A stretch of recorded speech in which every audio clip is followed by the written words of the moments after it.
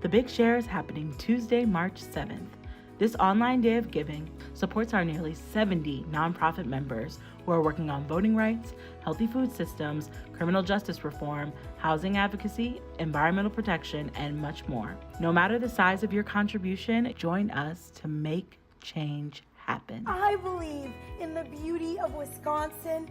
I believe that we can make this state a better, more accepting, welcoming, inclusive space. Mark your calendars for The Big Share on Tuesday, March 7th. For more information, visit thebigshare.org.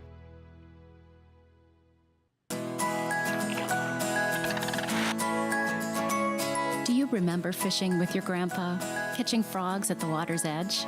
Some of these precious childhood memories of nature tie back to wetlands.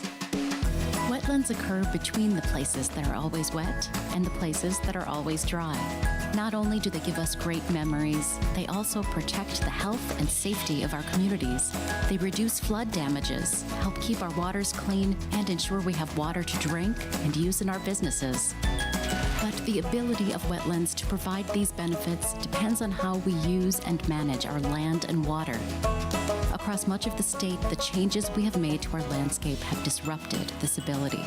And as a result, we're seeing more flood damages and water quality problems. The good news is that wetlands can be an important part of the solutions to these problems. And by understanding how wetlands work, we can begin the exciting process of restoring wetlands to help heal Wisconsin's waters. Because water flows downhill, we can't fix issues downstream if we don't fix problems upstream. So let's start at the top and look at how it's all connected. The watershed. A watershed is an area where all surface waters, lakes, rivers, streams, and wetlands, drain to a shared body of water. But wetlands in different parts of a watershed manage water in different ways. Wetlands in the upper parts of a watershed form in low spots on the land. These wetlands capture, store, and slowly release runoff from rain and snowmelt. They may not always look like wetlands. They're wet in spring and dry by late summer, and often they don't even appear to be connected to streams or rivers, but they are critical. Here's how. Individually, these wetlands may be small, but they can be locally abundant. Together, they hold and manage a lot of water and literally slow the flow, allowing the water to soak into the ground. This reduces erosion and flood peaks and helps protect downstream roads and neighborhoods. Wetlands in the middle part of a watershed form along rivers and creeks, giving them room to swell during high water. They are most commonly known as floodplain wetlands. When floodwaters spread out across a floodplain, they slow down and spread out. Slower moving water has less erosion-causing energy, and water that can spread out means lower flood peaks downstream. Wetlands in the lower parts of a watershed form where rivers empty into larger bodies of water, especially lakes. Where rivers flatten out, the current disperses and the river drops its load of sediments and other material. This makes the water that enters the lake cleaner and clearer, which means better fishing, swimming, and boating. So are the wetlands near you healthy and abundant enough to support watershed health, or are they too damaged to do the work you need them to do? If you don't know the answer, you're not alone. But if you're concerned about water quality and flooding and care about fish and wildlife, encouraging your community to explore how local wetlands are or are not supporting watershed health is a great place to start. Working together, we can use wetlands as solutions in our communities. And at the same time, we can ensure that our kids and grandkids create the same treasured childhood memories we hold dear.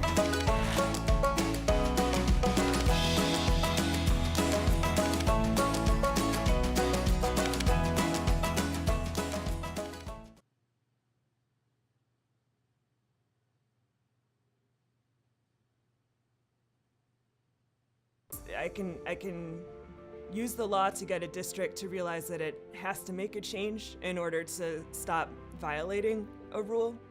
But it's harder to use the law to teach a school district what that change should be or how it can make its school better. And the source for that is really community and the families and the impacted kids that are in that school. And also the educators. There are so many teachers that are so brilliant and are doing such amazing work to to give every kid in their classroom what they need. I feel like I am effective because I have been able to work with amazing community organizations in so many different districts, and these are like small and they're just led by visionary, caring people. And you know, when a lawyer gets to connect with community leaders like that and work together, that's incredibly powerful.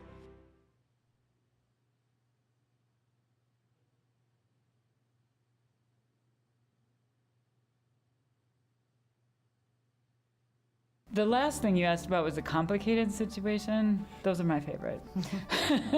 My coworkers don't always agree with me, but I actually like the complicated cases where there's a school system and a mental health system and there might be youth justice involvement and there's county people and there's a whole bunch of things going on.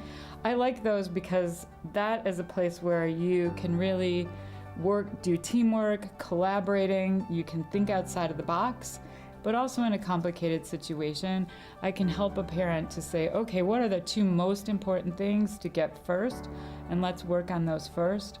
I feel like I'm sitting in a master class for advocacy here. I mean, it's really, really great to hear about your approach. Oh my.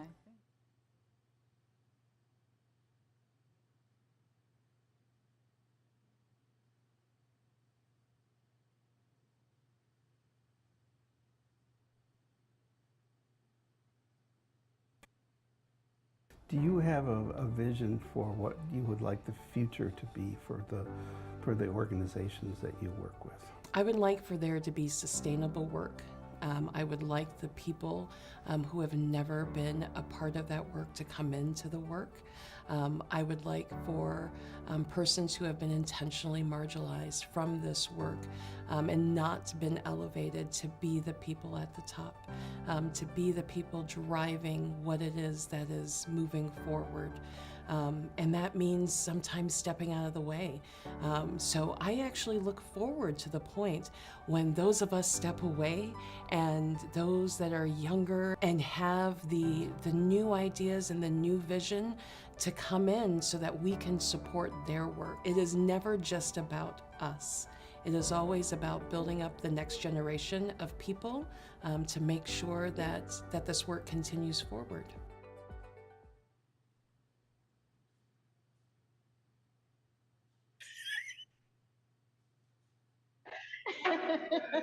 Good morning, everybody. How are you doing?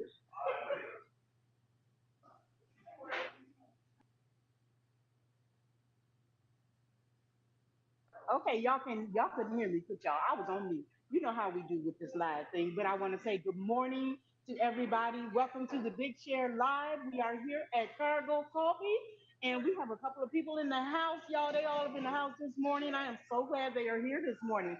I'm going to, well, first of all, let me let y'all know. This is the first time I have done this live, Big Share Cargo Coffee, early in the morning. I ain't had no coffee yet. Can y'all believe it? But anyway, we here. I'm glad you're here this morning, and we're going to get into the program that we got going on, and I'm bringing up a couple of members and have them say some wonderful things about their organization, let you know why they like the Big Share, why they are here this morning. So I'm excited. We have a couple of great things going on this morning. And my name, by the way, is Judy Young, and I'm the Membership and Operations Manager for Community Shares of Wisconsin. So I would like to say to you once again, welcome to the Big Share. Yay! I'm glad you guys are up so early this morning. First of all, we're going to bring up Brandy from Urban Triage. I'm going to give me a minute to mic her before she starts speaking, and I'll ask her a couple of questions, and then we will go from there because we have some other member organization groups here with us this morning. So Brandy from Urban Triage, could you please come on up?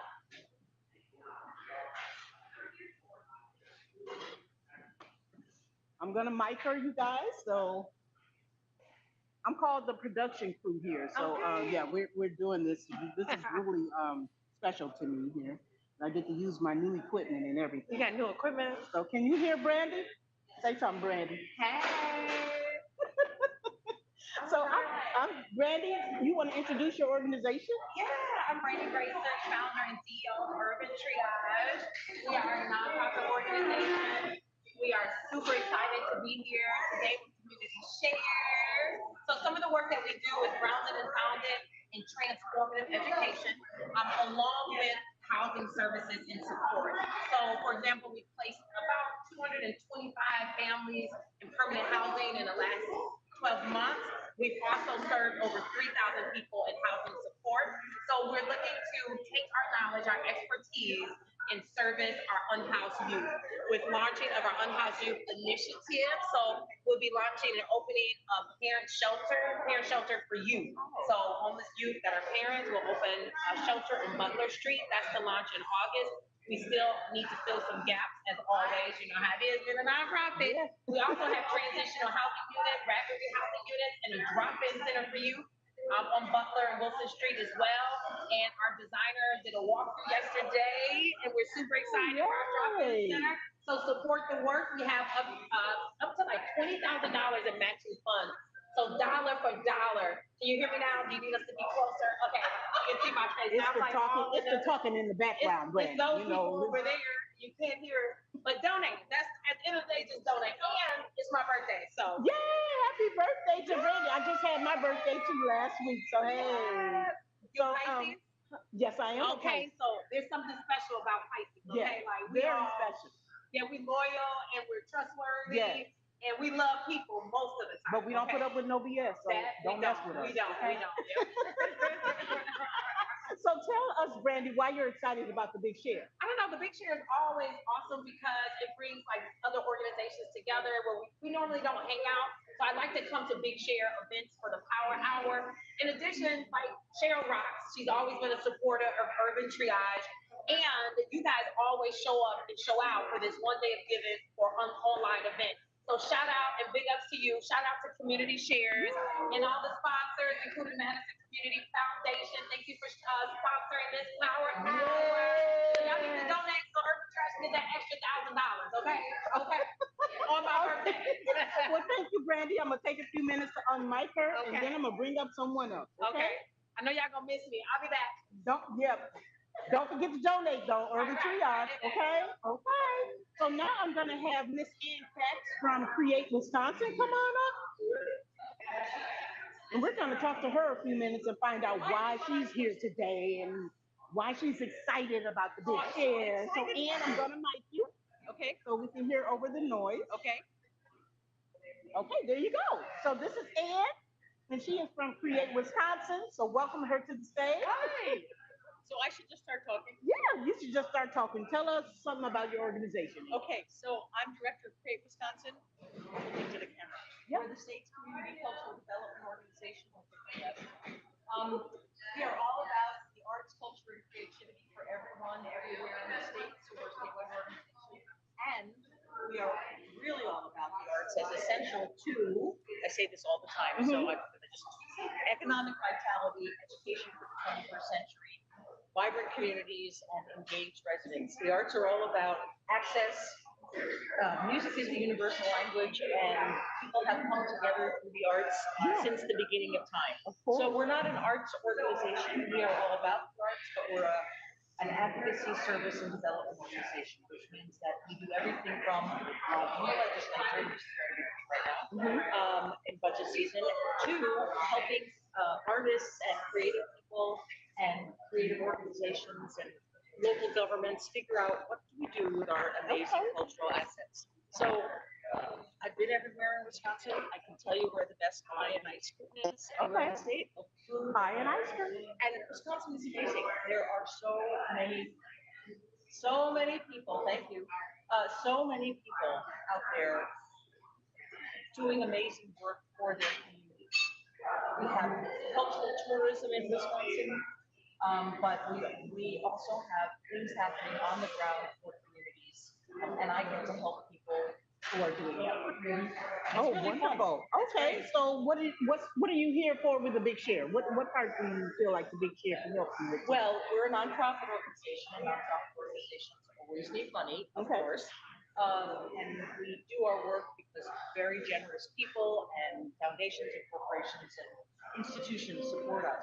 But the Big Share is all about bringing people together. I mean, it's an amazing experience to be connected to almost 70 organizations that are doing this kind of social change, social justice work. People may not think that the arts are part of social change, but it's all about social change. We're in the middle of a very historic time right now. As the pandemic was a thing, now it's over. Well, it's not over, but it's easing. Right. And we kind of have, and everything is different, even though we don't always think that.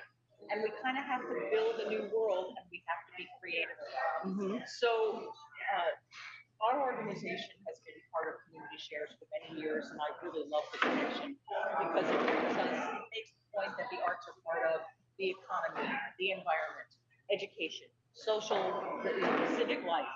And so the Big Share is that day where we get to celebrate all of that. Yeah, you're right. Thanks for having me. Oh, you're welcome, and thanks for coming up here and sharing what your organization does. All right, go Create Big Share. Wisconsin, Miss Ann Katz.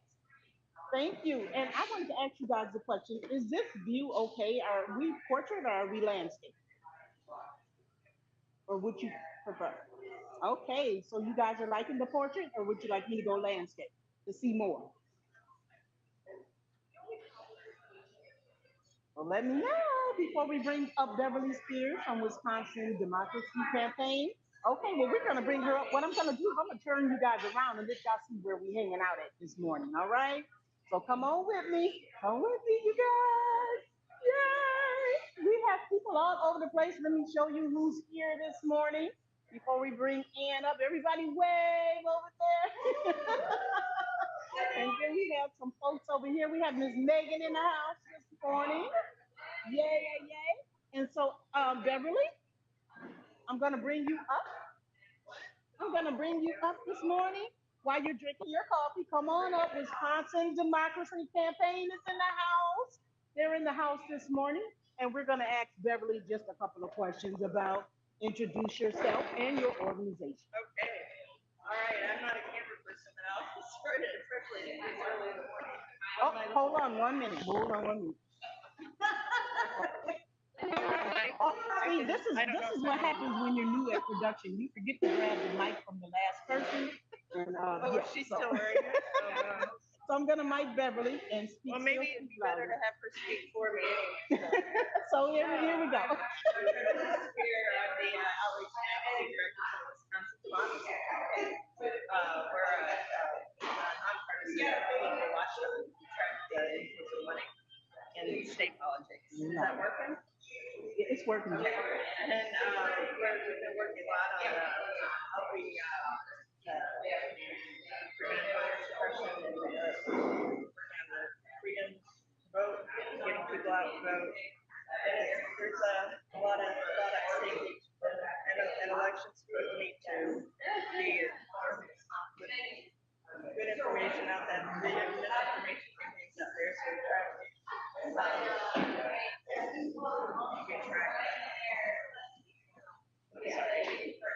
That's okay. Take your time. We also have this afternoon civic engagement panel discussion on voter getting on the vote, free vote, and those stuff for election and also get vote turnout for that.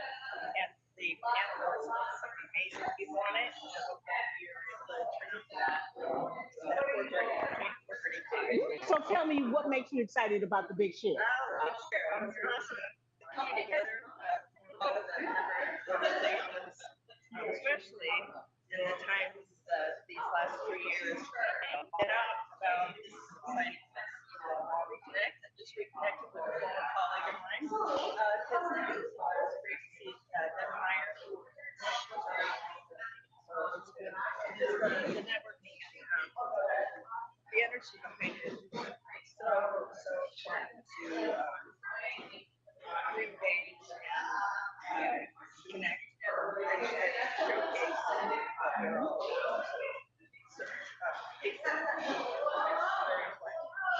Okay, well, thank you for coming this morning, Beverly. I hope you enjoy your good cup of coffee. What you got? Awesome. Medium roast. Medium roast? Okay, y'all. So you heard it from Beverly. You got to come down here to Cargo Coffee, get you a medium roast, get your Big Share on, and just come down here and hang out with us for a little while because we do have some more upcoming things coming on. So thank you for joining us this morning, Beverly.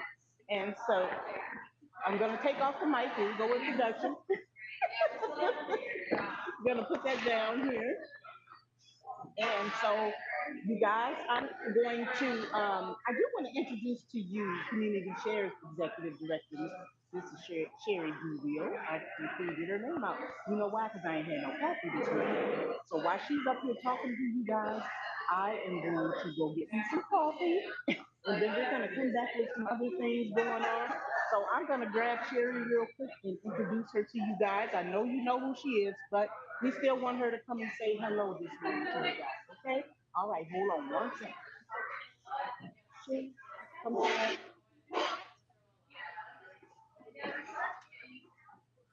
Just want you to come. And I'm talking to the. Yeah. Oh, hi. Hi. So this is Sherry. Definitely was hard to hear that. Hello, Sherry. So this is Sherry Duville, our Executive Director of Community Share. She just wants to come and say hello to you guys. And hi, welcome everybody. It's the 9th Big Share. Unbelievable. And it's so exciting to be back in person here at Cargo Coffee. It's been a few years. I was just talking with Lindsay Lee, the owner, who is donating all of our coffee this morning. And we were talking about how it's been since 2020 since we were here in person. And so all the folks that are coming by, getting free coffee, we invite you to stop by as well. Anybody who comes inside and gets a coffee, gets their coffee on the house thanks to Cargo Coffee. And we're also right now in our 6 a.m. power hour. We have about 15 minutes left. So all the donations that you're making right now are helping to ensure that one of our 2 member nonprofits will win a prize. So the prize for most donors and most great. So thank you, Judy. Judy's doing a fantastic job. I'm going to step aside now. Yeah, I'm getting production in order here. All right. Thank you, Sherry, for stopping by and saying hello to the crew. Hey, y'all. So, yeah, as she said, we're going to get right into it in about a few more minutes. Let's see if we have Madison Community Foundation around at this time and find out and ask them about their support for the Big Share. So, Madison Community Foundation. River Alliance. Okay, what we're gonna do then, we're gonna bring Karen up from River Alliance, okay? And we're gonna find out about their organization and why they're here for the Big Share. So Karen, I'm gonna mic you and then you can tell us about River Alliance. And speak loudly so we can hear you, even though you have the mic. So tell us about your organization, Karen. Good morning. I'm Karen Feltman, Director with River Alliance of Wisconsin. And we're so excited about the Big Share today. River Alliance is a nonprofit organization located here in Madison that will do statewide work to empower people to protect and restore Wisconsin's waters. So that is working with rivers and all of the waters connected to them. If you're a paddler or you appreciate recreating on water, you want to make sure that your water is clean and abundant. Michelle, you want to come up and introduce Wisconsin Goodies? Sure. How are we doing this? I'm just going to introduce you. Yeah. Say something about your organization and I'm going to ask you why you're excited about the Big Share. All right, so Karen is done, and then we're going to bring up Michelle from Wisconsin Literacy. Okay, I'm getting notes and stuff. This is what we do in production on that. So I'm going to bring up Michelle Erickson, and she's going to introduce her org to you guys. Let me see. Let me get her on her lapel here. Right here. Sorry about this. No worries. There we go. So come on up and speak loudly and tell us about your organization. Okay. Hi, it's Michelle Erickson, Executive Director of Wisconsin. Statewide coalition. We support 70 local community agencies that are helping adults get GED, get digital literacy skills, work writing skills, and we are helping transition adults into education opportunities and work opportunities. So we are in 86% of the counties in the United States. And our folks are really working to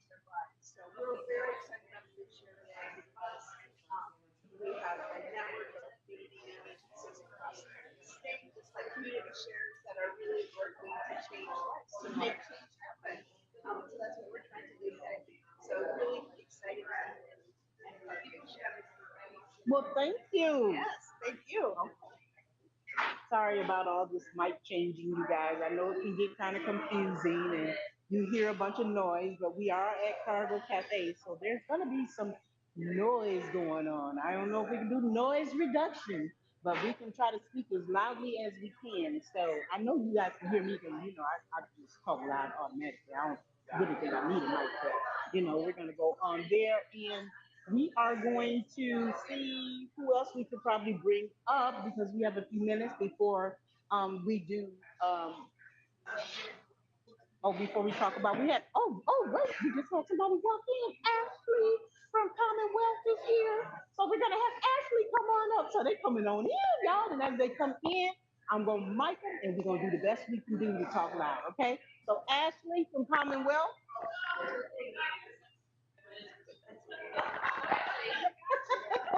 I'm gonna put both mics on you. All right. So, okay, you guys, can y'all hear Ashley? Say something, Ashley. Say hi. Hi. My name's Ashley. I'm the Director of Development Operations at Commonwealth Development. We are a local housing, not-for-profit provider here in Madison. We also do business incubation and workforce development. Pretty excited about being here this year. We have 1 hour, 2 p.m. today, so please join us for that. We're excited to work with all the organizations and community shares for. Oh, okay. Well, thank you. Thank you for joining us. So, tell us why you're happy about being here today and excited about the Big Share. Sure, I'm excited just to get to know other like-minded organizations in the city of Madison and support each other in this day to continue our programs further. Okay. Well, thank you, Ashley, and thanks for joining us this morning. I guess she's going to go back and get herself some coffee. Thank you again. All right, you guys. Got a couple of more folks coming on in here. Let me show you around a little bit more. Cargo Coffee here. Can I hear you? Can you guys still hear me? Yeah. Okay. Judy, can you cut the second mic? Yes, I can. Okay, yeah, cut the second mic and just hand it to the people.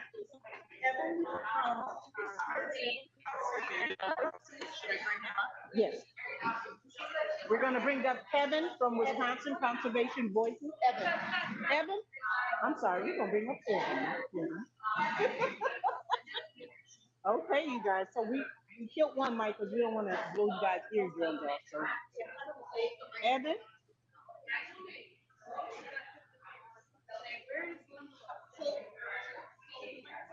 Oh, just hold it. Okay, they said hold the mic. Yep. So Evan, tell us where you're from, your organization that you're with, okay, and then tell us what you're excited about with the Big Share. I'm Wisconsin Conservation Voices. It was not too much.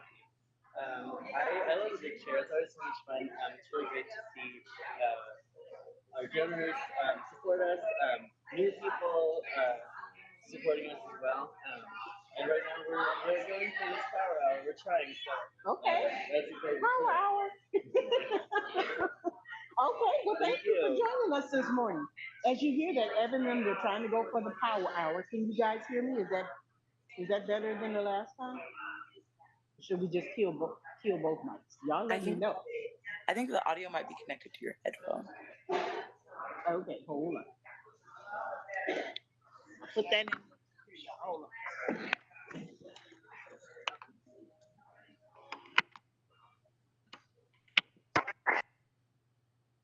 Okay, so now how everything sounds, you guys, because we were having technical difficulties, but now it's on and popping, y'all. It's on and popping. And we're gonna bring up Debbie Myers from. Oh, we're gonna bring up Debbie Myers, a donor. So we're gonna see what she has to say about the Big Share today. So Debbie, thanks for joining us this morning. How are you? I'm good. Good. So you're here this morning to talk about why I love community shares. Okay. This is the one place where I can have the biggest impact on the healthiness of this state for the voting, disabilities, and Midwest environmental advocates where I've worked before, and the environment. Where else could your money do a better job? Nowhere. Yes. So I love it. You love it. We love it. So we sit down every share. We sit down and go, okay, well, can we get to all? Probably not. We're going to make our list. And then we always add more because they're so good. Oh, you hear that guy? Oh, I got to give Debbie a hug. She's awesome. Showing her. So keep up the good work. Yes, keep up the good work, you guys. All So right. we are glad you're here today. Thanks for joining us. Certainly. All right. All right. Enjoy some coffee. I will. All right. All right. Bye-bye. Thank you. Guys, We are having such a good time, and the coffee smells so good. You know, I am a coffee connoisseur, so y'all gonna allow me to have a little break and go over there and get some coffee? We're gonna have Megan come up and say hi to everybody. Make sure, but we do have, oh my gosh, we have Madison. I need to bring oh, we will bring Bob. Wait, no, I need to greet you. Oh, okay. So we're gonna have Megan come up and say hi to you guys while we get some up space. Hello. Right there. Okay. Yeah. Can you hear me? Hi, Maria. I love how we just get to see you. This is awesome. Okay, what are we doing? I just know who you are. Okay. Who you work for, and how long you been hanging out with us. Okay. How you feel about the big shares? All right. So I'm Megan Diaz-Ricks. I am with Community Shares of Wisconsin, the amazing Community Shares of Wisconsin. I am our Community Partnerships Director, so I have the absolute privilege of working with all of our different partners in the community. I hear that Madison Community Foundation just arrived, so we're really excited to have them here to present our big check for our winners for the Power Hour. The Power Hour is ending in 6 minutes, so get in those donations. And I have been with Community Share since August of 2022. It is my absolute pleasure to work for Community Shares. And as we have been talking about all morning, we love Community Shares because you get the biggest impact by supporting this organization and all of our different member groups. So we have 69 member groups. Getting to know them, just even this morning has been an absolute honor and privilege. All of the work that they're doing is absolutely phenomenal. It makes me so proud to work for this organization and support these groups today. So thank you all for joining us on the live. Thank you for being here. Thank you for donating. You have 5 more minutes. 5 more minutes in the Power Hour, so get those donations in. Thanks, Jody. Yeah. Spring Bob.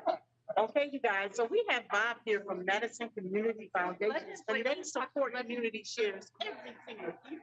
So we want to bring him up here to say a couple of words about why they support Community Shares and the big shares. So, Bob, you want to come on up? Questions? Okay, so first of all, say hello, Bob, to everybody. Happy big share. All right, can you guys hear Bob clearly? I just need to know if you can. Yeah. Okay, great. What we're gonna do today is, Bob, we're gonna ask you a couple of questions. Sure. Okay, about your organization, and about what you do, and the name of your foundation, and then let us know why you support the big share and why you continue to support the big share. There's no mic on. So I'm Bob George. I work with the Madison Community Foundation. We are honored to be a principal partner of the Big Share. We have been principal partner for all 9 years that it's been around, which means we try to provide the financial support to Community Share to really develop the infrastructure to make this happen. So our mission is to enhance the common good through philanthropy, and we're honored to partner with Big Shares. Yeah. And to make that happen, as well as the 70 partners that Big Share has. So it's a real opportunity for us to sort of elevate and leverage the resources we have right here. Awesome opportunity. Wow, thank you for joining us this morning. Did you get a coffee yet? I had a sip. Okay. He had a sip, you guys, and then we pulled him away. So, I we're am gonna let him, ready. so he's ready. But we're gonna let him get back to his coffee, and then we're gonna get to the next part of this live. Okay, you guys? So hang on in there with us. Be patient with us. We are rolling with the flow of Cargo Coffee. All right. Thanks, sir. All right.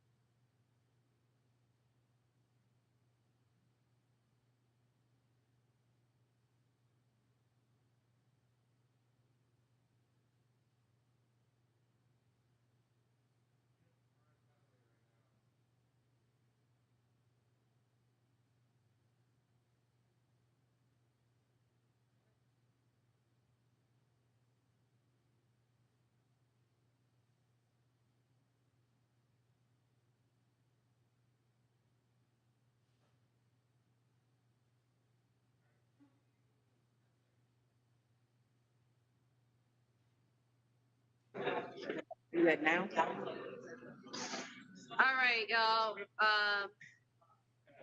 We are just updating with how much we raised so far. So it looks like we raised $146,311. Yeah. So we will be right back in just a few minutes to announce our Power Hour winners. That ends in 1 minute. Thank you.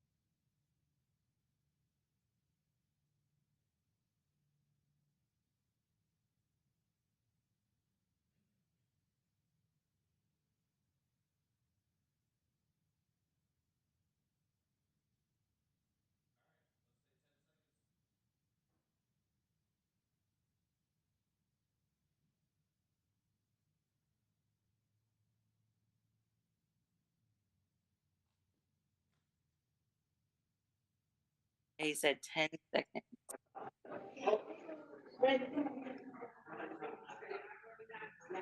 We're good? We're live? All right. Hey, y'all. We are back. We are live with Community Shares of Wisconsin, the Big Share. We are at Cargo Coffee. I just am giving an update on how much we've raised so far. We have raised $151,116 amongst 896 donors. Okay. Oh, it's only 7:21 too, so we are doing well. I am here with the amazing Miss Wisconsin, Kylene Spanbauer. Thank you so much for being here with us. Kylene has a cause that is very near and dear to her heart. We're so excited to have you here, grateful and honored.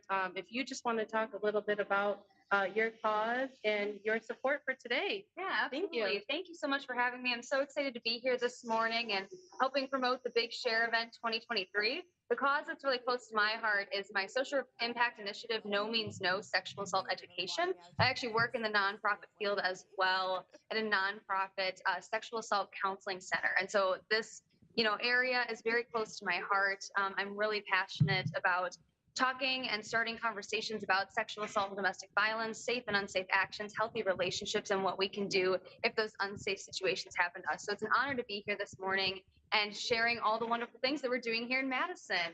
Thank you. Thank you so much. And we have Bob here from Madison Community Foundation. Everyone give it up for Bob.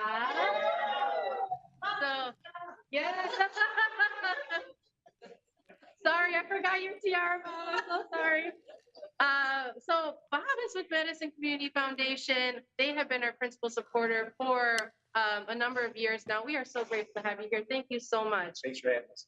And we have our winners with our beautiful golden envelope. So Kylene is going to announce, I know y'all have been waiting for our Power Hour winners. Let's kick it off. Who is our winner? I have the winners. So the winners of the most money raised is Madison Audubon. Woo! Great job. And then the organization with the most donors is the Wisconsin Conservation Voices. Congratulations, everyone. And we have Evan from Wisconsin Conservation Voices here. So Evan, if you want to say a few words. You also don't get a tiara though, sorry. Just like to thank Community Shares and all of our supporters. We really appreciate everything you do. Thank you. you. Thank you, Evan. All right, y'all. And I just have a quick announcement. We are kicking off the match minutes at 7:45, I believe. So everybody, the match minute is coming up, sponsored by First Business Bank. So let's get into it. Thank you all so much for being here today. Big share. Thank you all so much. We made it work.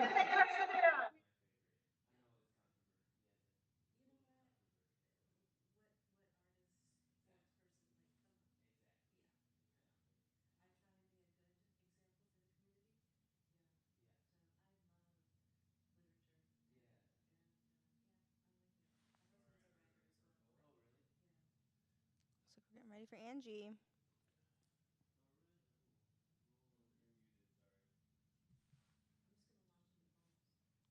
Yeah, absolutely. Angie, do you like being, or is it Angie Trudeau? Vasquez. Okay, perfect. That's what I thought, but the script said, I don't know, Yeah. I'm a hyphenate too. Yeah, there you go. Right. Yeah, absolutely. Yeah, my parents gave me a hyphenate, and I recently got married, and so we really talked about it. I'm like, I don't know, this hyphenate name is really my identity, and my husband's gonna take my last name. Yeah.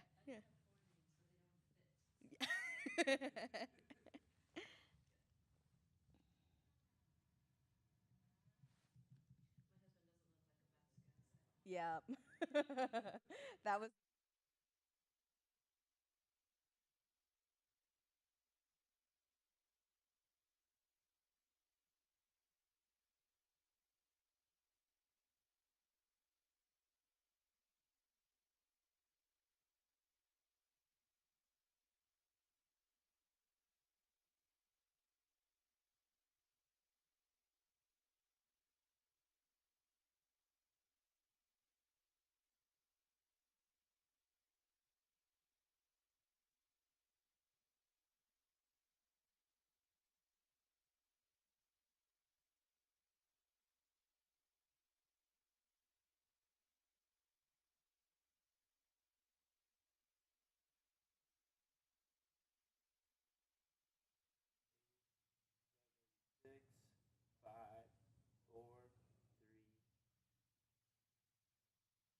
I'm Angie Trudell Vasquez, Madison Poet Laureate. This poem is called In the Discount Lot. Outside the grocery store, laden with the sweat of tanned field workers, we stand, little girls in winter coats. Our hands hold leaflets, our dark long hair waist length, one straight, one curly. We say to the people who walk up to the glass door, don't buy the lettuce here, they aren't good to their workers. I don't recall anyone said anything back or who stood with us. I remember my sister next to me, us in our Sunday velvet best. She, beret and red plaid jacket, me, white rabbit skin muff. Little brown girls with picket signs, rosy cheeks, big black eyes, legions of ghosts above, behind, angels wing over us. Ancestor feathers beat in the invisible breeze each time someone enters or exits the building with a bag full of groceries, oranges and eggs, celery and grapes. That's In the Discount Lot. Look for the helpers. 1. They move diapers, sanitary pads, warm clothes, a hijab, a sweatshirt, a pair of shoes. Open the door, listen to stories unfold from mouths full of bruised feelings, lumps in the throat, skin, skull, itchy and ill-fit. There are some among us who lead with earth gifts, see a vision so clear they run to the opening, pour years into understanding, come to solutions, tap the best talent for the movement, the blood drive, the food drive, the winter coat drive. Drive someone pregnant to the doctor, the shelter, a place where people live free from harm, fear, the need to look over their shoulder. Hidden, ready documents stored at a trusted friend's house because someone said yes, gave good counsel. There are those among us who lead the caravan, have the ears of the powerful, a seat at the table, who bargain with good hearts for the people under different bosses, negotiate the hoops for all of us so we can eat, do the work, spread the good news, that we can evolve, be better humans, reclaim our roots, be at one with the earth, give, receive the fruits of sun, wind, rain, cool nights, frost on car windows, drink a cup of coffee on a weekday afternoon, slow. 2. For the heroes among us, because you did not run but stayed past 5. Because you read the tea leaves, saw you had a choice to lead, and you did, with kind words, speech, understanding. You saw the need for safe houses, jeans, clean diapers, giving a child a laptop when school went online. Adopt, change, rethink, our next moves, amidst turmoil, strange waves, sleep through another night, pantries full with culturally specific food for morning. 3. Children play with fresh toys, soup simmers, tomato and garlic. There is nothing more homey than a grilled cheese sandwich on a rainy day, cocoa on a snow day, marshmallows, dry, cozy, socks, safe, safe. Snow falls outside the window. People in waterproof boots wait on the corner for the bus. Flowers droop on the grass. Squirrels hide in their nest, rest. Spring will come, summer, new litters, robins will return.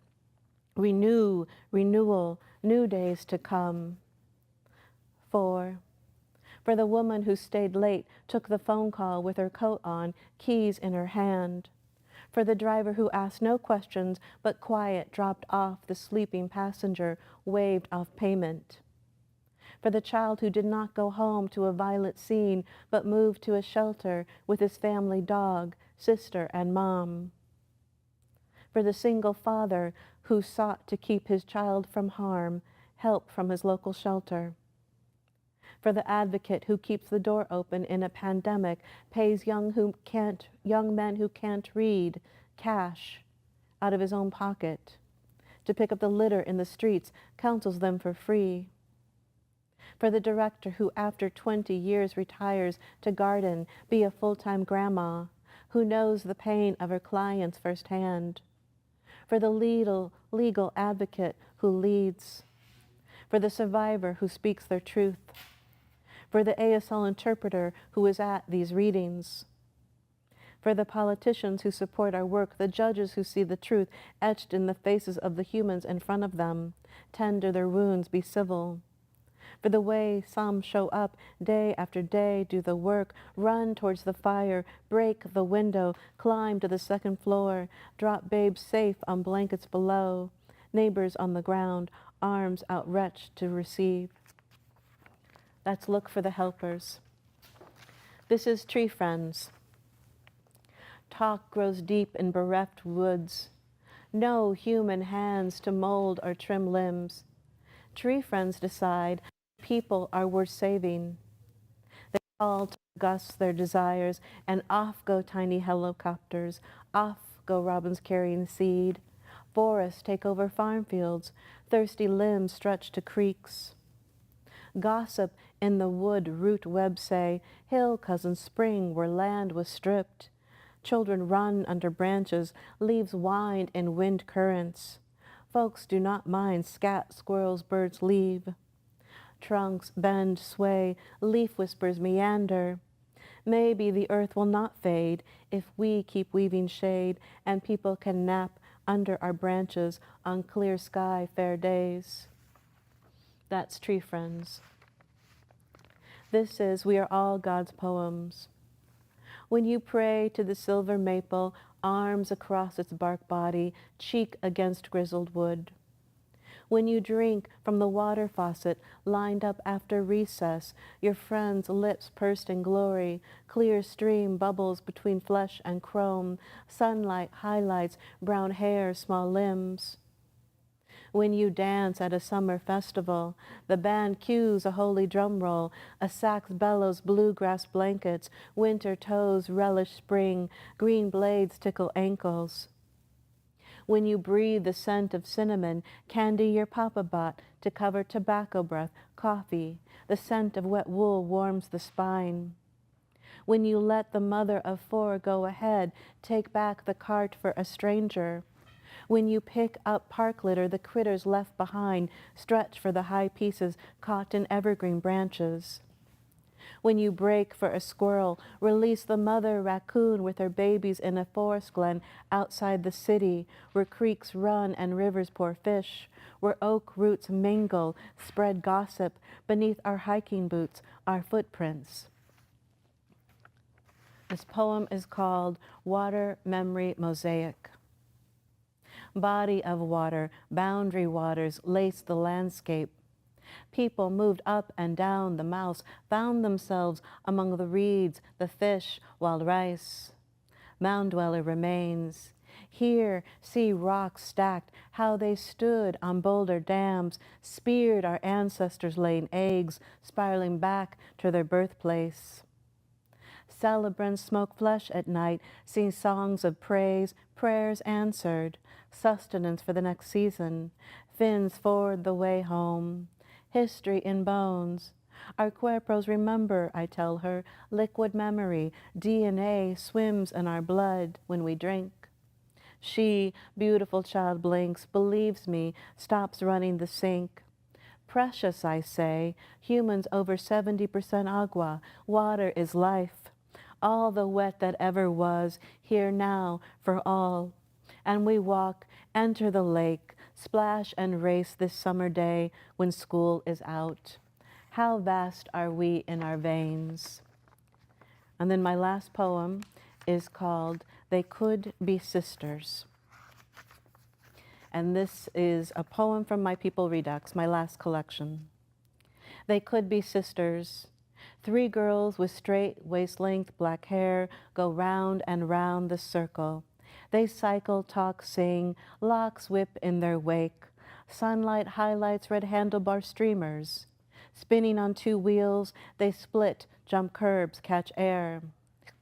To fly or flee or speed, perched high and free on a purple banana seat. This is where my powers started flowing, on a bike in the driver's seat.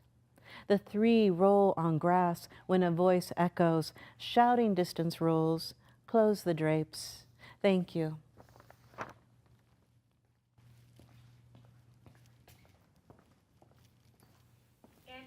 So much for that beautiful set. I'm Ali Muldrow. My pronouns are she, her, hers, and I'm the co-executive director at the Gay Straight Alliance for Safe Schools, G-Safe. And I'll be your host for the next couple hours. If you're just joining us, this is the 9th annual Big Share and the 3rd Big Share Live. Today we have set the goal of raising $650,000, and so far we've raised $155,000. Nearly 70 local non-for-profit organizations dedicated to social and environmental justice are in our community. Coming up, Match Minute. The upcoming Match Minute is sponsored by First Business Bank and will take place at 7:45 a.m. We will be back in a few minutes with a representative from the First Business Bank to kick off the first Match Minute.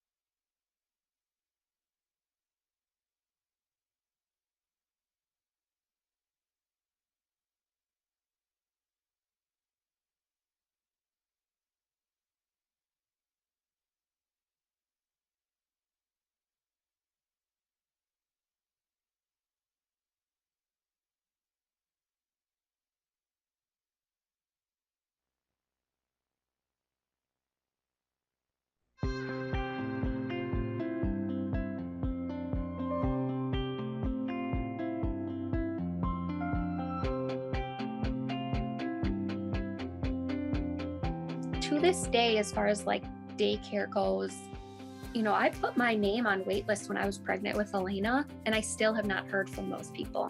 If we had no childcare, I would have to quit my job.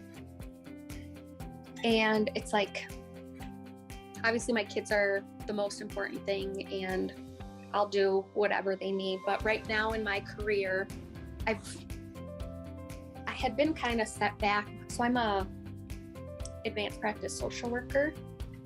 I've been working on getting my hours to become a licensed clinical social worker. I'm 3 months away from getting those hours and taking my exam. If I don't have childcare, it's gonna set me back in my career, financially.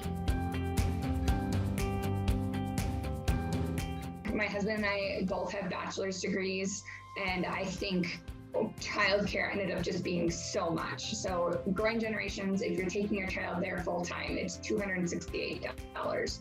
So I receive a bill of almost $1,300 a month, which is a mortgage payment.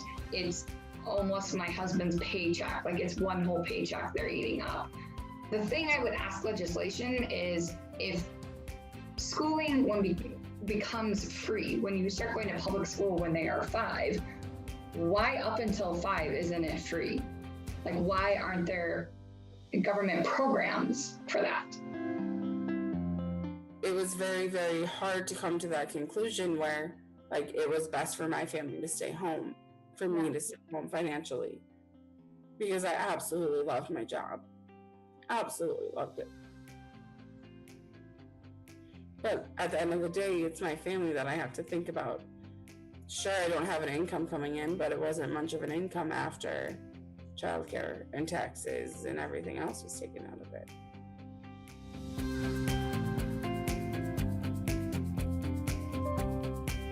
We are probably going to be done having kids, probably for 2 reasons. One, financially, we could not be able to afford daycare for 3 kids.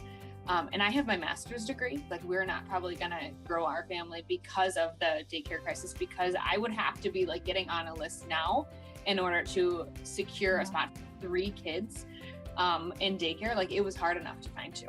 Clearly you can see I'm kind of scattered all over the place because I'm pumping and folding laundry, and I'm trying to talk about all the issues that take over my life, which is daycare.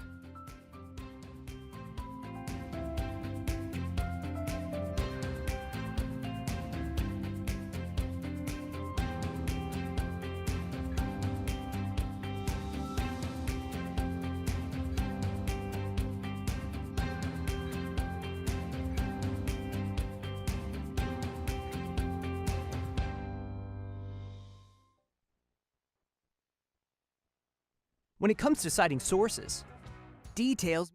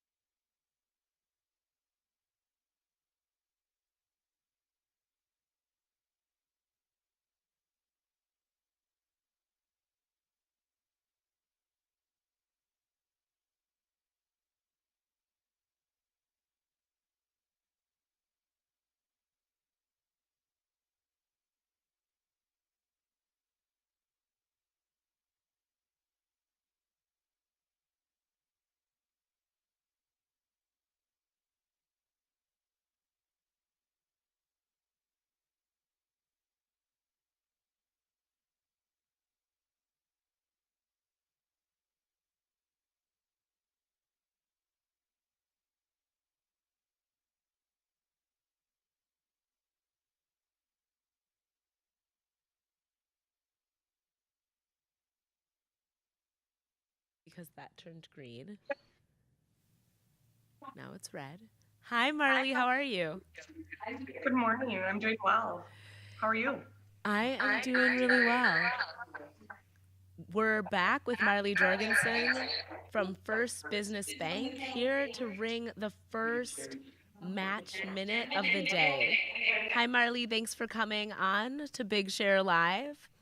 Can you tell us a little bit about who you are and why you all are participating in the Big Share today?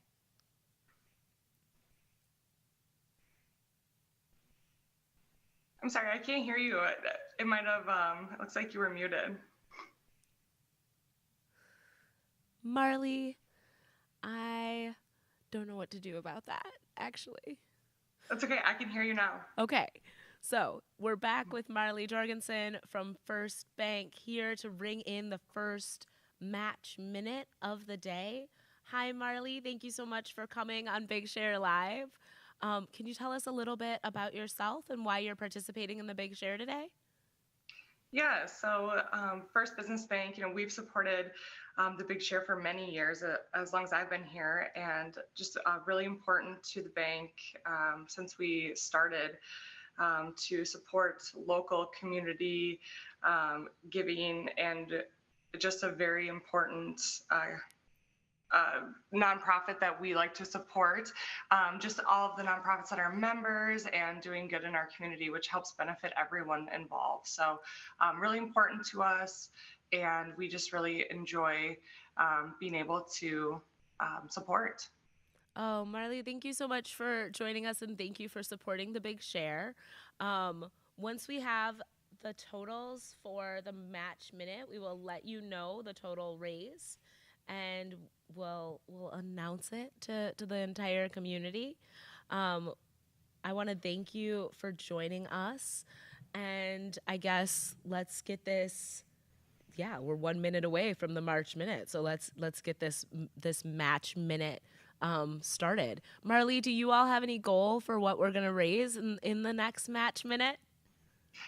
I do not. I'm not. I guess I wasn't prepared for a number. But as much as possible, it's a beautiful sunny day in March, so I think it's supposed to be in the 40s today, which is a great day for giving. So It is a great day for giving, and I'm like, as much as possible is a very good number in my personal opinion. So you all heard Marley. We're gonna get this match minute started. Thank you for joining us, Marley, and the work that you all are doing to support the Big Share. Folks, make sure to give as much as possible because Marley's gonna match it, and we will announce how much we've raised in total in just a bit.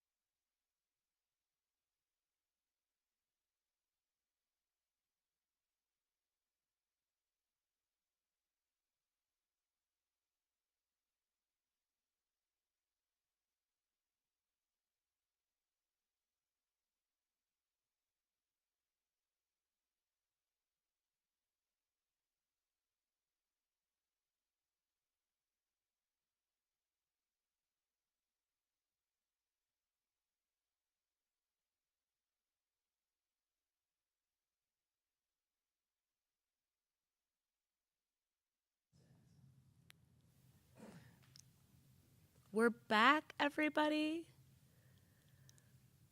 So I want to give a huge shout out to everybody who just gave in our first match minute. We did pretty well. Marley, thank you so much for bringing your match to the table from the First Business Bank. They matched $1,000. We're back, and we want to announce that how much we raised during the match minute. The total was $2,420. 1,000 of that being matched by First Business Bank. Thank you, First Business Bank. We have some exciting things coming up in the next hour.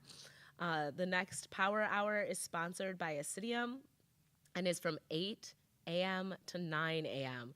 We will be awarding a winner for the most raised and the most donors, so make sure to support your favorite local non-for-profit.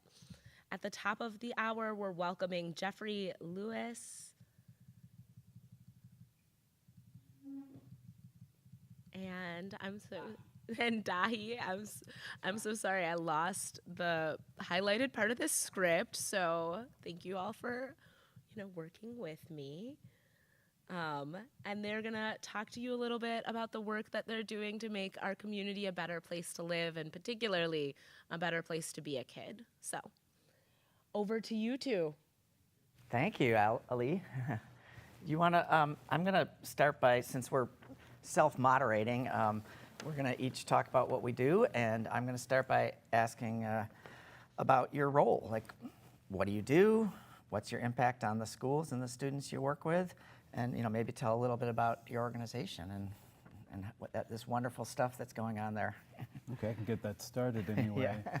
So my name is Jeffrey Lewis, and I'm the executive director for an organization called, small nonprofit called Natural Circles of Support. And Natural Circles is an approach to racial equity that is grounded in fundamentally centering student experience, student voice, bringing students together in circle in sort of in a mentoring space as much as an affinity space, just in order to create that positive peer relationship, to problem solve together, to be affirmed, but also to develop strategies for being engaged with school and classrooms in a more productive way. However, we understand that kids can't carry this alone, that's too much responsibility, that we have staff around that, sort of a circle of staff, a leadership team who is charged with, one, taking what kids share with us, with them, and doing something with it to figure out what changes need to occur around them in the school to improve things, but also then to connect what's happening in the circle with the larger staff. Ours is a systems change approach. It's also a capacity building approach. In other words, we come in more as consultants. We do direct service, but ideally we are working with others to run those circles, to learn to be the mentoring facilitators, to bridge the circles to the classroom. We want that capacity to be in the people in the school. So ideally for us, we're only there for 2 or 3 years, and then we can move on. And we try to build a community of practice around this to connect schools so that, again, within the district, there's support. So that's generally it. There's family engagement and involvement as well, but this doesn't depend on that. That if we get kids at school and we work with them well as a community, as a school community, they should be successful. I love hearing all that. That's really nice. Two things that you said really struck me in terms of the work we do at Kids Forward. One was kind of the community and the circles and just like that support. And then second was the systems, because we can change individual things. We can try to help somebody in need, but unless we can change the whole system, we're just going to be fighting the same battles over and over again. And so I think I'll say a little bit about my organization, and I feel like we're kind of in that place, hopefully, where we're bridging the idea of changing policies and systems at the state level with that really engagement with the community and uplifting those voices and supporting those needs, at the direct level. So, yeah. Okay. Can I say just a bit about? Yeah, please. Yeah. Yeah. So I want to say also, I think it's important to point out when I think about systems change, it's not systems overhaul.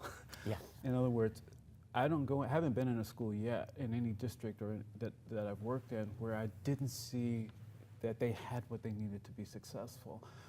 But I think they often miss things in each other and in children that we help to surface. Or sometimes it's the conditions that they're working with that compromise the ability to be successul. So we go in and I treasure hunt.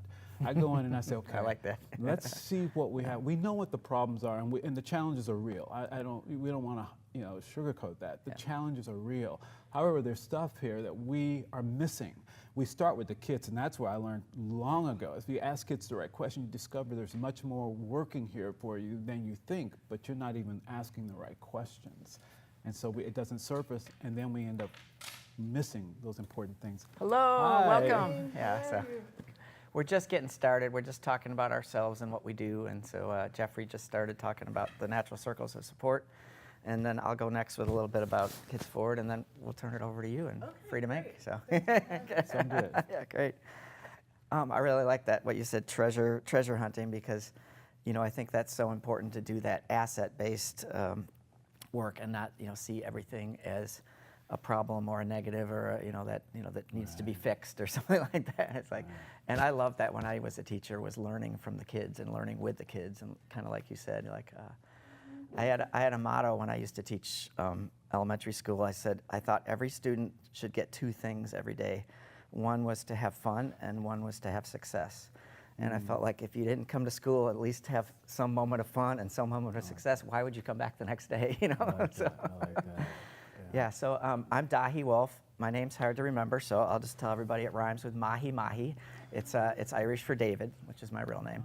I got that name because I play Irish fiddle and I love Irish music. And this is March, which is actually the big month for that, because March 17th is St. Patrick's Day. So, and everybody decides, they're Irish on that day, so it's kind of fun. So I work at Kids Forward.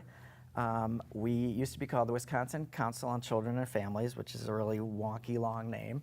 Hopefully Kids Forward is a little more, focused on the kids, and forward is the motto of Wisconsin. So, like I said, Jeffrey, we do a lot to try to change the big picture, but for many years that wasn't enough, and we realized we weren't listening and amplifying the voices of the folks that are actually in communities, and that we were too disconnected from that. So we've made a really intentional effort over the last 5 or 10 years to change that and actually work with community and have that be part of our work. So I'm really proud of that change. We also decided about 2017, about 6 years ago when we changed our name, we've always been an anti-poverty organization, but we also decided we needed to be an anti-racist organization, and that there's no way to solve any of these problems without directly, intentionally addressing racial equity as well as poverty. So I can talk more later. My role there is actually mostly around early childhood education, which is kind of the forgotten little brother sister of K-12. But as Jeffrey said, that's that's important too. And yeah, we might get to hear a little bit about Head Start too. So I'm going to toss it over to you. And basically, the question is sort of pretty broad, like, what's your role? What do you do? What's your impact on the schools and students that you work with? And maybe tell a little bit about your organization too. And introduce yourself, sorry. I'm Bianca Gomez. I'm the co-executive director of Freedom Inc. We are a queer feminist organization that organizes in Black and Southeast Asian communities. And we do work around ending violence against folks who are most impacted by systems of oppression. So we range from domestic violence to work around housing, to youth justice and education work. So our educational justice campaign focuses on making schools a liberatory place for Black and Southeast Asian students and students of color, queer and trans students, and students with disabilities. So we work, we have a leadership development model where we bring young people into our organization, give them direct services to meet their needs, and do leadership development, and then community organizing. Yes. And do you, as executive director, do you get to go out and do some of that stuff, or are you just running the behind the scenes? I recently transitioned to executive director 6 months ago. So before that, I was the youth justice director, and there was a lot of running Yes. and on the ground work, especially Sure. with the young people. Yeah. Yeah. Yeah, it sounds like your work is very. Yeah, and I'd love to hear more about how your work intersects with schools as a site for that kind of justice work. So our educational justice campaign that our young people have been working on for the last 6 years is around police-free schools. So again, we want schools to be a liberatory place where young people can go and learn, and we don't think that police are a tool that helps young people do that, right? It's 2023, so I'm sure folks who do educational justice work have all heard about the school to prison pipeline. So our work is centered around making sure that students don't enter that pipeline. And we see police as one way, one avenue that they enter that pipeline. So we have been proposing alternatives that are rooted in investing in the leadership and wellness and creativity of young people, using restorative and transformative justice, and letting young people and their parents and community determine what safety and curriculum looks like in our schools. I'm mad for more if you don't. No, go ahead. Yeah, so I'm really awesome. interested. I'm really interested in the restorative aspects of Yeah. this because I think that's so important. And I mean, a few years ago, I was evaluating restorative justice kinds of programs and had a lot of conversations with kids who were involved with that in a variety of settings. And one of the things that struck me, and it really kind of came out of the kids and sometimes their parents, is I think sometimes we fail to acknowledge the way in which the institutions we're in are really generating the violence that come through the kids. So how do we have restorative practices that change the institutions around them so that we're not creating conditions that result in violence? Does your work Absolutely. do that? Can you talk more Absolutely. about We that? know that, schools can contribute to the harm. And we've been working with parents and teachers around restorative and transformative justice. So in 2021, we created a Black Sanctuary Pledge where we asked teachers to commit to using restorative and transformative justice practices rather than calling police on young people and using harmful disciplinary policies, because we know punishment doesn't work. It creates shame. It creates, again, a pipeline for youth to enter the criminal justice system. So suspensions and expulsions, they don't actually help young people grow and transform and take accountability. They just kind of punish and shame. And we're like, yes, young people definitely need to be held accountable. I was one of those teenagers that needed to be held You can accountable. speak to it, yes. So I know. Yeah. And the young people who are often in those pipelines are most impacted by poverty, by sexual violence, by a lack of support in their community. So we see restorative and transformative justice as a way of actually holding young people accountable, but also actually holding adults accountable and giving them the tools to create, again, liberatory classrooms that promote students, academic fulfillment and success. I love the liberatory word, use of that word. I think that's really important, and I would like to really hold that up as something that should be a goal of public education. I think I would also, what I had in mind around the structural or institutional piece, I sometimes wonder if how we do school matches what any developing young person needs. In other words, and I see that most clearly in middle school, where I think who they are as human beings, as young people, in all of their identities, doesn't map well onto the structure of middle school and the expectations. And so we have this conflict just sort of built in. That's what I was meaning, like, how do we restore, and this is maybe just a rhetorical question, but how might we rethink the very process and structure of schooling such that it is liberatory, and that it also, again, it allows for the flourishing you described. Yeah. I think that, you know, again, it's like, there's so much that goes into it. It can't be answered in one, you know, one response. But I do think the solution is letting young people and their families and communities vision about what education should look like. So we've asked our young people, what is leadership and wellness and creativity to you? What can schools do to make you feel welcomed and successful? And they told us, you know, well, one, we need, how about, transportation? How about free, healthy lunches? How about, you know, cultural classes that feed our you know, cultural belonging in schools? How about like learning about how to do our taxes? So they said old like you. That was, old like you. That was That's the a word quote. that they used. But I understood where they were coming from. Like, so that we can actually transition into adulthood without this state of confusion. And I do think that you know, that is, you know, giving young people and their parents and adults that they trust, who are also most impacted, should have say over what that looks like, should have a seat at the table when we're talking about visioning. Because if we all had the answers to that, we'd probably be very rich right now. But you know, it takes a lot of, again, dreaming and visioning to make that a reality. But there are, you know, models, there are young people who have ideas that deserve to have them implemented into our schools. And I think teachers want that too. Oh yeah. Teachers want, you know, a shift in curriculum and school policy. Again, we've had over 200 teachers sign on, local Madison educators sign on to our the Black Sanctuary. The Black Sanctuary Pledge. And they're like, yes, we want to come to Freedom Inc.'s trainings. We want more skills and political development so that we can help young people, because society is ever changing, and we want to, you know, we want to be there for them when it does. Sorry, I know I'm talking I love about, it. yes.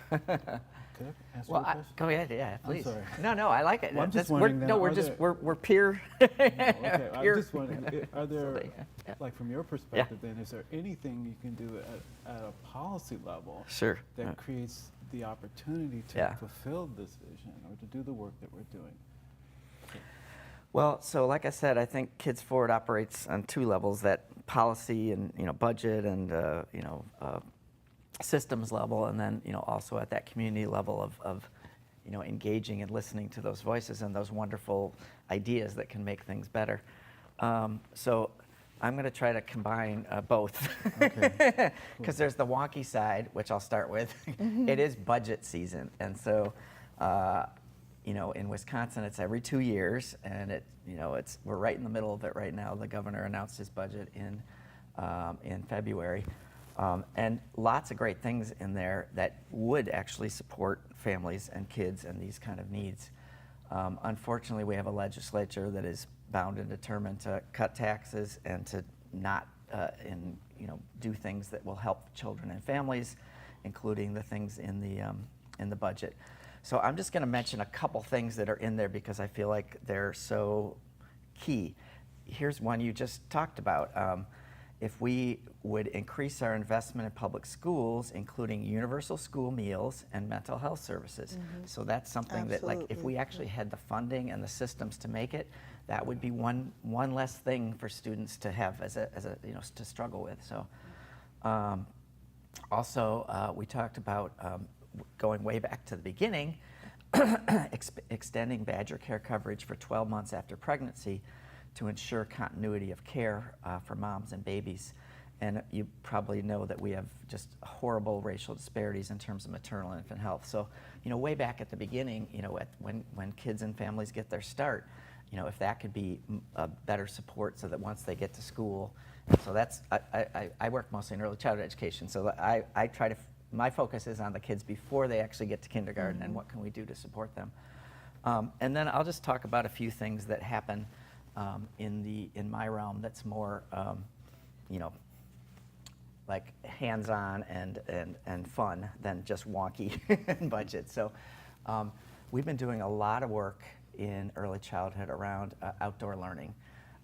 So the pandemic actually, in a way, helped that because people realized during the pandemic that outside was actually a healthier place than inside because of the pandemic. And also just our lives are being taken over by technology. We have 6 months old on their iPads, and just knowing that it's so important for kids to get outside. It's a restorative place, and so that's what a lot of people are looking at it as. It's a connection to nature. It's a connection to, like if you've got a garden, it's a connection to where your food comes from.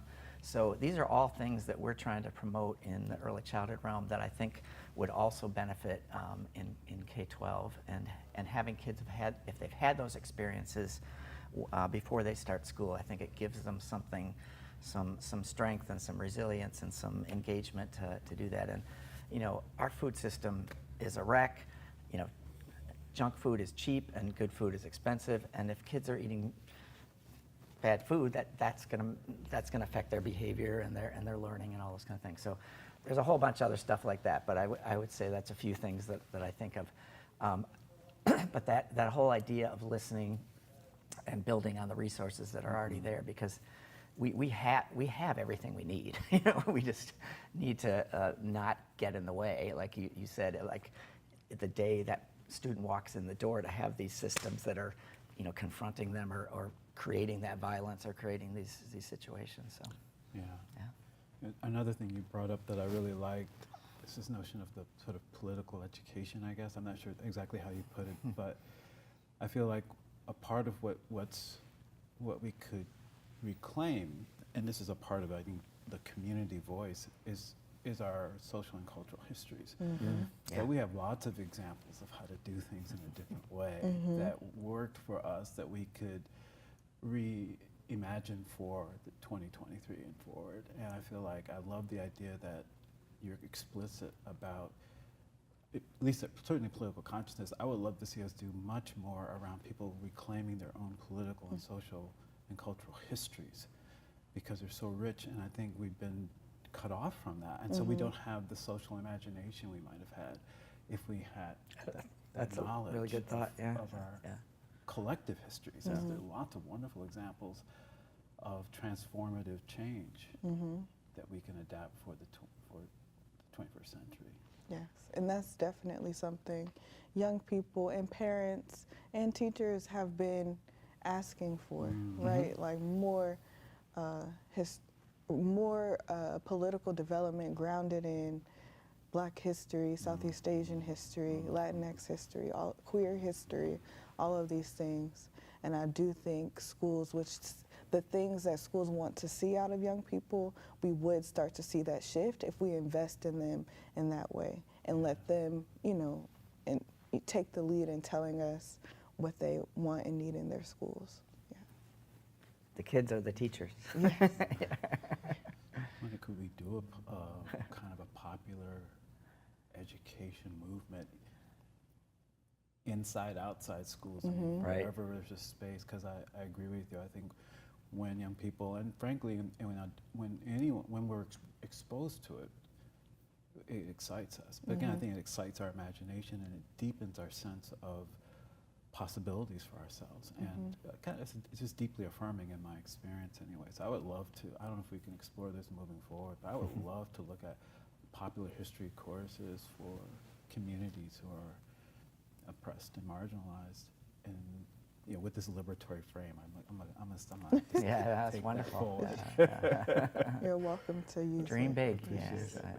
I like what you said about that you both learn from it and are inspired by it and feel like it's possible, when you look at these historical, things that have made things better.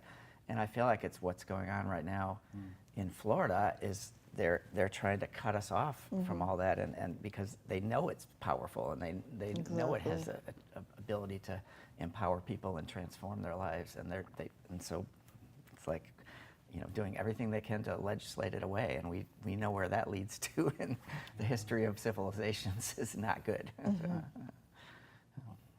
It's still available to us. Yes. And so I think that's I'm really interested in that in oral history. Oh, yeah. I don't know if you're doing that as part of what you're doing as well, but again, just we've stumbled on it here and there in some of our work with circles.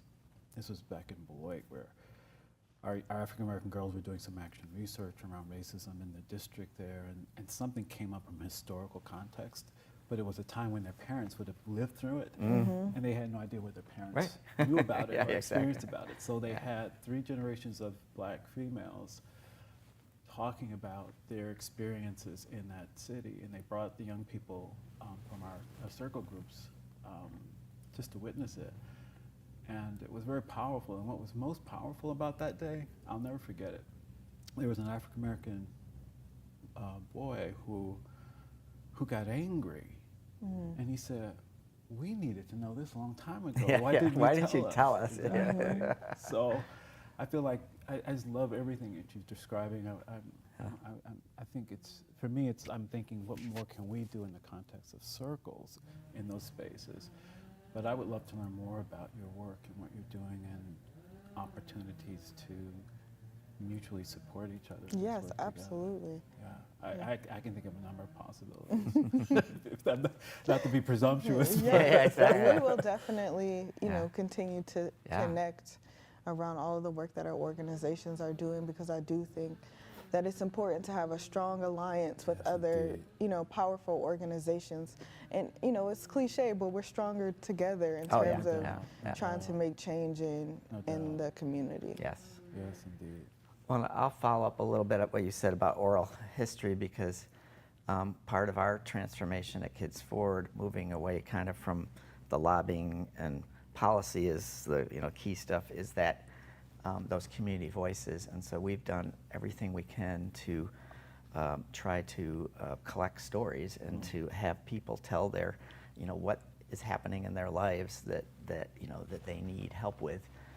So we've done podcasts, and we've done video stories and written stories with pictures, and just trying to speak to parents and families all over the state about that. And then we've always had the data. I mean, we can run you down all the disparities and the percentages and the all that, but people don't. That doesn't mean anything to them. I mean, so what we're trying to do is have those sort of tug at your heartstrings story along with some data, and then maybe somebody in power will say, wow, this needs to change, or like, yes, we are going to invest in this, or yeah, we're going to listen to these voices and not just, ignore this. So I agree on the power of all that.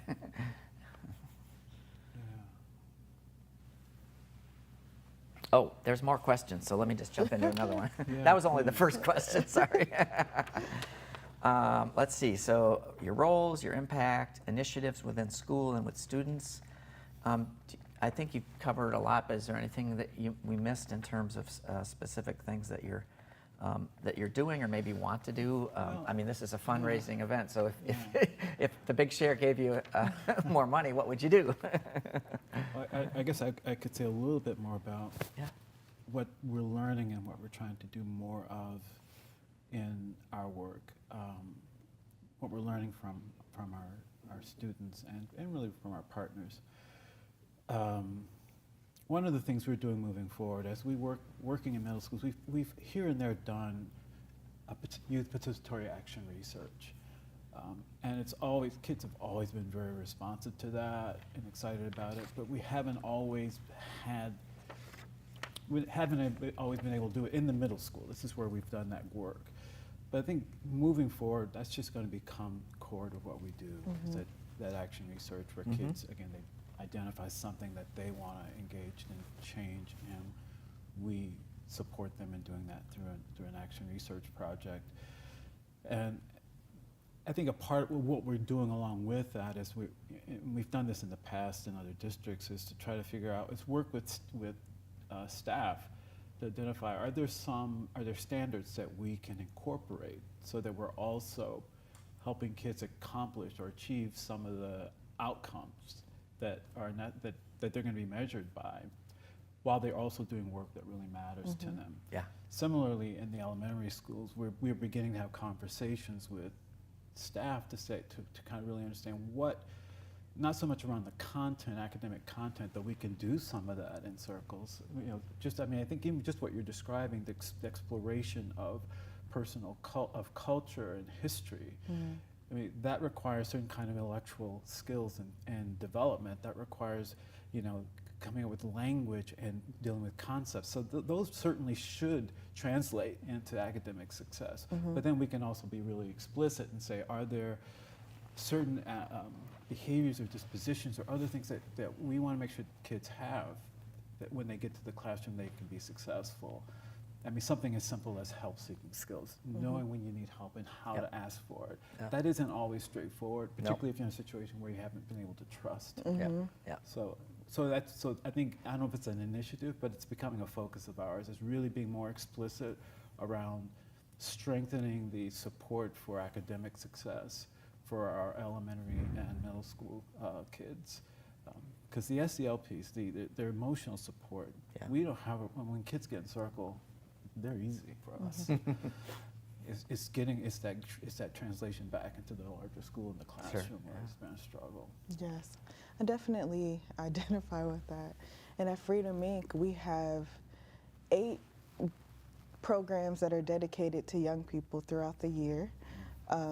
And those programs are continuing to grow because young people want to come and hang with Freedom Inc., which is amazing.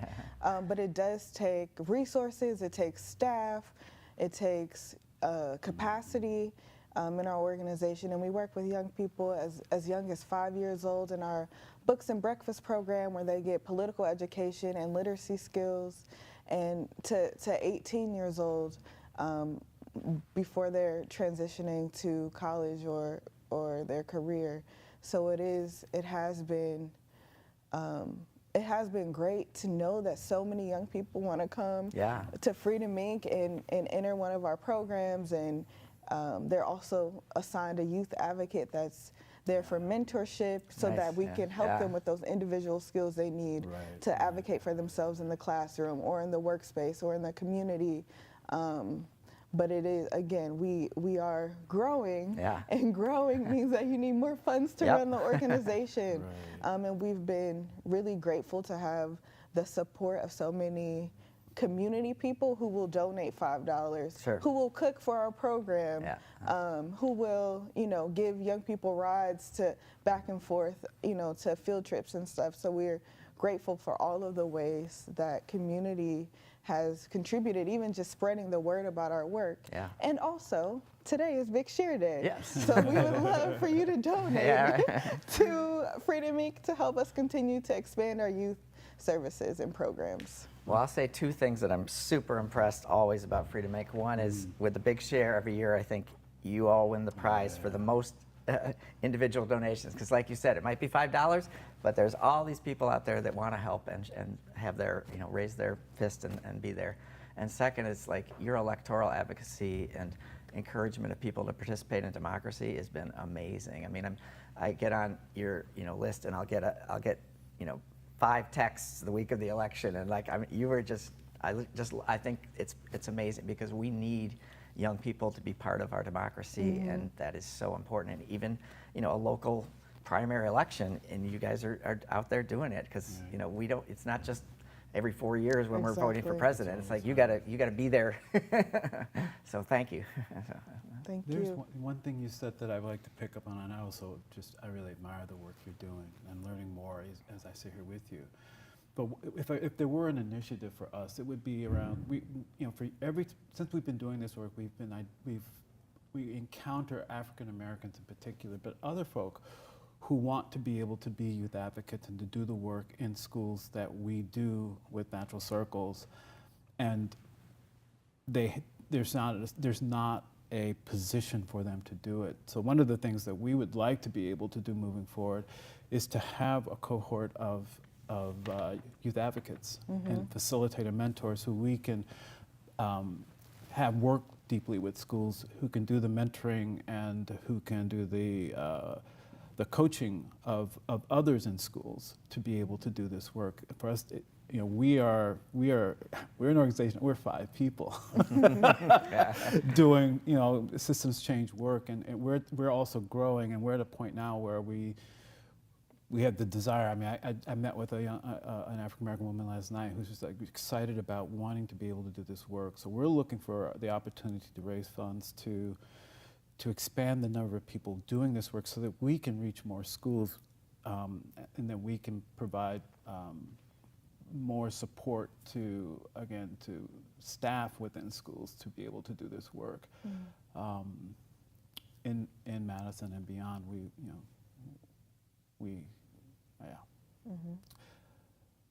that's actually that's one of the things that got me started in focusing on in school, was discovering again that there are these great individuals who have the relationships with our kids who are struggling but don't have the opportunity to do the deeper work with them. And if we can hire more of them around that work, not in a position of behavior support or in a reactive mode, but in that proactive, preventive, supportive, empowering, liberatory, I'm going to use that word. I think that would be transformative. I'm taking all your words. You're welcome. They don't belong to me. Yeah. They belong to the movement, so you're welcome. There you to go. use Thank you them. so much. Yeah. Well, the next question is, how do your organizations overlap? Do your organizations work together? And I think that we've just realized there's a lot of opportunity here, and this is a good thing that we're all meeting here today. So I would love for more of that to happen. I did want to say, so about a year ago, we've been working with the Department of Children and Families, and they, for a long time, have recognized that they don't do a very good job of listening to families and parents and the people whose services they're providing in terms of giving feedback on whether these policies are working, et cetera, et cetera. So they decided that the Secretary wanted to start what we call a Parent Caregiver Equity Advisory Cabinet. And they partnered with Kids Forward to help do that. And one of our members on the cabinet is Joyce Hall from Freedom Inc. And so I just want to say there are some small connections between our organizations, and we love having Joyce be there. We just had a meeting on Saturday, and and be able to share her experiences and have and the secretary is literally there at the cabinet meeting, so she's listening and hearing what families and parents, especially those furthest from opportunity or living in poverty or people of color, need, and it's just been wonderful. So I just want a shout out to Joyce and Freedom Inc. So. Yeah. Joyce is like such an amazing advocate for Black mothers and is doing really great work at Freedom Inc. and has brought in a lot of new and just innovative ideas about how we provide advocacy and support and services to people. One of the things that I really, really love about Madison is that we have people working on similar initiatives in different spaces. Yep. So we have folks working at the policy level, which is obviously really, really important. Right. We have people working in schools and with teachers and young people and parents. And we also have folks in the community doing radical organizing, and I think that it takes all of it. It really does take all of us. Again, another cliche, but it really does take all of us to push for society to evolve and make sure that everyone has access to life-affirming services, including education, and that everyone is treated with dignity and respect in our community. So I appreciate both of the work. I appreciate the work that both of you are doing in your organizations. Yeah, similarly, I agree. I'm just feeling I want our Circle kids to have more connection with Freedom Inc. Yes, I'm like, again, so many ideas. I'm dreaming. They're just running around. I'm trying not to put it all out there, but I'm really excited to continue building with both of you. I love that. The next question is, what do schools need right now, especially to keep young students of color safe? I think you've both addressed this a lot already, but let's just go off the top of your head. First things first, and I think we all can agree just on a policy level, on a leadership development level, a professional development level, and a community organizing level, teachers need to be paid more. Teachers deserve a living wage. Like, the fact that is so controversial right now is like, Wow, and honestly, you know, that's one of I was a teacher in Ohio before I moved to Wisconsin, but it wasn't. I love the young people. I love their parents. I love teaching every day. Right. I was a history and English teacher and also worked with students with disabilities. It was so fulfilling, but I said, how am I supposed to live? I'm only responsible for myself. No, I know. And teachers have families, and they should not have to choose between the people who are responsible for our young people every day, the people who pour into our young people every day. They deserve a living wage so that they can get their needs met and show up for our young people and be compensated for the work that they're doing, because we know that they don't get to go home at 3 o'clock when the school day ends. We know all of the time that they're putting into their classroom and their students. And you know, from a gender justice perspective, we know that the majority of teachers are women. And then from a racial justice perspective, we know that Black teachers and teachers of color are paid even less or given roles that don't serve them or the young people. So that is something that I'm really glad you pointed that out. Yes, I just needed to say that. In my area, early childhood education, just imagine all that and then 10 times worse, because it's 99% women. Yes. A lot of the family child care is immigrants and women of color, and the average wage in Wisconsin has been stagnant for many years. It's around $10 or $11 per hour. That means you can make more working at Quick Trip than you can make, you know, with our children. Let me say something. Yeah. Let me speak on behalf of support staff. Yes, Again, not just teachers, but those others, other educators who, and, you know, it's very common for people that we're working with in schools who are support staff to have multiple jobs. They're sometimes 2 full-time jobs just to pay the bills. That's horrible. So I agree with you. First things first, people need a living wage. Hands down. And the support staff end up having to do a lot of that frontline work, you know, at a lower salary than amazing work. And come back every day and have the energy to do it. That's amazing. After being at a job all night. Second job. So no, they do amazing work. They deserve a lot more support as well as, and I think appreciation as well as higher wages. Agreed. Absolutely. Are we near the end? I wasn't sure. 3 or 4 minutes. 3 or 4 minutes? Okay, So, 2 minutes, okay, so.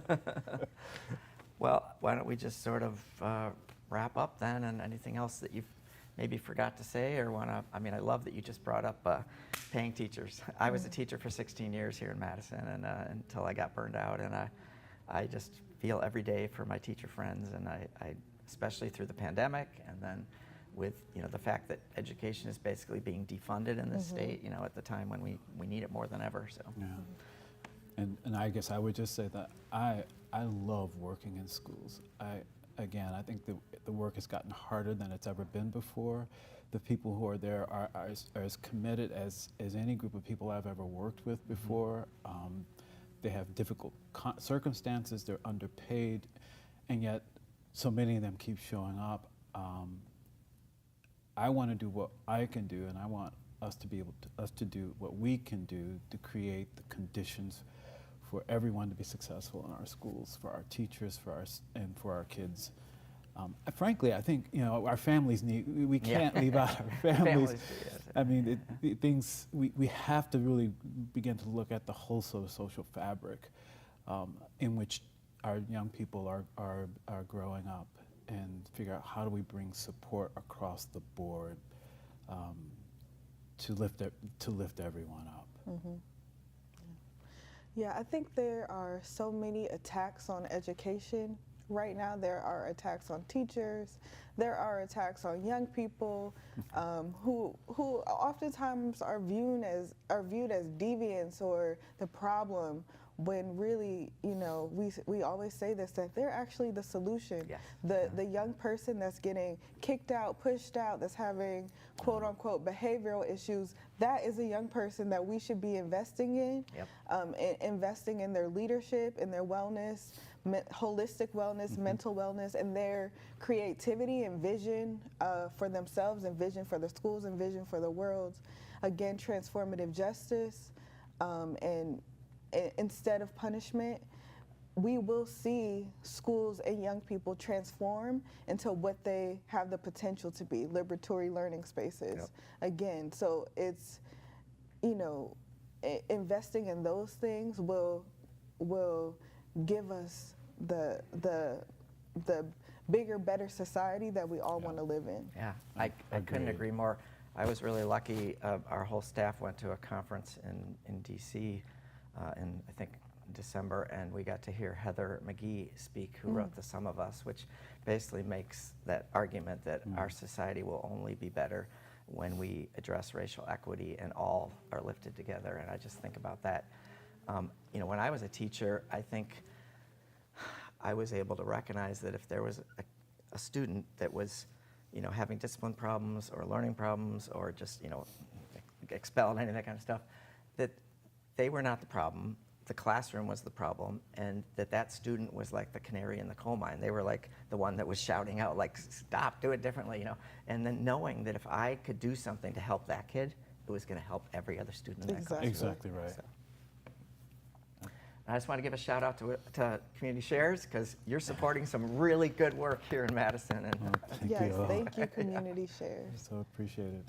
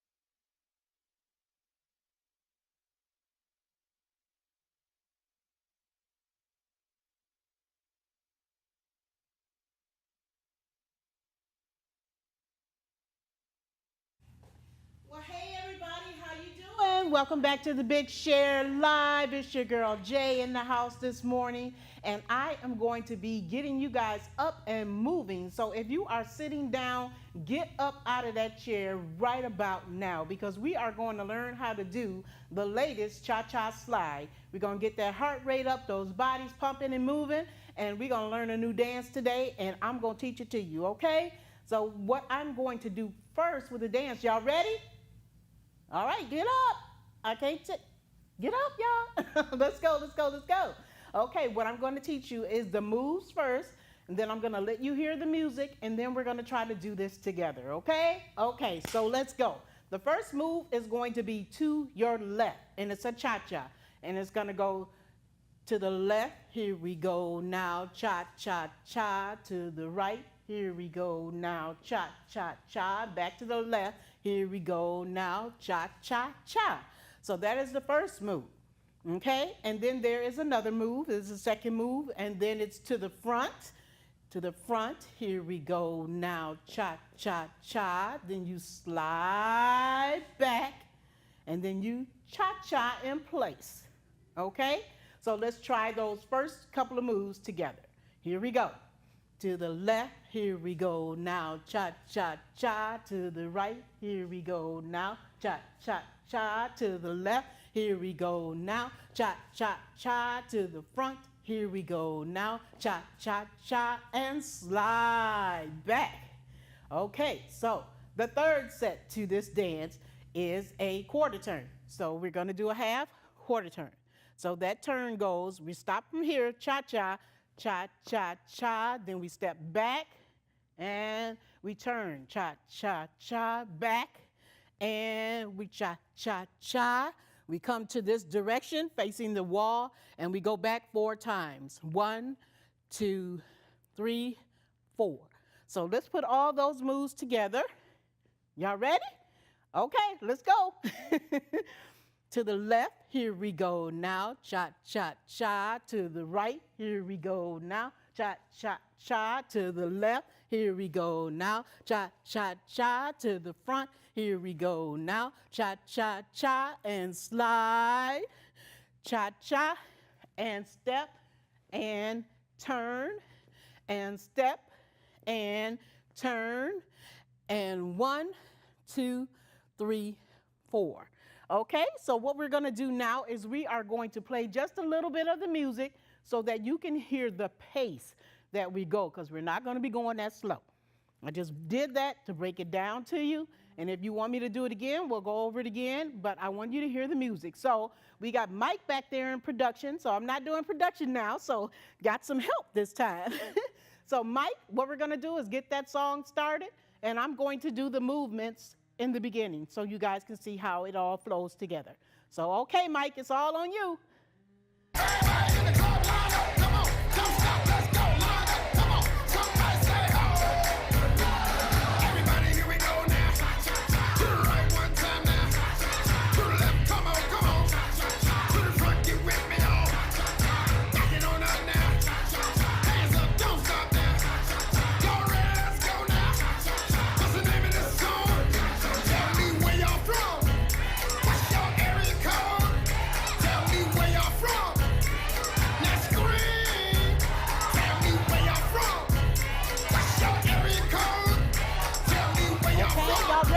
Okay, Mike, you can stop that. Okay, so y'all ready? So let's get it going. Now that you hear the music and you hear how fast we're going to just keep on going until the song ends, and that will be the cha-cha slide. Okay, you guys? So once again, I'll do it without the music and show you the moves one more time before we get started. And we will start to the left, and we will start off with our left foot. So to the left, here we go now, cha-cha-cha. To the right, here we go now, cha-cha-cha. To the left, cha-cha-cha. To the front, cha-cha-cha. Slide back with the right foot, and cha-cha, and step out, right and turn, step out, left and turn, okay? 1, 2, 3, 4. Okay, and then when we do that, That's the final part. That's the end of the whole dance. And then we're going to go to our left, and we're going to keep going until the song is over. So we're going to hit all four corners of the earth, okay? As I say. So that's what we're going to do. So if Mike is ready, we're going to keep going. This is where we're going to get the heart rate up, and we're going to keep it moving. All right, so let's go, Mike. Everybody, here we go now. To the right one time now. To the left, come on, come on. To the front, get with me on. Okay, let's start. Back it on up now. Hands On the up, don't next one, stop we're now. going to start. Go, let's go now. What's the name of this song?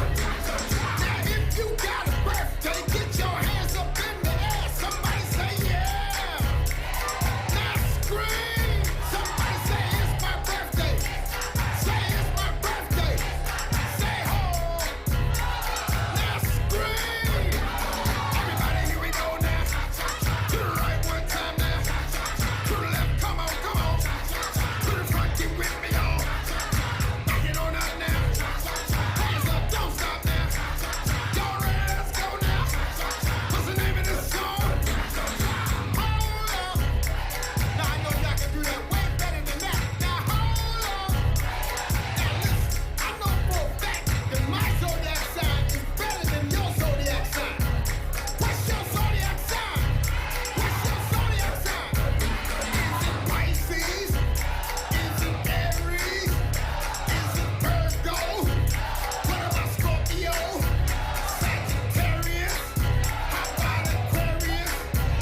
What's your zodiac sign? Now what's your zodiac sign? Here we go. Everybody, here we go now. To the right one time now. To the left, come on, come on. To the front, get with me on. Back it on up now. Hands up, don't stop now. Go, let's go now. What's the name of this song? Hey ladies, you got your lashes and your nails done. You got your hair done and your face beat. You got your freakum dress on, baby. Let's go. Everybody, here we go now. To the right one time now. To the left, come on, come on. To the front, get with me on. Back it on up now. Hands up, don't stop now. Go, let's go now. What's the name of this song? Hold up. Everybody stop on the floor. Back it on up so we can do some more. Everybody, here we go now. To the right one time now. To the left, come on, come on. To the front, get with me on. Back it on up now. Hands up, don't stop now. Go, let's go now. What's the name of this song?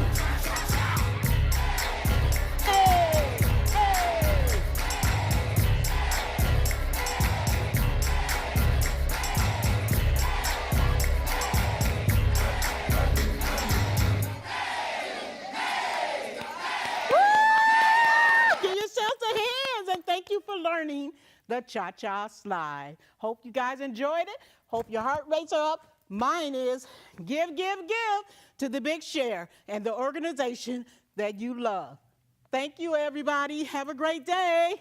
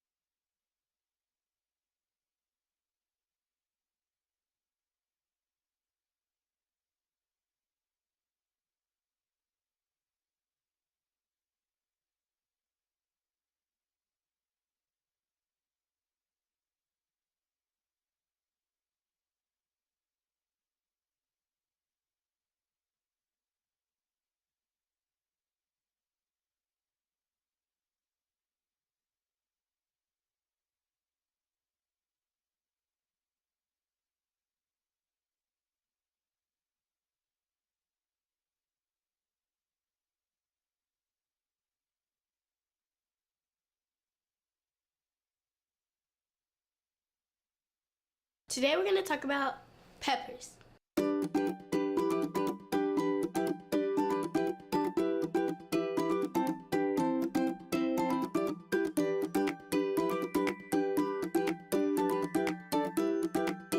If you go to the grocery store, you'll find peppers in many different forms. Raw, in a sauce or paste, dried, or ground into a powder. Peppers are a source of vitamin C, A, and E, antioxidants, fiber, folate, and potassium. Different peppers can be found in dishes all over the world. Korean chili pepper is found in a lot of Korean foods, like gochugaru and kimchi. Jalapenos or other spicy peppers are found in ají, a Colombian salsa. My favorite way to enjoy peppers is raw, specifically bell peppers. Now let's hear from Alex and Armando on how they grow and use various peppers. Here at Badger Rock, we have a lot of different cultures that utilize our farm stand and utilize our pantries and eat from the food that we have.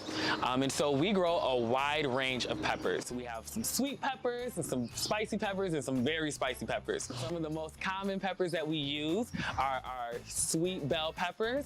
We use that in different Italian dishes. We also use our habanero peppers and our jalapeno peppers. Those are used in a lot of traditional African dishes. We like to wait towards the end of the year when those hot peppers get really, really hot in the season, and those are ready to go, and people make different hot sauces with them, curries, and all kinds of dishes with them.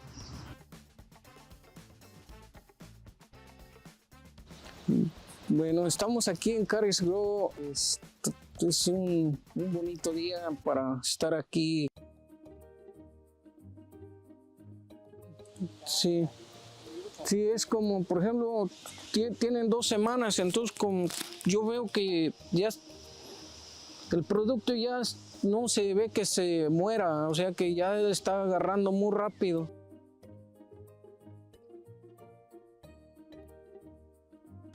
Aproximadamente aquí son alrededor de como 2.500 plantas de entre todos.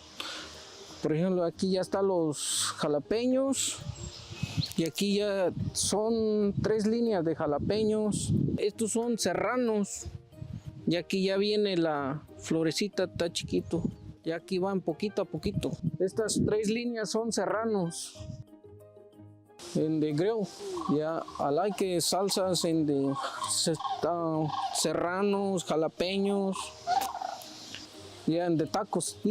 Yeah. Yeah. An easy way to use peppers and different types of peppers is a simple sweet and spicy relish. So let's learn how to make it.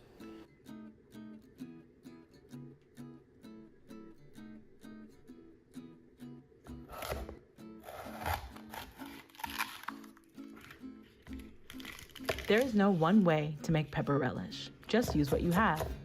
Today, we'll finely chop 1 onion, a sweet red bell pepper, a crisp cubanelle pepper, and a just spicy enough jalapeno pepper. Add garlic, as much or as little as you like, plus cilantro. Here, we have several parts of the cilantro plant, from leaves to flowers and stems. Mix everything together with enough oil and vinegar or citrus juice to coat. Then season with salt and pepper. You can chill this mixture as is or puree in a blender. Thanks so much for learning about peppers with me. Don't forget to check out the other Harvest on the Run videos on corn, greens, and cucumbers. I will see you next time. Kawaya signing off.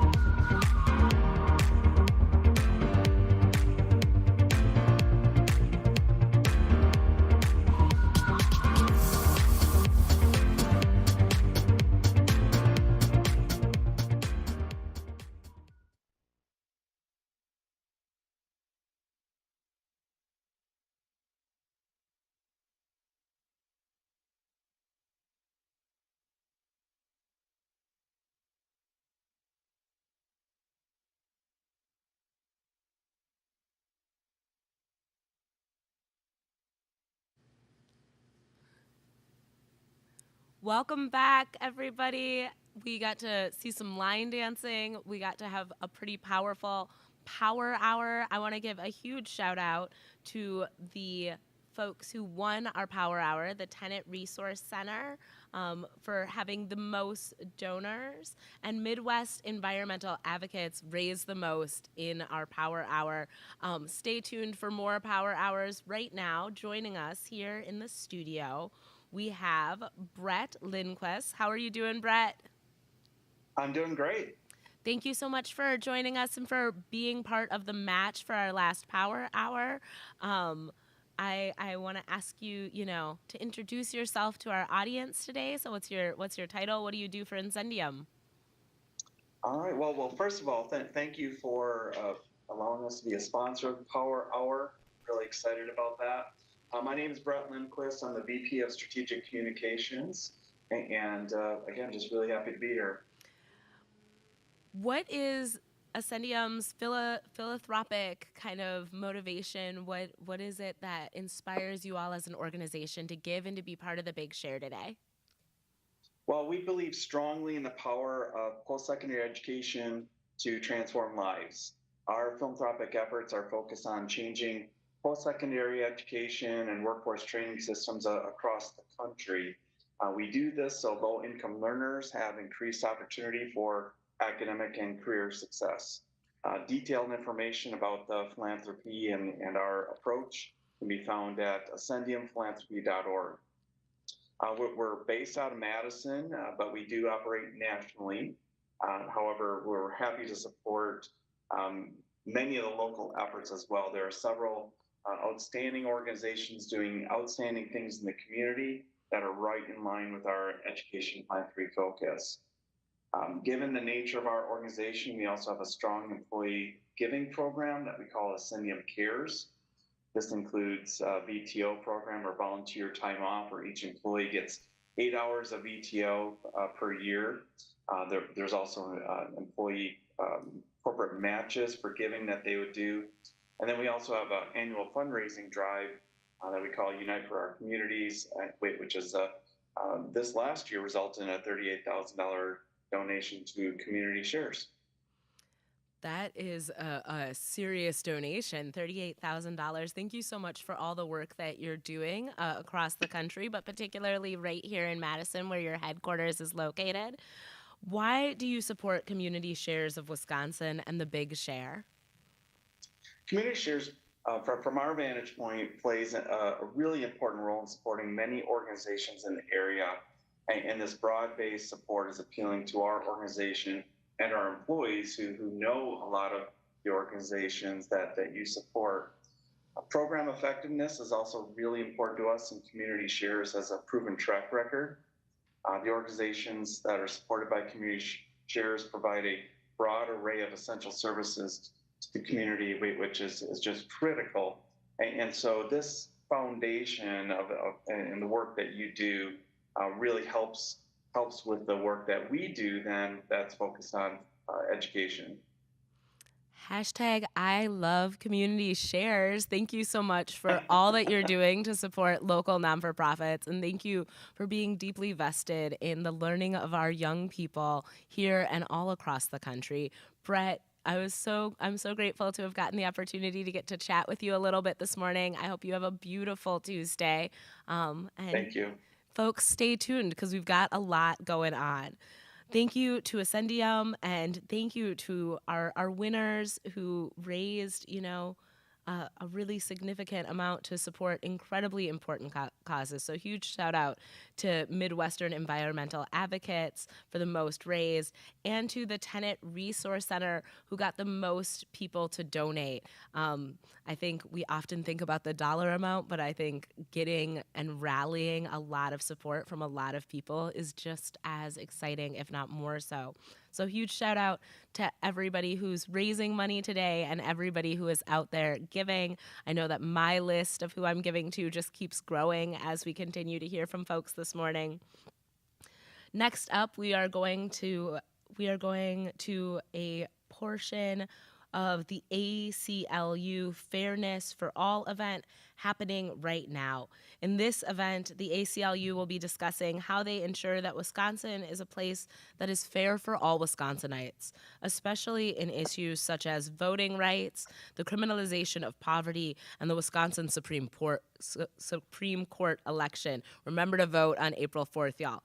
And reproductive rights. We'll be back at around 10 a.m. with a new host and so many exciting events coming up throughout the day. Remember that a power hour is coming up at 10 a.m.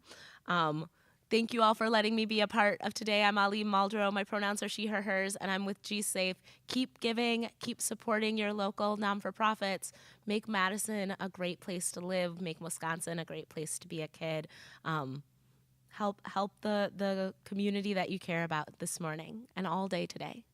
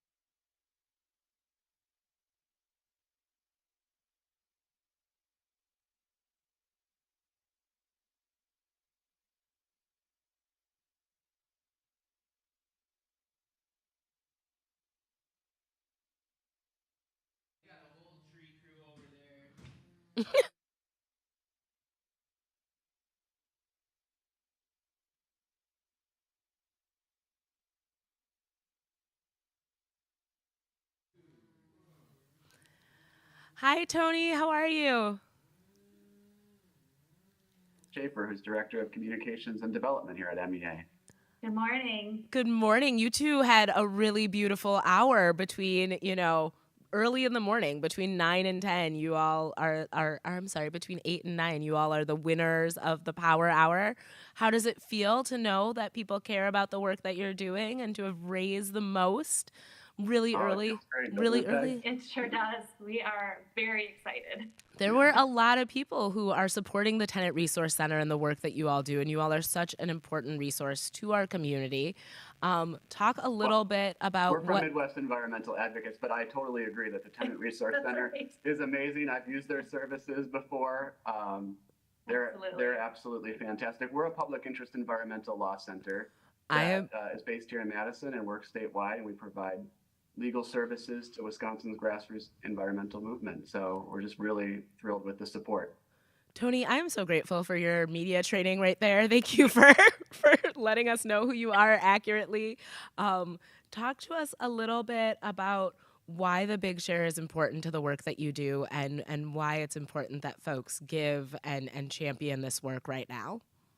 Yeah, well, as I said, MEA is a public interest environmental law center. And so the services that we provide go directly to grassroots environmental activists across the state. And, it's important for us to stay with those communities for the long haul as they're fighting for clean water and a healthy environment. That can be, relationships that last years as we're working with them to solve those environmental issues. And so when we see this kind of support from so many people, so many awesome supporters come in this morning, it just gives us the confidence that we can stand with the people that we serve for the long haul because we know that so many people across the state and across the community have our back. It's amazing. Yeah, this is really life-changing work. I tell that to people all the time. This is life-changing work. I'm so proud to be a part of it. And it's just exciting to see the growing number of people across the state and beyond who have also decided to join us. So yay, Big Share. Yay, Big Share.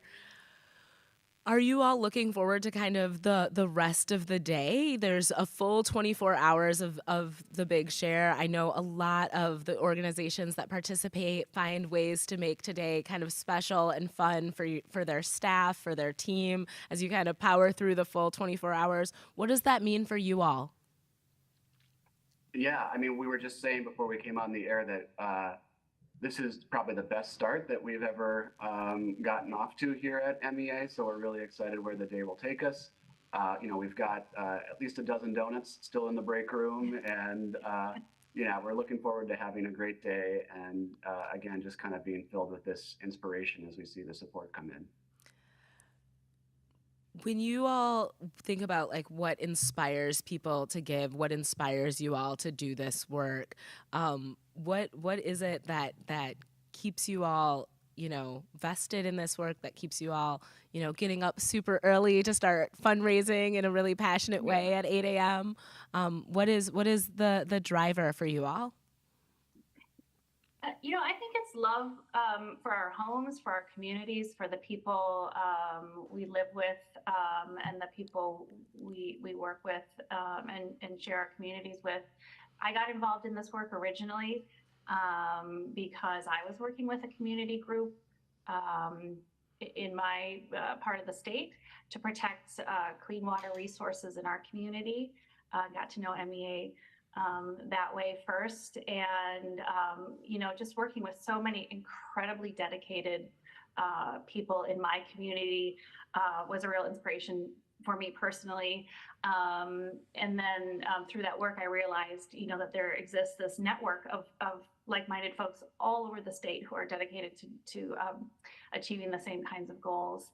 And so, that's what really keeps me going is the incredible community of people who are so passionate, who believe in our rights to live in a clean and safe environment. And, it's just really energizing to see that movement growing every day. Yeah, well said. One of the things I love about the Big Share is that the Big Share is about kind of coming together as a community and collaborating to uplift all this work that we all believe in. And it could feel competitive, but it really feels like we're all in it together. And there's this abundance culture of like, there is enough for all of us to do this work and to do it well and to know that our community cares about the work that we're doing. Before you all go, what does it mean to you to be part of the Big Share? What do you hope people know about participating in the Big Share? And what is your goal for today? How much are you all hoping to raise? Yeah, we're hoping to raise $20,000, and again, all of that support will go to directly fund legal services for grassroots environmental activists and communities on the front lines of environmental issues across the state. And I think you said it, what's special about the Big Share is that we're part of a community of organizations and advocates. And so just as we're cheering MEA along, we can cheer along our partner organizations.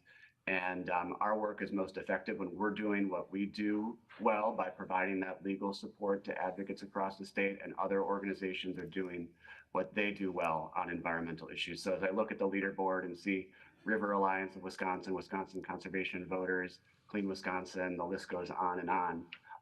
Those are our closest partners, and we support all of the work that they do as well. So we're part of that larger community of abundance. Yeah, thank you so much for saying that. Thank you all. And I guess I would add, I'd like to remind folks that gifts of every amount are deeply appreciated, are important to the work that we do here at MEA, are important to the work that all of these incredible nonprofits are doing.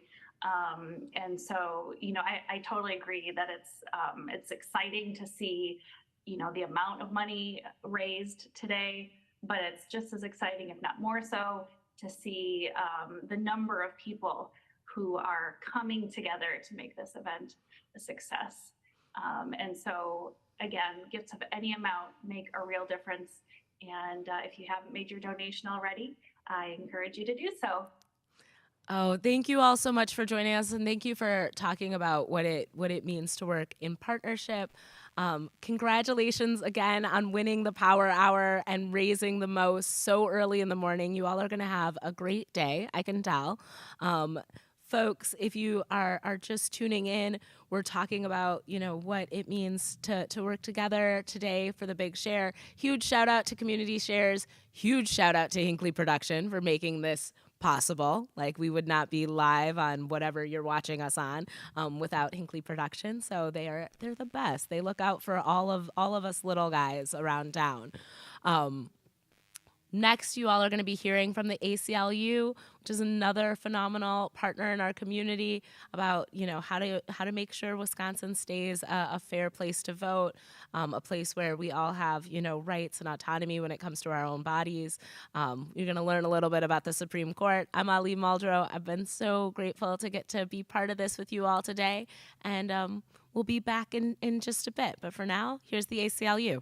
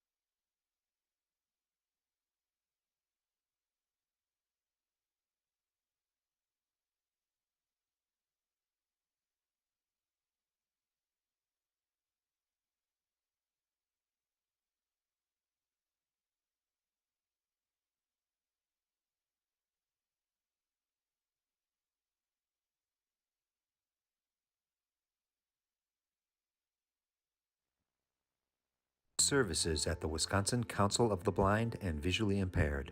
Executive Director Denise Jess. Hello, and a very warm welcome to the Wisconsin Council of the Blind and Visually Impaired.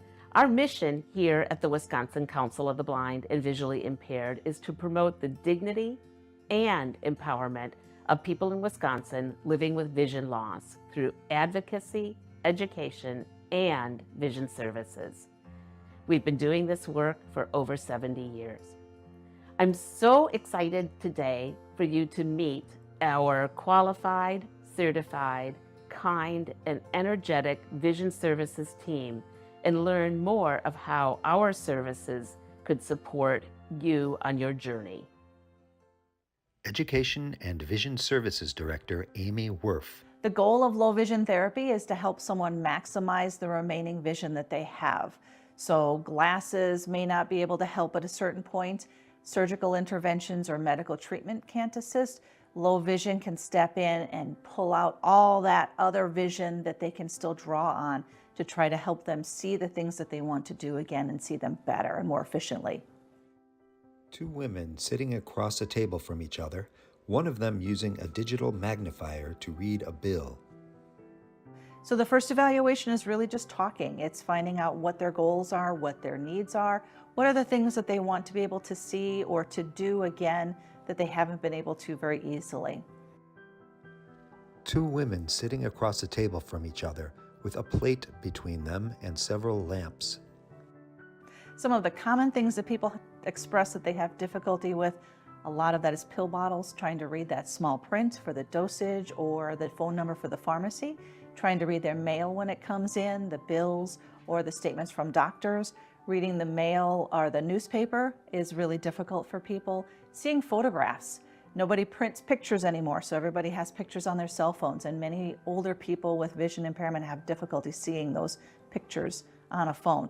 And leisure activities, reading books, playing card games, doing craft activities are some of the things that people express trouble with. A woman watching a man read the letters on a vision test chart. So some of the tools that are shown during the evaluation and then are recommended, number one is lighting. We talk a lot about different lighting. There's some lamps on the table here, so people don't have to go out and buy special lamps. A lot of it is just using the lamps they have at home or finding some low-cost alternatives at the store. It's about the style of light. Is it a warm yellow light or is it a brighter white light like a daylight bulb? Oftentimes lighting makes a dramatic difference for people. We talk a lot about background color, especially when you're taking pills. If you have a different background color behind those pills, you can see them a little bit better. Another tool is the magnifier. Those are really important for people to be able to read things in their homes, pill bottles, medicine labels, things in the kitchen to see how long is it that they're supposed to cook something in the microwave or a recipe that they enjoy working on with family members. Seeing the newspaper to read an article. Magnifiers can be really important. And again, the light on a magnifier, this one has a light right on it, can be just as important as the power of the magnifier for someone. Certified Vision Rehabilitation Therapist Rachel Pavoni. Vision rehabilitation therapy is the focus on independent living skills for people that are blind and visually impaired. Those skills include time management, so that's keeping track of time in different ways, and creating a schedule and how to keep track of that schedule in a way that works for the person. We also focus on labeling and medication management so that people can properly label their medications so they know what they are, and also so they can take them properly. And then we also focus on smart TVs and smart devices, so that could be using magnification and a voice guidance system to read menus, or it could be using an Alexa device or a Google Assistant to be able to play different programmings through streaming. A woman sitting across a table from a man who is using a Braille labeler. When I meet with a client for the first time, I do an intake on them, and there'll be questions that I ask that tailor their training program so that I know exactly what you need assistance with and you need to learn the new skills. So that can include, do you use a computer? Can you read your pill bottles? Do you know how to operate the appliances if you cook? The people that can benefit most from vision rehab is basically everybody that has a visual impairment or is blind, to relearn the daily living skills. And that can include skills such as picking out your clothes in the morning or doing money management and figuring out how to identify bills and write checks so that you can manage your finances. Two men sitting at a table, one watching the other use a video magnifier to read a newspaper. The council now offers Braille services to its clients, and the most important thing is you don't have to be proficient in Braille where you're going to read books. We can teach you the whole alphabet if that's what you're looking for, but the main thing is for you to be able to identify key things in your environment, such as elevator buttons, restroom signs, or even the numbers for a doctor's office sign. Access Technology Specialist Jim Denham. Access technology, which is sometimes referred to as assistive technology, is any hardware or software which helps people gain access to information. When a client comes to us for the first time, one of the main things we focus on is the client's goals. We really want to work with the individual to determine what is it that they want to do and what technology that they're currently using. We then give them the ability to try different pieces of hardware or software to determine what technology might help them meet their goals. This may include screen readers, this may include refreshable Braille displays, or tablets which have built-in access technology. A man watching another man type on a computer keyboard. One of the ways that technology can assist individuals who have some mild form of vision loss is screen magnification. This can increase the font on the screen, can also change the background color, and can do things like highlight the mouse pointer. Many of the devices we work with on a regular basis have accessibility features built right into the operating system. A good example is the iPhone. The iPhone has screen magnification for individuals with low vision. It also has a screen reader for individuals such as myself who have no usable vision. This allows me to touch something on the screen and to hear what is being displayed. For individuals who use Braille, another option is refreshable Braille, which is a device which can tactily show information which is being displayed on screen through a series of raised cells. A man watching a woman use a keyboard with tactile markers. We offer two different types of access technology instruction. The first is group access technology classes. These are online sessions which occur once a quarter. In these sessions, we highlight a particular topic, and our purpose is really not to show how to operate the specific piece of technology.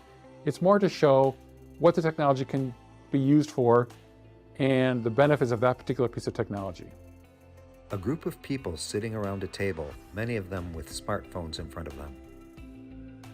The second type of access technology instruction is one-on-one instruction. During one-on-one instruction, we work with the client to ensure they have everything they need to accomplish their goals. This instruction can take place either here at the council, at the client's home or their place of business, or increasingly, we conduct access technology instructions remotely.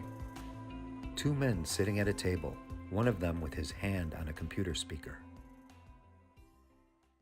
Certified Orientation and Mobility Specialist and Certified Vision Rehabilitation Therapist, Brent Prezentka. Orientation refers to knowing where you are in your environment and knowing how to get where you want to go. Mobility refers to how you're going to get there efficiently and safely.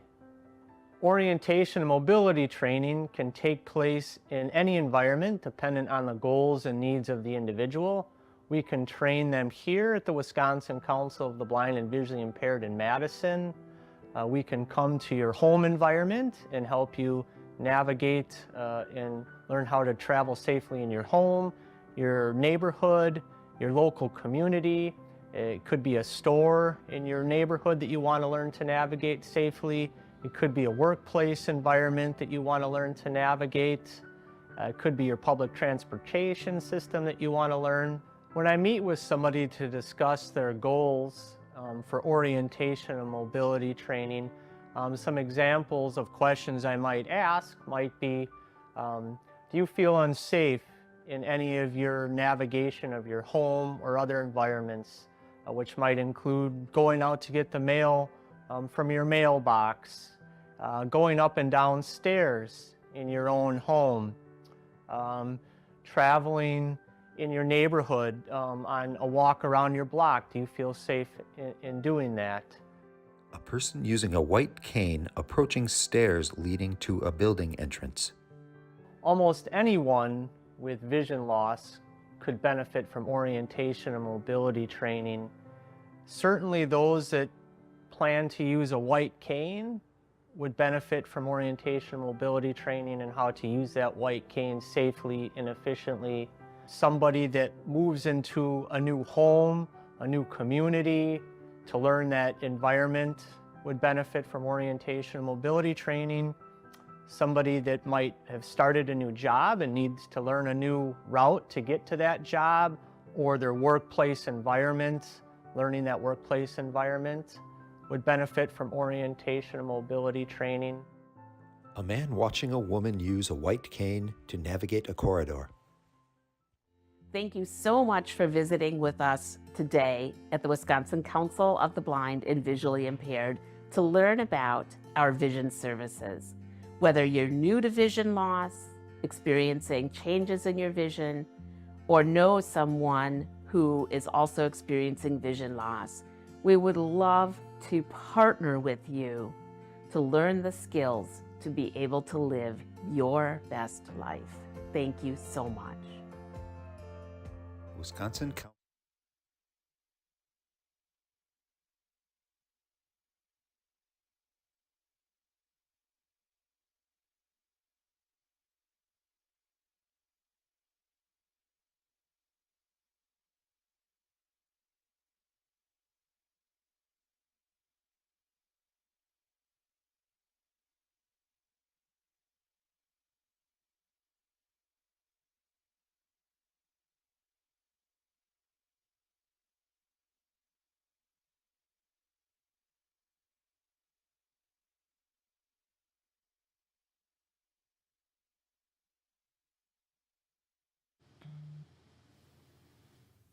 Hello, we are live.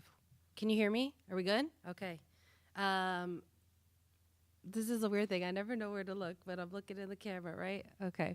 So hi everybody. I am Megan Diaz-Ricks, the Community Partnerships Director with Community Shares of Wisconsin. I'm so happy to be here with y'all.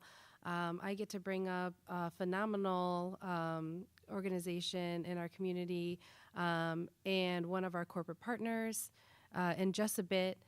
Right now, I just want to talk a little bit about what is going on. You have seen the work of some of our amazing member groups happening. Thank you so much for that video that we just saw. And we have just kicked off a power hour. So we are in the 10 o'clock power hour right now. It goes from 10 a.m. to 11 a.m. This power hour is sponsored by the amazing Budget Signs. Budget Signs has been our partner for many, many years. Thank you so much to Budget Signs for all of the support that you give Community Shares and the Big Share. If you got a sticker today, if you got anything from us, Budget Signs, they are our people. Thank you so much. And our other Power Hour sponsor is Delta Beer Lab. Delta Beer Lab has been a phenomenal partner for us this year. Delta Beer Lab sponsored our space for Drag Queen Bingo last night, which was such a good time. And they have amazing brews and other things available to you. And Delta Beer Lab has been such a huge supporter of so much community work. So please go and support them. They are queer owned. They are an amazing place to be, located right by the Exact Sciences campus, which is amazing because we are bringing in Exact Sciences really soon here. And we will have Stephanie joining us to talk about kind of Exact Sciences community work, how they have been huge supporters of health and technology in the community. And so I'm really, really excited to have her join us. So remember, again, we are in a power hour. That means we need your support. We are going to be giving an additional $1,000 to 2 organizations.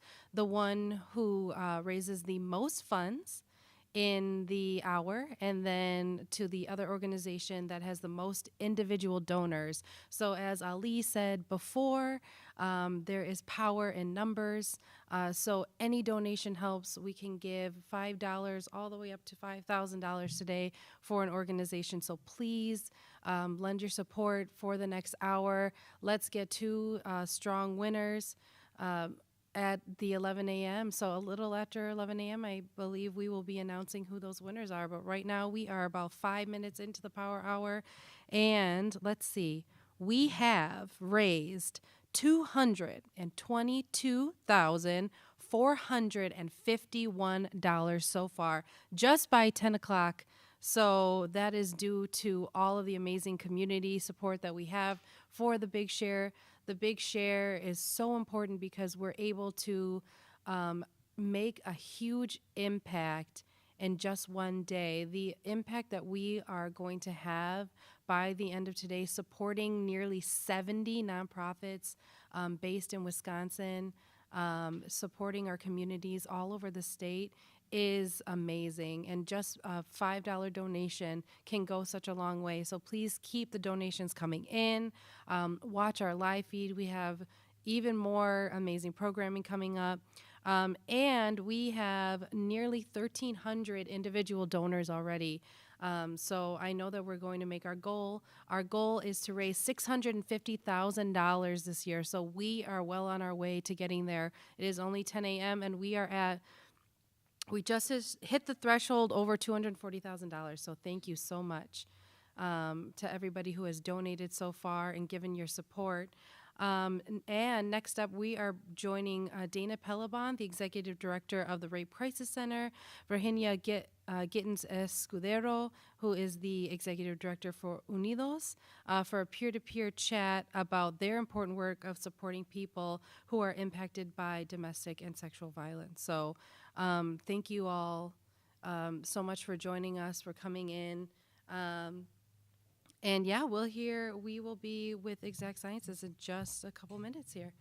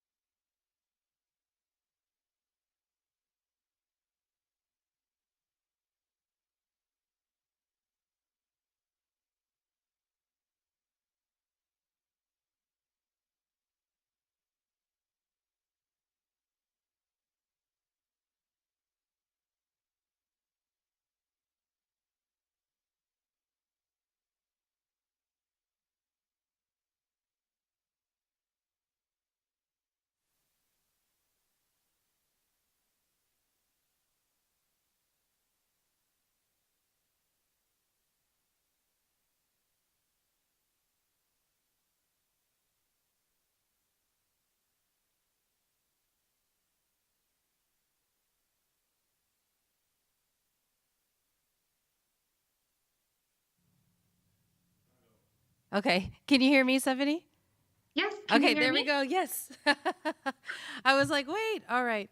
Thank you so much for joining us today. I love your background, by the way. Thank you. It's giving us that burst that we need today. Let's get these donations in. Just a reminder, we are in the 10 o'clock to 11 o'clock a.m. Power Hour. I'm so excited to have you on, joining us, representing Exact Sciences. Thank you for being here with us this morning and for your philanthropy. So if you can just introduce yourself, let us know what you do at Exact Sciences, that would be awesome. Yeah, so my name is Stephanie Berg, and I am a part of our corporate impact team here at Exact Sciences. So, specifically, I work with our community partners in getting our employees engaged in their give back efforts, specifically around workplace giving and volunteerism. Awesome. That is amazing. And I know that Exact Sciences has a huge impact.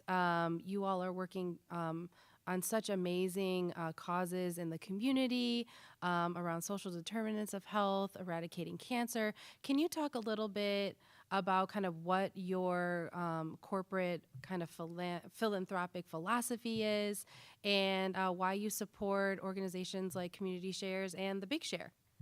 Yeah, of course. So at Exact Sciences, we support communities when we're looking at specifically the health of our communities, the well being of our employees, and taking responsibility for positive change in our environment. So, to us, community is not solely defined by geographic lines. It is that feeling and identity shared by those connected to common experiences and common causes. So we know that strong partnerships, active involvement, and a commitment to help each other in the end is truly what makes communities stronger.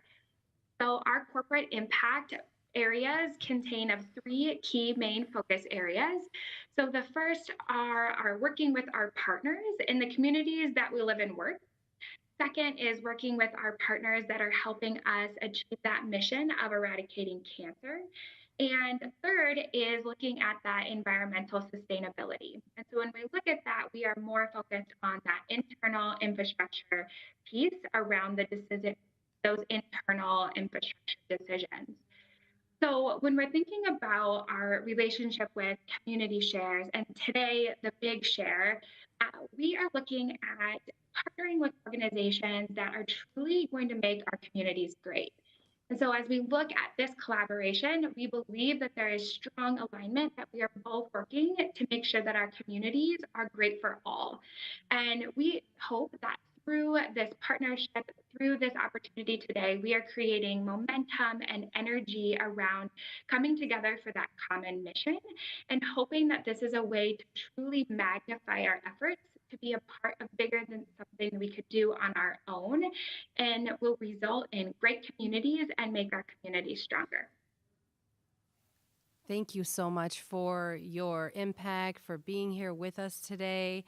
So, Exact Sciences is actually our innovations and technology sponsor, which is critical and integral to making this day happen, supporting the Big Share Live, where we're able to reach a large audience, make it accessible to everybody. We have thousands of viewers every year, and we want to be able to bring this programming, bring folks' missions, our member groups, and our corporate partners' missions to the forefront today. So thank you so much for being that sponsor for us today. And I do have one question. It's a little bit of a silly question, but did you see the Cologuard SNL skit? Yes or no? Yeah. So I thought that was a really great way to bring some levity, but also to highlight the amazing work that Exact Sciences is doing. Thank you so much for joining us, Stephanie, for being here. We appreciate you. And, I know that you support a lot of our member groups at Exact Sciences. So thank you also for all of the support of our member groups. Of course, and thank you for all the work that you all are doing, especially today, getting the word out and hoping that you have a really, really successful day with the Big Share. Absolutely. Thank you so much. Thank you. Bye.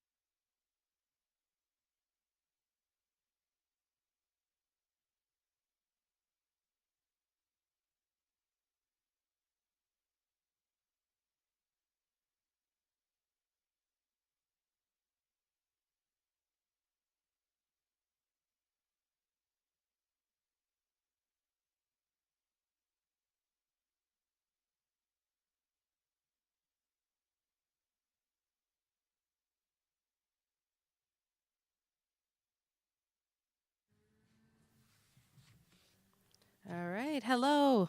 We are back. I know you wanted to see me again, so I just had to, exit, come back.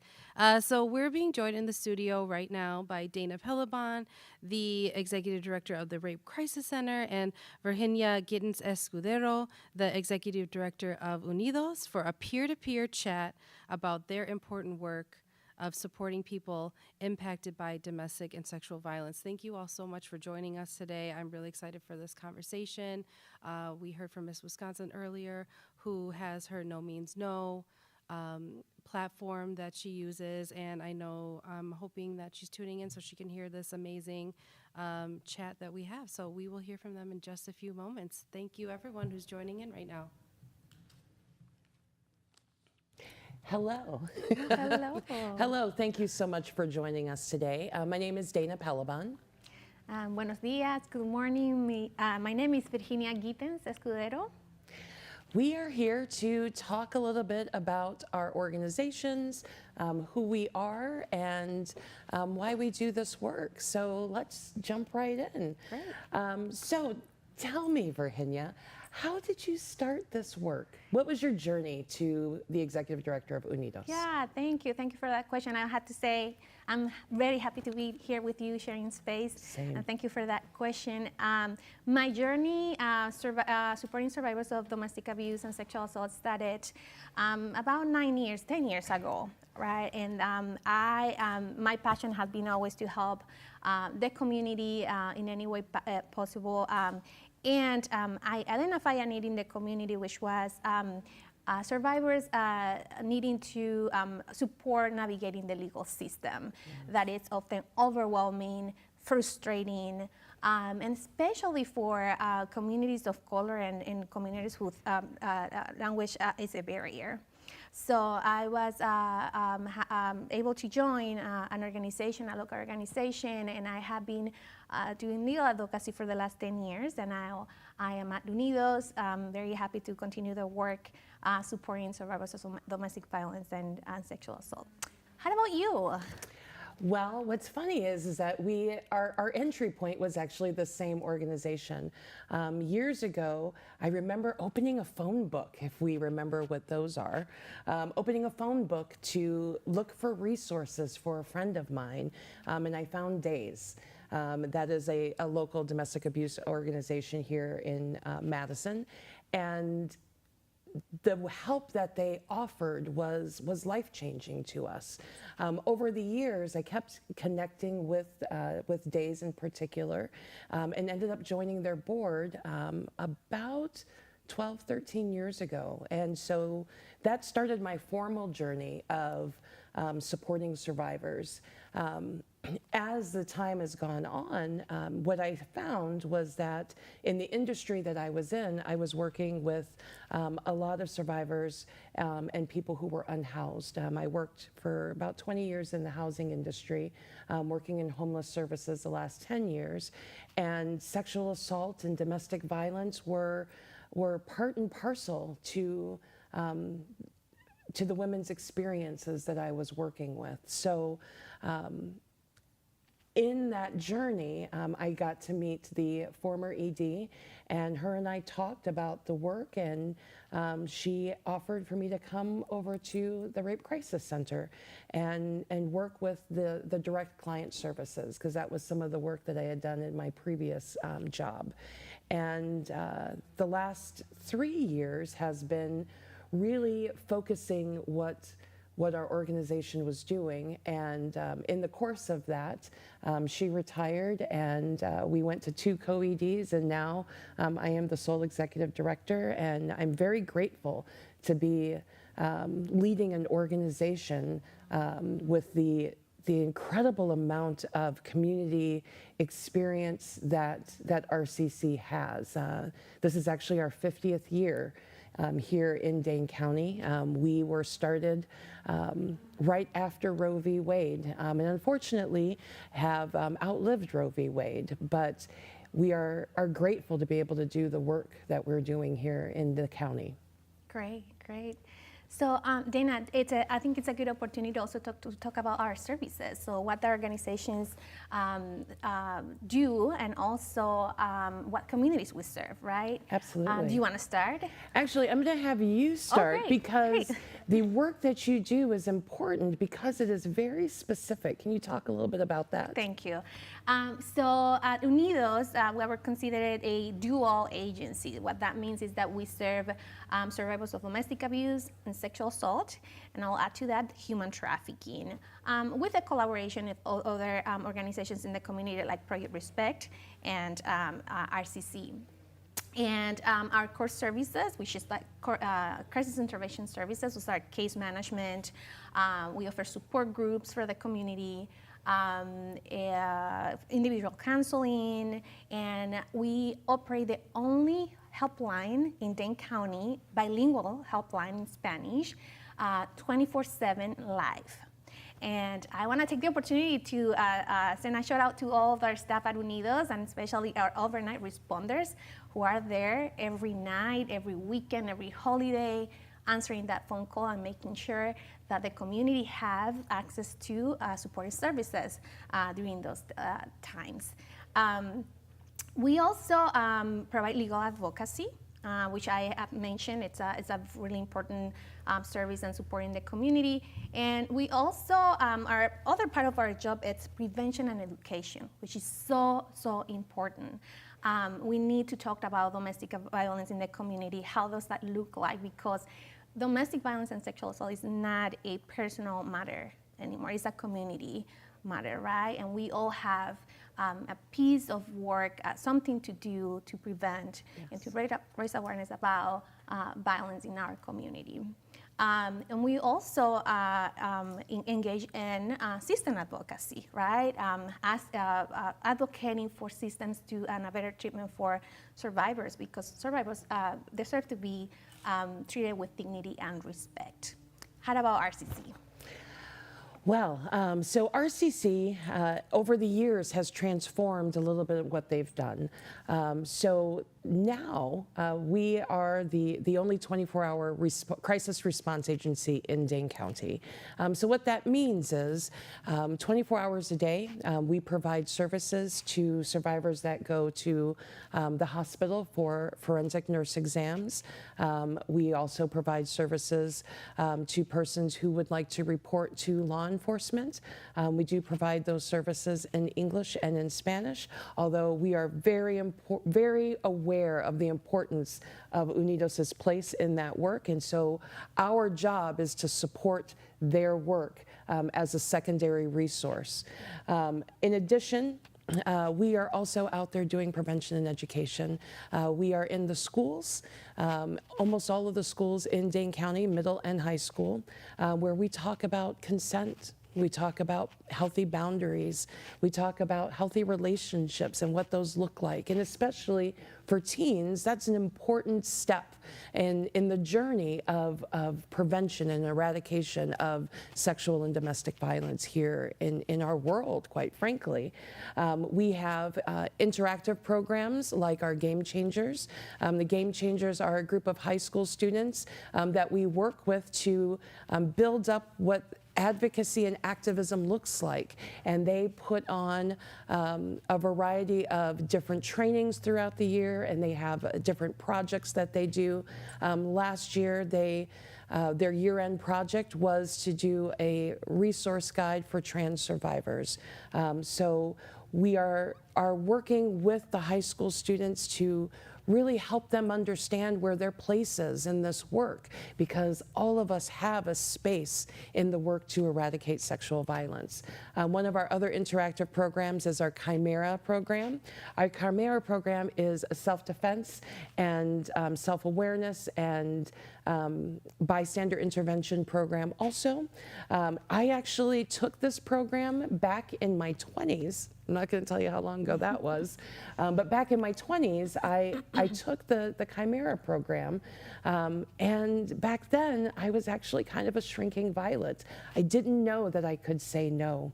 I didn't know that it was okay for me to set those boundaries, and Chimera really started me on my journey to being who I am today, and that was super important to me. In addition, we are doing education in the community. We do mindfulness work with survivors and mindfulness work on campus. We are on all of the college campuses here in the county. We offer advocacy services along with emotional support, case management. We do Title IX support. We also have licensed clinical therapy. In addition, we have expanded a new program called Safer Bar. We are working with the bars in Dane County to think about what does bystander intervention look like in that space, and what can we do, and what can they as community partners do to work to prevent sexual violence and work to mitigate what it is that they've seen happening in their spaces. In addition, we have licensed clinical therapy and support groups. We run the only queer and trans survivor support group here in Dane County. In addition, we are a part of the CCS program, so for our clients that have specialized needs and need more wraparound care, we do offer that wraparound care. We are in the courts when people do go to court. If they choose to engage with law enforcement and the legal system, we are there with them every step of the way. It is humbling to be able to pick up our phone 24 hours a day and be able to support survivors and say, we're here for you, we believe you, and knowing that they're trusting us enough to share their story with us and trust us with giving them resources and help that they need to move forward in the way that they want to move forward. Great, so much important work, right? Absolutely, absolutely. Yeah. So I think that Pearl is also the time to talk about what the community doesn't know about our work, right? And I want to start with confidentiality, right? Many people might be afraid of reaching out because they don't want to be identified, they're scared about sharing their information for many, many reasons, right? They're identifying information, and I want to say both our programs, right, are confidential. Everything that shares with us stays with us. Yes. And we respect that confidentiality. Our services and programs are free, right? So there is no cost associated to anyone accessing our services. And I think it's also important to mention that we can support survivors at any stage. And that will never hear from anyone at our organizations us telling you, you need to do this. We're here to support you in any stage, in any, what is that you need, emotional support, economic and financial support when it's possible, right? So we're here to support the community. We're not judging, we're not Absolutely. here to judge anyone. And again, emphasizing that our services are completely confidential to anyone accessing services or support through RCC and Unidos. And one of the things I also want to mention is that advocacy is actually a right here in the state of Wisconsin. A lot of people don't know that. You, as a survivor, have the right to have an advocate with you throughout the legal system when you are talking to law enforcement, and through your, if you do decide to go to the hospital for a forensic nurse exam, you have the right to have an advocate there with you so that they can help guide you through the process. They can work to make sure that your rights are being respected.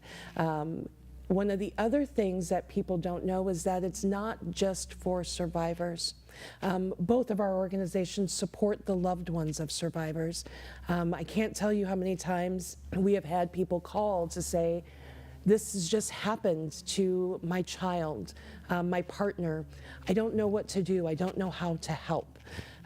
So being able to support the people around that survivor is vital, because that support system gives them the leeway to heal in the way that they need to heal. And And one of the things to note about that confidentiality that Virginia brought up that's so important is that carries throughout the legal system and the legal process. So it's not just somebody can't call to find out what it is that you said, who is in your family, but if you do decide to go through the court process, what is talked about with your advocate is 100% confidential. That is not something that can be subpoenaed, and that's an important thing to know.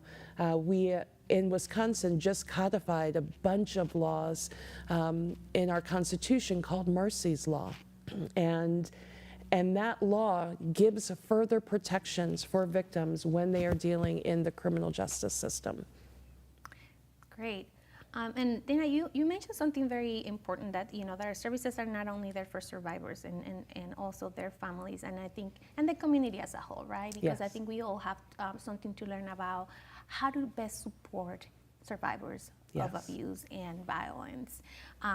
We hear a lot of times the community asking why they don't leave an abusive relationship, or blaming what we know as a victim blaming, Yes. right? Yes. And there is so much to learn about that, and so much to learn about consent, and that's something that we can start talking about with children at home, right? How those consents look like, in schools, with our families, with our friends. So there is a lot of work that we do in the community to talk about that, right? Absolutely. And our doors are open to anyone who wants to learn how to what is there out there to learn about violence in our community, and how can we prevent it as a community? How can we help raise awareness about violence in our community and how to prevent it?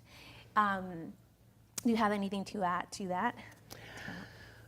Oh, there's so much to add to that. So prevention is a hallmark of the work that we do. Yes, we support survivors once the incident has happened, but we changed our mission statement to we envision a world without sexual violence. Because that's an important thing to envision. We envision a world without oppression, because we know that oppression is interconnected. And we also know that sexual violence and domestic violence are issues of power and control. And so being able to connect with youth in particular, connecting with children as they're growing up, to talk about what is a healthy dynamic. What does it mean when someone crosses a boundary, and then how do you manage through that? Because that is not something that's intuitive. I was in my 20s before I understood what managing through a boundary for myself was. And we are expecting children to be able to manage those boundaries. And another reason why it is so vitally important that we are reaching people of a younger age is the majority of persons who are sexually assaulted for the first time, that happens before the age of 24. And that's a sobering statistic. It happens before they're 24. And that means that it is very important that the work that we do in prevention in particular centers on the next generation, on the youth who are driving where our culture goes. And it has been heartening to watch the youth in your programs, in my programs, in other programs like with Freedom Inc., who take the mantle up and say, we are not going to accept this. You saw that live in action last year when East High School started a series of walkouts throughout the county because they said enough is enough. And those kids stood up for what it is that they wanted and what it is that they needed. And that's the type of prevention work and boldness that is needed in this work. So let's talk a little bit about communities of color and what their experience is like, and how is it different, and what barriers have you seen when working with communities of color?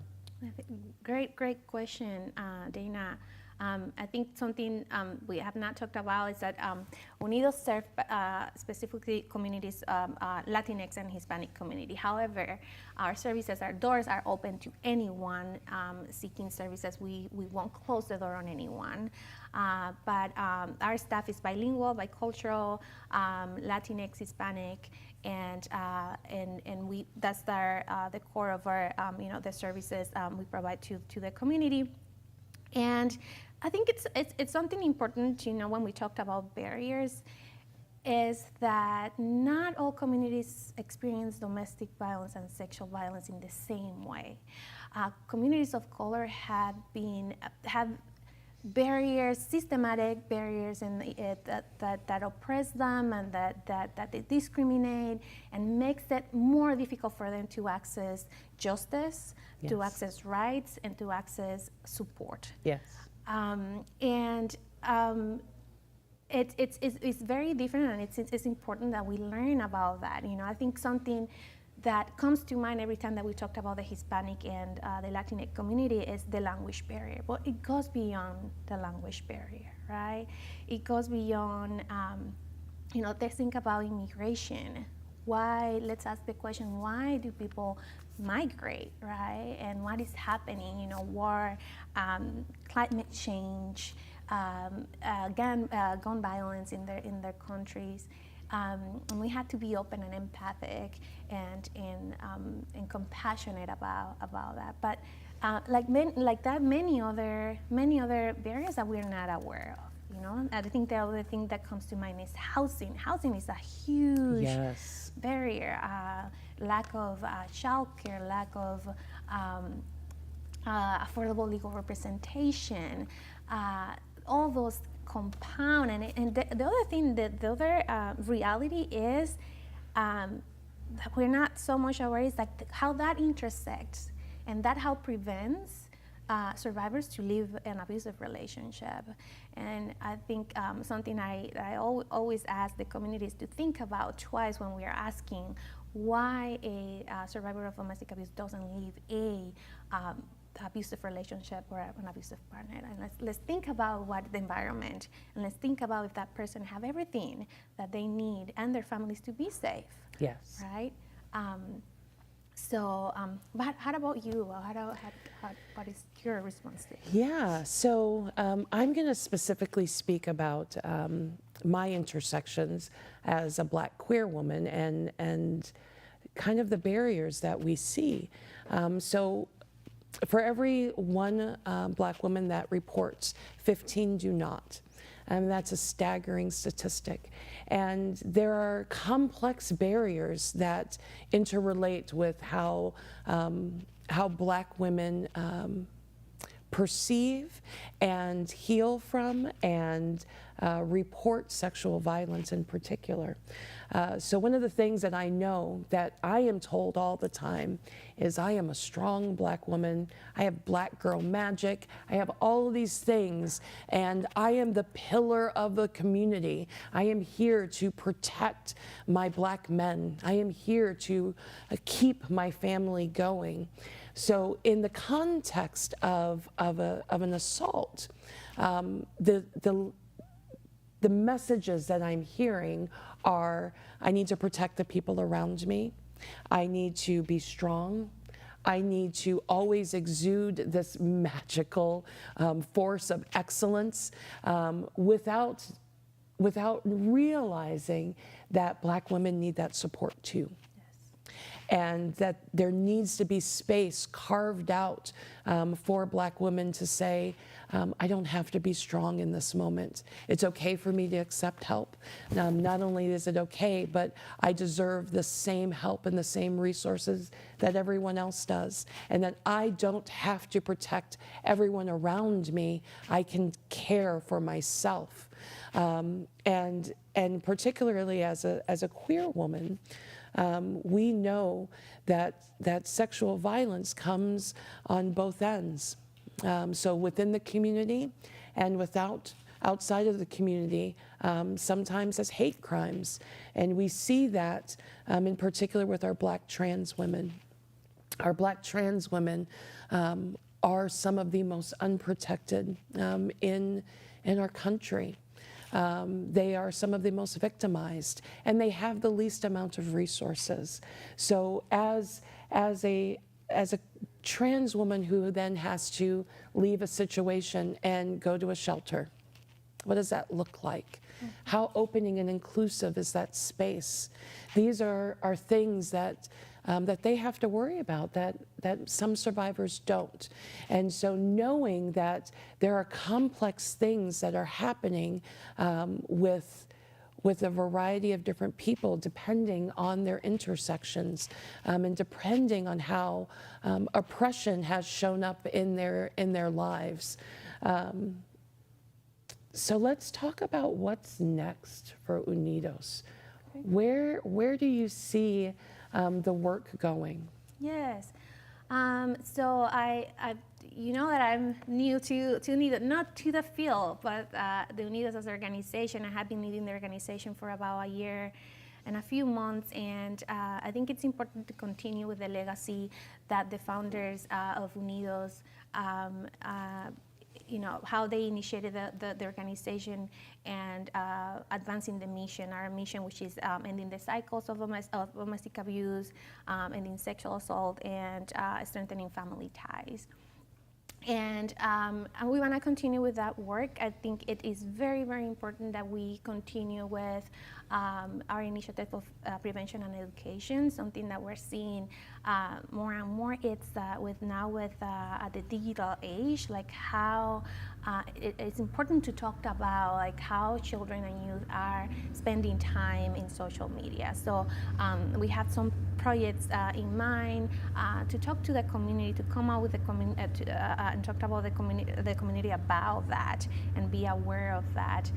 But also continuing our work with our core services. We want to make sure that the work that we do is sustained throughout the years and it's here for anyone who needs it.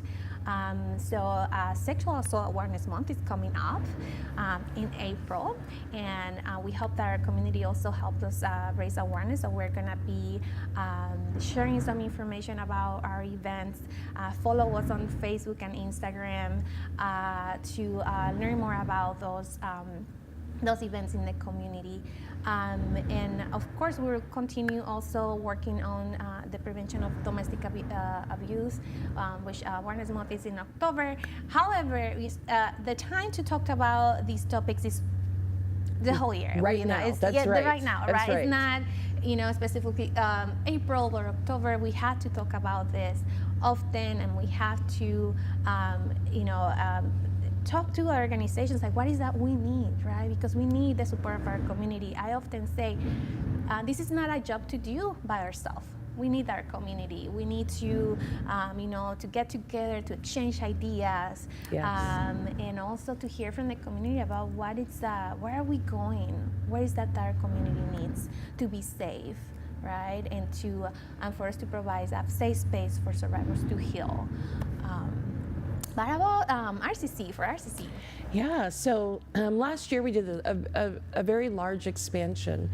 We used to have one licensed clinical therapist that worked with our staff and our clients to make sure that services were being given in a way that was appropriate for the space. Since then, we've actually expanded what our therapy services look like. So now we have 4 therapists and an intern who provides licensed therapy one-on-one with people as much as they need. So we currently offer our work for free, and that's important because we know that access to mental health services has diminished because with the pandemic, people really started to understand the importance of reaching out for that help and working with therapists in particular. So luckily, everyone said, this is a thing that we want to do. This is how it is that we want to work through this time in our lives. unfortunately, there is more demand than there is supply. So we expanded our services to help meet that supply, or meet that demand. Ooh, it's too early in the morning to say many words in a row. So in addition to that, our Safer Bar program is something that we have really just started investing in. We are currently working with a lot of bars that are in the Isthmus area, thanks to a grant from the City of Madison. And that we want to expand to other parts of Dane County, because again, this is not work that we do in a vacuum. This is work that we do in community with community. One of the other things that we are looking to do is also expand our education and outreach. So our education and outreach has been a program with RCC for a couple of decades, but the amount of time that we've spent in schools has dramatically increased over the last few years. And teachers and support staff and school districts are reaching out because they see what is happening to the youth. They are hearing from the youth that they want more support. One of the other things that's important to note, and we should have brought this up earlier when we were talking about things that you didn't know, our services, we are not mandated reporters. That's important. That's important, especially when talking with youth, because we can be a resource to let them know what this process looks like, what happens next, what to expect, instead of immediately bringing in law enforcement and CPS. Not that they aren't vital partners in this work, but giving that child a chance to say, here's what's happened to me, and we can then say, here's what's next. Here's what to expect. So having a space, again, confidential, that doesn't leave our area at all, and having that family navigate the system in the way that they feel best, so that they can comfortably say, here is where my point of entry should be. I would like to go to the hospital. Or my point of entry should be, I would like to talk to law enforcement, or I would like to talk to my school social worker, or a variety of different people, my doctor, who then can move forward with reporting in a way that feels comfortable for that teen or youth. So making sure that people know what resources are out there. We are but two. There are others. There are others that do this work, and all of our doors are open to support survivors at any point in time in your process. We regularly get calls from people who it's been 20 years and they're sitting at home and it's late, and they really just need someone to talk to. So they call our helpline and say, this is what I'm feeling, this is what I'm thinking. And sometimes just having someone there to listen is vital, it's important. So making sure that our access to our helpline is expanded. We are looking towards moving towards texting, because unlike me, who spent all of my teen years on the telephone, teens don't actually talk on the phone anymore. They seem to text. So we want to expand our services to include texting, so that, again, anytime that you need that help, you can pull out your phone and say, this is what I need help with. I just need someone to talk to. I need someone to say, we believe you, and we support the choices that you make.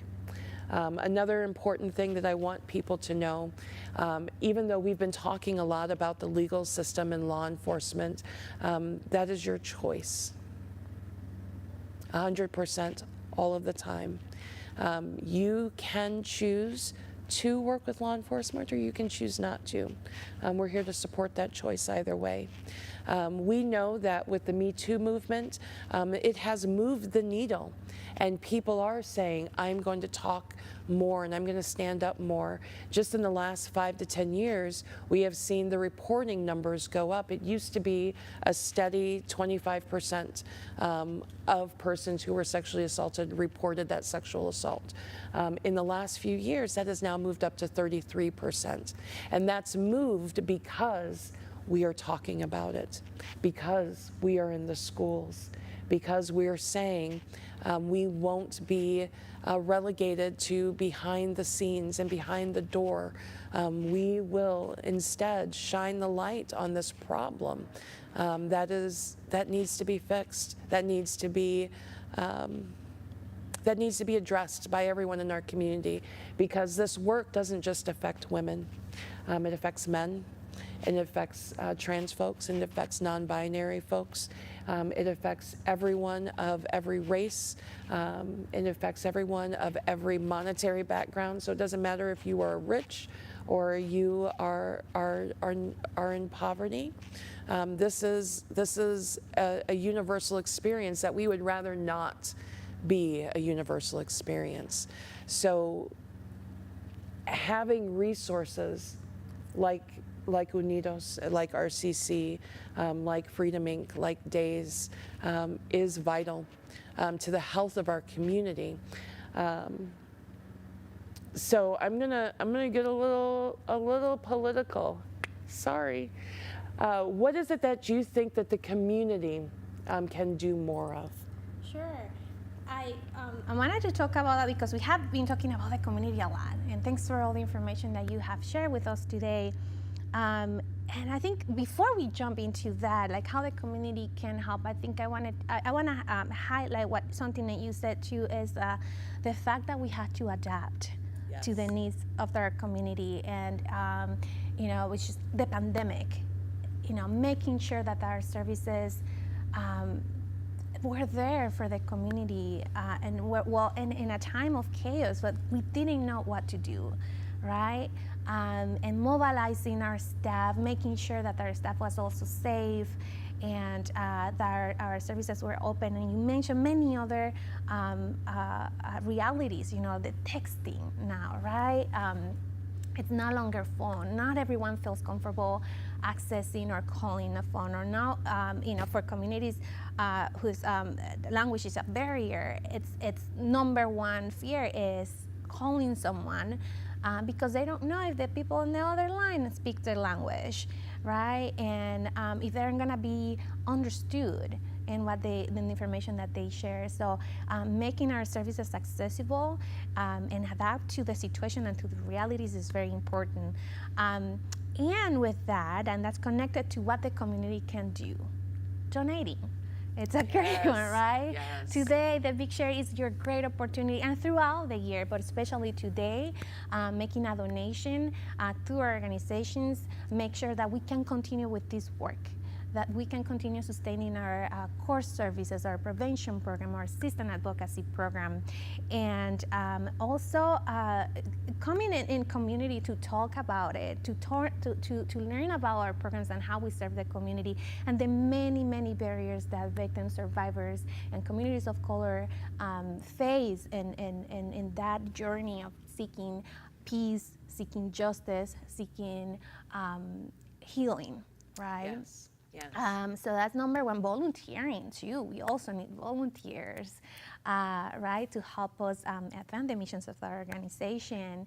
And how about you? What do you think the community needs? So for me, what I want to see is engagement also on the political level.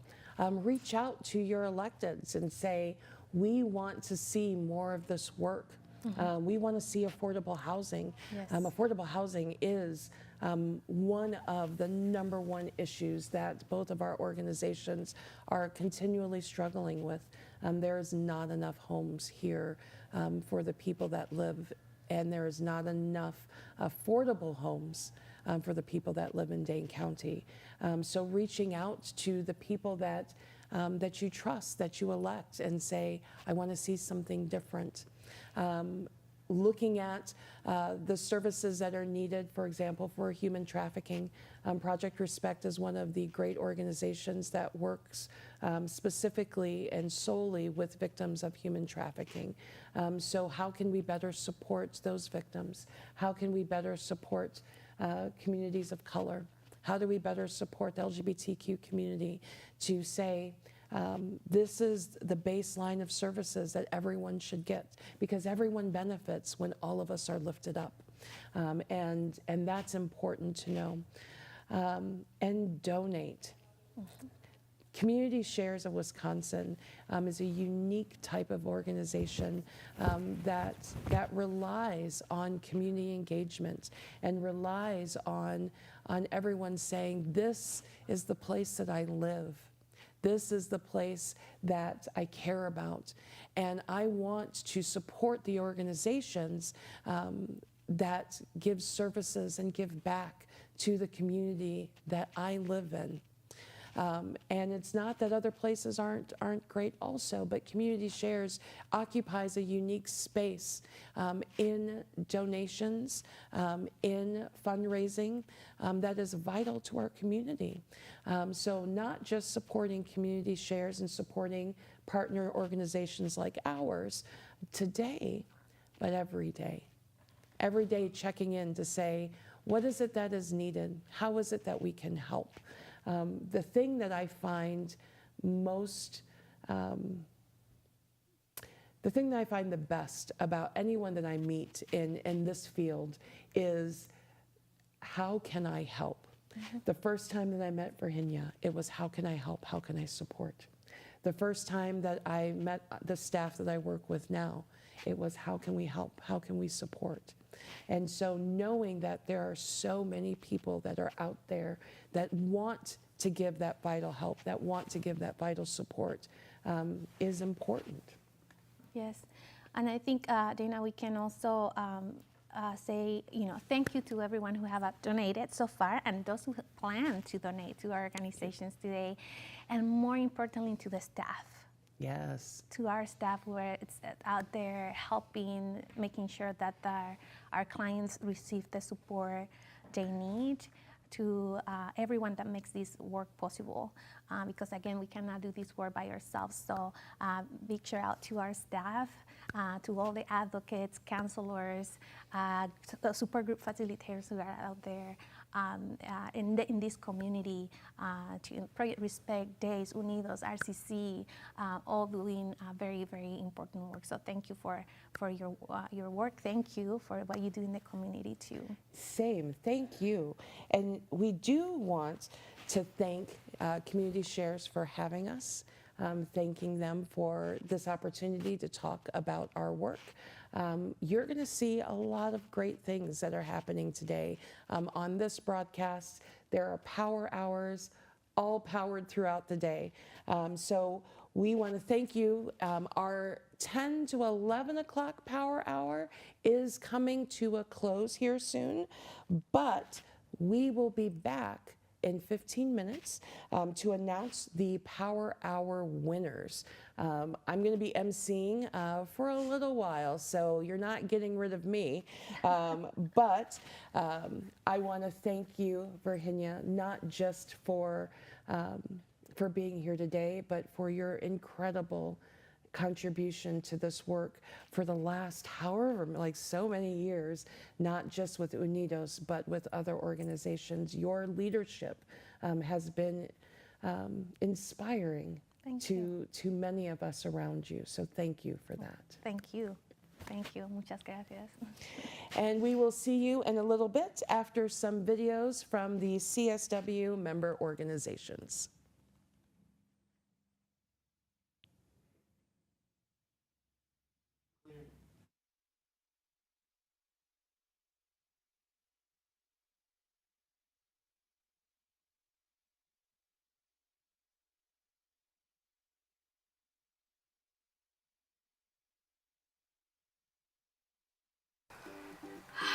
Refreshing. Let's talk about cucumbers.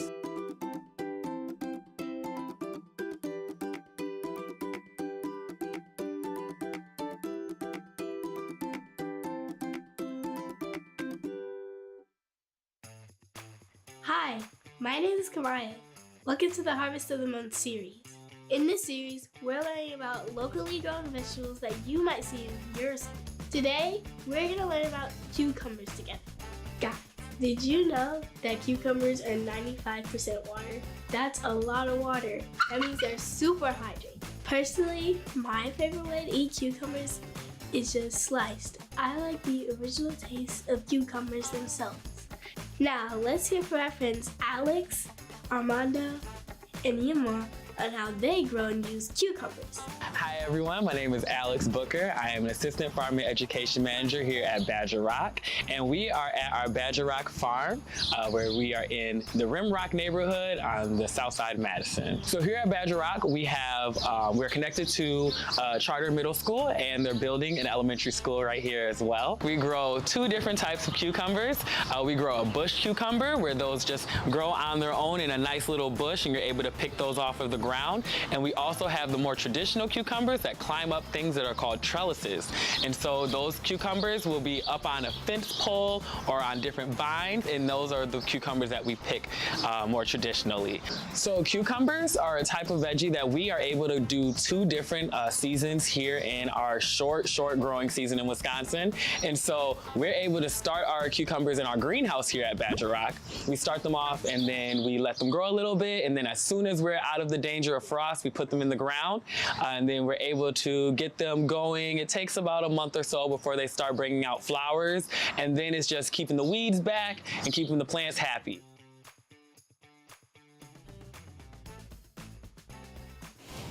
Para el mercado y para que se disfruten de sus deliciosos picolines, que mucha gente les gustan los picolines. ¿En vinagre? Ajá, lo piden mucho en el mercado, piden mucho picolín, dice, hey, what is picolín? What is the picolines? Aquí ya van otros, están bebés todavía, yo le calculo si llueve, 2 semanas ya están listos para cosechar, como si fueran las calabazas, muy rápido. Sí, de un día para otro. If it rains in 1 week, they will be ready. Because they're, you know, for pickling, and they grow like zucchini in 2 hours. A ver, deje buscar uno más grande. Oh, este ya está acá, mire. Este ya está más grande, mire. Sí. Sí, super crunchy and sweet. My name is Yu Mo Yang, and I am the Community Director for Groundswell Conservancy. We are a land trust based here in Madison, Wisconsin. We own 2 community farms. One is called Westport Farm, and the other is called Paisley Swan Creek Farm. The Hmong cucumber, I would say, this is a staple in the Hmong diet, or at least in Laos and Thailand. Many years ago, when the Hmong people immigrated here to U.S. from Laos, they brought the seeds with them.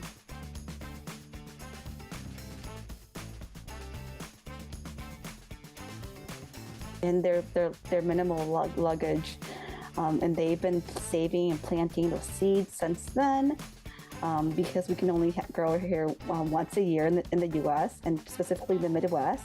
It could be used as a cooked vegetables. There's so many different ways to just use the Hmong cucumber. The stories that were shared with me were recently shared with me by elders. As a little girl, I wish those stories were shared more frequently and more often. I think those stories are just so powerful, how they got to the U.S. and how it's been saved and it's been shared, with the different generation and within the community, with family. Those stories are the most meaningful because it's attached to a cucumber.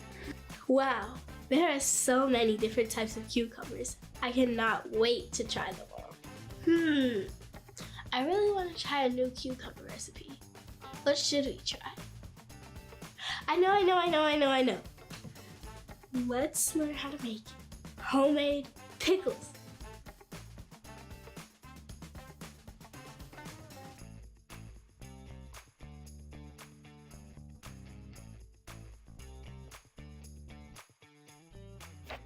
To make your quick pickles, you're going to want to start with a quick pickle brine. You're going to combine salt, sugar, and vinegar into a pot and take it to the stove. There, you'll let it boil so that your salt and sugar dissolve.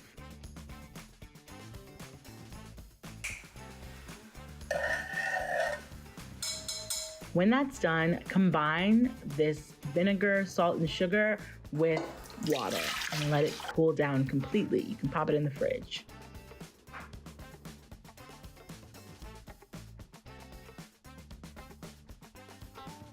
While that's cooling, you're going to prepare your other ingredients. Here we have cucumbers, dill, garlic, and pickling spices, and we're giving them all a rough chop. Next up, you're going to put these in your jars.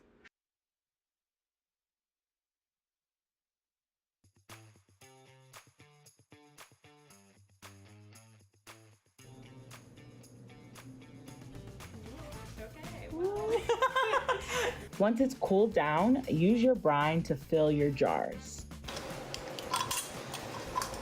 Close your jars, refrigerate them for about 30 minutes, and they're ready to enjoy.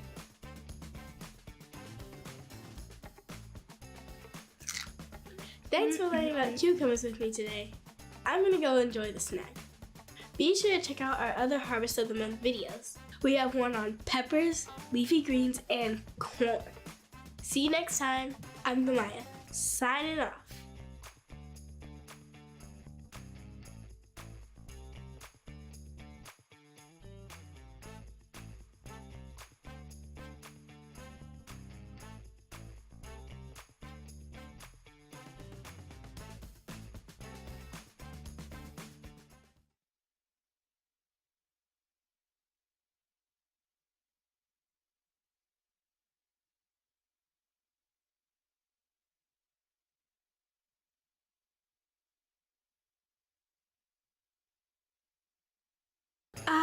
Corn.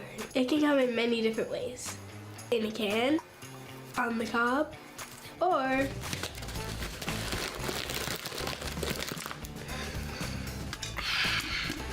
popped.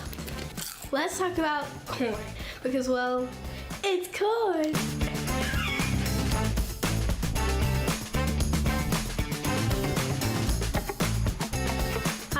My name is Kamaya, and welcome to the Harvest of the Month series. Corn is crunchy, sweet, and delicious, and can be used in so many ways. It can be ground into cornmeal or flour to make things like cornbread, cereal, and grits. There are lots of delicious corn recipes like elote, corn chowder, and just good old grilled corn with butter. Corn provides protein and carbohydrates, which is our primary energy source. Let's hear from Elena from Wildberries about how the Ho-Chunk Nation, an indigenous tribe of Wisconsin and surrounding states, uses corn in our cultural foods and ceremony. My name is Elena Terry.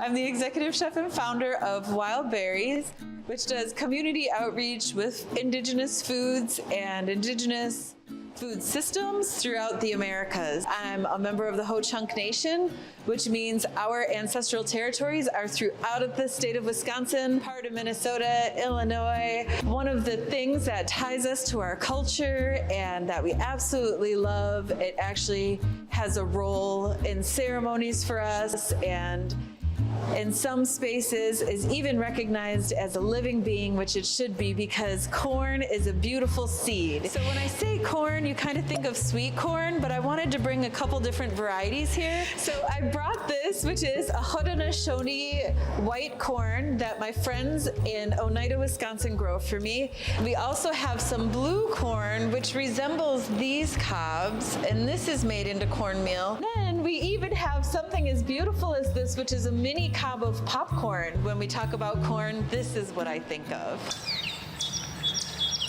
And we farm like 900 acres, 950 acres total. And it's all in sort of two big blobs, and it's all like this, where it's like contour strips running from the ridge down to the forest. We can plant, I don't know, 15 acres an hour, something like that. White corn is pretty straightforward, but one thing that basically, this is the corn that grows in Wisconsin, like yellow hybrid feed grade corn, and like the just dramatic difference between that and the kind of corn that we grow. Mainly the dent versus flint part of it, which is like growing flint corns in this part of the country is really, really rare at this point. This is just yellow. This is our yellow flint corn ground as a whole grain cornmeal. This is still yellow corn. Obviously it looks dramatically different because it's just the hard grits. This is a red flint polenta. This is like the corn that it comes from. Right now there's actually 3 different tortilla companies in Madison that we sell corn to, which is super cool. There's Zepeda, well actually that are in Lone Rock, but they mainly sell in Madison. And it is also what makes our tortilla special, is because we're like going back to, you know, the roots, back to how they used to do it, because with industrialization of tortilla making, it kind of lost this process. And it's very simple, but it just takes time. Nixtamalization. Nixtamalization, a fancy word for making tortillas. The process is pretty simple. First, we get the dry corn from a local farmer. Today we're using corn from Meadowlark Organic. The kernels are removed from the cob. They are cooked in a big tank of water with an alkaline solution. It soaks for 24 hours. It's rinsed and drained. After the cooking process, the pericarp, which is the skin of the corn, start like peeling. And then this permits the corn to absorb more water and nutrients, because all this water is really high in protein and in calcium. Then we grind it. But this is one of the most important part of the work, is just to use this volcanic stone, which is really traditional. And then masa is made, which is the dough.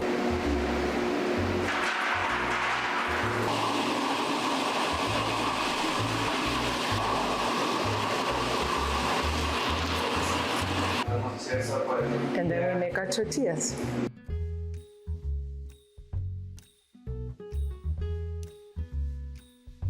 Wow, we have learned so much about corn today.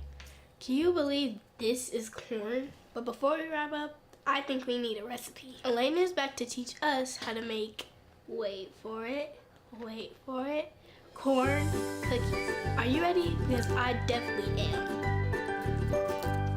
Well, we have to be reminded to take the time to enjoy the sweetness of life. And they tell us that, and there's a part in, you know, our practice that includes appreciating sweets. So I wanted to make today a blue corn and a white corn sugar cookie. I've added 1 cup of butter, which is 2 sticks, and they're softened because I am going to use 1.5 cups of granulated sugar to cream these together. In this container, I'm going to mix my dry ingredients, which is 2 cups of all-purpose unbleached flour, 1/4 cup of the white cornmeal, 1/3 cup of the blue cornmeal. And then I also have 1/2 teaspoon of both baking soda and baking powder here. I'm gonna get that a little bit mixed up.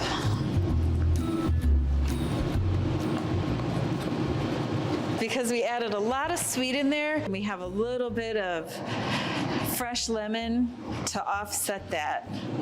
And it also brightens the flavor of the corn. You could definitely do this by hand at home if you wanted to.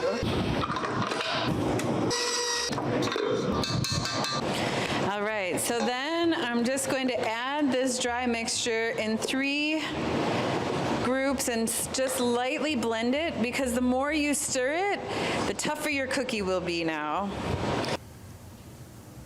That's where I want it to be.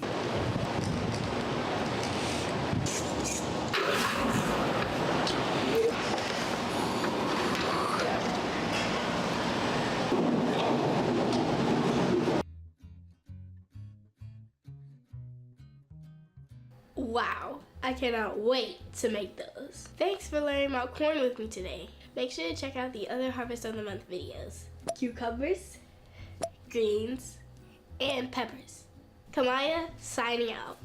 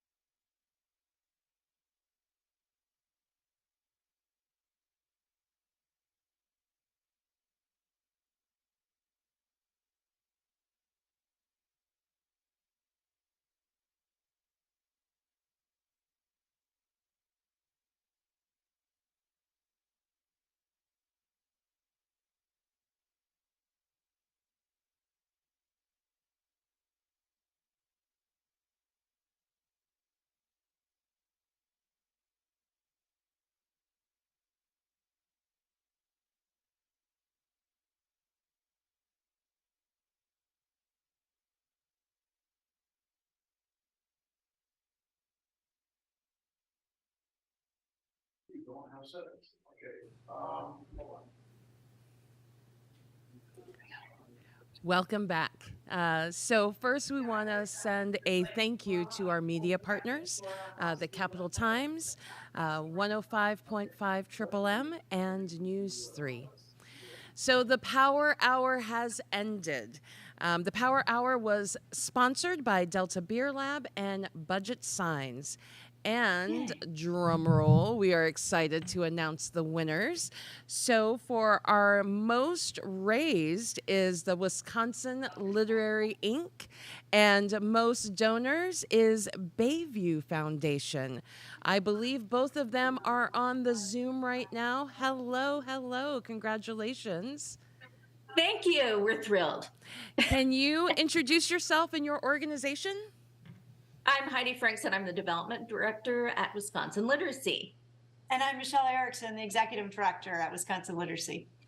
So how does it feel to be having the most raised during Power Hour? Wow, it was an effort. I won't tell you. We feel like we've turned over every rock since last August. And we're incredibly grateful to our sponsors, our corporate sponsors, to our donors, to our board of directors, and to our staff here. They really stepped up and we're so proud of them and so very fortunate. So what does this day, the Big Share, mean for your organization?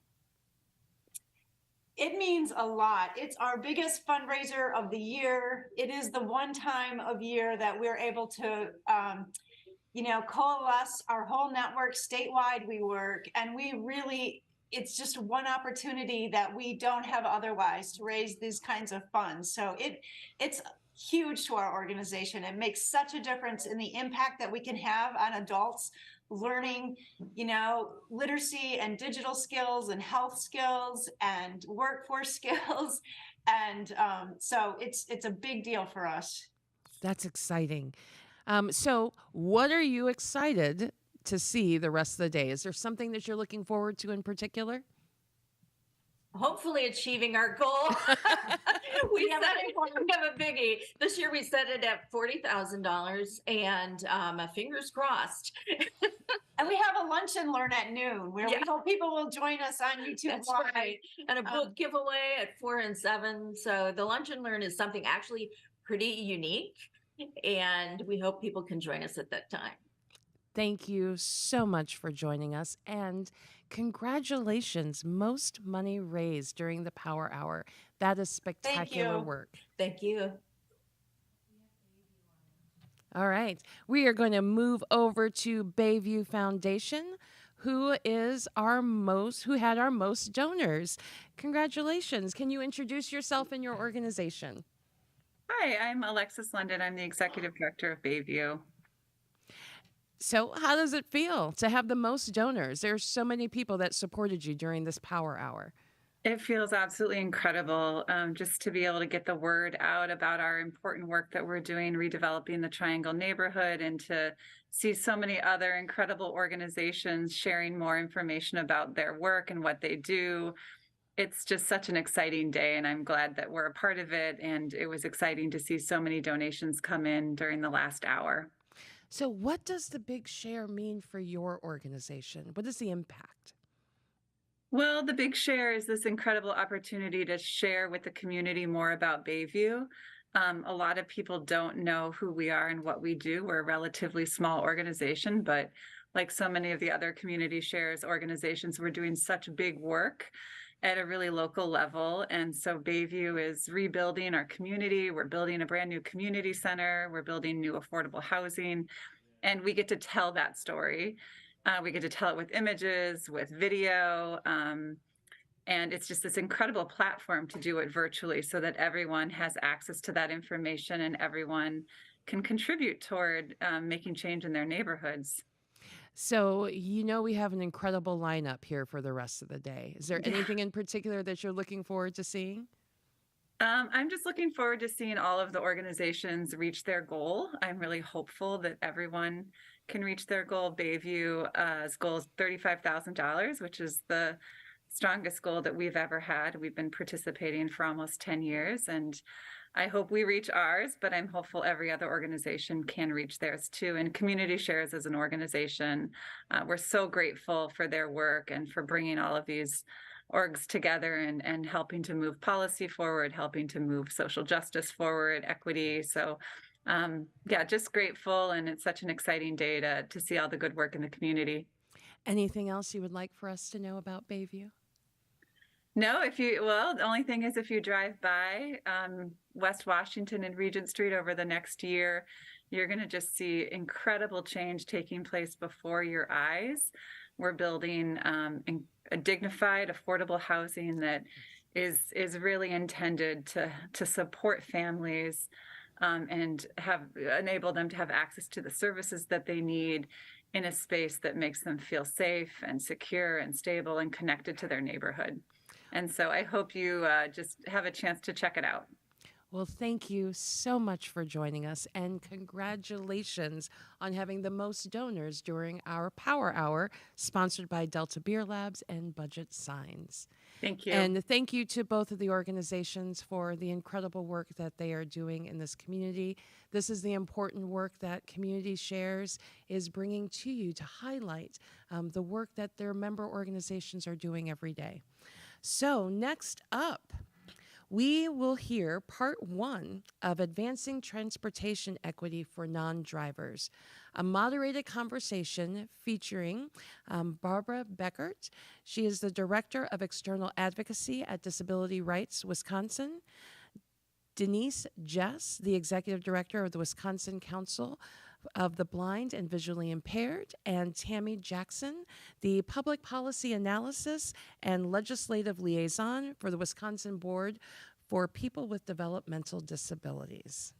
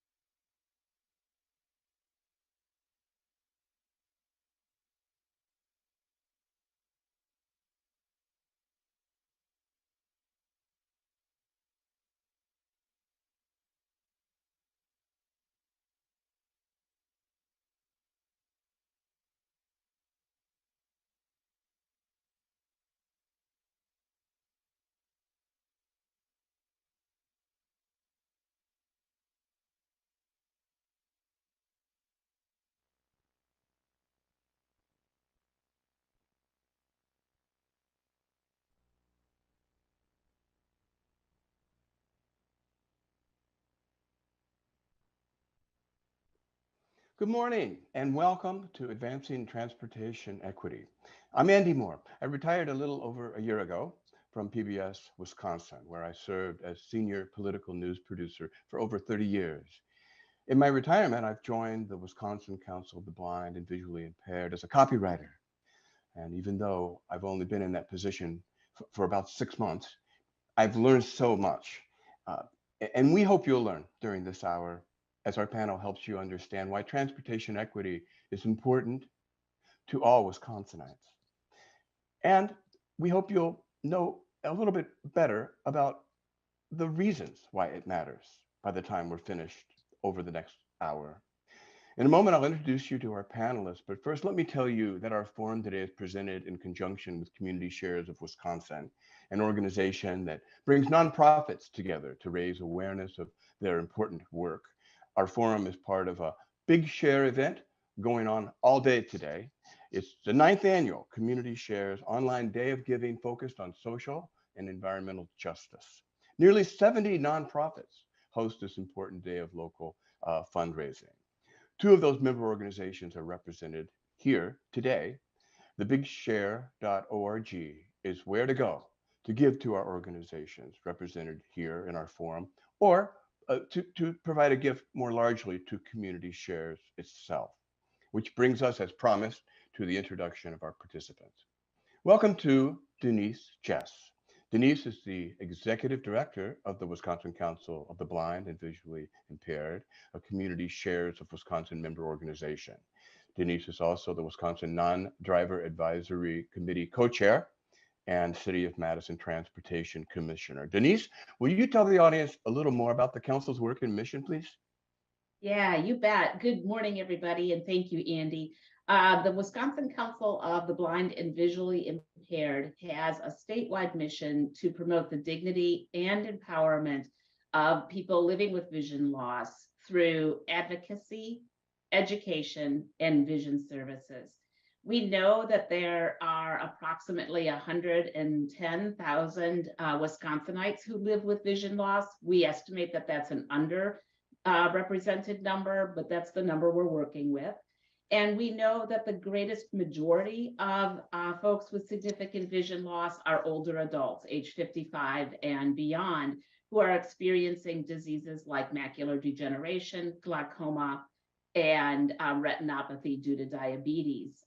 We also know that these numbers are not proportionate. So while 4.2% of our older adults are people living with vision loss, we see greater numbers across the board of folks from our BIPOC communities and women and people living in poverty and low income. So yeah, really excited to be able to talk about transportation equity today, which significantly impacts our population. Thanks so much, Andy. Thank you, Denise. But Barbara Beckert is also on the panel today, and she's the Director of External Advocacy with Disability Rights Wisconsin. Barbara is a Non-Driver Advisory Committee member. Disability Rights of Wisconsin is also a member of Community Shares. Greetings, Barbara, and will you speak briefly about Disability Rights Wisconsin's work? Thank you, Andy. It's great to be here together with our partners for this important conversation. Disability Rights Wisconsin is a protection and advocacy agency for Wisconsinites with disabilities in our state, and we're part of a national network of protection and advocacy agencies. Every day, our attorneys and advocates are working to ensure the rights of Wisconsinites with disabilities. We provide individual advocacy and also work on system change and public policy. DRW supports the rights of people with disabilities to live as independently as possible and be contributing members of our community, and access to accessible, affordable transportation is critical to those rights. Some of DRW's priorities include abuse and neglect, receiving services in the least restrictive environment, access to special education services, accessing community-based long-term care and mental health services, discrimination in employment and housing, and voting rights. Transportation plays a role in so many of those areas of people's lives, and we're looking forward to the conversation today. Thank you, Barbara. Nonprofits, if they're doing their job well, as these organizations are, work closely with the state of Wisconsin. And the state plays an important positive role when it comes to making positive changes in transportation equity. That's why we're fortunate to have Tammy Jackson with us today. Tammy is the public policy analyst and legislative liaison for the Wisconsin Board for People with Developmental Disabilities. Tammy is also the Wisconsin Non-Driver Advisory Co-Chair. Tammy, welcome, and please tell our audience about the Wisconsin Board for People with Developmental Disabilities. Well, we are an independent state agency. That means that we are independent from the executive and the legislative branch because one of our roles is to advise them both on public policy. We're created under a federal law that is intended to improve the self-determination. That is, do you get to make your choices about your own life? Independence, productivity, integration, and inclusion of people with intellectual and developmental disabilities and their families. And we do that through systems change, which is a fancy word of saying we think about how things are now and figure out how we can make them better. And we do that a lot of times through public policy. And certainly transportation is one of those core pillars that you need to be independent, productive, integrated, and included. So we're very happy to be here today to talk about this issue that impacts not only so many people with intellectual and developmental disabilities, but their families. Thank you, Tammy Jackson. Thank you very much for those preliminary remarks. A quick fact to keep in mind as we begin, the Wisconsin Department of Transportation reports that 31% of Wisconsinites are non-drivers. Non-drivers and the inequities of transportation impact not only the non-drivers' lives, but all of our lives due to the consequences inequities deliver economically and in other ways across the board. It is indeed a complex topic. And Denise, Jess, who are non-drivers? There are a variety of circumstances that lead to a person being a non-driver. Will you talk about those? Yeah, happy to. When we think of the non-driver, I think many of us may picture someone like me, a person with a disability. They may picture an older adult. And yes, that is certainly, we are significant numbers of that 31%. And we're much more diverse than that. So when I think about non-drivers, I think about us in a couple of different categories. One are those of us who are non-drivers by circumstance. So how we show up in this world or the things that have happened with us lead us to being non-drivers. So again, people with a variety of disabilities, older adults who are no longer driving, folks who have limited income or maybe living in poverty and maybe can't afford a car, car deficient households where maybe there is a car, but there are more places to go than a single car can really manage. And so that car is stretched significantly. Other folks may include students and young adults. The Wisconsin Department of Transportation tells us that people are delaying getting their driver's license, and part of that is because our schools no longer provide driver's education, and for a student to attend a driver's ed program is several $100s, so it becomes an economic barrier. So in addition to people who are non-drivers because of circumstance, maybe they also can't obtain a driver's license for a variety of reasons. We also have people who are non-drivers by choice. And so for whatever reason, whether it's environmental or quality of life, choose to get to where they need to go in other ways besides driving a car. I think one of the common perceptions is that non-drivers live primarily in urban areas, and this is inaccurate. It's a great time to challenge that assumption. We have non-drivers living from north to south and from rural to urban. 97% of our state's land mass is rural, and 30% of our population lives in communities under 10,000. So this is an issue that stretches across our state and impacts people from a variety of life experiences. Tammy noted, and I want to pick up on that, that it also impacts families. And so for the non-driver, the people in that person's universe often are needing to step in and support the non-driver in getting to where they need to go at costs to their to themselves, you know, maybe employment costs or quality of life costs or family stressors costs. So the circle keeps expanding when we really take an inclusive look at who are our non-drivers. Tammy, Denise did a good job of describing the personal diversity backgrounds of non-drivers, as well as geographic.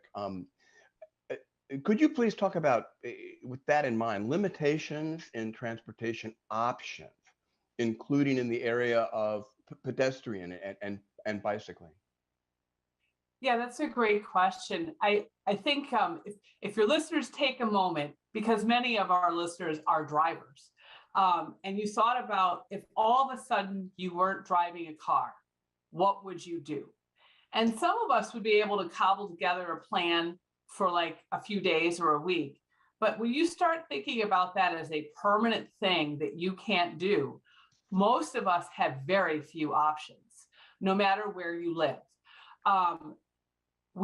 There are many places in the state that do not have mass transit, for example, like a bus system or a cab system. Even if you do have mass transit in your area, does it go where you want to go at the times you need it to? Is it affordable? All of the answers to those questions may be no, in which case your non-driver status really boxes in what you're able to do. In rural areas, there may be programs available, but they're small. They don't have an unlimited number of rides, and they may be restricted to only certain populations. We have not had such an inclusive view of who non-drivers are. And so some of the policies that we have made in the past have created programs that are, say, only for people of a certain age, or only for people who have veteran status, or only for people with disabilities, or only for people who are eligible for Medicaid for medical rides only. So the patchwork of things that are available aren't necessarily able to be used by any non-driver, and they certainly are not enough to guarantee that you can get where you need to go on your schedule. In terms of pedestrians, the same thing is a challenge. For those of us who live in urban settings, you know, whether or not you have sidewalks, whether or not there are curb cuts, how far is the distance to a safe crossing with, say, a traffic light? These are all huge considerations. How far do you have to walk to get to your public transportation, if there is any? And for a lot of people who have mobility problems, or, you know, just need to build in time for that extra walking piece, it's a significant barrier to being able to get lots of places. You just described a mountain of challenges in those remarks. People who encounter public services, you use the word patchwork, can get lost in the patchwork of programs that may give them a solution or some options. That can be complicated for anyone. Can you talk a little bit about that challenge and how to handle it? Yeah, I think when you talk with non-drivers, they will tell you about the mental load that it takes to be constantly planning A, plan B, plan C, of how to get from here to there. And, you know, to give you some context, some of these programs that we're talking about, it isn't just call on demand. You may have to reserve a spot more than a week in advance, and then your appointment changes and you can't get a ride to the new time. You know, there are a lot of non-drivers who spend a good proportion of their mental energy just planning, how do I do this if it can happen at all? And then also a ton of time in transit. It's very difficult to navigate. And in some places, your options are even more limited. So there may not be anything to choose from. Denise's comment about family caregivers stepping in is really important. We did a survey as a large disability coalition in 2018 that found that about 70% of the time, people were relying on family caregivers to get them where they needed to go. And there's also a limit to how many times you can kind of tap into that source. But, you know, when we think about how much family caregivers are doing, a lot of them are leaving the workforce entirely or reducing hours to part-time. And part of why they're having to do that is because they're having to get people places like medical appointments, et cetera, that there is no service for those people to get to reliably. Tammy, it's clumsy of me to say equity in transportation is a moving target, but equity in transportation can be made more challenging as one moves, literally from one municipality or county to another. Is that right? That's absolutely correct. And you don't need to go far to figure out where the boundary of a town or a county is, because transportation ends at the boundary line. So for a lot of our programs, they serve a certain geographical area, often defined by where the city or the county boundary is. And a great example that used to be true is, you know, Monona has a bus system and so does Madison, but the two never do connect. So you don't have to be you can be in the middle of an urban area with public transit and not be able to connect necessarily. As we have developed, you know, medical facilities and work, kind of industrial workforce centers, I don't think we've been thinking about it from a non-driver perspective, because many of those places are serving a more regional group of people, and there isn't regional transportation for non-drivers. So it's really challenging for folks to figure out how do you get to the next county line over, to the regional medical center if you're 20 miles away. It doesn't have to be a great distance to be an absolutely impenetrable barrier. And frankly, a lot of times people aren't getting there, right? The limiting factor in their lives is transportation. And if they can't figure out a transportation that's affordable and reliable and gets them where they need to go on their schedule, it means they don't do it. Tammy, we're going to circle back to you in a little bit. I'm going to move on to pick Barbara Beckert's brain. But before I do, very briefly, services for those in need of transportation. What is there to know about that? Well, a lot of people will contact the Aging and Disability Resource Centers. Certainly, a lot of people will look to their local resource centers, but there isn't any one-stop shop or one fix. And frankly, we spend a lot of time talking to other policymakers and saying, you know, who want a simple solution. There isn't. That patchwork that we're talking about is really a problem. You can have an app, but if there aren't any transportation options, that's what it's going to tell you. Tammy Jackson, thank you. As I said, I want to return to you in just a little bit. Let's get some thoughts from Barbara Beckert, the Director of External Advocacy with Disability Rights Wisconsin. Barbara, it's hard enough for a driver to get access to healthcare, education, employment, but for the non-driver, those challenges escalate. Explain how that is. Yeah, as we've heard from Tammy, Andy, people with disabilities and other non-drivers often face barriers to accessing transportation, and that hinders their ability to find or keep a job, to get to medical appointments, to visit friends and family, to vote, and to participate in their community. So if you're a non-driver, your ability to get to places on time may be out of your control. In spite of the planning that you do, you may be late for work, for a medical appointment, for school, or for an important event such as a funeral, or you may not be able to get there at all. We find that people who are non-drivers often rely on transportation programs to get to medical services. And some of these medical services are critically important. Dialysis, chemotherapy are a couple of examples. These are frequent appointments, and they are important literally to people's survival. If you can't count on your transportation provider to get you there on time and pick you up afterwards when you're in a weakened condition, your health and even your life may be at risk.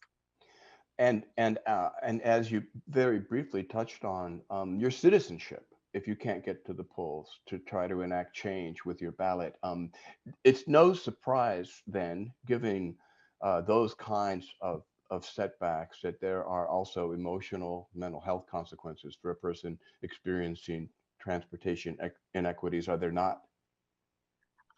Yes, absolutely. Many individuals rely on transportation services, for example, to be able to keep a job.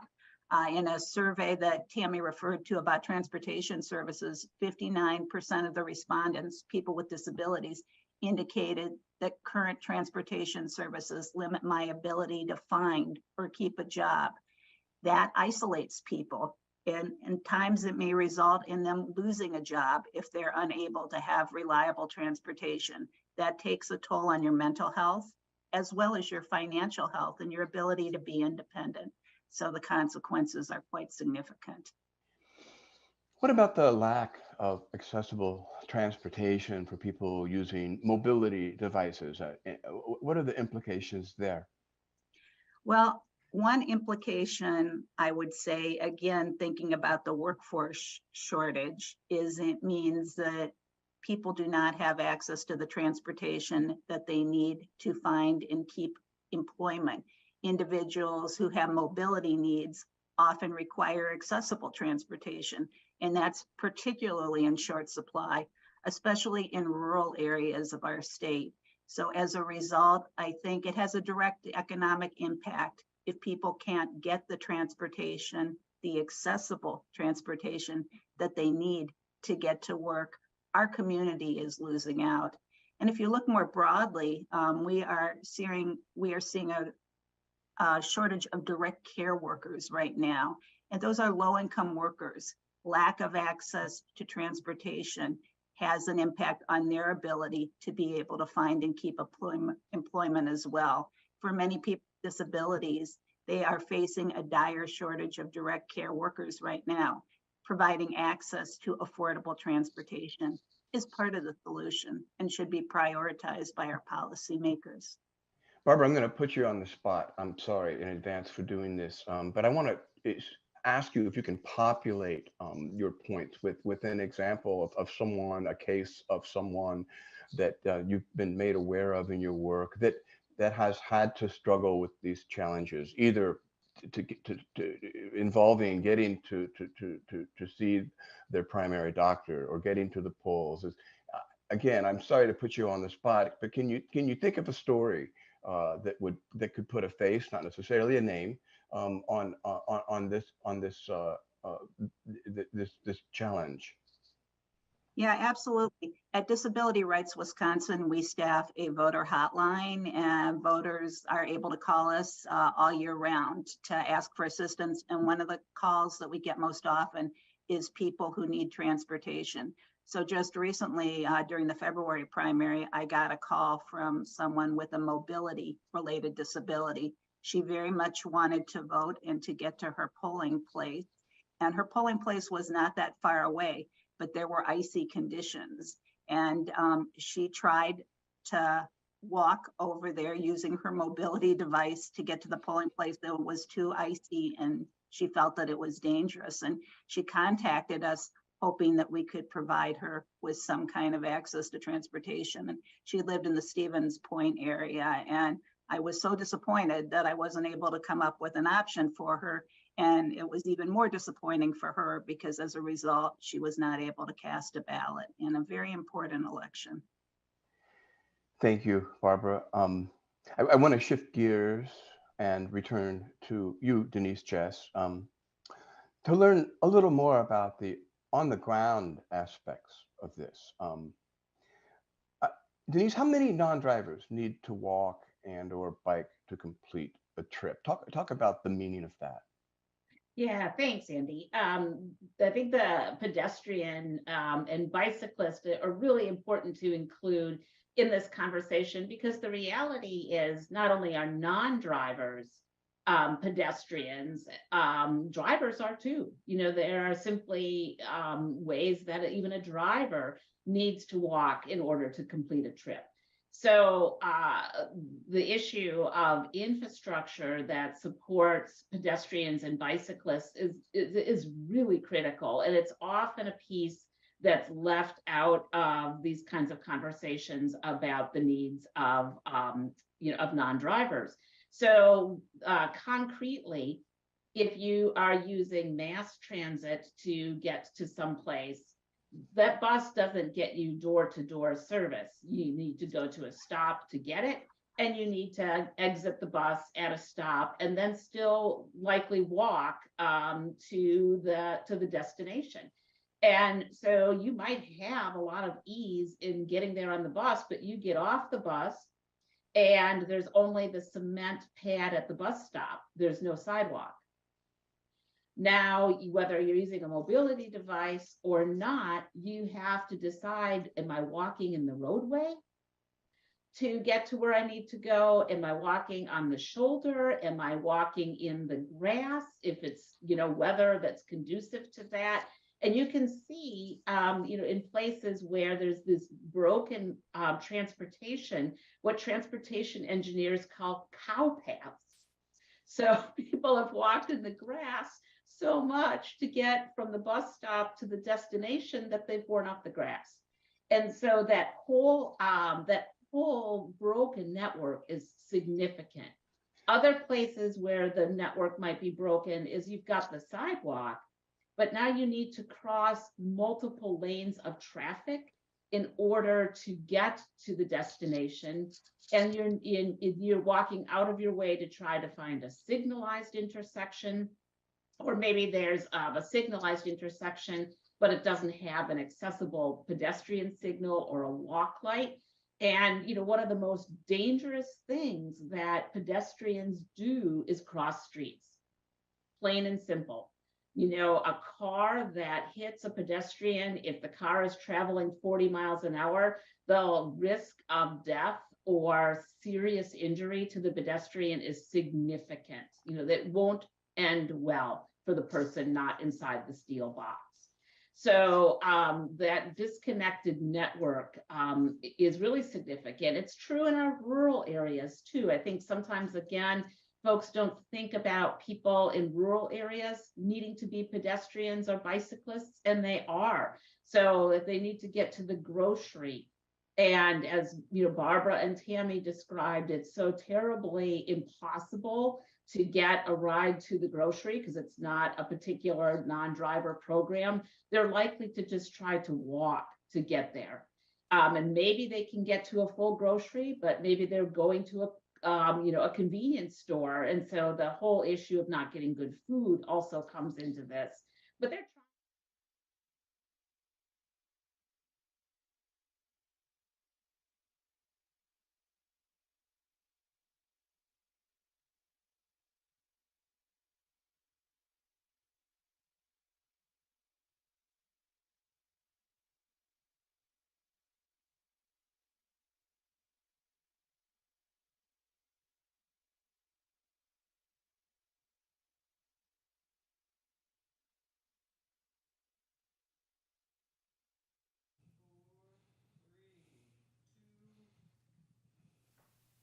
Welcome back.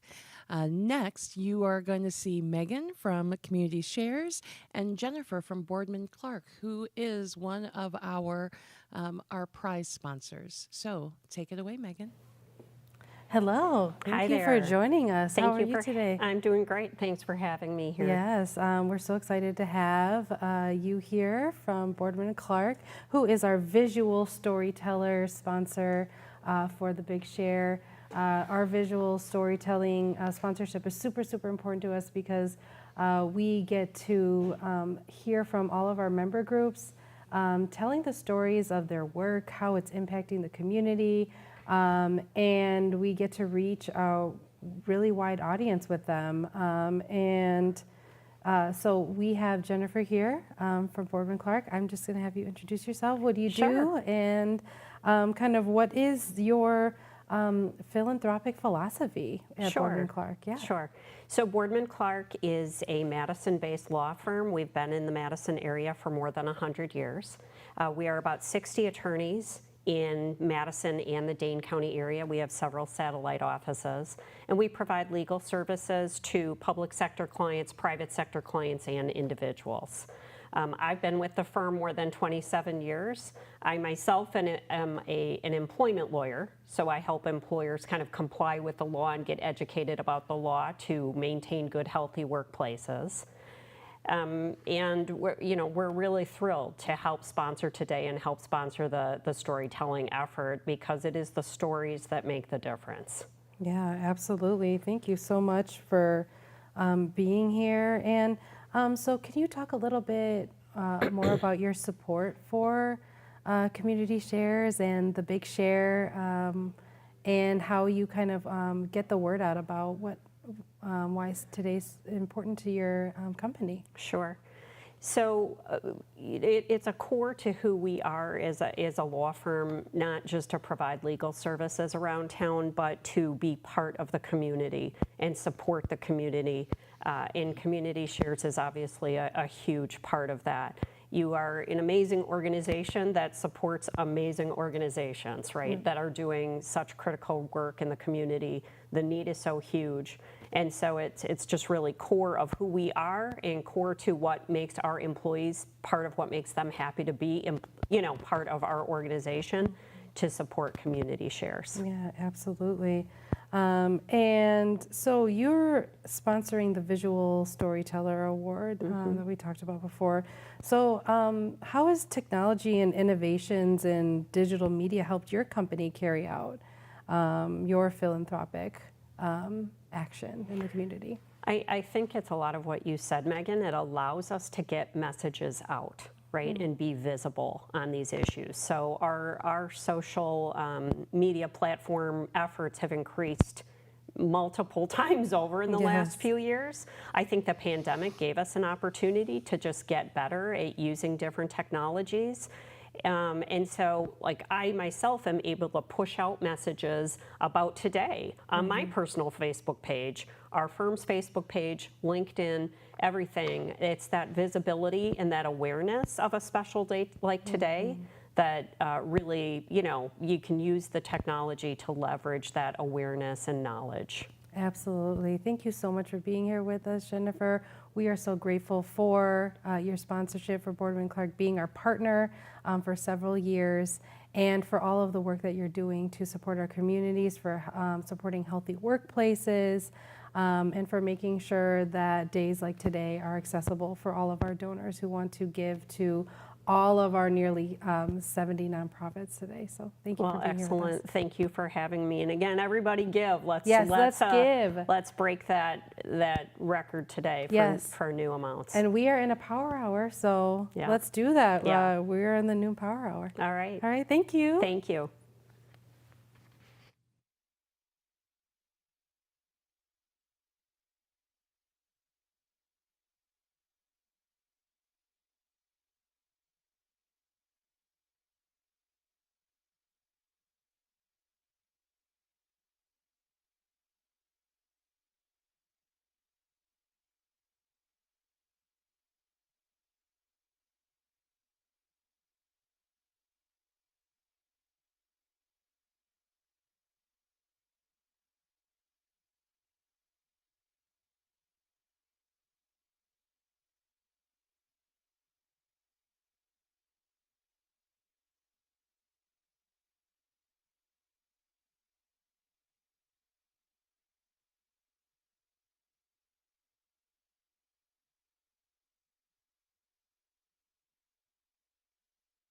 Good. I'm good.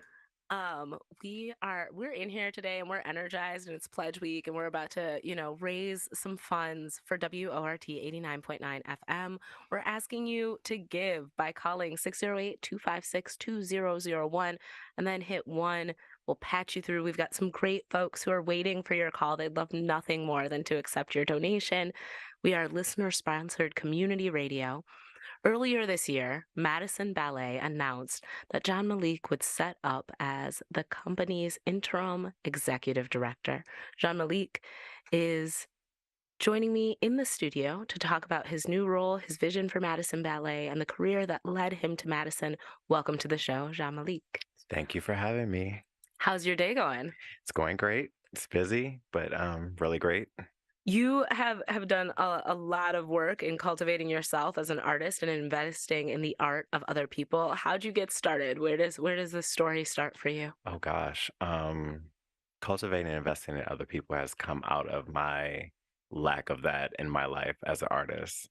So I started in the arts, I guess, being inspired by Michael Jackson when I was a very young child. I won't say how old, but seeing Thriller and just being thrilled by what I saw on TV. I thought just the dancing and the way he moved and the dancers around him was just amazing. And I learned the dance and started doing it like every day. To the point that my neighbors were like, please take that little boy somewhere and let him learn something else because we were tired of seeing Thriller.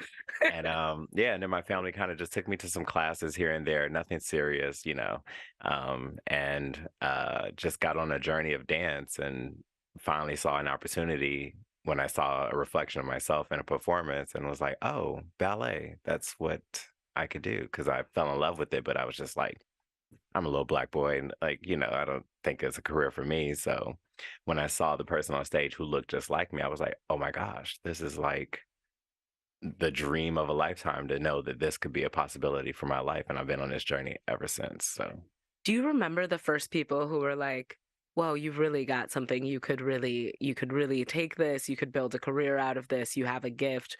Who were the folks who recognized you were talented and that dance was where you should be? It was definitely a woman named Kenya Woods, who I call my Aunt Kenya. She was the first one that really set me up for this life. Okay, Aunt Kenya. Yeah, she saw the potential in me. I mean, I auditioned for my school by doing "If" by Janet Jackson. And I don't know if you know that video or know that dancing. It's a little raunchy, but she was just like, it was, oh my God, it was straight out of Fame. If you ever seen the Fame movie. Yes, I have. When Leroy was in there dancing and Debbie Allen was like, oh my, she was wild. That's how Kenya was for me. She was just like, the way you were moving, you were musical, you had coordination, your passion, you were just in your moment. And she was like, I know that this could be a career for you. So I'm going to push you. And she did. I think, I've talked about this on the air, and me and Maya have definitely talked about this because Maya has a child who's a talented and gifted dancer. We're both on the Board of Education. Dance is not incorporated into education. There's not a single school in America where children dance every day. I would like to change that here in Madison. And I'm wondering, what you're hoping to bring to our community as a Black man, as somebody who is teaching folks how to dance and how to embrace ballet and who all can be included in ballet. What does that mean for the greater community of Madison? Yeah, I mean, I'm new here, been here 7 months. I'm still learning about the entire Madison, Dane County, as they say, area. But just from instant observation is diversity. I think there's definitely a community here, but I don't think they know of all the possibilities that they have outside of what they may be used to, So I think my whole goal in life is just to make sure that ballet, since that's the art form that I'm in, is accessible to everyone and to make it equitably viable for everyone, and not to feel like, oh, this is just for this group or that group, or I could never become or never be, because it's like, no, there's infinite possibilities within many art forms and many career choices. I think for us as Black people, we automatically get lumped into sports, music, rapper, singer, that kind of thing. And no one thinks that what can ballet do, something a classical art form can do. But I'm like, look at me. I grew up in a impoverished community. I did not grow up with money. My family scraped by to get by, and this career has taken me all over the world. I mean, look at me. I'm sitting here as the artistic director of Madison Ballet, and now the executive director of of a major ballet company. I'm one of four, one of four Black people in America doing this now. Yeah. Do you know the other three? Yeah. You call them up. Of You're like, course. hey. Absolutely. I just saw one of them who just got appointed to Pittsburgh Ballet Theater, Adam McKinney, last week in Toronto. And just to put some perspective on that, there's over 150 to 200 ballet companies in America. There's a lot of ballet companies here, ranging from big, mid to small. We're on the small side, which is perfectly fine. We're going to rise up. But I'm Small saying and that, mighty. yeah, I'm saying that to say, like, I'm one of four, and how long did that take? And I'm talking about specifically ballet companies that were not founded by Black people. So not Dance Theater of Harlem, not Alvin Ailey, not Complexions, Contemporary Ballet, not Lines Ballet. These were all formed by people of color. I'm talking about taking the realm and the reign of a company that was founded by white people with the idea in mind that this is for white people, when in actuality, it's for everybody. I think, part of what you're touching on, and part of the reason I'm so glad that Maya is here with me today to one, like, talk about what it means to support WORT, but two, just to have an important conversation amongst, Black folks about like what it means to be the first person to integrate a space. And so you're one of four across the country, but you are the first Black person to have this leadership role in our community. Maya, as a Black person who is, I want to say you're the third Black woman on the Board of Education. There's been four, so we have that number in common. Yeah. And three of them are serving together on the board right now. Wow. And so, thinking about kind of that history, what does it mean to you to be able to have this kind of conversation and to be able to support WORT while you do it? Yeah, I mean, I think, we both grew up here in Madison, and being Black in Madison, not Local seeing, girl. right. Yes, right, a local. Not seeing many Black people in positions of power or just in positions that take over the space, and we can be like, oh yes, I see that, I can be that. It sometimes was interesting because it's almost like foreign. Like you see people like in Chicago or Milwaukee or New York, but not in our own community. Yeah. So to see you assume that position and take over, I love it. I'm over here beaming. We're very excited about this conversation, and you should be too. And part of the way you can show that excitement is by giving us a call at 608-256-2001. And then donate. And small donations do big things. So give what you can, but we would love it if you help us keep the lights on here at WORT, if you make sure we continue to have equipment.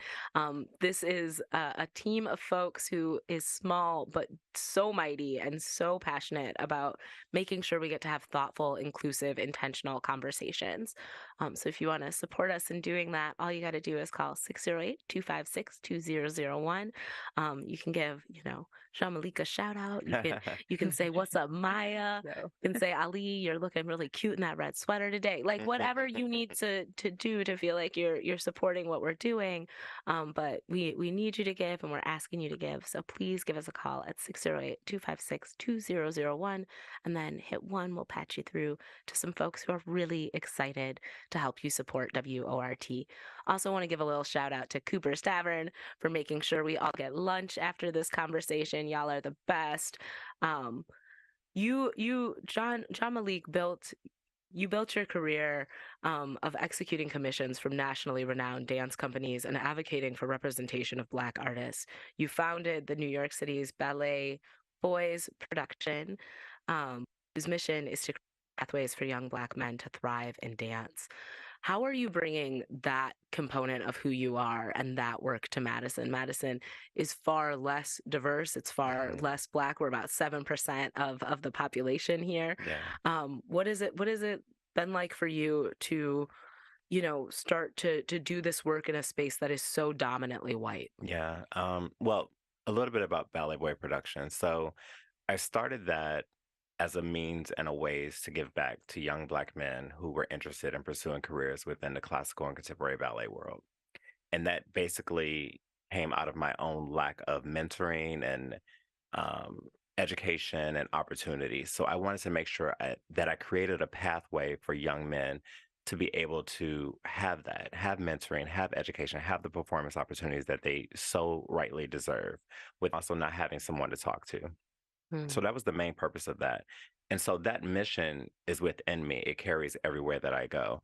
So moving into Madison and moving into this position as the artistic director of Madison Ballet, it is simply just to give opportunities to those who do not have, you know. So already this year, I have commissioned 3 female choreographers of color to work with us. The first one, or actually a one that's coming next week, Usha Marie Sorzano. She is a former dancer of the Alvin Ailey American Dance Theater. And we've known each other since we were 14. We went to Dance Theater of Harlem together in the school. And I keep notes and tracks of those kind of interactions and those people to make sure that, you know, when I have the moment, I'm bringing you in. I also have a guest dancer here right now, Devon Doan, who I have known since he was 18, and he danced in my company, Ballet Boy Productions. He is a former dancer with Dance Theater of Harlem for 10 years, and he still is on a journey of showing the world that he is just as good as anyone else that you've seen in ballet. And so when I knew I needed a guy, I called him right away and I said, "Hey, do you think you want to come?" He was like, "Absolutely." And he's been here and he's been having a great time. And I'm excited for the audiences here to see him perform in this wonderful classical ballet, Paquita Suite, which has also been staged by another Black female ballerina. She is a former dancer with Dance Theater of Harlem, also under Arthur Mitchell.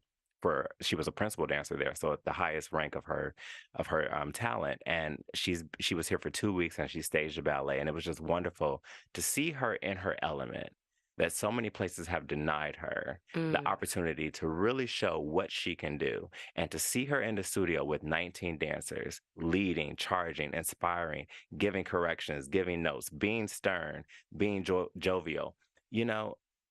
Like that's my whole, like, it's not over, but you know, I do feel like I'm accomplishing what I was set out to do, because I'm not here just to entertain or to put lovely dancers on stage, because that will get us nowhere. I have to keep the ball moving. I have to try to make this a really diverse playing field, because it still is not, sadly, in 2023. I think when people think of ballet, they think of kind of the discipline and the pain and the athleticism that ballerinas put into their craft. Yeah. I think when you talk about kind of diversity and inclusion in ballet, there is a sense that ballet is fair because either you can do it or you can't.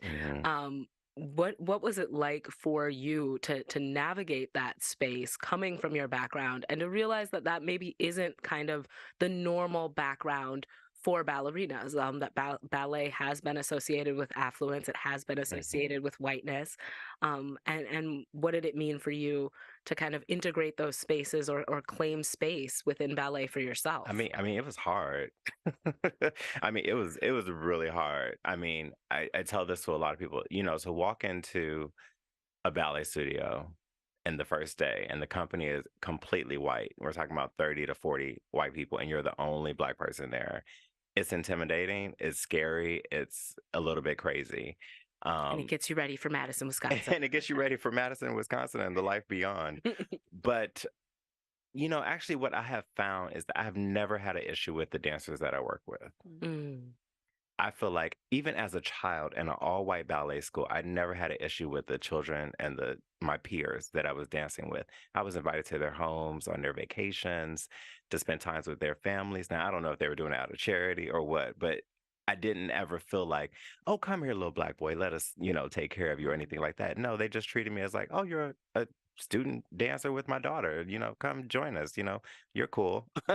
So I enjoyed that. It wasn't until I got in the professional world, when money starts to get involved, that I started to notice the racism and the lack of opportunities for Black people and the lack of representation of Black people, unless it was under very specific guidelines. You know, I was in one company where I only danced if the other Black girl in the company danced. So if she was injured, I was out. And I was just like, this is weird, you know? So I'm really trying to share these stories, not to make anyone feel bad about themselves, but just to shed light on. Sometimes I don't even know if it's a real racist thing. It's more of a subconscious thing that you're just kind of inherent with, that you think this is how it is, this is how it should be. When it's like, no. I love Alonzo King's phrase that he says, if your ballet company does not reflect the world around you and the city that you live in and the people that you serve, you should not have a ballet company. So my main goal in life is to make sure that everywhere I go looks like the world that we live in, because the thing that everyone has to wake up to, no one's leaving. The gays are not leaving. The blacks are not leaving. The whites are not leaving. Nobody's leaving. So we got to learn how to get along. It's and true. share this world, because it's not going to change. Well, and I think that, as a person who exists as both like a Black person and an out member of the LGBTQ community, I think, creating expansive relationships with who we are and where we can be is really important. But I so deeply appreciate you talking about kind of the struggle that it is to come into a space and know that your identity isolates you. I remember being in like a 500-person lecture at one point, and knowing that anytime I was late, anytime I was missing, everybody in that space knew, because if you looked around the room, there was only one person in that space who looked like me. We want to make some space on the airwaves right now here on WORT 89.9 FM Madison for Bria Brown. Bria, how you doing? Hi, I'm good. How are you doing? Oh, getting to talk to you and see your gorgeous self is always like a highlight. So how are you? How's Big Share treating you? I'm good. It's been a long morning, but I'm having a good time. I'm loving listening to this conversation that y'all are having, because I'm a baby theater nerd, and it is just like so fun and interesting always to me to hear people talk about their lives as as arts professionals. And so I'm really, really grateful to listen to this conversation. Thank you for joining the conversation and for, celebrating Black people in the arts, right? Like, period. We gotta lift each other up. Yeah, so thanks for having me. We are having the Big Share today, and WORT is a member of Community Share, so we're super excited to be connecting with y'all in this way today. And also, in general, we're just so grateful for WORT's overall support of Community Share's organizations all throughout the year. Like, our organizations are lifted up on WORT airwaves all the time. So y'all are an incredible member to have at CSW. Thank you so much for saying that. Thanks for supporting our work. And thank you for, making sure that people give today during the Big Share to WORT. If you want to celebrate the Big Share, you want to celebrate Pledge Week, the number is 608-256-2001. Press 9, and we will patch you through. We have folks out there who are waiting for your call. Huge shout out to Ashley, Ben, and Gil.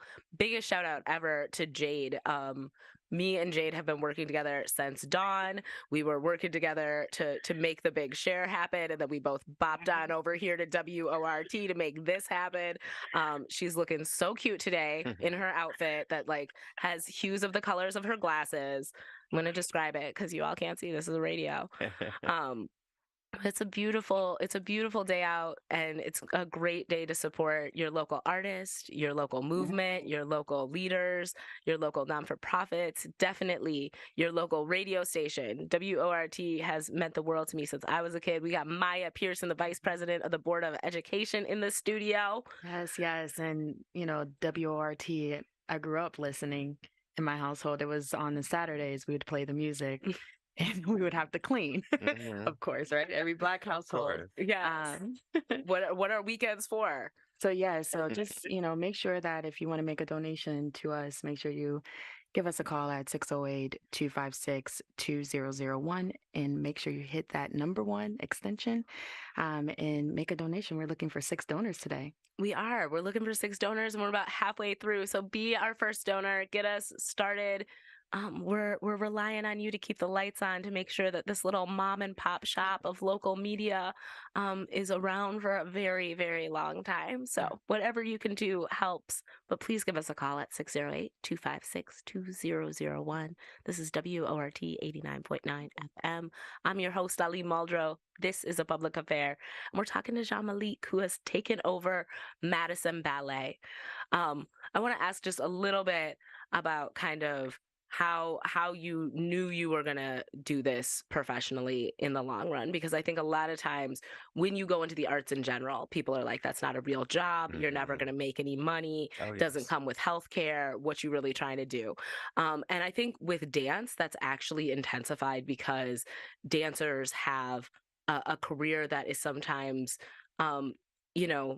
shortened by the level of athleticism that it takes, right? Are you still dancing and performing? What does it look like at this point in your life to be a professional dancer? No. No, I retired 13 years ago. Oh, wow. So yeah, so I no longer perform anymore, although Madison may get a sneak peek of me dancing next year. We'll see if We're living for it. my body can come back to it. But no, I retired 13 years ago. It is very hard and strenuous on your body. We are basically athletes. We're artistic athletes, as I like to say. But the wear and tear on your bodies, I've had 2 knee replacements. Numerous dancers have had ankle surgeries, and I don't have an L4 or L5. So that's my lower back. Yeah, we go through the same. It's the same amount of injuries as a football player does. It's that kind of impact. It's that major on your body, and so your career is a lot shorter. Generally, I started when I was 16, and I danced for a good almost 30 years, 20 years, excuse me. And that was enough. I went after my knee surgeries and my back. I was just like, I'm good. And I never really wanted to be a dancer, actually. A little behind the scenes story there. I always wanted to be a choreographer because the first choreography I saw outside of classical ballet was a piece by Ulysses Dove called Urban Folk Dance on the Alvin Ailey American Dance Theater. I was around 11 or 12 or 13, somewhere in between there.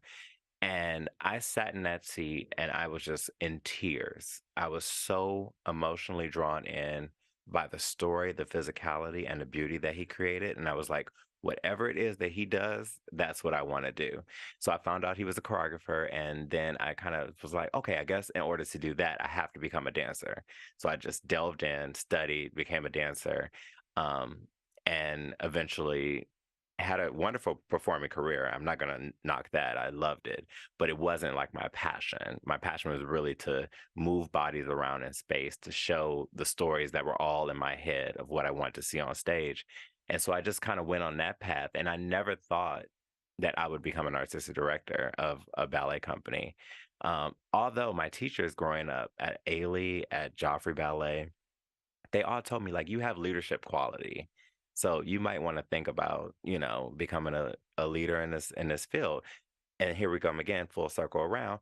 There's no Black people running ballet companies. So I was like, unless I take over Dance Theater of Harlem, and at that time, Arthur Mitchell was still very vibrant and alive, I had no desire or no kind of path forward to become a director of a ballet company. So I was grateful for the opportunity that Madison Ballet gave me. I interviewed right before the pandemic happened. So it was a 3-year process. Oh, wow. Yeah. So it was I mean, literally a month before the pandemic hit, I had interviewed and it went really well, and they invited me out, and then everything got shut down. So it was almost a year and a half, no, 2 years later that they called me, and they were like, hey, remember us in Madison Ballet? And I was like, oh, yeah. I do remember you.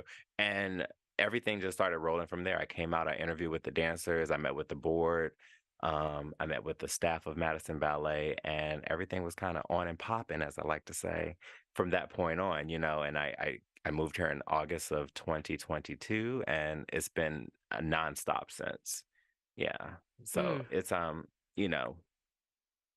everybody is going to have to stop dancing at some point, and what you choose to do after that, I think, should be an infinite amount of possibilities. Because, I mean, dancers are extremely smart. They're, I'm overwhelmed with the amount of passion that these individuals have to put your body through what we put it through.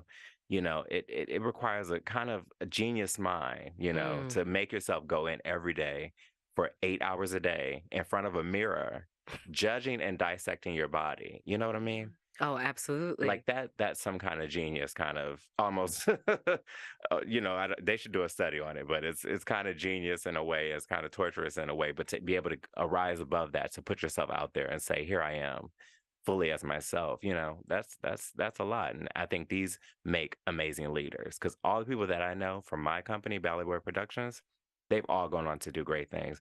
One person just became like a junior Senate seat holder in DC. The Get other it. one is he actually just became executive director for a brokerage firm in California. So I mean, like our opportunities are like, and our possibilities are so vast, you know. So it's just about recognizing and realizing talent and fostering and nurturing and helping that just become whatever it needs to become, you know. I so appreciate that. And also, I think, you know, it sends a really interesting message to the young people here in this community, to young Black people, to young Black men specifically, about what kind of possibilities there are for Yeah. you in the future and how many ways you can exist and be celebrated and be Yeah. successful. Yeah, and you know the thing about, sorry not to cut you off, but the thing about money, like, no, dance does not bring a huge amount of fortune. I mean, there are some. Misty Copeland is doing quite well for herself, Get it? which she rightfully deserves. But there is a path forward in having a life that you are happy with. You know, I'm not ever expecting to be the richest person. If it happens, it happens. But the way I am fulfilled in my life by being able to wake up every morning and do what I love since I was 4 years old, I mean, it can't get any better than this. I don't go to bed at night. I mean, it's hard work. It's hard work being an executive and artistic director of a ballet company. But I never go to bed at night and say, "Oh gosh, another day." You know, I go to bed at night saying, "I can't wait for tomorrow to get another opportunity to do what I love." And to be able to do that for over 30 years is like mind blowing to me. And I think that's not how we talk about like our careers and our lives. Yeah. Like we talk about money and Making money. resources and stability, and we don't necessarily talk about the importance of being inspired by what you do, of loving what you do, of believing in what you do. Yeah. I'm here at WORT 89.9 FM every Tuesday because I love the opportunity to get to have these kinds of Yeah. conversations and to get to share them with people like Maya Pearson and Jean Malik is such an honor and a gift.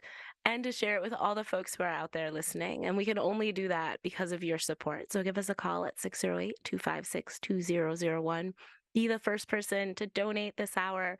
Celebrate, you know, the kinds of conversations we get to have, the inclusion that Madison is embracing. It feels like Madison is more and more excited to celebrate the leadership of Black people, to see Black people in roles that they have never been in before.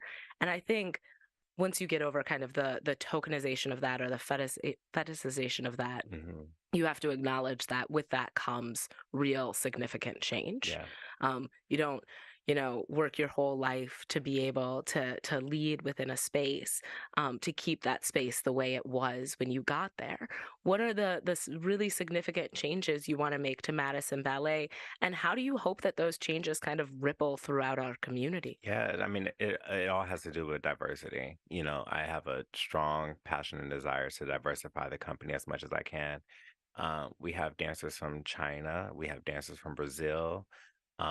We have a Black woman joining next season, which I'm so excited about. We have Black men that are with us. We have white people with us. We have the full spectrum. We have gays, we have straights, we have everything that you could think of.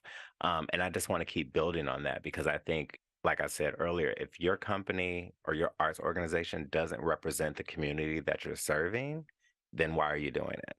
What are you here for? And even though I think the diversity here is going to continue to grow because I have seen some growth since I've actually been here just for 7 months. I think that's going to be the ripple that it shows like how much greater Madison will be with a truly diverse community, you know, from everybody. Because I lived in New York City, so you know I am around everything that you could think of.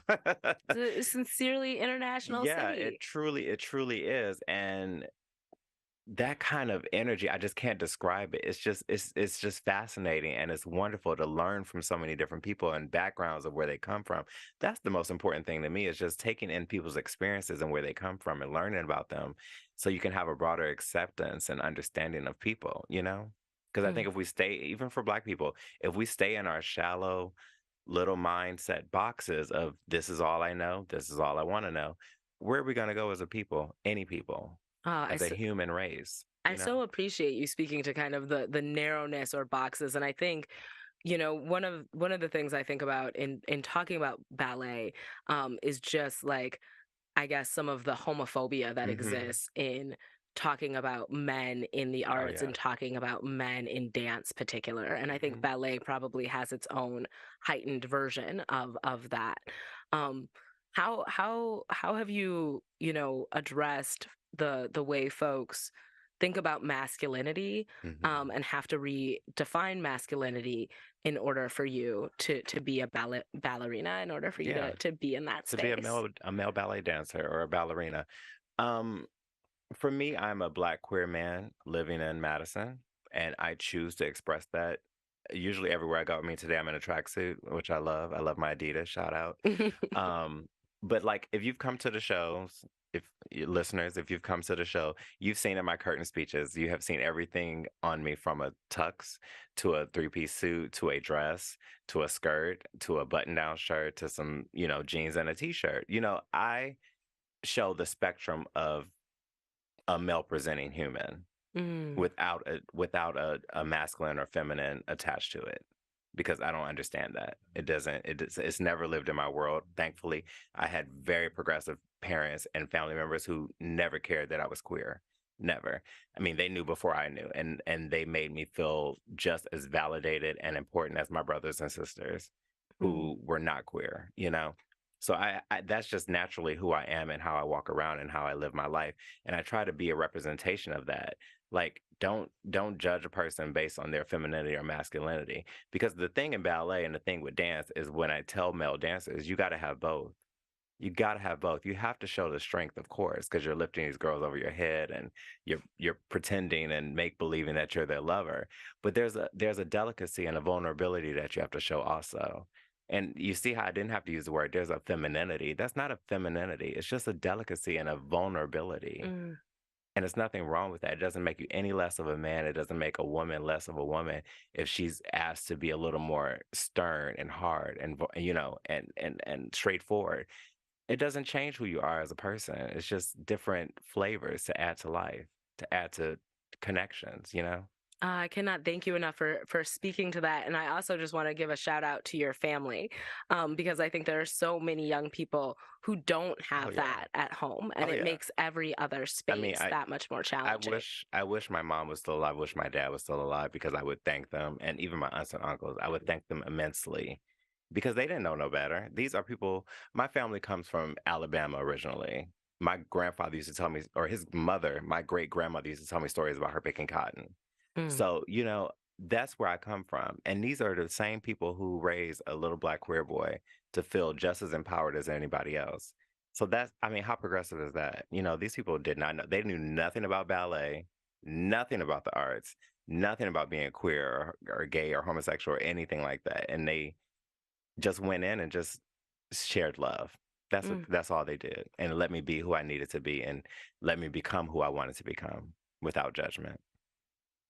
Does that, you know, fundamentally change your approach to supporting young people, or where do young people and kids fit into Madison Ballet? How does working with our youth work? We have a school. We have the School of Madison Ballet, and we have outreach work that we do. And I definitely, part of my goal and mission is to do more of that, and to reach more communities and reach communities of color, to let them know that this is a possible avenue. This is a possibility. We had a wonderful partnership with the Bayview Foundation, and they had 8 young people from Bayview. I think we had about 6. We had 6 boys, 1 non-binary, and 1 female. And they were all of color from different places. One from Lua, I don't remember, somewhere in Hawaii. Black people, Asian people, all over. And these 8 kids, I was just like, blown away. They have no dance training, but they had to come up with dances. It was a young choreographers program, and they came up with these dances that my friend and I were sitting there like, what? This is crazy. And the beauty of it is I told each and every one of them afterwards, you can become anything that you want to become. If you are interested in dance, come and try it. See what happens.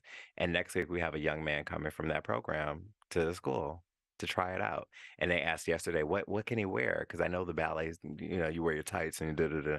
I said, he can come in basketball shorts and a t-shirt and his socks. He'll be fine. We just want to see him move. We want to give him the experience to see if this is something that he wants to do, Because the thing is, everybody's not going to become a dancer. They're just not. But I think educating people in the arts and dance is important because these are the people that will then go on to be advocates of the arts. But a person without any kind of touch, feel, emotional connection to the arts will never become advocates for the arts because they don't understand. I appreciate the honesty of not everybody's going to become a dancer. Oh, yeah. Because it is competitive. It is skillful. It's a lot of talent. And I remember watching a documentary about ballet specifically and really young people being super, I'm given 6 hours of their day to ballet. And I was watching it with a friend and she looked over me at me and said, I don't think I could ever make my kid do something like that. And I was like, yo, nobody is making these kids do this because in the documentary, there's this like one little kid, he's like gifted. Everybody's like, you're the best. And he's like, actually, I just really want to play video games. So no. And then yes, I know what you're talking about. Yes. And then his sister, they were like, who's now a world-class physician. Yeah, so she's a doctor. They kept being like, she is not as talented. She was like, I don't care. This is like what I love. Yeah. And so like making space for something where a young person can struggle to get better at it, can fail within that space and still be safe and protected. Oh, yes. And the skills that go beyond dance, right? The skill that is. I mean, I did not have social skills growing up. No. I did not. I'm one of 7. I'm the middle child. So, One of 3 7. older, 3 younger. I'm there in the middle. So I was like quiet, didn't say a word. But once I got into ballet, my social skills grew so much. Because I remember my friends went the first time they came to see Madison Ballet this year. And I had to do my curtain speech. And they were like, wow, we never knew that you were like this public speaker or anything like that. And I'm like, yeah, I've had to learn through dance. Like, it's not just about the bodies communicating on stage. As a person running the organization, I have to be able to communicate that through words and through my stories and through my journey, but dance really taught me that. It taught me discipline primarily because like I'm grateful for my parents, but they were crazy. I had a lot of turmoil in my house. I mean, they weren't fighting or anything like that, but my mom was insane. I loved her to death, but she was a wild, free woman. And as a child, that just looks like your mom is just crazy. And I was just like, yeah, she is. But within that, I didn't really have a lot of discipline stuff set on me. Like I was able to do what I want, go where I want, da. But when I walked in that ballet studio and it was so quiet and I noticed nobody was talking, I was like, oh, I'm at home. And then when I noticed how much discipline it took to be in there for 6 hours, 8 hours a day, dedicating yourself to standing in front of a mirror, dissecting and picking yourself apart, I thrived in it. It still thrives in me. Just that amount of discipline. And it's not in a way that ever made me feel like I hate discipline. No, it made me feel like this is a means to get to this. And then once I get to this, I'll see if I still want to do that. And if I don't, I'll do something else. That's so powerful to hear. Maya, you're sitting over there with a bunch of little notes. Tell us what's going on. I'm ready to hit this. Yes. Yes. Thank you for pledging. Yes. So we got a donation, and this person. Oh, we just got another paper. Okay. Scott Maxwell, they donated online, and you can also donate online at wardfm.org. And they said power to the people. Yes. And it's their first time donating. Oh, so love that. thank you. Shout out to Scott. There's all kinds of firsts happening. Yes. And then we have Dave from Barbados. Yes. Donated online as well. And then Dave from Rihanna's homeland came out the woodwork. We see you, Dave. Thank you. Thank you, Dave, so much. Right. And then another online donation from Jason. And he is getting the sticker set. Thank you. Jason, we see you. Thank you all for giving. You can still give. We've got tons of time left in this conversation. The number is 608-256-2001. Huge shout out to Vice President of the Madison Metropolitan School District's Board of Education, Maya Pearson, in the house. Yes, period. Bringing in the donations.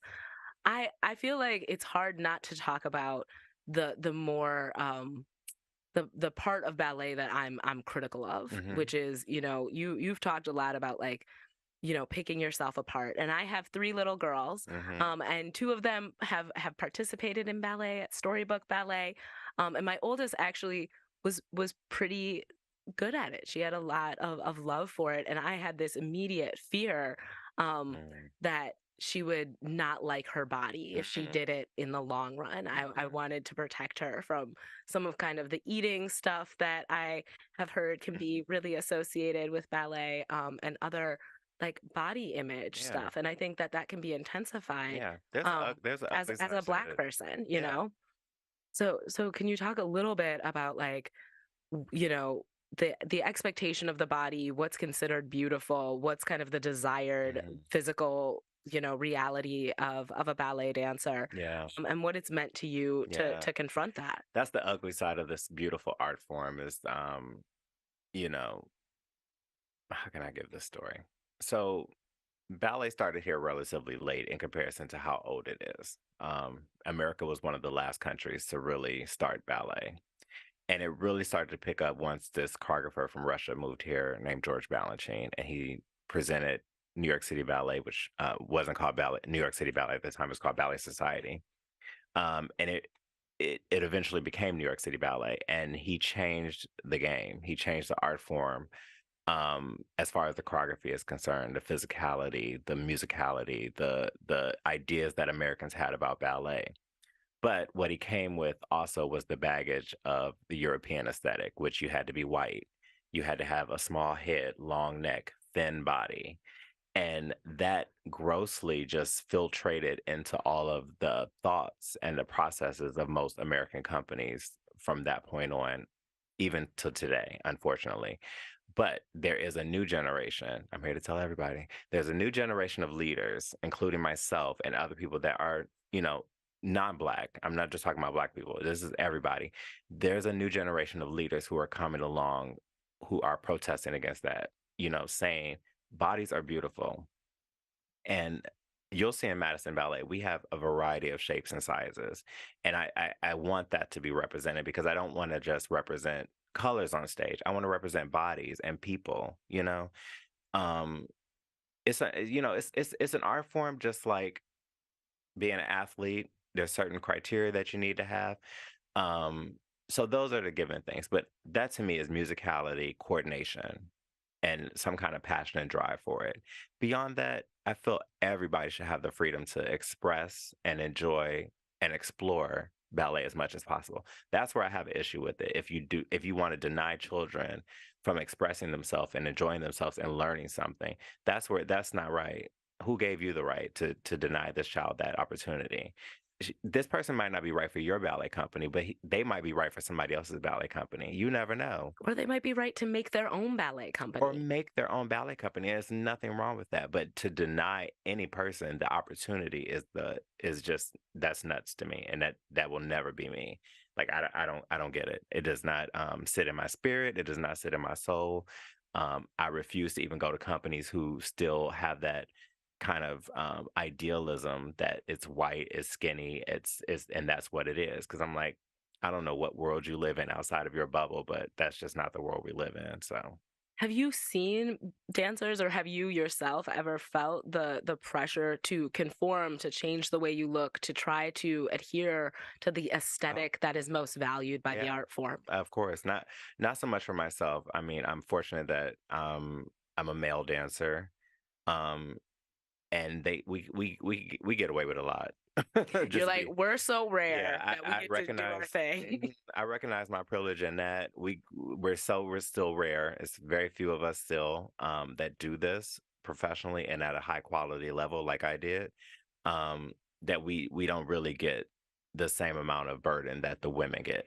But the women, definitely, I've seen it. I've seen them try to starve themselves to get thin and do all kind of things just to fit what they think the director wants and the audience wants and the donors want. And it's just heartbreaking to me because I've known some amazing dancers who had to stop dancing way too soon because of eating disorders and things like that. But I'm glad to say that that has slowly been dying, and there's less and less of that because you have a lot of women who are now finding their voice and speaking up. And I'm also that kind of director. I tell my dancers every day, you have a voice. You're not here just to show your body on stage and show your art form and do that. You have a voice. Speak up. Like if something is not right, speak up about it. Don't feel like, because it's an art form where you go into a classroom, like I said, and it's quiet. There's no verbiage between the student and the teacher. It's watch, learn, repeat. So you already get embedded with that idea as a student, but it's I'm breaking that chain. I'm breaking that habit of where you feel like you don't have a voice. You don't have any thought process about what's going on around you. This has been a male-dominated art form for over 100 years. Where are the female leaders? They're coming out. There's much more now than there was ever, but we still have a lot of ways to go. But I think we're making strides. Like I said, with the new leaders who are taking over, I think we're making strides to really change the perception of what ballet is. When you think about that first person who told you, you have a gift, you can do this, she stood up and it was like that fame moment. Mm-hmm. Do you try to give that moment to the dancers that you work with when it's genuine, when you're like, yo, Yeah. you could make a career out of this? Are there folks where you're like, I don't know if anybody's ever told you this, but Absolutely. you know, Oh yeah. When and you what's that like? when you see those, because you see those certain people. It's not like I said, dance. Everybody's not going to become a dancer. So you got think about it as a student body of 100. All 100 of those are not going to become dancers, but I'm not going to deny any 100 of them from becoming. But you do see certain gems within that, and you see them and you snatch them up and you let them know, like, you got it. Because there's just certain people who just have it. It's just natural. All you got to do is train it, refine it, and put it out there for whatever they want to do. And I was one of them. So I definitely see it, and I try to do that. I mean, that's just, my right to give back. For young folks who are maybe growing up in poverty, maybe have less opportunities to get involved in dance at an early age, I think sometimes you feel like you're starting from behind. You're like, everybody else in this ballet class has been doing this since they're 3, and here I am, and I'm 11. I know, Maya, your child's been into dance for a long time. What has it meant for Mahalia to cultivate herself as an artist and navigate the opportunities that are different for her in comparison to other young people? Yeah, I think earlier in the conversation when we spoke about leadership and harnessing that and certain skills that you wouldn't necessarily attribute to dance and the art forms, Mahalia definitely blossomed. She didn't really have many friends as a young child, and when she became a dancer, she started blossoming and getting all these friends. And then it was the leadership piece. I started noticing that she was a leader, and then she became the captain of her team. Yeah. And then, so it's even now she's not doing much dance anymore. However, like at school, she still has those skills that are constantly being refined in different ways. So I mean, there's not to cut you off, but there's one thing that always rings in my head. And it's from a quote from Arthur Mitchell. And when we came into the school, he was like, you all are walking into my school. Some of you are going to walk out as dancers, some of you are not. But I can guarantee you, all of you are going to walk out as leaders. Yes. He said, you're studying dance to become a dancer. But if that doesn't happen, I guarantee you can walk into a bank, any Fortune 500 company, walk in anywhere, because the way you carry yourself, the way you speak, the way you have authority over yourself, they're going to pay attention to you. You're going to get a job. I'm telling you, that posture does not go away. No, it I'm doesn't. telling you, it just does 'Cause not I'm go away. walking down the street here all the time. They're like, are you a dancer? I'm like, oh, how did you know? They're like, well, look at how you walk. And I'm like, What oh, God. gave it away? I saw you at Overture, and I was like, that's you. Yeah, it happens everywhere. You can't lose it. Yes, I'm like, you are recognizably in charge of ballet here in Yeah. Madison. What advice do you have for like little you or young Black youth or young youth of color who maybe don't know if they should even try because they haven't had the same opportunities as other people? Yeah, and I'm thinking about your daughter also. It's like, Um, like I said, I think representation is the biggest thing. I don't want to get crying and emotional here.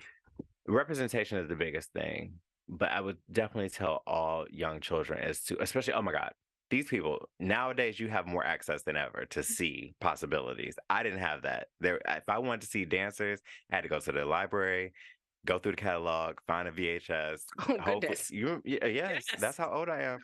I'm not an 8-track person, but I'm almost there. But yeah, I used to have to go to the library, look up the catalogs, get the VHS, take it home, rewind, play, da da da. You have these smartphones with YouTube, infinite accessibility. So my point is that young people have more access than ever. If you are interested in something, research it, find that inspiration. It is way more accessible to you now because I guarantee you may feel like this is something that you're going into alone, but you're not. There are people that came before you. There's Arthur Mitchell, there's Misty Copeland, there's Judith Jameson, there's Alvin Ailey, there's Ulysses Dove, there's Usha Maria Sorzano, there's Andrea Long.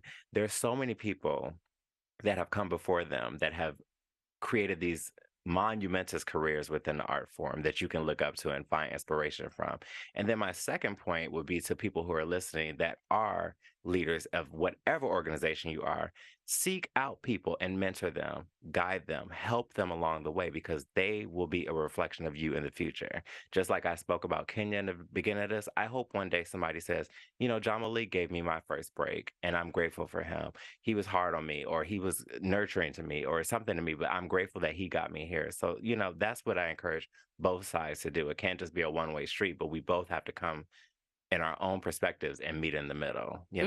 Well, you heard it here, folks. I've become so much more of a fan of the Madison Ballet in this conversation. I'm like, I cannot wait to take my kids to see what you're creating, and to see how you reshape our community. Huge shout out to everybody who gave. Biggest shout out ever for my beloved dear friend Maya Pearson, my vice president on the school board, for pledge wrapping. We have one last donation, I think. Yes, we do. We have Amy. She says that she loves the interview. And she says that her 3 favorite award shows are Saturday World Music and Better Living Through Show Tunes. And so thank you, Amy. You are our fourth donor, and we are still looking for 2 more. You still have time. There's a couple minutes left, so please give us a call at 608-2001, then press 9. Huge shout out to Ben, to Jade, to Jean Malik, to Maya Pearson. I'm Ali Muldrow. This is A Public Affair. Thanks for tuning in, y'all.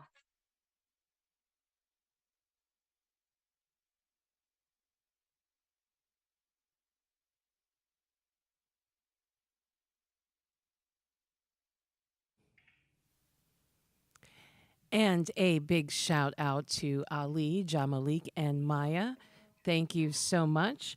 And thank you to Community Shares for having me on the Big Share Live 2023. I'm excited to see all the things that are coming up after this, and doubly excited to say that so far our community has raised $363,474 by 1,826 individual donors, and we still have 11 hours to go.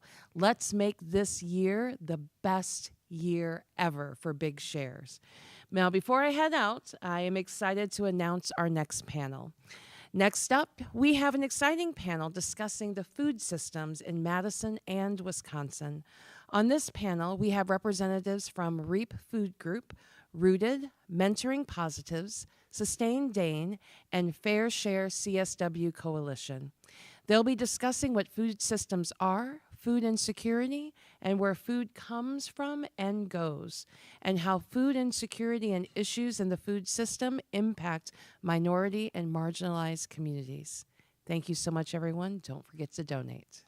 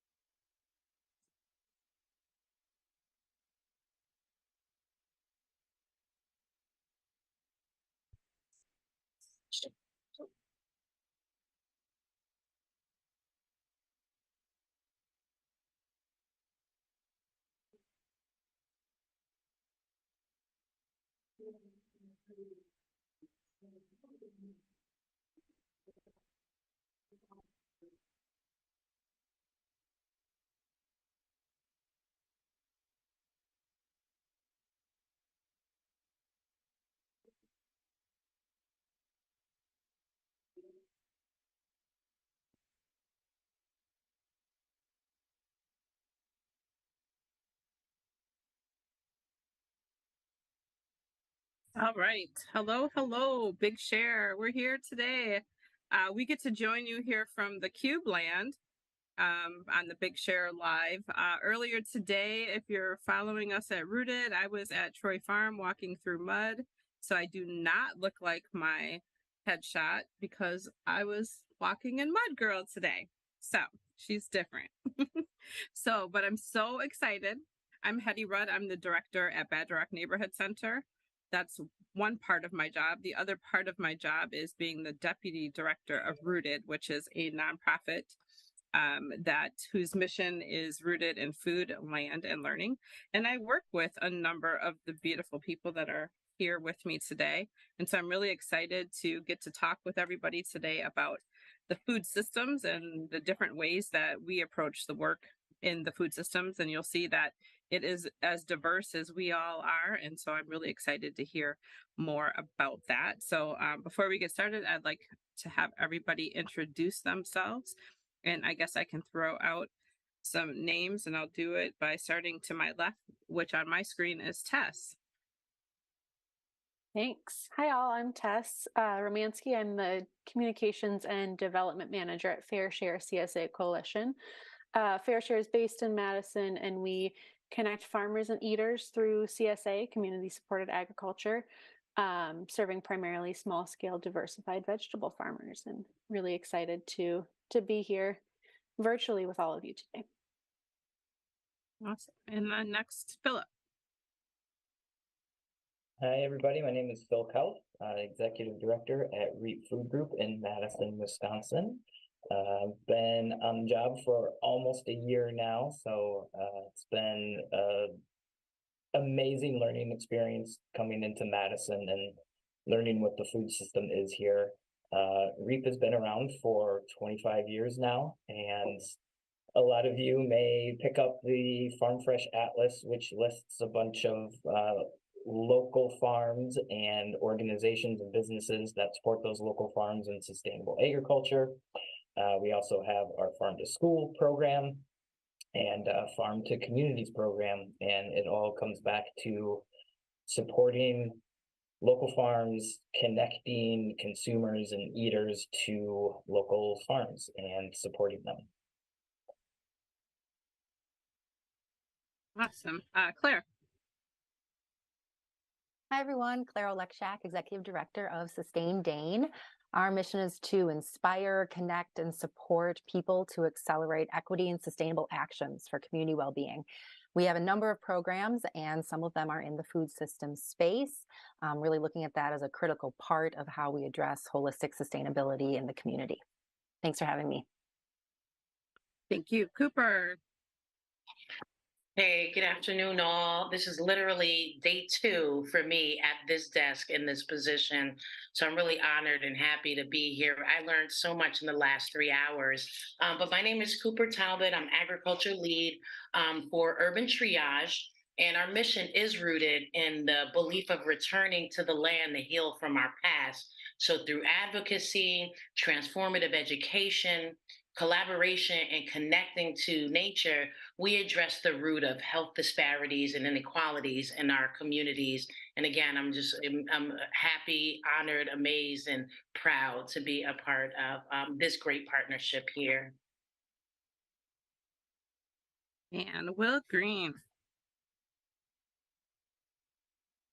Hi, everyone. Will Green, founder of Mentoring Positives. We're over in the Darbo-Worthington Park neighborhood, so one of Madison's low-income neighborhoods. And we mentor youth. So we mentor youth, elementary through high school, with a focus on their social and emotional well-being. And also we run a social enterprise called Off the Block Salsa and Pizza. So we have youth who produce Salsa and Pizza. And I'm sitting in our new space where the old Ella's Deli used to be. So we are now located in the Ella apartment in the lower part of that space. So we'll have some restaurant space that we'll have youth serving you up. So if you come by, definitely do that. And you know, we do a lot of work with a lot of different organizations that is dedicated to food security in our neighborhoods. So glad to be here. Great. Thank you, Will. So the first thing I'm going to do is let's just real quick define what the food system is. And I'll do that just by real quick telling you a little bit about Wikipedia says. We don't really care about Wikipedia, but for those of you that, you know, just want a straightforward, it's the term that describes the interconnected systems and processes that influence nutrition, food, health, community development, and agriculture. So all of these things come together. That's our food system. But Philip said something that I thought was really important, and that was our food system. So our means it's local. So the food system, as we all saw during the pandemic, some things broke down. It was hard to get some things. I don't know if anybody's having problems still with eggs lately. I always paid $5 for eggs because I like good eggs. I would never pay $1 or nothing for an egg. But you know, if that's your thing, that's your thing. But anyway, so food systems are local, and the strength of it comes local. And so we have local people here who I think can speak about the local food system. And that's what I really want to hear more about. And so some of the questions, I don't want us to go through each one of these questions. What I'd like is as each of you talk, and you could talk when you're comfortable, is to talk about where does your organization fit into the food system? What problems your organization might be working to solve in the food system? And then if you also want to talk and speak, which I think is really important, about how marginalized communities are failed by the food system, because I do think that a lot of us working in the space are not doing that without thinking about that critical piece of the food system. So I'm going to be quiet for a minute. And if some of you would like to jump in, you can raise your hand and jump in.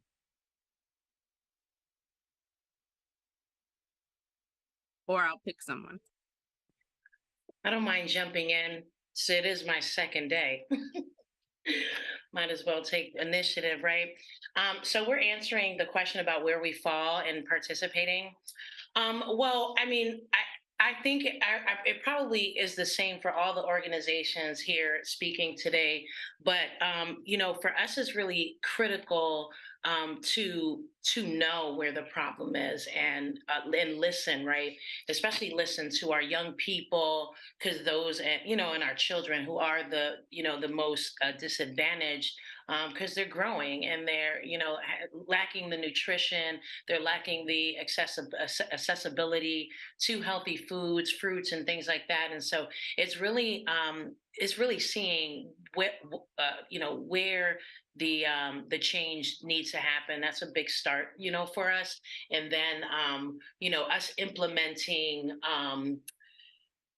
our programming and our education on the land as well, right? So that we're able to move and like create a shift where Black people go from being recipients of services to individuals with agency, autonomy, and self-efficiency. And the motive is always empowerment and leadership. And that's how we, Urban Triage, and our agriculture department are really trying to make a big difference, you know, get back to the land, take back our land, take back the history that we have of providing for ourselves. And even with the Big Share, it's incredible to have this big day of rallying for, you know, support, monetary support, of course, as well as just all the buzz of all of us. Each and every one of us is out there being represented today, right? And in our efforts. And so just to know that, you know, we almost have to get it ourselves, right? We can't wait for policies, petitions, politicians, what have you. We're out here getting it ourselves. And that's where the empowerment to me comes from, and where Urban Triage sits in, you know, helping to shift this food system issue. Thanks, Cooper. Anybody else want to add to that or share a little bit more about how you guys fit into the food system and your approach to the work? Yeah, I can mention some things here. Like I said, I'm coming up on my year anniversary of executive director here. And so the first couple of months on the job, it was just like overwhelming to hear about all of the different organizations doing different pieces, but at the same time connected together. And I think it's really important for REAP, who's been around for 25 plus years, to bring our work into the community and to bring the community into our work. So how do we do that? We do it on multiple levels, connecting people to local food, educating youth. Last summer, we did a pilot program in a couple community centers on teens in the food system.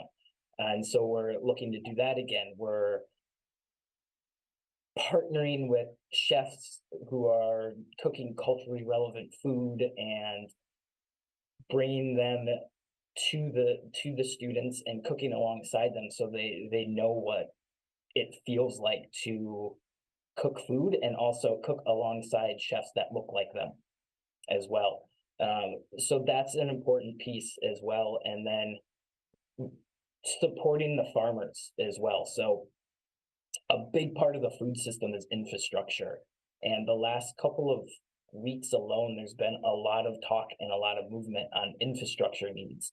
The public market is getting funded, but there's a lot of organizations that are looking to expand because there's such a high demand for more food in the area. So what can REAP do as an organization to help support that expansion and to really champion a lot of the infrastructure needs that are really needed in the area?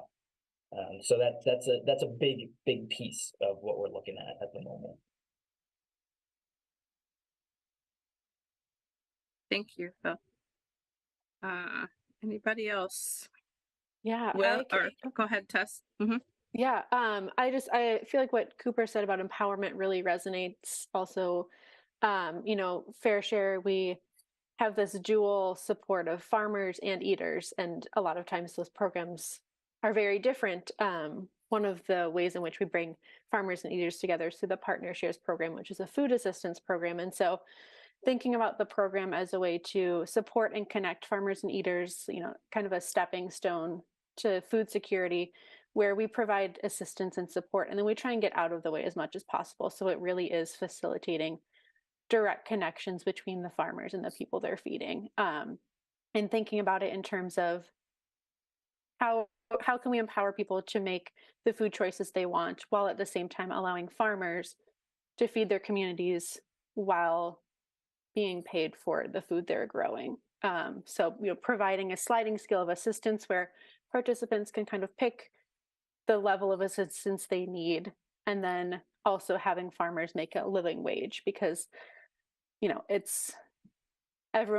all of our farmers feel really passionately about food access, but also farming is hard and there's very little profit that goes into it. So thinking of our role as a facilitator and a connection, and then trying to get out of the way as much as possible to have that human farmer and eater connection, taking away some of the administrative burden and empowering farmers to feed their communities and communities to support their local farmers. Awesome. Hey, Will, I know the hook is the key for you guys over there at Mentoring Positives. What's the hook? How did you get kids hooked into food? Man, I'll tell you this, guys. I was a part of the Sustainability Leadership Program at Edgewood, and I learned about urban ag and Will Allen down in Milwaukee. And so I had this basketball group, and a white activist came through and said, "Hey, Will, we got to get the kids doing something." I was like, "We do." He's like, "Let's make salsa." I was like, "Let's make salsa." So next thing I know, Holy Cross Church gave us an acre of land, and I had the kids growing their own peppers and tomatoes, and was in the Salvation Army creating a salsa. And so that's really what it is. I'm a grassroots level type of guy. And so just teaching the kids about exposing them to different things. And that was something I had just been exposed to and they were exposed to. And it's funny too, because, you know, at that time we had some of the farmers was grabbing some of those vegetables right off the vine and chomping into it. And the kids didn't think that was okay. It's like, hold on, that's not cool. And so, you know, it's just teaching them those type of things. And, you know, we do a lot of work with the Darbo Food Pantry, and REAP has been over in the neighborhood, and River Food Pantry with their vans. So, you know, it's just exposing neighborhoods. I'm in a unique situation because I'm in a low income neighborhood. I'm in the heart of that. We do the work in the heart of that neighborhood. And so food insecurity is definitely a big issue in that community. And as long as we're making the salsa and pizza here, they're producing that. They know where it comes from. You know exactly what goes into our products. You can read everything that's in our products. It's not a word that you don't know. I think that's important, and the kids can definitely benefit from that. So Will mentioned the sustainability program that he was in. So I'm thinking sustainability is like the gateway drug into food systems, because I remember before I even thought I was in food systems, we were doing a lot of work with Sustain Dane over at the Urban League when we created some outdoor events. This is a while ago. So I think that a lot of people who might be wondering, like, how do I get into it, probably have found some way through sustainability efforts first. So Claire, talk to us a little bit about what you guys are doing over at Sustain Dane. Yeah, yes to everything everyone said, right? The empowerment, the local sourcing, you know, knowing where your food is, a healthy part, and that does all come together for sustainability. Project Drawdown is this resource that kind of has put together kind of all of the different studies that happen about how do we move forward to address climate change.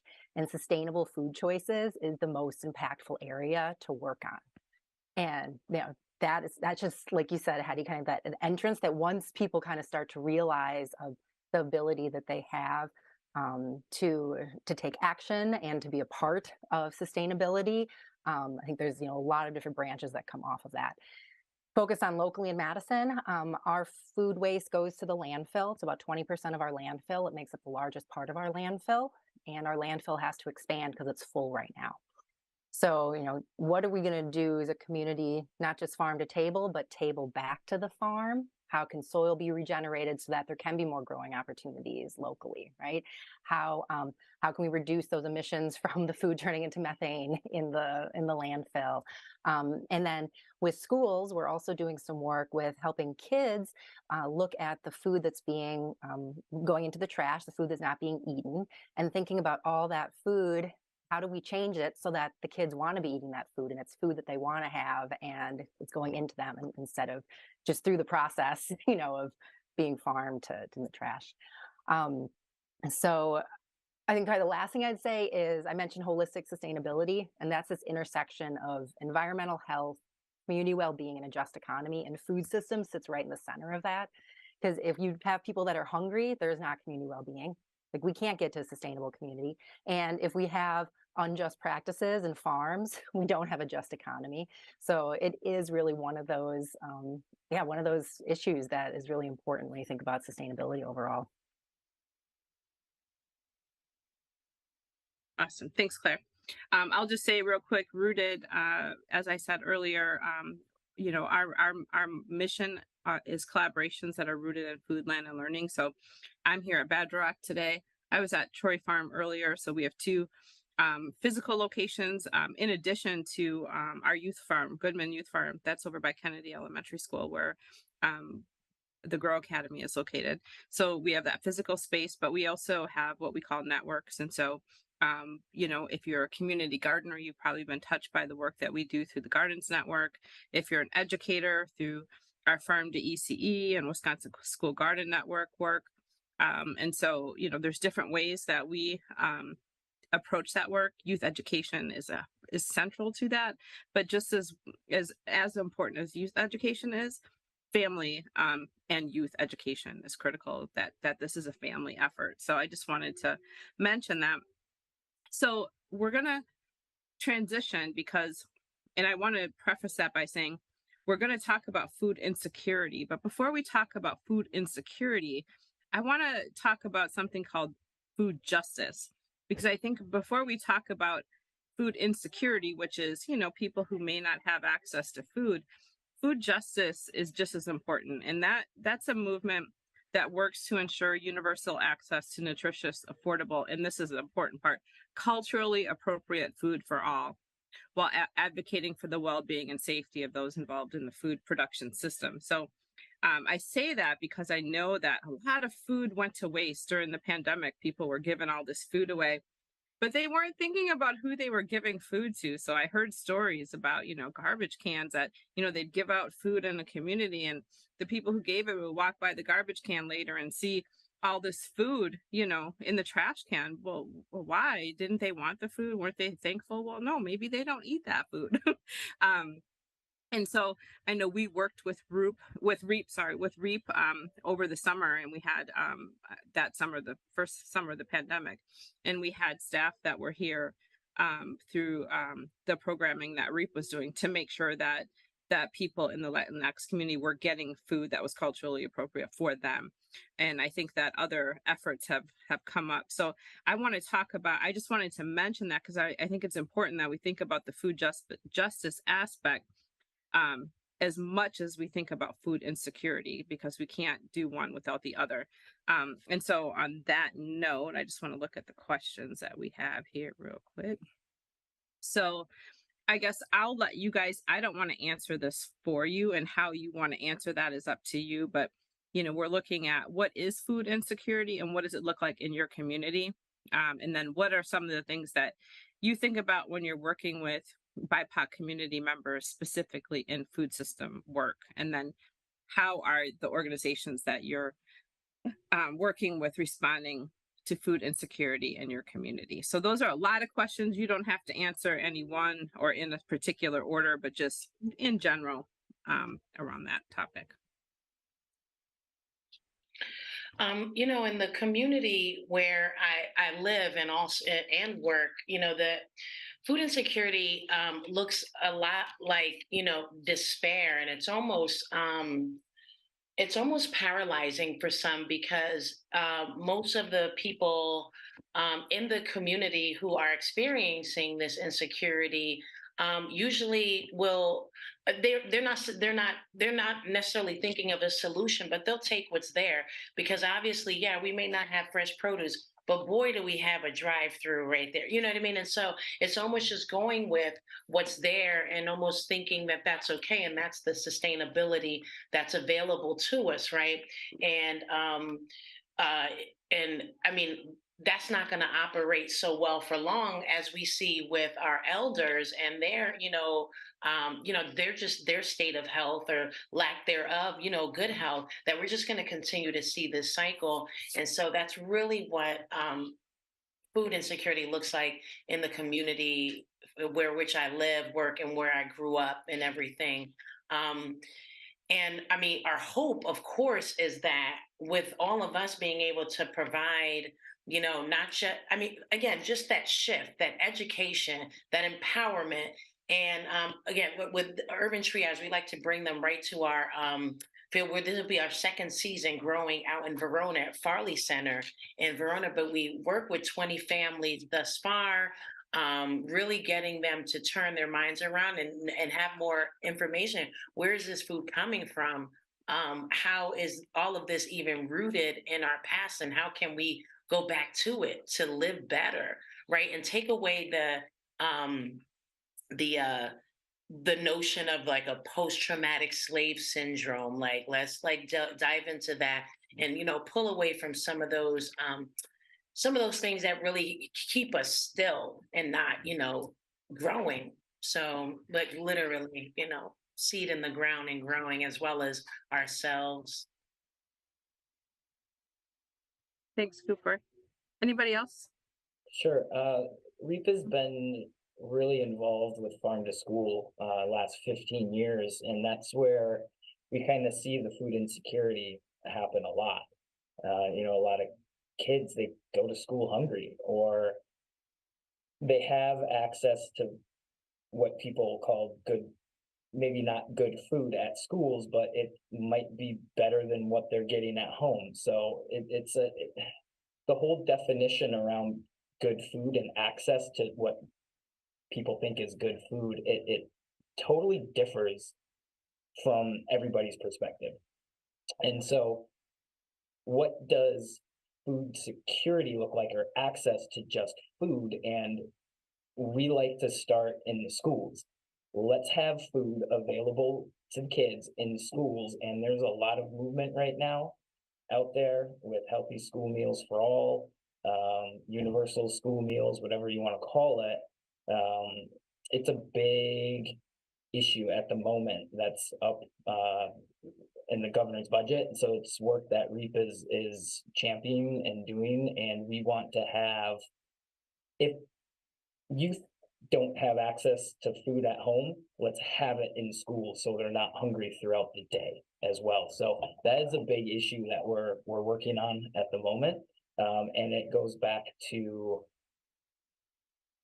having at least some local farms and some local produce in the schools for snack. We did a Harvest of the Month videos. They're on our YouTube channels, so schools can use those to show exactly where food comes from and who's growing the food and what farmers look like in the area. So that's kind of the issue that we're focusing on right there.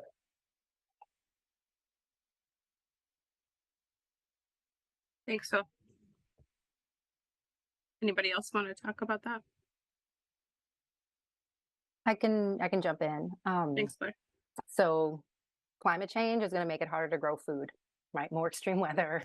We don't have pollinators, all that, which also, look down harder, more expensive to get food, all of those issues that we saw during the pandemic and are coming, amplified. So the work I think that is happening to localize and empower locally is critically important as a resilience measure to get us kind of ready to support our community here. With our work, when we received funding to start free food scrap pickups at farmers markets, we were really thoughtful about where that was going to be and what was going to happen with the food scraps. So we partnered with Neighborhood Food Solution and Robert Pierce's farm, and the South Madison Market is one of those sites. He's trying to regenerate the soil on his land. So we wanted to make sure that it was going back into a farm that was going to be making soil, that was going to be growing food, that was going to go back to the community at the farmers market. I think, in all the partnerships, right, just we co-created this. It was, what's going to work for him. He's part of the grant, paid for the time, and just kind of continuing to learn about how we collaborate together. So I think that's probably really important part for the work that we're doing. And then just overall knowing that, those that are most impacted by climate change will be those that have the least resources to begin with. So fitting that back into the sustainability puzzle about how important this is to address sustainability. Thanks, Claire. Pastor Will? Yeah, I can hop in. I think one of the things, like when you first start thinking about food insecurities, I think a lot of folks think, oh, you're below a certain income level and that's why you're food insecure. Or like that's kind of the threshold of food insecurity is income. And from what we found is there are so many compounding factors that play into food insecurity beside from just income. There's cost of living, housing, employment, temporary long-term disabilities, immigration status, also institutional racism, like lots of things play into food insecurity. The last few years, COVID and now inflation and rising costs of goods. Each household experiences food insecurity differently. And so thinking through not necessarily making a program that's flexible. So like in terms of the Partnershares program, we focus very intentionally on deep listening around community needs, transparency in our work, creating clear avenues for partners and participants both to provide feedback. So we're making sure that the solutions we're providing are what community needs, kind of going back to the culturally appropriate foods of like, is this actually what the community needs? Are we providing and responding to the needs of the community? And, having an openness to thinking through, is this the actual solution? In terms of the CSA model, there's a lot of inherent challenges in CSA in that it favors white middle class consumers. And so thinking through and being aware, CSA is probably not the right fit for every community, every person, and just keeping that in mind as we're trying to work on food access programs. Like, we have a solution that works for a lot of our participants. It won't work for everyone. And so how can we make it responsive and consistent and reliable while also filling the needs of our community? Awesome. Thanks, Tess. Will, did you want to add anything? I'll just say, again, just being from a low income neighborhood,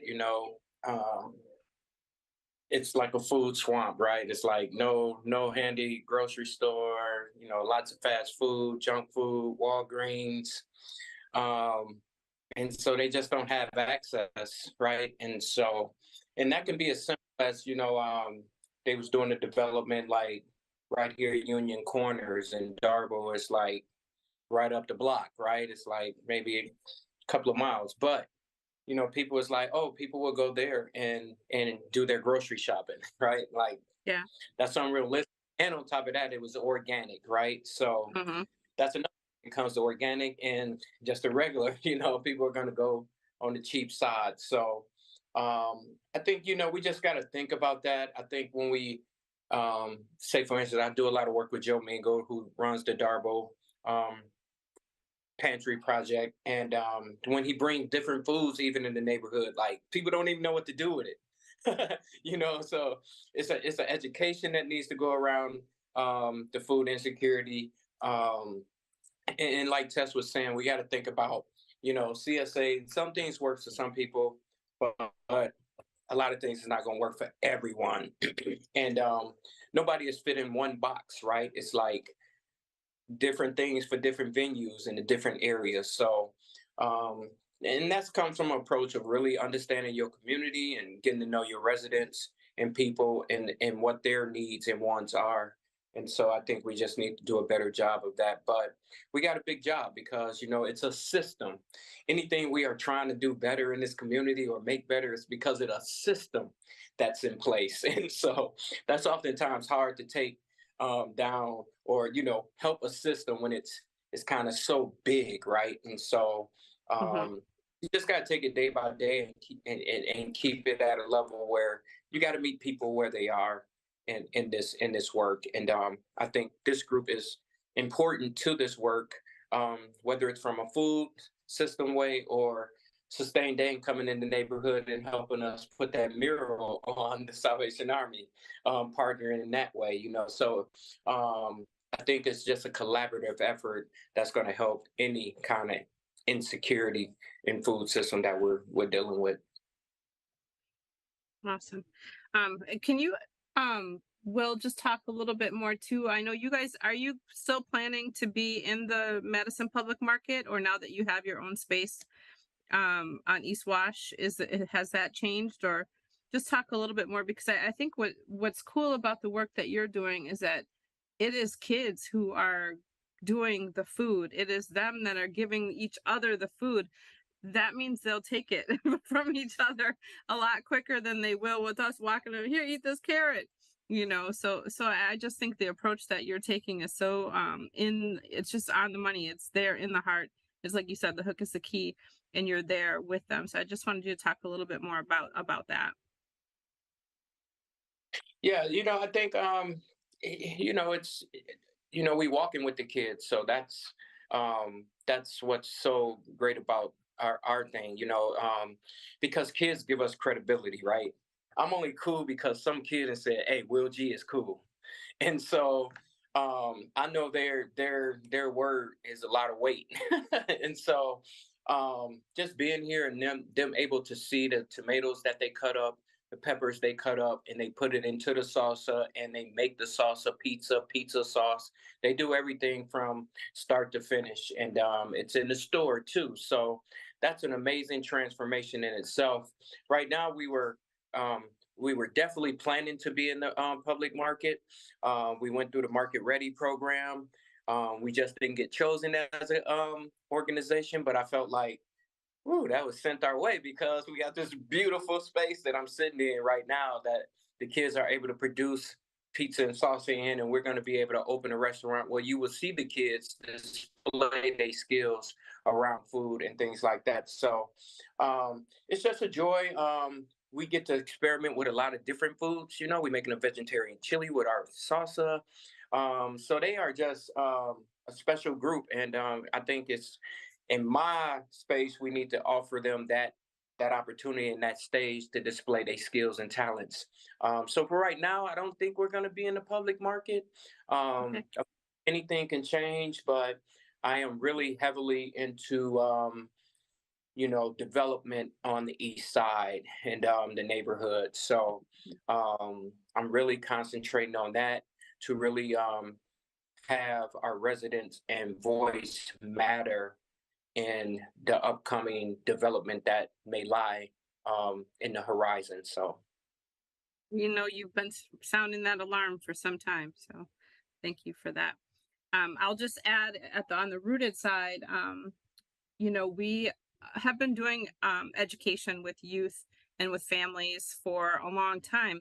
But one of the cool things that came out of the pandemic, we already had been doing a little bit of youth employment, but it really came to the forefront and became an important part of the work that we do during the pandemic, because the young people that we were close to that were connected to Bedrock, they're in their homes, they wanted to get out of the house, they wanted to see one another. And so through some of the partnerships that we have, we were able to collaborate with Briar Patch and Commonwealth and with the city to get funding to employ youth who then were able to work during the pandemic here at Bedrock, and now will continue to work.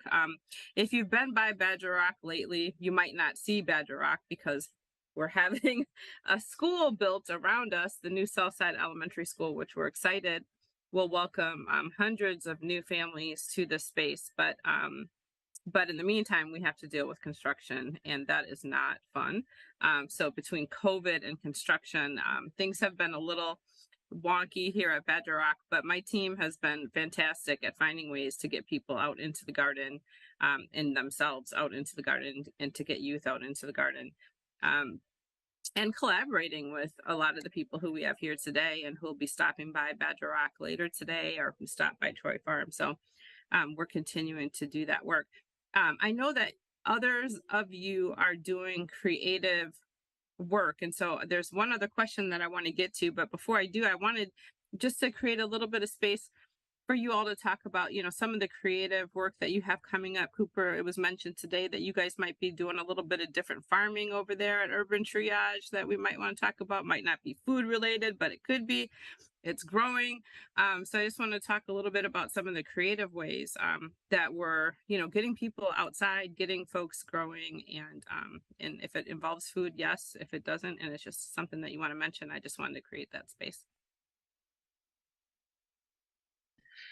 Well, yeah, all of our growing and going into our second season at Farley Center, and also adding an extra, I believe, half an acre this year. Most of the things we grow are based out of the African diaspora, right? But this growing season, it took a lot of work from the new team that I just joined literally 2 days ago here. We're adding hemp to our grow plan. We just got our license. So definitely looking at that to be ready for when Wisconsin gets on board with with the wellness properties, whether it's tinctures, oils, paper, clothing, like all of the things, the possibilities are endless. But there is a lot of work and cultivation needed to go into growing it. So it's actually a really amazing plant that will bring the team and the families together, because they're going in the ground in a week or two, actually. So we're getting started out there. And going to be rallying for plenty of volunteers, also to help build our hoop house, because that really is going to help us grow longer through the year and protect some of the things that we do want to grow longer as we not only create free CSA boxes, but whatever's left over from those boxes, there's our pickup on South Park Street. Like folks in the community can just come and shop and get some really great things. Which also sometimes we run into, like we'll have things that folks don't know what to do with, but I'm always ready. Well, just chop it up and, and put it on this and add a little butter. Can we shout out Johnny Winston Jr., who I think he started like a thing where every week he'd stop by and pick up the food from your boxes out there, and he'd cook something with it and share it on Facebook. And I thought that was just awesome. So good going, Johnny. Yes, thank you, Johnny. And that's really what you have to do too, right? So that we don't have food waste, right? Even if it's coming directly to you, whether it's at no cost or you did pay full price for it, that's going to really be able to bridge the gap in that food insecurity for sure. But peanuts also is another addition on our land that we're going to be growing. And again, just really expanding how we share this with everyone in our community, and hopefully have more and more land space. Again, I'm loving what I'm learning on day 2 here from all of you, and I right before this definitely Googled everything and everyone. So I got a lot of knowledge to, and no pun intended, but to grow from let's put all this that I gathered here with all of you in the ground and let it grow, because everyone out here needs it. We all, and to piggyback too on what was said, it's not about your economic status, or it's just the state of being at this point with what's available to us. Amen. Thanks, Cooper. Yeah. Anybody else want to share some stuff that they're doing or that is coming up for you guys?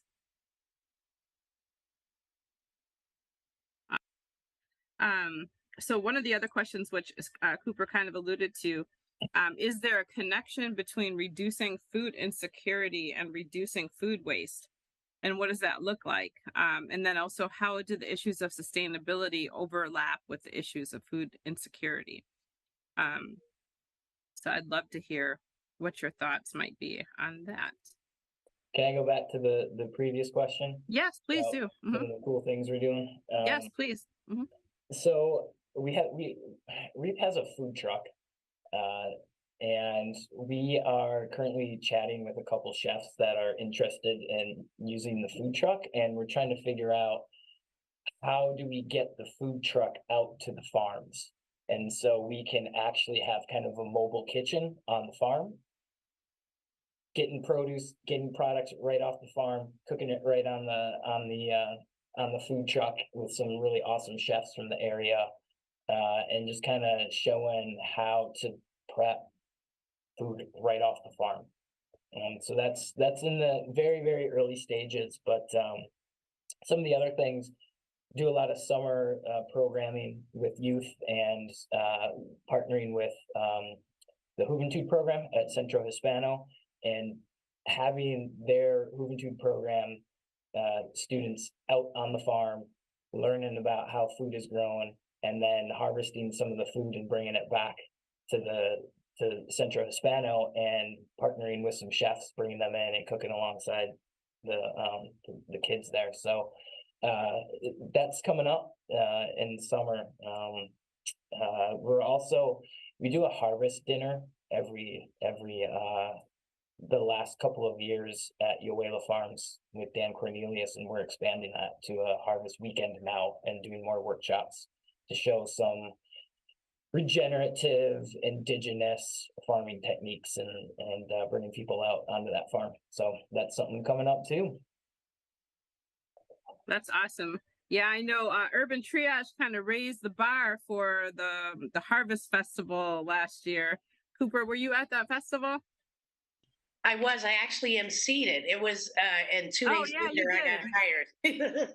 Yeah, that probably had something to do with it, because I have to say, I know from my vantage point over here at Rooted, I was like, they just set the bar so high. On what a harvest festival should and could look like, because that was pretty fun.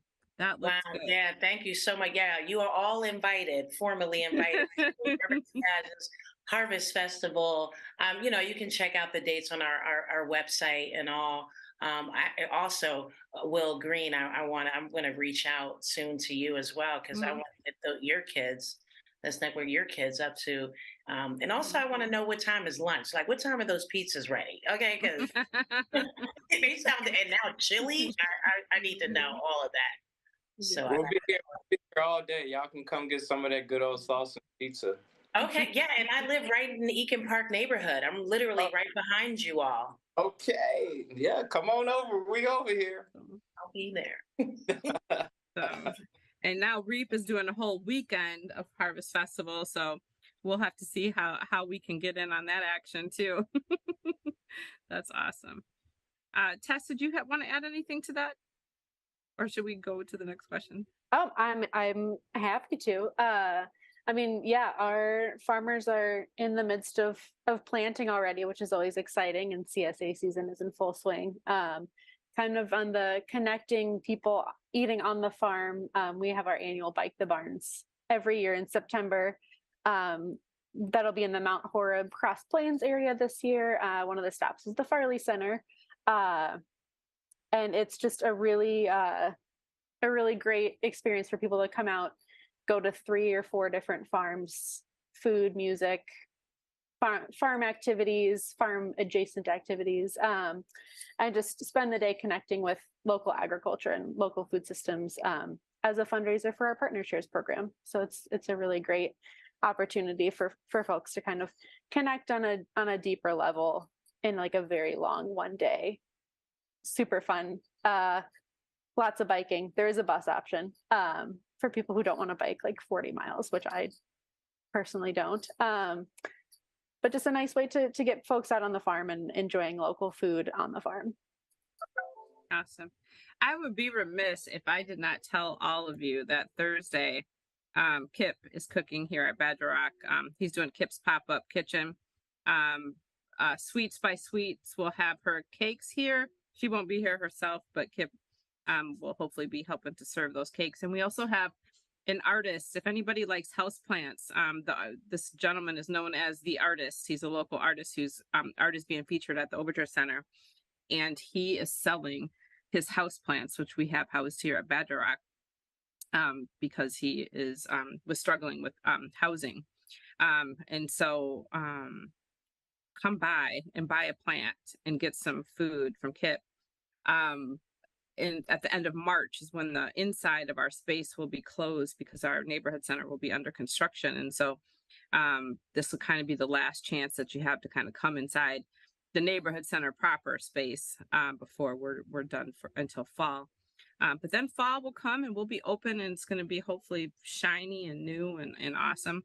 But in the meantime, we'll be partnering with everybody here to do other things in the community. So that's Thursday from 5 to 9 here at Badger Rock. So we're going to start wrapping up. So if anybody has any final thoughts or things that you wanted to make sure that we mentioned before we end our time, of course, give to the Big Share. All of these groups here are doing good work. That's Rooted, ROOTED, in case you didn't know how that was spelled. You can go to the Big Share and look up Rooted. But also the rest of the groups that are here. So if you guys want to put a plug in quick for your work and any final thoughts, please do. Well, I just want to thank all of you for, especially again, it was my desire, my dream to come to this position, but also to come here and have this open expanse, right? And see that it's not just me, right? Like everyone has this love, passion, and this understanding about the realities, right, around agriculture for our people and everything. So I want to say that. Absolutely. And yeah, Urban Triage, we're definitely a part of Big Share. We definitely need and would love and appreciate the support, monetary support. So Urban Triage, for the people, by the people. So definitely check us out. Thank you. Thanks, Scoop. Anybody? Will, you want to go next? Yeah, I just I think we all are doing important work. I think we all need to keep a lens on it. And I do this from the heart. I put my heart and soul into the kids and who they are as people. I think first and foremost, we have to build true trust and relationships to make this stuff work. And mentoring positives. We've been out here in the Darbo neighborhood since 2004, so 19 years, going on 20 next year. So definitely part of the Big Share, and honored to be on this panel. And I really just wanted Claire to get after that sustainability overlap with the issues of food insecurity, but maybe that's another. She can have some more extra minutes to do that. I think we got a few minutes just for that.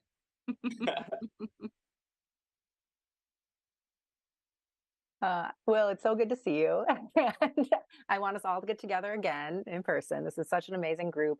And I think the connections here is what's really striking, both what's working really well, and also there's probably a whole nother panel about the challenges. I think part of what Phil said about, some of that infrastructure, which gets to some of the questions about, the food waste, right? It's, the stuff that's left in the fields, or like, Cooper said, how do you take it's not taken in the first round, continue to either process it into food like Will's team is doing, or get it to other people. Just the system that exists here and these linkages, because we obviously have so much opportunity and we care so much. And this is one of the foundational things that we need to focus on for our community. So yeah, I think that's pretty much all I'll say there to wrap it up. Sustain Dane is doing other work in sustainability issues. We're doing energy efficiency and affordable housing work, which is really exciting. And could talk a whole bunch about that too, different workshops on tons of different areas. So yeah, keep finding those overlaps. There's a place for everyone in this work. Thank you. Phil or Tess? Phil? Yeah, I like what everybody is saying here about getting together again, because I think it's super important that these organizations who are doing food systems work, whether even tangentially, comes together and just chat and just talk about how to transform the food system. REAP has been at it for 25 years, and we love your support and donations. And it's been a real honor to be at REAP and meet everybody. And I am looking forward to meeting more people and keep working at this and trying to really create and build this just, equitable food system in this area. So like I said, we need to get together again. A lot of really great excitements from REAP, announcements coming. We're moving up to Garver Feed Mill. It's going to be a great event space as well. So follow us. A lot of exciting announcements coming. Thanks, Phil. Tess? Yeah, I can wrap up essentially just echoing, everyone's gratitude for not only this panel and connecting with people, but also, for Community Shares of Wisconsin and putting on the Big Share as a whole. It's always such a great day. I've been at Fair Share a little over 2 years, and one of my very first days was the Big Share, which was quite an experience coming in. But it's such a wonderful way to see how supportive and integrated this community is in this work of, we're all coming together on this day to lift each other up and have really meaningful conversations. And so, Fair Share is always just really appreciative of CSW and all of you to kind of learn from each other. We are this year for the Big Share, we're raising money to support the Partner Shares program because we've had unprecedented demand for our program. So would love the support to help connect farmers and eaters through CSA. But just, have really enjoyed spending this last hour with you all. Thank you. Thank you. I appreciate all of you. And I too look forward to having more of a conversation with everyone here, a couple people that I think might be missing. I've long had this dream of getting us together to talk, because I do think that something we alluded to a lot earlier in the conversation was the trauma and the impact that trauma in agriculture has had on some of the folks in our community. And if we don't talk about that, it's going to be really hard to get people to buy into this work. And so we really have to talk about that, because there are other people who might say, what are you talking about? We don't want to go get in the gardens. We've done that. We've been there. We don't do that anymore. That's the thought. And I don't want to say that's not a valid feeling or a way to feel. I just know that there are other people who feel differently and can see a healing in that. And so I want to hope that we can get people there in their own way. But I think before any of us can even get into that, we have to have some real talk about what that means for everybody personally, and what our roles are in that reality. So one day it's coming. We will have that conversation. And I hope that Coop and your folks over there, Urban Triage, will be there with us, and will as well, as the rest of you that are doing this work. So thank you, Community Shares, for the big share and for this opportunity to raise funds for our organization. We really appreciate it. Looking forward to the rest of the day. You can join me and the Badger Rock team in the garden soon. We'll be out there at 3:00, and I'm sure the rest of you have exciting days planned. And we'll end it with Community Shares at Cafe Coda doing karaoke. So I hope to see you there. I'll be there. Yeah. All right. Thank you. Thank you.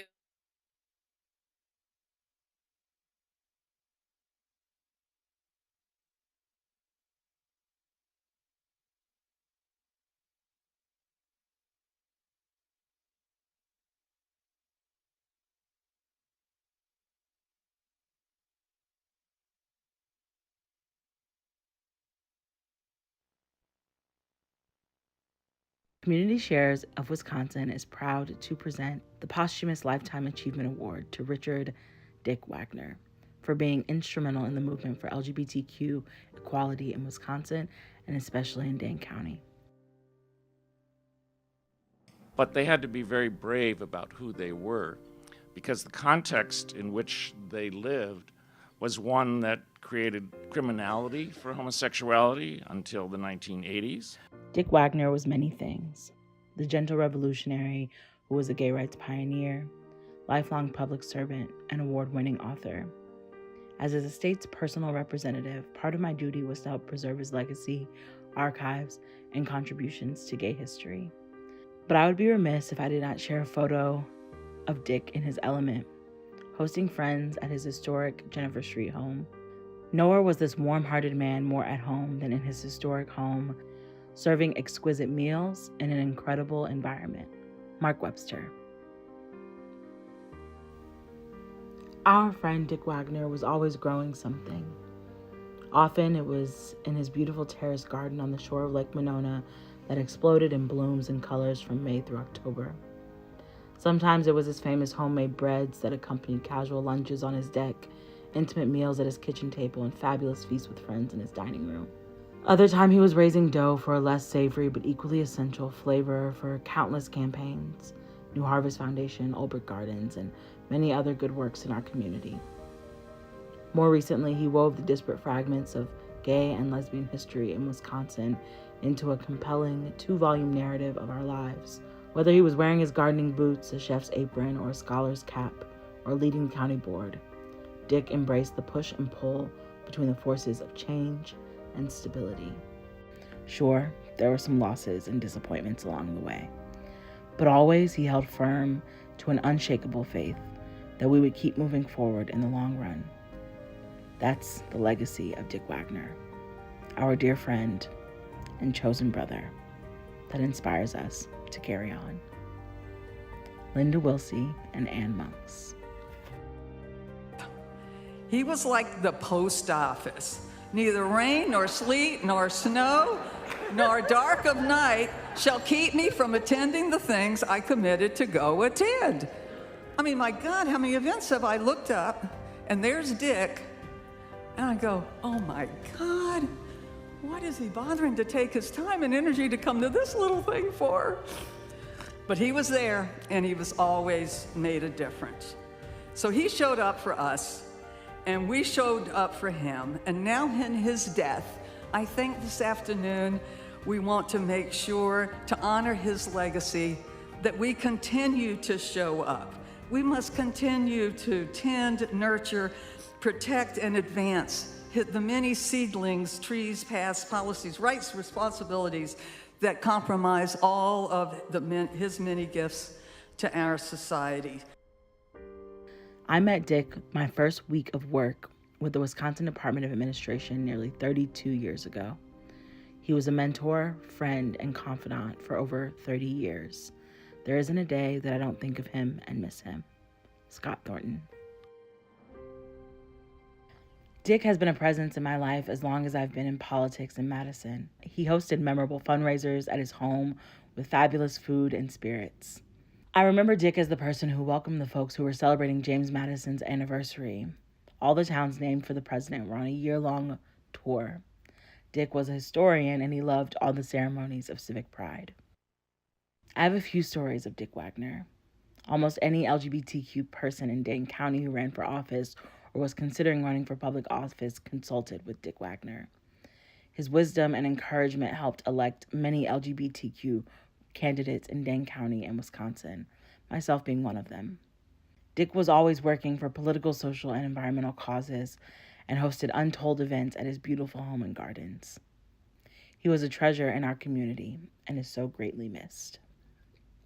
Richard Kilmer. Hello. I am thrilled to join Community Shares of Wisconsin to honor my friend and mentor, Dick Wagner. I first met Dick in 1984. I was fresh out of college and looking to connect with the local political scene. I was invited to a gathering of local progressive leaders to strategize about candidate recruitment for city council and school board seats that were to be contested in the spring elections. I observed how much respect Dick had earned from his fellow progressive leaders. That day, Dick Wagner became my role model and mentor, and a lifelong friendship ensued. As one of the first dozen openly gay officials in the nation, Dick was a founding member of the International Network of Gay and Lesbian Officials, now known as the Victory Institute. With quiet determination and utmost civility, he provided me and many others a path forward. Dick understood that change grows at the local grassroots level, and he worked hard in a collaborative way to bring that change to Wisconsin. His work as a leader in the LGBTQ community helped lead to a city gay rights ordinance in 1974 and a county ordinance in 1980 prohibiting discrimination on the basis of sexual orientation. He was also instrumental in establishing some of the state's first anti-discrimination laws. Today, we honor a deeply inspiring person. Dick, as I said, was a role model, a mentor, and a lifelong friend. In fact, I may not have ever entered public service if not for the guidance and encouragement that Dick provided to me to walk the path that he had paved. He provided the opportunity for young people like myself and others growing up all over Wisconsin to know that they are not alone and that they stand on the shoulders of people who came before them. Dick Wagner lived a life that showed to all of us that history only moves in one direction, forward. And for that, I am forever grateful.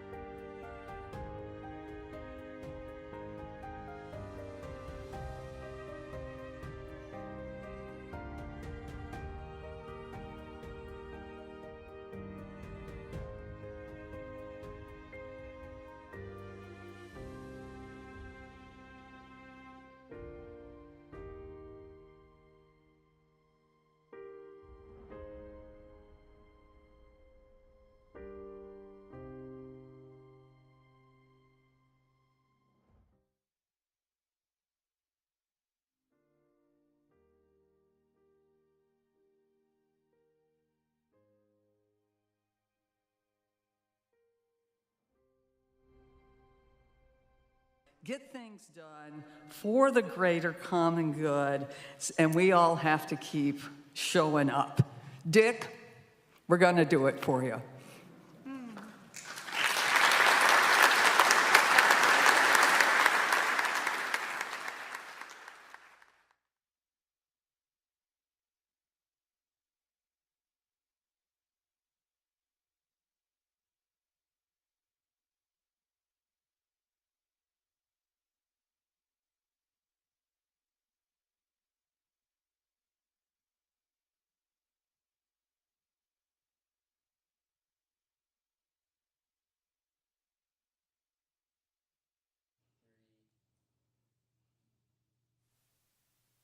Hello, hello, hello. Thank you so much for joining us on the Big Share Live.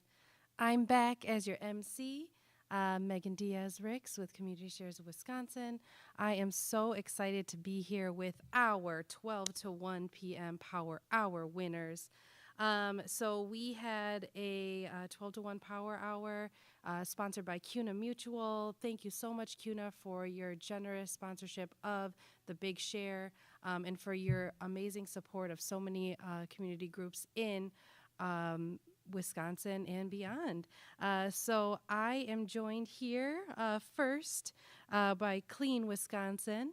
How are y'all doing today? How are you feeling? I'm doing great. Really excited. Thank you. Yes, thank you so much for being here. If you can just introduce yourself, let us know where you're from, and what does the Big Share mean for your organization today? Yeah. Hi, I'm Chelsea Chandler. I'm the Climate, Energy, and Air Program Director at Clean Wisconsin. We have offices in Madison and Milwaukee, but we work statewide. And the Big Share is really meaningful to us. We really appreciate the support of our community in advancing our work. Clean Wisconsin's been working for over 50 years to protect and preserve Wisconsin's clean air, clean water, and natural heritage. And today, specifically around the Big Share, we engaged members and community members around our roadmap to net zero carbon, which is it really paints a beautiful vision for what our state can look like in the next few decades. And I think that that's really motivating.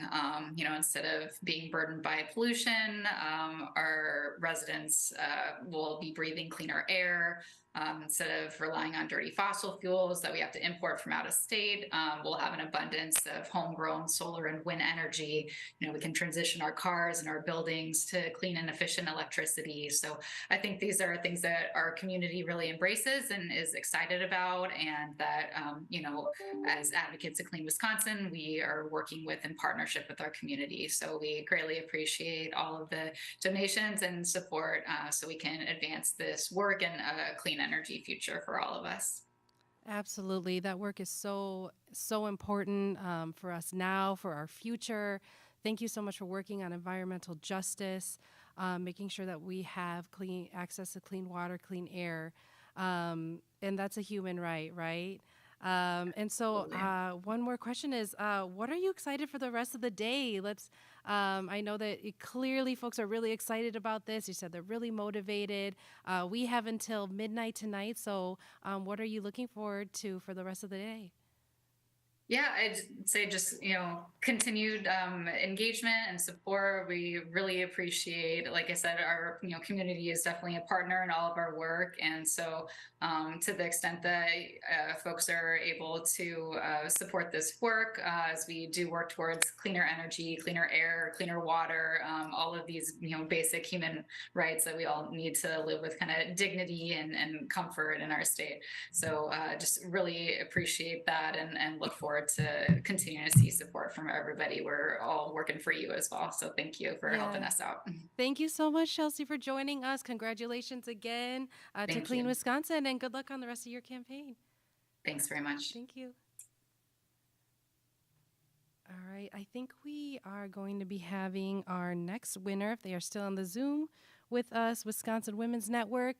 Hello, how are you? Hello, I'm good. My name's Emily, and I work with the Wisconsin Women's Network. So Wisconsin Women's Network is our Power Hour winner for the most donors There is power in numbers. How are you all feeling about this? And what are you looking forward to for the rest of the day? Thanks, Megan. Yeah, we're feeling great. We're super excited. This is, I believe, the 6th year in a row that we've been able to pull off this Power Hour. I think it's great. Really shows that donations of any size can make a huge difference. The Wisconsin Women's Network really appreciates the Big Share. It's one of our biggest fundraising efforts of the entire year, and we really appreciate that Community Shares puts this online day of giving on where community members really come together in an important way. The Wisconsin Women's Network really works to advance the status of women and girls in Wisconsin. We try to strengthen Wisconsin women's voices while working together on issues that promote equity and justice for women and their families through communication, education, advocacy, and connections. And for the Big Share this year, with the fundraising goals, we're really trying to continue to put on high quality policy training, foster connections with women across the state through our mentorship program, and build upon our success and expand our organization. So again, we're just really excited and grateful to have won the Power Hour again this year. We really appreciate all of our donors and all the support. We've been overwhelmed today. So thanks, everyone. Yeah, thank you so much for being here with us, and good luck on the rest of your campaign. We're really excited for the rest of the day. Great. Thank you so much. Thanks. All right, y'all. I think we have an amazing musical guest that will be joining us in the studio very, very shortly. I have the privilege of being able to hear a little bit of a snippet, and it is absolutely angelic. Everything that you need right now for your 2 o'clock hour. So we will be welcoming Bear in the Forest for our next musical set. Take it away.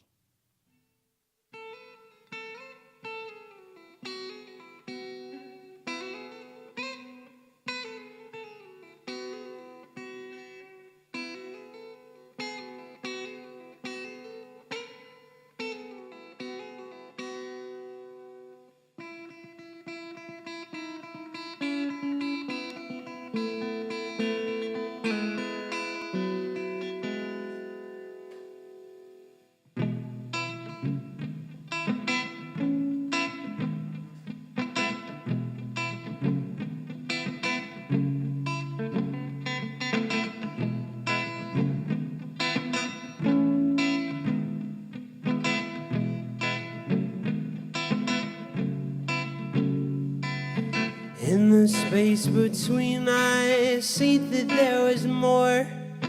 All that you would give is all that you have. When it ever comes, where do you go? Could you set it down and look it in the eye? Don't run, don't hide, don't look away. All you're fearing, well, it's your sword, it's your wisdom, it's patience when the whole thing's coming down around you. Well, needing proof is like having grace, waving it away. Darling, I learned something from you every time. You could just flow with me and all the way.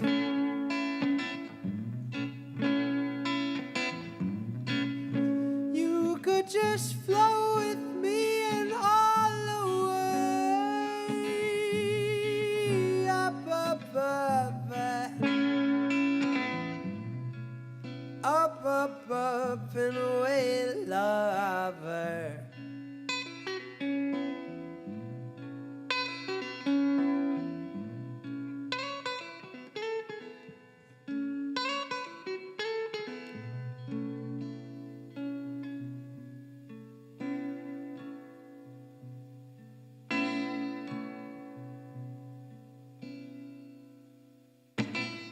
You said you were fine like you had nothing to say.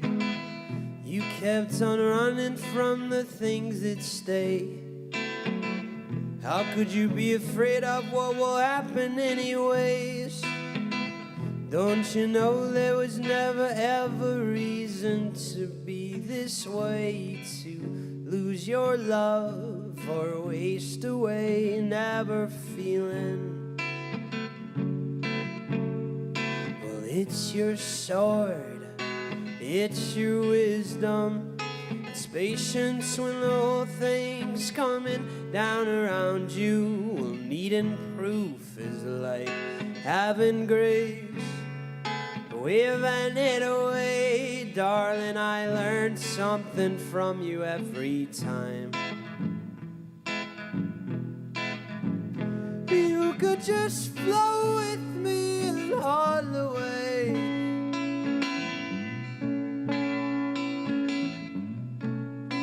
You could just flow with me and all the way. Up, up, up, up, up, up and away, lover.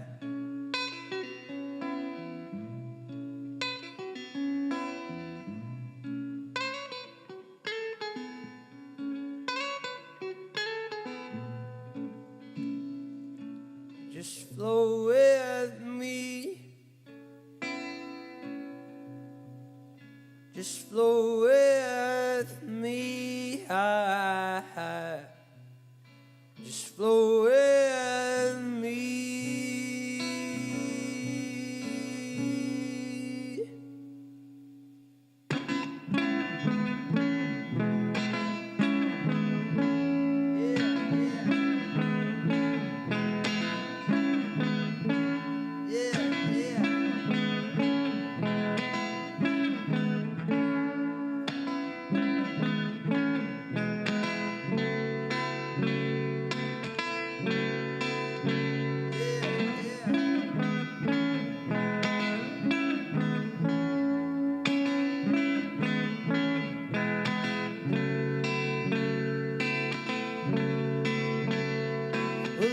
Your sword, it's your wisdom, it's patience when the whole thing's coming down around you. Well, needing proof is like having grace, waving it away. Darling, I learned something from you every time, every time.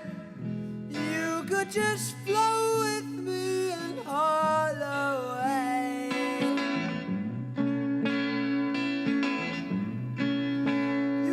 Just flow with me and all the way. Up, up, up, up, up, up and away, lover.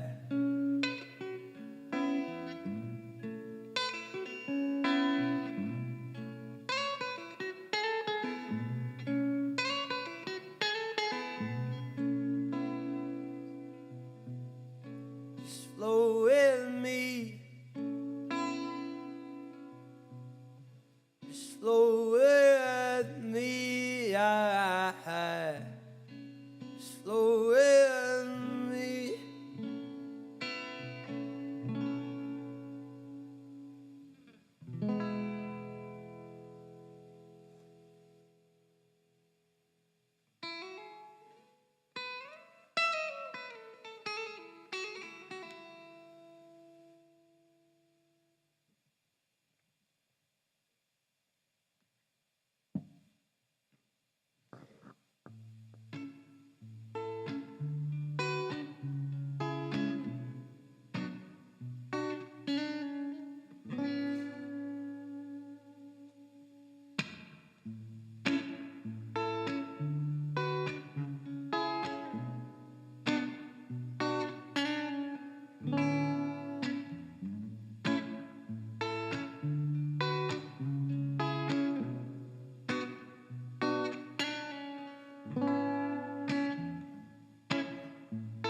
Clear, clean water tastes my flesh, churning my soul, baby, now.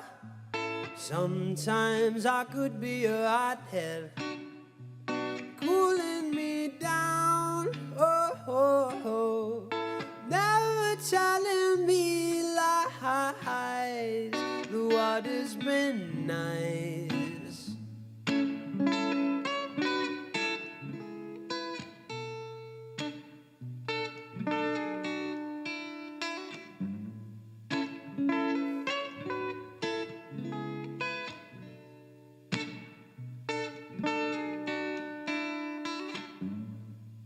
Why don't you fall on in? Free your mind, oh baby love, oh darling, I.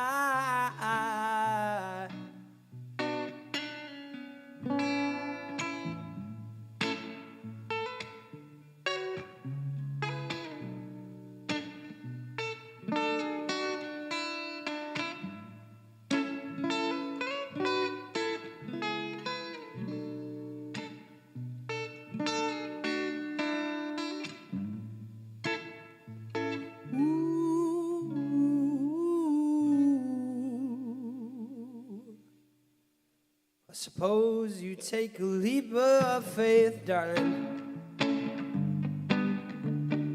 Yeah.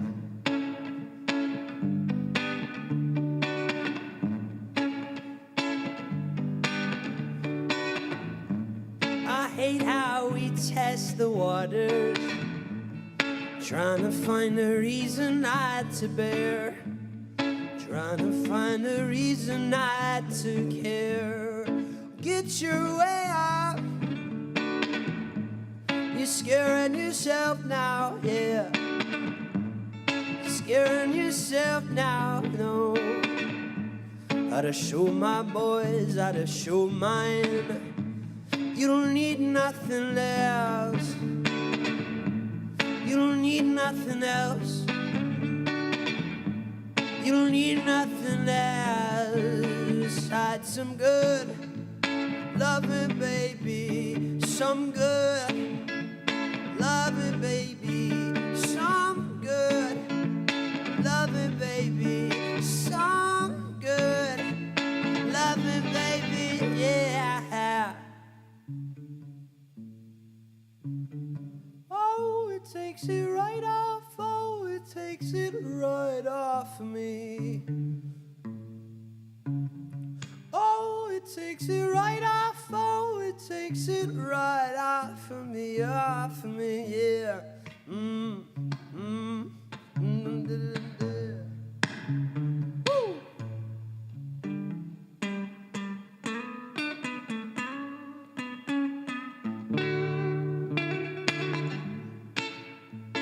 Now you're feeling the dissolution. What does your mind see? Take a look in your mirror. Love what you see, darling, darling, hi. Hey.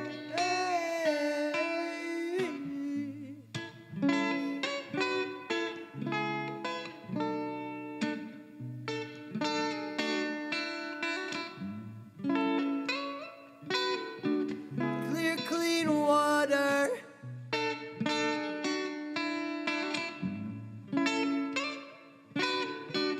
Clear, clean water.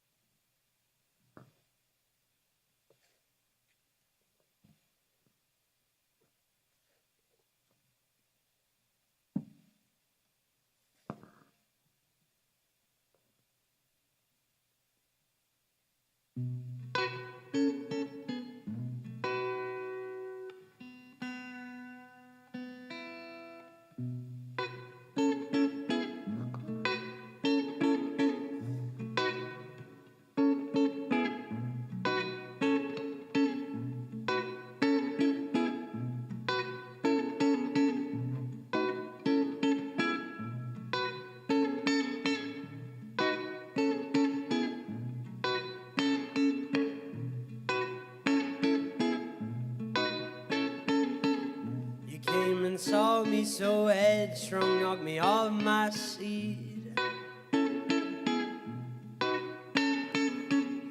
Cannonading gunfire just to show the heat.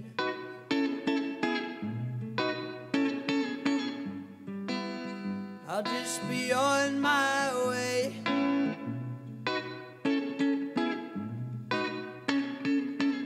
I think I like your kind of chaos.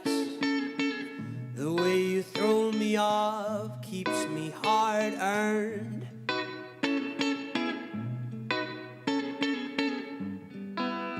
You keep me on my way.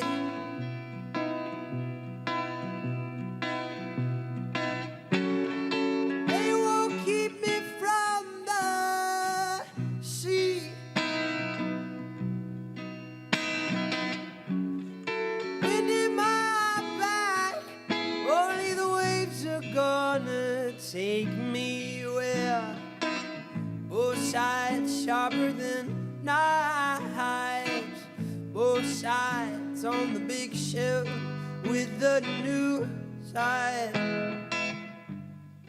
Let's get the word out. Let's get the word out. Let's get the word out. Let's get the word out. Let's get the word out.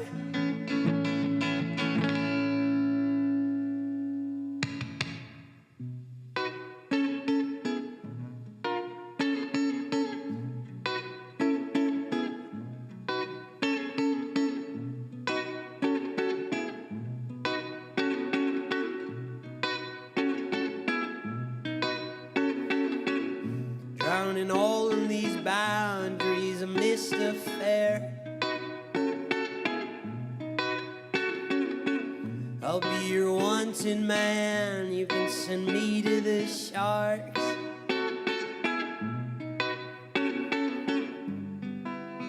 I'll just be on my way.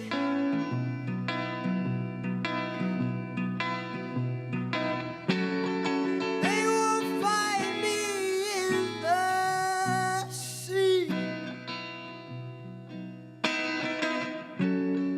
Wind in my back, only the waves are gonna take me where both sides sharper than knives, both sides on the big ship with the new hide. Let's get the word out. Let's get the word out. Let's get the word out.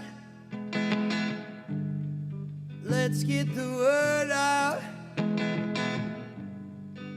Let's get the word out. Let's get the word out. Let's get the word out. Let's get the word out. Let's get the word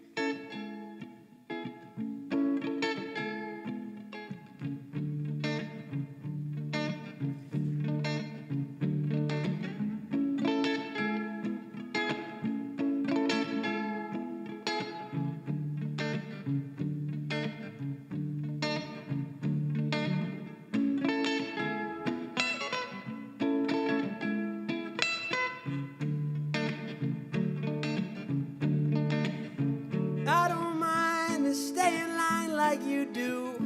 Find all the time and some revenue. You kept me squared away, and I helped you loosen up your soul. Feel free flow and take it all as it goes. Here we find it, symbiosis. I gave you what I took from you. Well, if it's good for you and it's good for me and it's good for you and it's good for me, then I will hold on to it. I won't let it go now. If it's good for you and it's good for me and it's good for you and it's good for me, then I will hold on. I won't let it go now, no.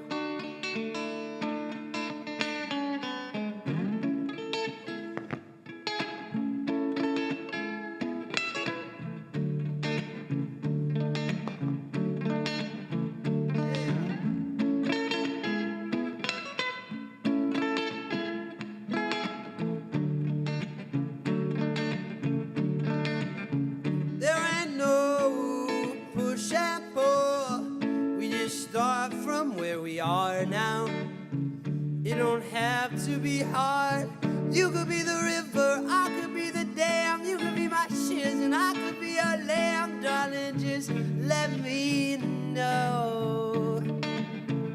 Well, if it's good for you and it's good for me and it's good for you and it's good for me, then I will hold on. I won't let it go now. If it's good for you and it's good for me and it's good for you and it's good for me, then I will hold on. I won't let it go now, no.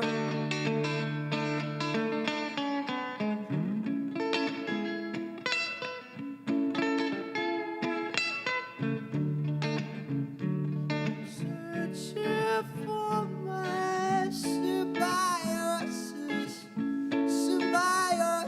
starting, yeah, yeah.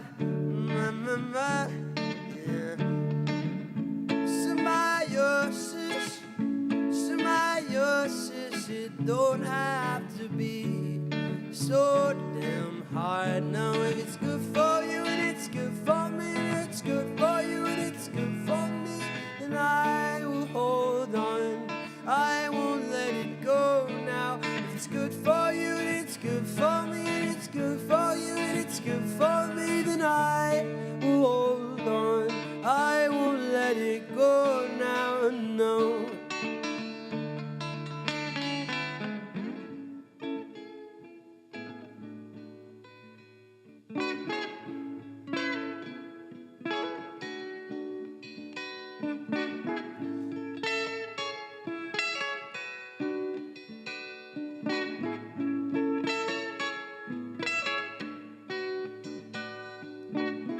You set it off for me, I set it off for you.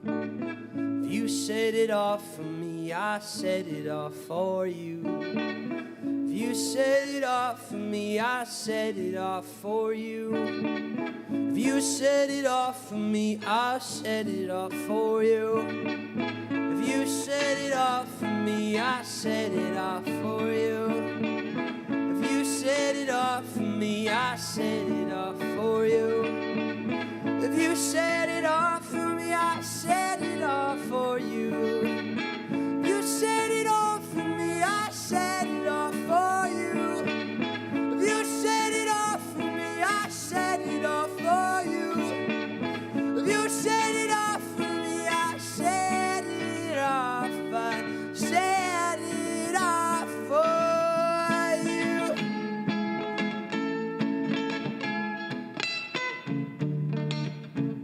It don't have to be hard, love, no. Yeah, yeah. It don't have to be hard, no, love. Symbiosis, well, if it's good for you and it's good for me and it's good for you and it's good for me, then I will hold on. I won't let it go now. If it's good for you and it's good for me and it's good for you and it's good for me, then I will hold on. I won't let let it go now, no. I won't let it go now. Searching for myself by your side.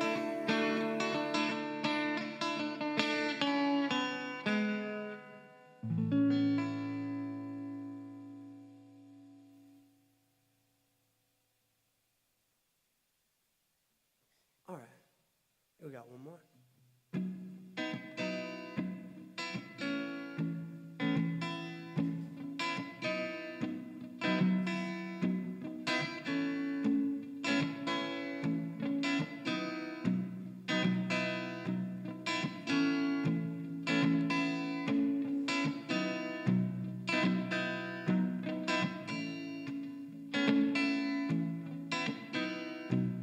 Many times I've felt estranged to this strange world, like I don't want what we've been on. Well, you and me got places to be, pleasures to reap, stuck on that American dream, that's what they promised me.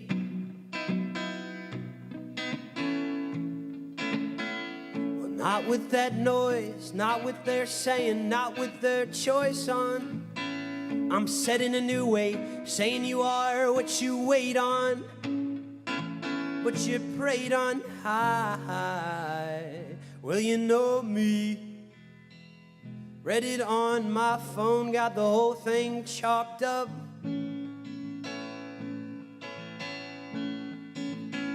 I guess I'm a part-time American on this free range.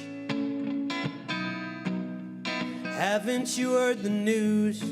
I'm a part-time American on this free range. Haven't you heard the news? You're the radio in the buzzing, bouncing lights, in the buzzing, bouncing waves. I know you already know me. In the same line as you, just hoping for my turn. Yeah.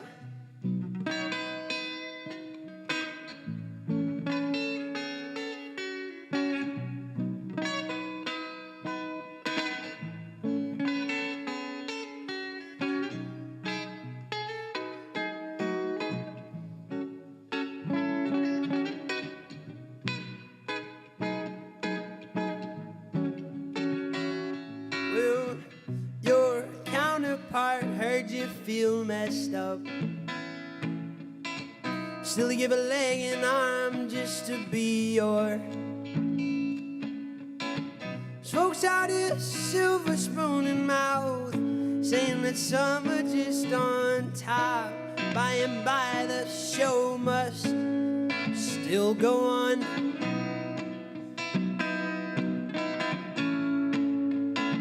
Don't you see the power?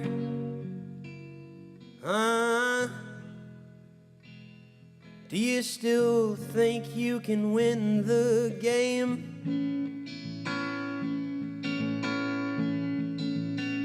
I guess I'm a part-time American on this free range. Haven't you heard the news? I'm a part-time American on this free range. Yeah. Haven't you heard the news? Hear the radio and the buzzing, bouncing lights, the buzzing, bouncing waves. Oh, you already know me. In the same line as you, just hoping for my turn. Just hoping for my turn. Just hoping for my turn. Just hoping for my turn.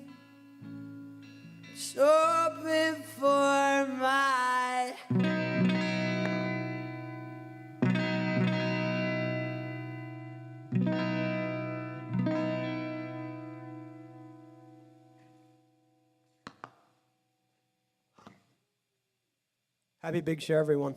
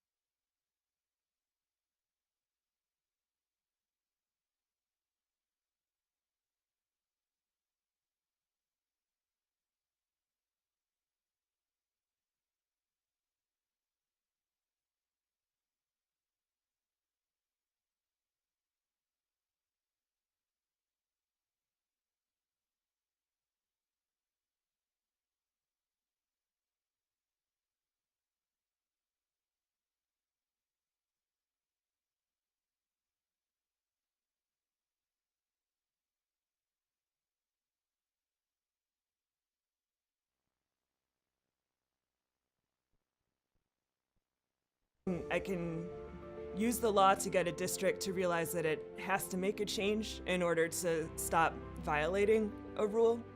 But it's harder to use the law to teach a school district what that change should be or how it can make its school better.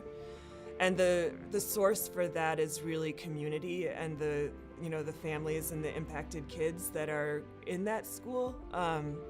And also the educators. There are so many teachers that are so brilliant and are doing such amazing work to give every kid in their classroom what they need. I feel like I am effective because I have been able to work with amazing community organizations in so many different districts, and these are like small and they're just led by visionary, caring people. And when a lawyer gets to connect with community leaders like that and work together, that's incredibly powerful.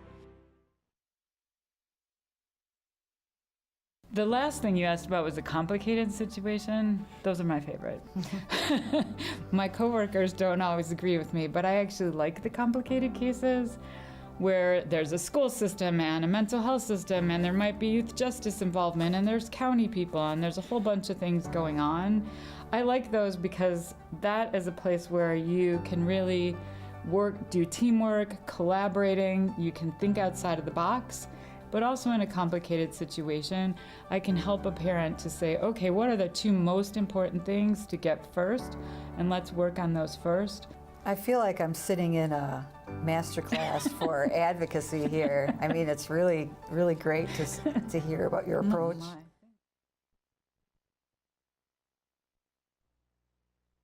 Do you have a vision for what you would like the future to be for the organizations that you work with? I would like for there to be sustainable work. I would like the people who have never been a part of that work to come into the work. I would like for persons who have been intentionally marginalized from this work and not been elevated to be the people at the top, to be the people driving what it is that is moving forward. And that means sometimes stepping out of the way.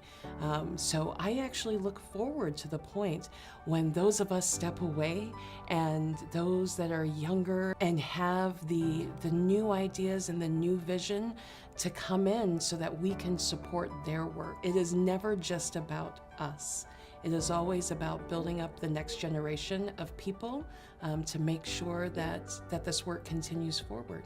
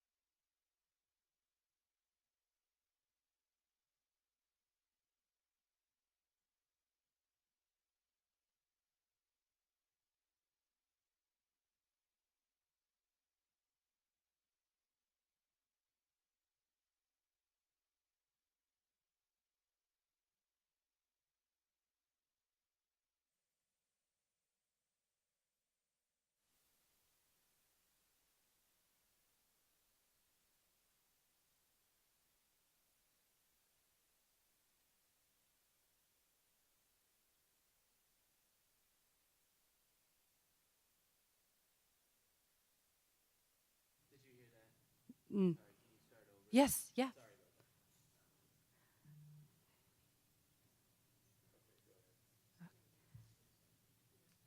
Welcome back to the Big Share Live.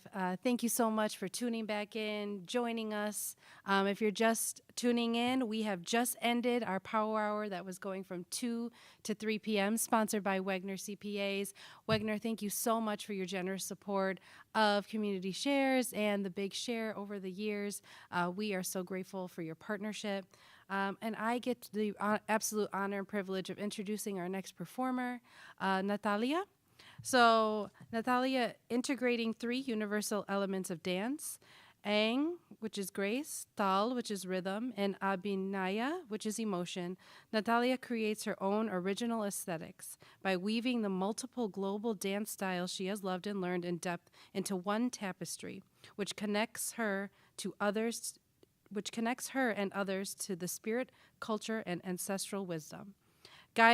Guided by her indigenous Andean roots and having traveled and lived within multiple communities throughout her life, Natalia now shares her art forms with audiences internationally, inspired by art's ability to transcend binaries and borders as a medium through which we can thrive despite historical trauma. As a lifelong professional exponent of Kathak dance, a classical dance from South Asia, she also specializes in Peruvian, Middle Eastern, and other global dance styles. Natalia's movement, rhythm, and storytelling practices are distinguished by deep respect for the depth and detail of traditional aesthetics, which have been and continue to be threatened by colonizer and capitalist tendencies towards superficiality, flashiness, and cultural violence. Natalia has now opened her own school and company called Kalpa House of Spirit Dance, with which she continues to perform, teach, and choreograph in her hometown of Madison, Wisconsin, and abroad. If you would like more information on her recent work, you can follow her on Instagram or TikTok as @universal_Kathakar, KATHAKAAR, or visit her website at www.nataliadances.com. Thank you so much for being here with us.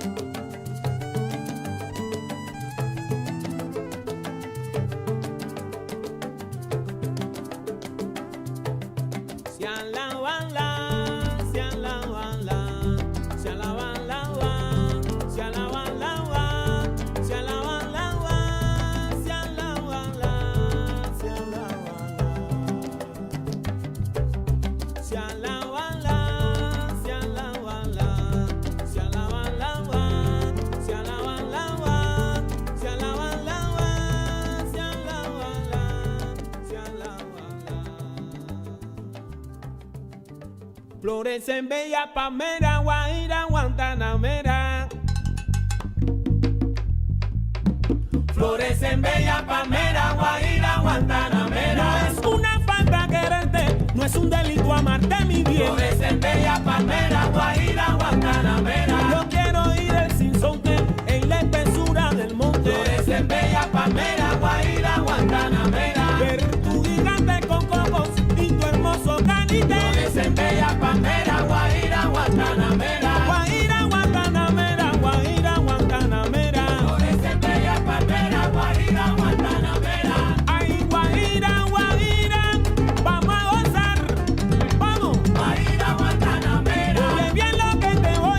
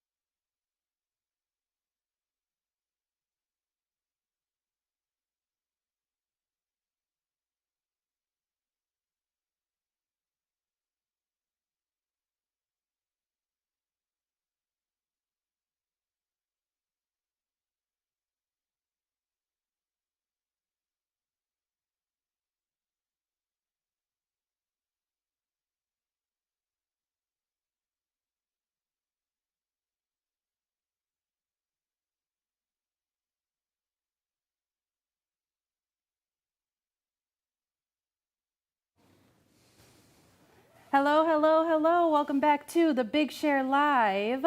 Is everybody excited? We just ended our 2 to 3 p.m. Power Hour, sponsored by Wegner CPAs. I am here with the amazing, No.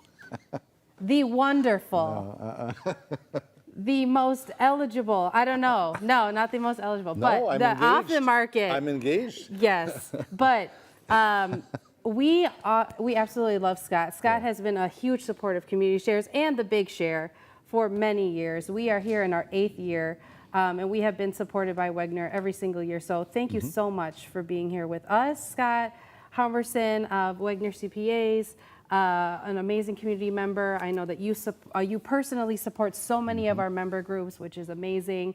And I just want to know a little bit about your history with Community Shares. I know it goes back deep, so if you can let the folks who are tuning in know how you got started, Sure. connected to us. Sure. Yeah. First of all, I am actually thrilled to be here.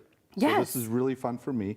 But more than anything, I guess I want to thank Community Shares for not just the 8 years that they've been doing this, but the more than 40 years that they've been doing this in the Absolutely. Madison community to the more than 70 groups. So I am here because of what you do.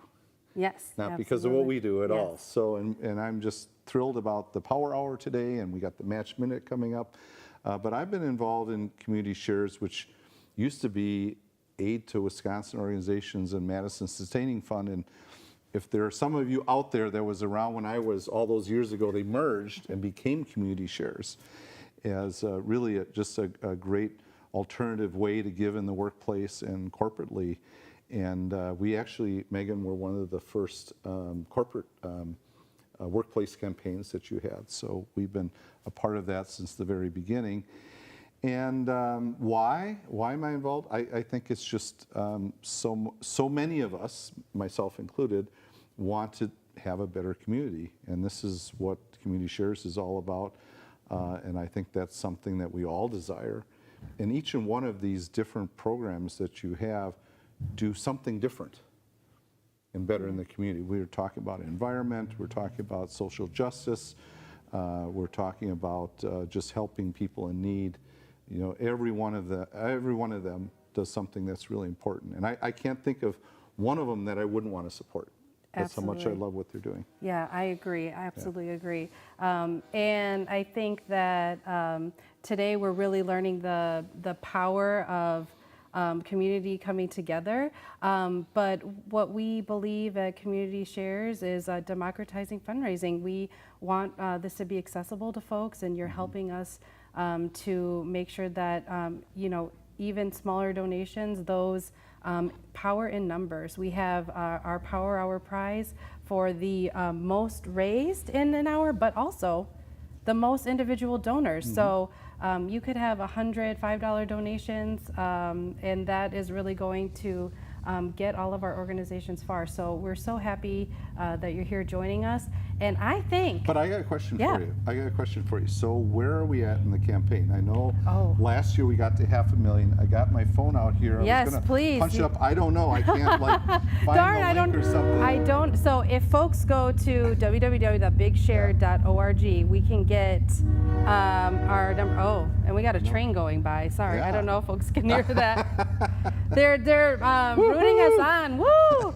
So I don't know where our exact numbers are. Before I stepped on here, I should have written it down. Yeah, I think. But let me. Do you know? Anybody know? We have our studio audience out here, which is consists of a couple of people. I know. We'll get this for you in just a minute. There we go. Yep, I can grab that. Oh, Let me there's our get phone. you our number, because I've been checking this all day. So let's see. As of right this very minute, we have, let me refresh, because it is refreshing every moment. We are at $452,075 raised, and it is only 3:22 p.m. And we still have 8 hours, 37 minutes, and 15 seconds left. So we want to get to $650,000 or more raised this year. That is our goal. And I know that we can do it. We also want to get to 5,000 individual donors. We are at 2,232 donors. So we are getting there, folks. Please keep donating. And thank you to everybody that really pushed through these organizations to win these power hours. And I was with Commonwealth Development, and I don't think we've ever won a power hour before, and now I just announced that on accident. I know, maybe you're not. Yeah, maybe you don't not. Know. Maybe you I don't know who for the sure. winners are. Let's find out. Let's find out. Okay. All right, we bring got on in. We have our roller derby. We have our beautiful Madison Roller Derby folks here to give the golden ticket. Well, thank you prize, first of Power all Hour. to both of you. Thank do you you. remember we were doing this like 4 years ago, right? Yes. Like the day before the pandemic started or whatever, and we were over there on East Wash or whatever. You came rolling in with the winner here. With so the they're winner. going to Who give is me the the winner? winner. And so this is the Power Hour. It's there'll be two $1,000 gifts Yes. provided courtesy of Wagner. And the first one will go to the organization who has the most funds raised. And there was a little sneak peek. You know, sometimes with the Oscars and stuff, there's was like, always a little oops Now going I on feel or whatever. like We the got person who wrong said thing. the wrong It is Oscar. Commonwealth Development. Commonwealth. Woo! Woo! Yeah, I think this is the first Power Hour they have ever won, so that is exciting. Congratulations, Commonwealth. That is so exciting. And then the one with the most donors, which might even be a better award because you have more You got people more supporters, or y'all. whatever. Another organization that I know very well is Chrysalis. Chrysalis. So congratulations, yeah. Chrysalis. Congratulations, Both y'all. of these are Wagner customers as well, so Yes. we're really kind of thrilled about that. And thank you, Roller Thank Derby you, people. Madison Roller do you Derby. want to say anything? Yes. The floor is yours. I'll give you my mic here. Oh gosh, congratulations. Thanks for having us. Call us anytime. We're ready to roll in with some fancy paper. No worries. Yes, with a golden envelope. It's never too late to roller skate. Yes. Ooh, that's a good one. Never too late to roller skate. Thank you. Thank y'all so much. All right, we will be back with another performance from Natalia in just a bit. Thank you so much for tuning in, and thank you to Scott and Okay, but Wagner. we have the minute. The match minute. Match minute Oh my coming up, God, did I right? miss that? No, in 5 minutes. Yeah, so we can't leave like too quick here because this is going to Oh, go yeah, on for a minute. no. So I should stay around for that. Yeah, no, you're Let's ta- absolutely staying around. Let's talk about that a little bit. Yeah. What that means. Okay, so our match minute we have at 3:30 until 3:30, 59 seconds. Scott will be matching up to $5,000 for our organizations That's, by the way, that's in total. in total. That's not per gift. No, not per gift, please, in total. So all of the donations that come in that minute, just a minute, 3:30 to 3:30, 59 or 3:31, will be matched up to 5,000 total. So that is happening in 5 minutes, y'all. So make sure that you are trying. We want to take your money. I mean, I really do. I want to take your money. So please donate up to that money, $5 to each organization that you want. It is getting doubled within that minute. So we want to make sure. Last year, Megan, you don't know this because you weren't with us, Yeah. but we raised $4,894. And don't ask me why I know that because I'm an accountant. And I rounded that up to 5,000. Yeah. So in total with the contributions and 5,000, we raised $9,894. Yep. Which was the most raised in a minute. Yes, In the entire 1 campaign, minute. in 1 y'all. minute. So we So- are hoping for the same results this year. Please. And how much time do we have now? We have, let's see, 4 minutes, 4 minutes. until. So if you give prepare. $500 to your favorite agency, another $500 will be matched with that. So they would effectively get $1,000. Yes. So that's what we want to see, okay? So do we have want like $10,000. a clock going somewhere where we can kind of look at the They'll have donations? yep, I Can think we they have put it up the, on a screen here or something so we can see what the pledges are going to be? Or maybe Fallon, maybe if I got my phone. Okay, you know what, Fallon? Yeah, give me my phone. Sorry, can I please have my phone? Fallon, our marketing director, come on over here. No, okay, she's not going to be Fallon. on. Fallon, our marketing director, is here doing things. I'm going to call up my Facebook here and take a look because we want to go, where is it here showing the... oh, so you can go to thebigshare.org. We're right here. I'll just go to that, right? Okay, everyone go to thebigshare.org. Yep. And we're waiting on the match minute here. So it's not on Facebook. It's on the internet. There you go. All right, there we go. We can see it. We're at 452,481 raised. Yep. We're going to watch this for the next But we're not quite 60 yet. seconds and 2 minutes. Yep. Have you done one of these match minutes yet today? We had, our first business bank match minute, which Okay. How much did you raise in that? for that one we had, let me go get the exact number. I don't know the exact, but it was over $2,000, which Oh, was cool. awesome. Total, yep. And then matched 2,000. And then matched. Okay. Up to 1,000 from First Business Bank. Kind of feel like we need some exciting music or something. I going on. know, What do you think? I do. I wish I could sing like Bear in the Forest. Rocky music or something. I don't know. Like rock music, like Rocky, or like no, like Rocky oh, Balboa like music, the yeah. ding ding ding ding ding ding ding ding. Oh, you got it up. Hey, thanks a lot. We can see it. We can see it going on the monitor now. And I think at 3:30, Bria is saying they will Do pull you up our notice that countdown clock. nobody is contributing right now because they want to wait Yep, 2 more minutes to get matched? yep. We have 30 seconds now. It looks Okay. like. Okay, so let's do this. Okay, all my Facebook friends out there, I posted this morning, and LinkedIn, thank you, Fallon, for that, and others I talked to. I have challenged them to get online today, and Let's keep as giving you said, y'all. pick my pocket, because yeah. I don't want to leave here with I mean, less I than don't 5 like doing illegal things, but this is legal. Oh, so make we want to take your money. Okay, good. And I don't want to in the legal sense. And I don't want to leave any behind. Yeah, exactly. Oh, Oh, okay, Fallon. man. Fallon. Okay. You just inspired me. Oh my goodness, it started now Holy already. moly, look at Is it that. Look at rolling? those numbers. Yep, they're all. We Can were- you oh, there we go. Yeah, I right see at the it, top banner. 453. So we're Woo! $2,500 already in the first 10 seconds. Right? We're there. Yeah. Yep. Keep going, folks. Thinking Keep about going. what the Keep original going. number was. We only have a minute. How much time do we have left? 455. Thank you. Thank you, all of you, for your 25 seconds? contributions. Come on, y'all. Keep going. We're push, going. Push It's through rolling. your. It's for another push through. $1,000. We're about $3,000 right now, Megan. All right. Let's go. We're getting up there. 10 Couple more. seconds. Oh, man.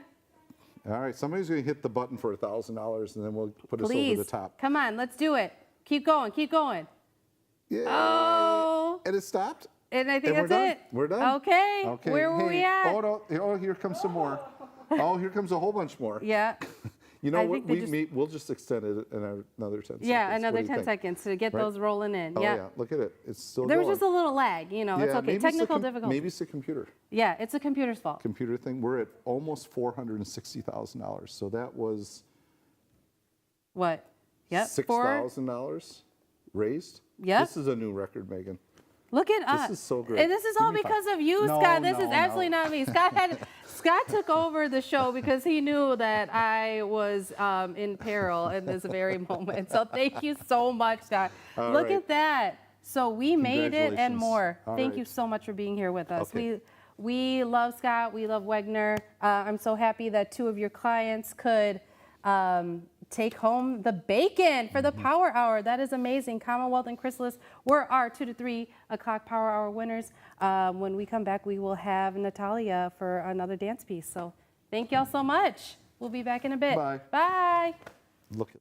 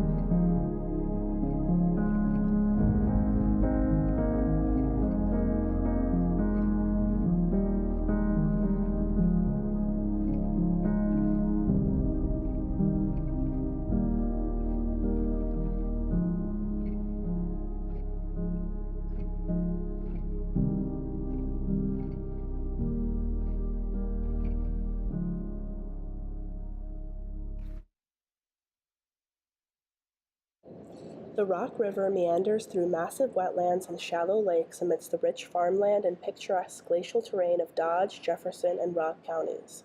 From its headwaters in the Teresa Marsh, the Rock flows through the famous Horicon Marsh, Lake Sinisippi, and Lake Koshkonong on its way to the Mississippi River.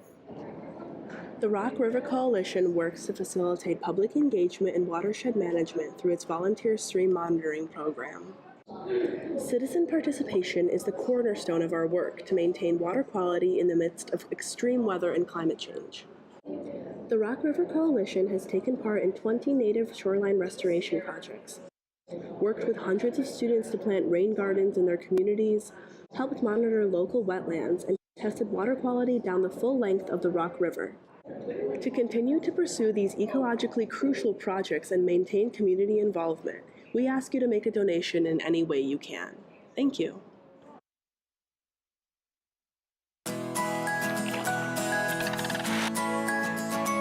Do you remember fishing with your grandpa, catching frogs at the water's edge? Some of these precious childhood memories of nature tie back to wetlands. Wetlands occur between the places that are always wet and the places that are always dry. Not only do they give us great memories, they also protect the health and safety of our communities. They reduce flood damages, help keep our waters clean, and ensure we have water to drink and use in our businesses. But the ability of wetlands to provide these benefits depends on how we use and manage our land and water. Across much of the state, the changes we have made to our landscape have disrupted this ability. And as a result, we're seeing more flood damages and water quality problems. The good news is that wetlands can be an important part of the solutions to these problems. And by understanding how wetlands work, we can begin the exciting process of restoring wetlands to help heal Wisconsin's waters. Because water flows downhill, we can't fix issues downstream if we don't fix problems upstream. So let's start at the top and look at how it's all connected. The watershed. A watershed is an area where all surface waters, lakes, rivers, streams, and wetlands, drain to a shared body of water. But wetlands in different parts of a watershed manage water in different ways. Wetlands in the upper parts of a watershed form in low spots on the land. These wetlands capture, store, and slowly release runoff from rain and snowmelt. They may not always look like wetlands. They're wet in spring and dry by late summer, and often they don't even appear to be connected to streams or rivers, but they are critical. Here's how. Individually, these wetlands may be small, but they can be locally abundant. Together, they hold and manage a lot of water and literally slow the flow, allowing the water to soak into the ground. This reduces erosion and flood peaks and helps protect downstream roads and neighborhoods. Wetlands in the middle part of a watershed form along rivers and creeks, giving them room to swell during high water. They are most commonly known as floodplain wetlands. When floodwaters spread out across a floodplain, they slow down and spread out. Slower moving water has less erosion-causing energy, and water that can spread out means lower flood peaks downstream. Wetlands in the lower parts of a watershed form where rivers empty into larger bodies of water, especially lakes. Where rivers flatten out, the current disperses and the river drops its load of sediments and other material. This makes the water that enters the lake cleaner and clearer, which means better fishing, swimming, and boating. So are the wetlands near you healthy and abundant enough to support watershed health, or are they too damaged to do the work you need them to do? If you don't know the answer, you're not alone. But if you're concerned about water quality and flooding and care about fish and wildlife, encouraging your community to explore how local wetlands are or are not supporting watershed health is a great place to start. Working together, we can use wetlands as solutions in our communities. And at the same time, we can ensure that our kids and grandkids create the same treasured childhood memories we hold dear.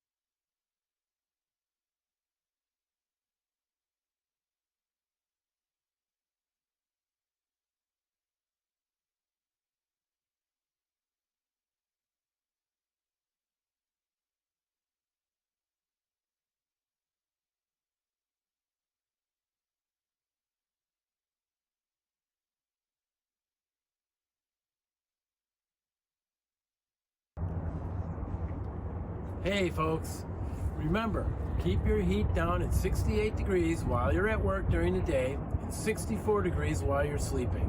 This will help save energy and money. Here's a tip for your refrigerator. Remember to vacuum out the coils on the bottom and on the back side of your fridge twice a year. And also remember, do not hold open your the door on your refrigerator for too long, because it will take twice as long to cool it back down. Wonder what pizza I should have. Okay, it's important to keep your fan grills clean so that way they'll run more efficiently and last longer. Also, you should consider replacing your toilet with a low flow toilet. That way when you flush, you save up to 4 gallons of water per flush. Lighting accounts for 20% of the electrical usage in your house. Old style bulbs use a lot of electricity and they get really hot. It could be unsafe. Newer style LED bulbs, like what I have here, they use a lot less electricity. They don't get nearly as hot, and they may cost a little more up front, but you save a lot more money in the long run.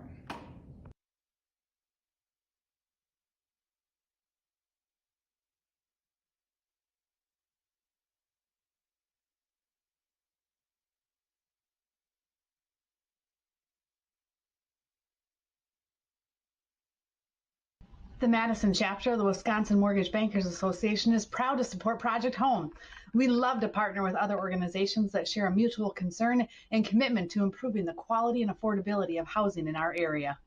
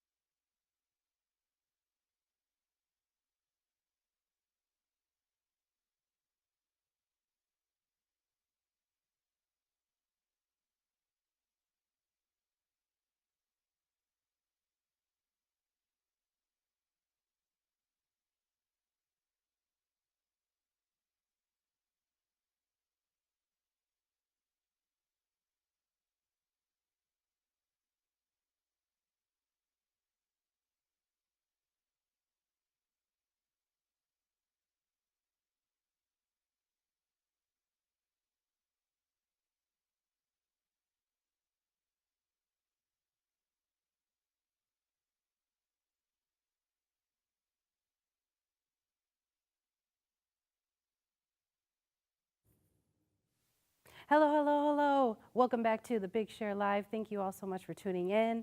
I am just wanting to come back on to let everybody have an update on our Match Minute. Thank you to everybody who kept those donations coming in. Thank you so much to Scott for your generous Match Minute donation of $5,000.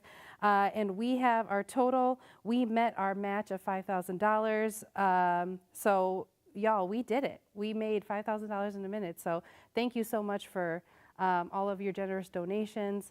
And now I have the privilege and honor again to introduce our dancer, Natalia, who will come on and do another performance for you. Thank you all so much.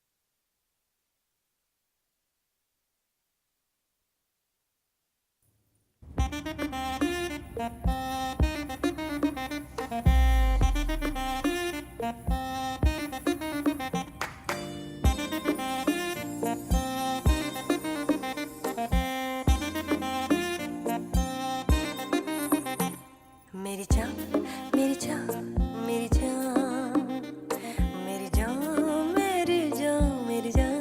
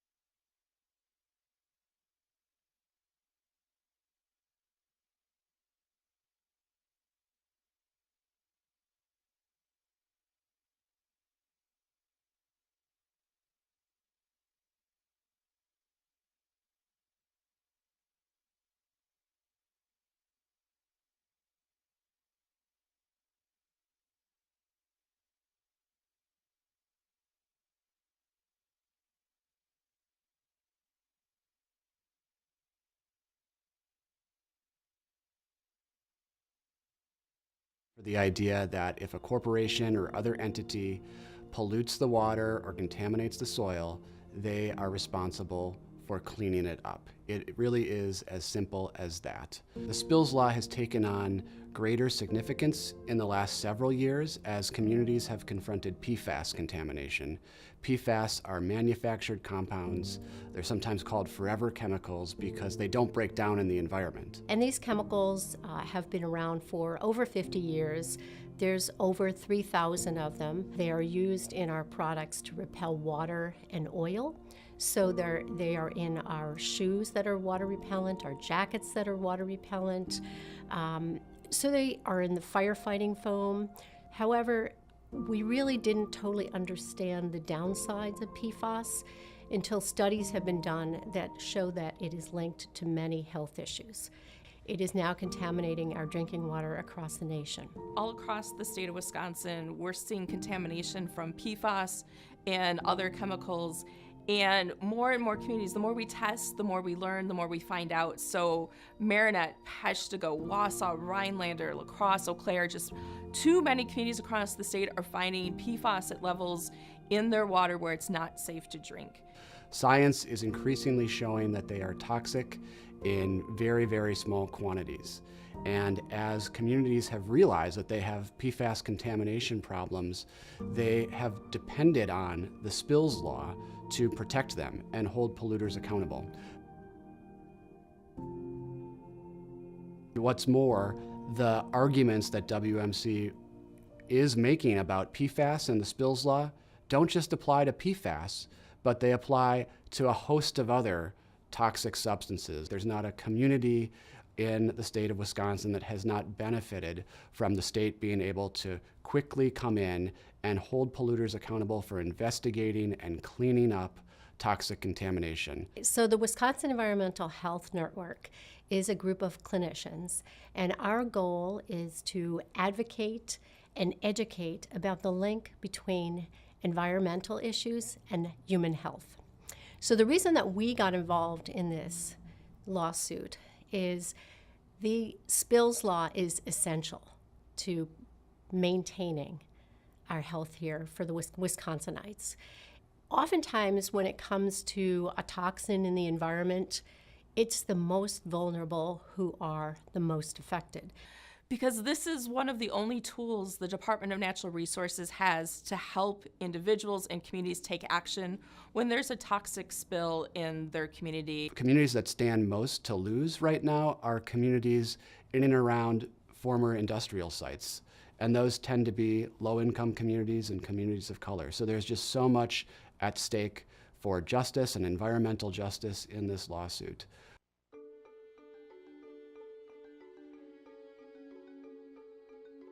And so when we saw WMC's lawsuit, we understood what was at stake and the wider implications, not just for communities confronting PFAS contamination, but for the entire efficacy of the spills law.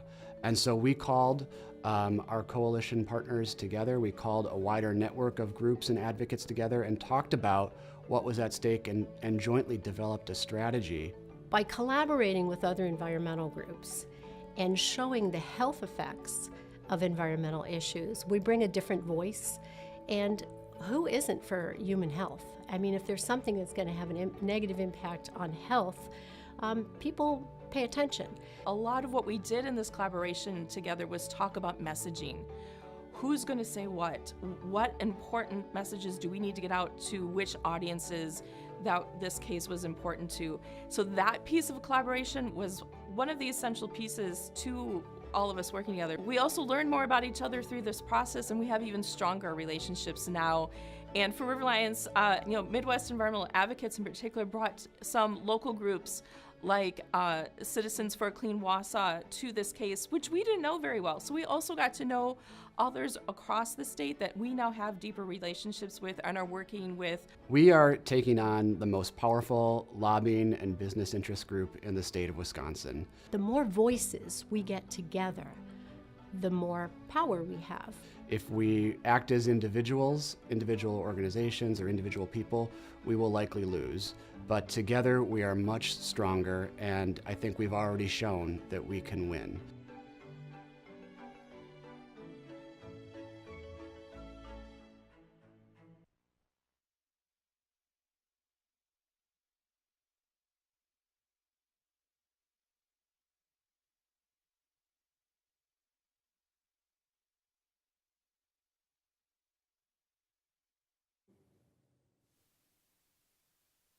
Hello, hello, hello, and welcome back to the Big Share Live. We are joined by Rochelle Wilson, the Public Narratives Fellow at Midwest Environmental Advocates.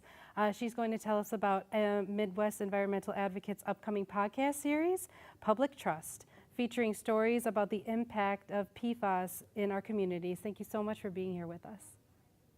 Thank you so much for having me, and I really appreciate you all playing that video. So that's where you can see the impact of PFAS in Wisconsin. And because of this, we decided to make a podcast that can help bring these stories out to the community for folks to listen.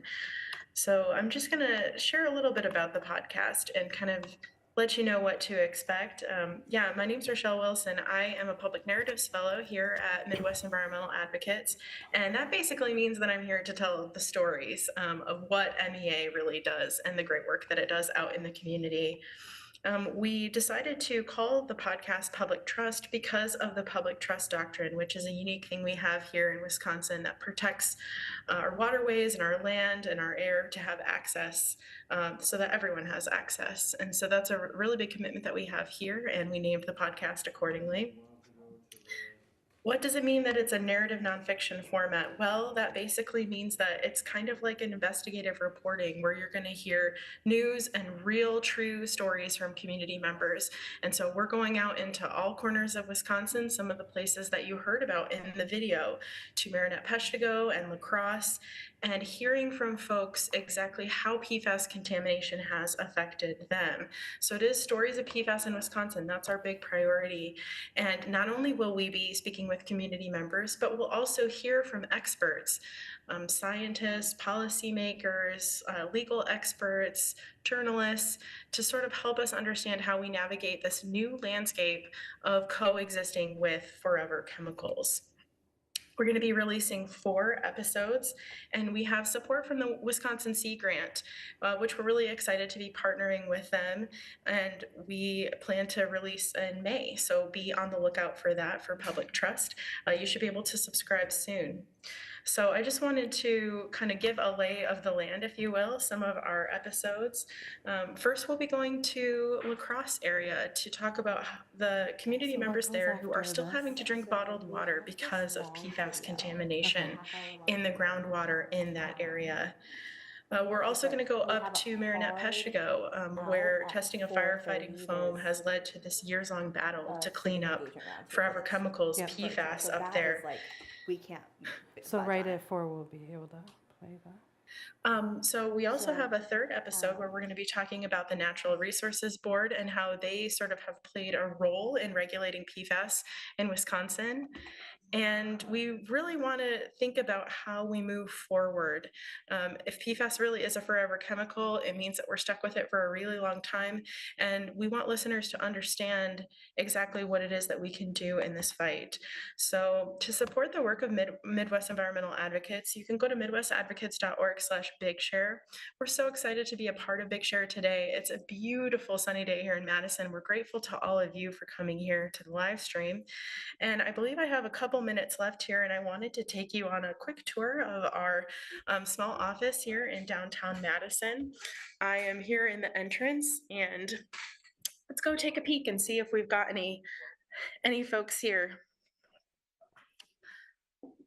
All right. So it looks like we have Executive Director Tony here, as well as one of our staff attorneys, Rob. Hi, Tony. Hi, Rob. Hi, everyone. All right. I wanted to ask you all, what is your favorite place to recreate? Well, actually, you're looking at it behind Rob there, Lake Monona, which is a couple blocks from here and a couple blocks from my house. And my wife and I like to take our canoe and wheel it across Monona Drive and put in there and just see the city from a different perspective. It's beautiful. Thanks, Tony. Rob? Oh, I think my favorite place is probably the Driftless area in southwest Wisconsin. I sure like to fly fish, and it's really great for that. I like going over to Viroqua and just seeing all the hills over there. It somewhat reminds me of home. So there you go.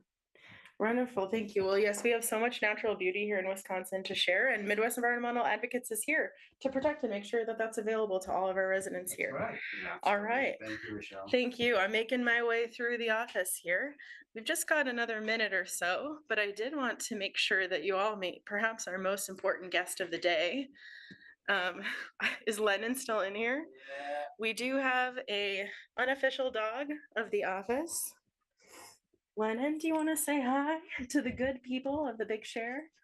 Lennon is our wonderful pup. Thank you so much for coming today. And we've got our staff attorney, Adam. Adam. Hi, all. Yeah, I asked Rob and Tony what their favorite place to recreate is. So I would say either I do a lot of kayaking on Lake Monona, but if I had to leave Madison, I've hiked like Black River State Forest 2 or 3 times over the last couple of years. It's beautiful. Wonderful. Well, thank you so much, Adam, for being part of MEA and protecting these spaces for all of us. Thank you. All right. And last but not least, I wanted to make a visit to our communications director, Peg Schaefer, who is here in the office.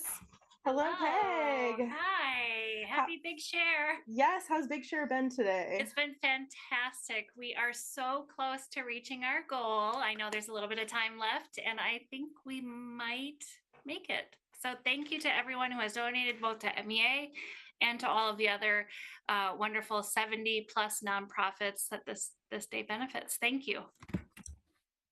Yes, thank you. And thank you so much to the Big Share for letting us share these few minutes with you and giving you a sneak peek into our work here. You can subscribe to the podcast Public Trust on Spotify or wherever you listen.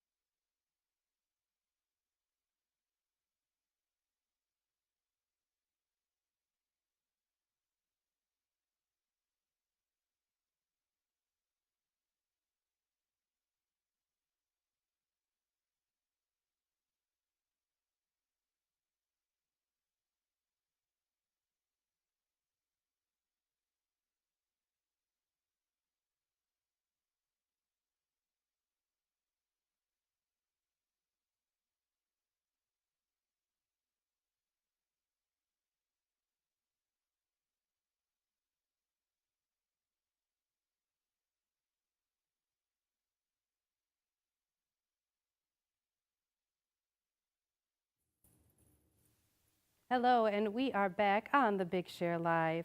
I get to the honor and privilege of introducing our dancer again, Natalia. And this is the second piece called Huab, Sueño, Dream. It is an original fusion of choreography in Kathak, Raqs, and Bollywood dance styles on the dreams that romance can ignite. Choreography is by our dancer, Natalia Armakanki, and music is the song Meri Jaan, sung by Niti Mohan and composed by Sanjay Bansali. Please enjoy. Thank you.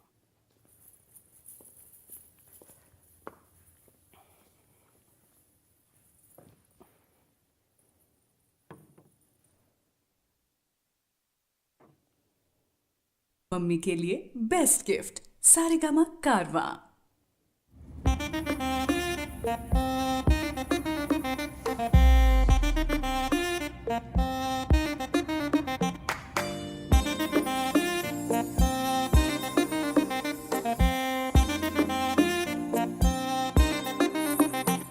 मेरी जान मेरी जान मेरी जान मेरी जान मेरी जान मेरी जान आई है जो रात नशीली इसकी हर एक बात नशीली तू भी आकर ले नशा दोनों की मुलाकात नशीली नशे की ये बरसात नशीली तू भी आकर ले नशा मेरी जान मेरी जान मेरी जान मेरी जान मेरी जान मेरी जान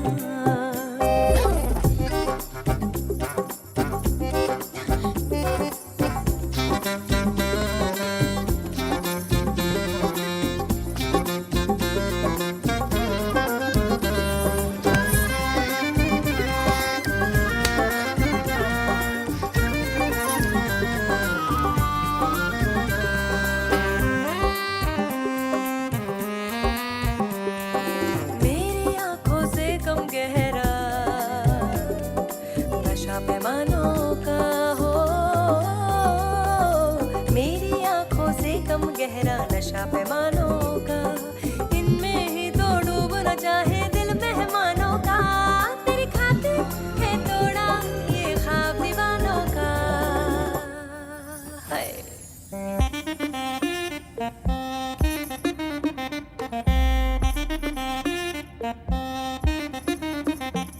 मेरी जान मेरी जान मेरी जान मेरी जान मेरी जान मेरी जान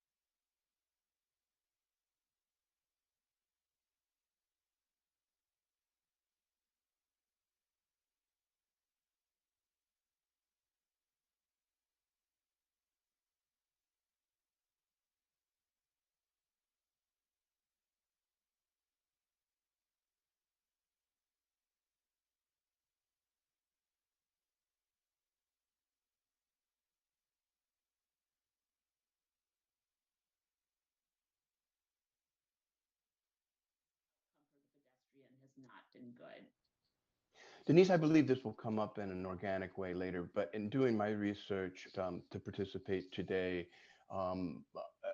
there's a theme that I think is worthy of our attention even at this moment. You make reference to the disconnected network.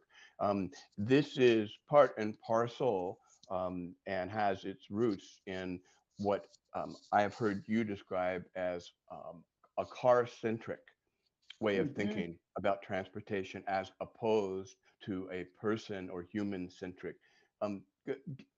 Make the relationship there for us, if you would please, as far as having that be somewhat of a barrier for a positive change.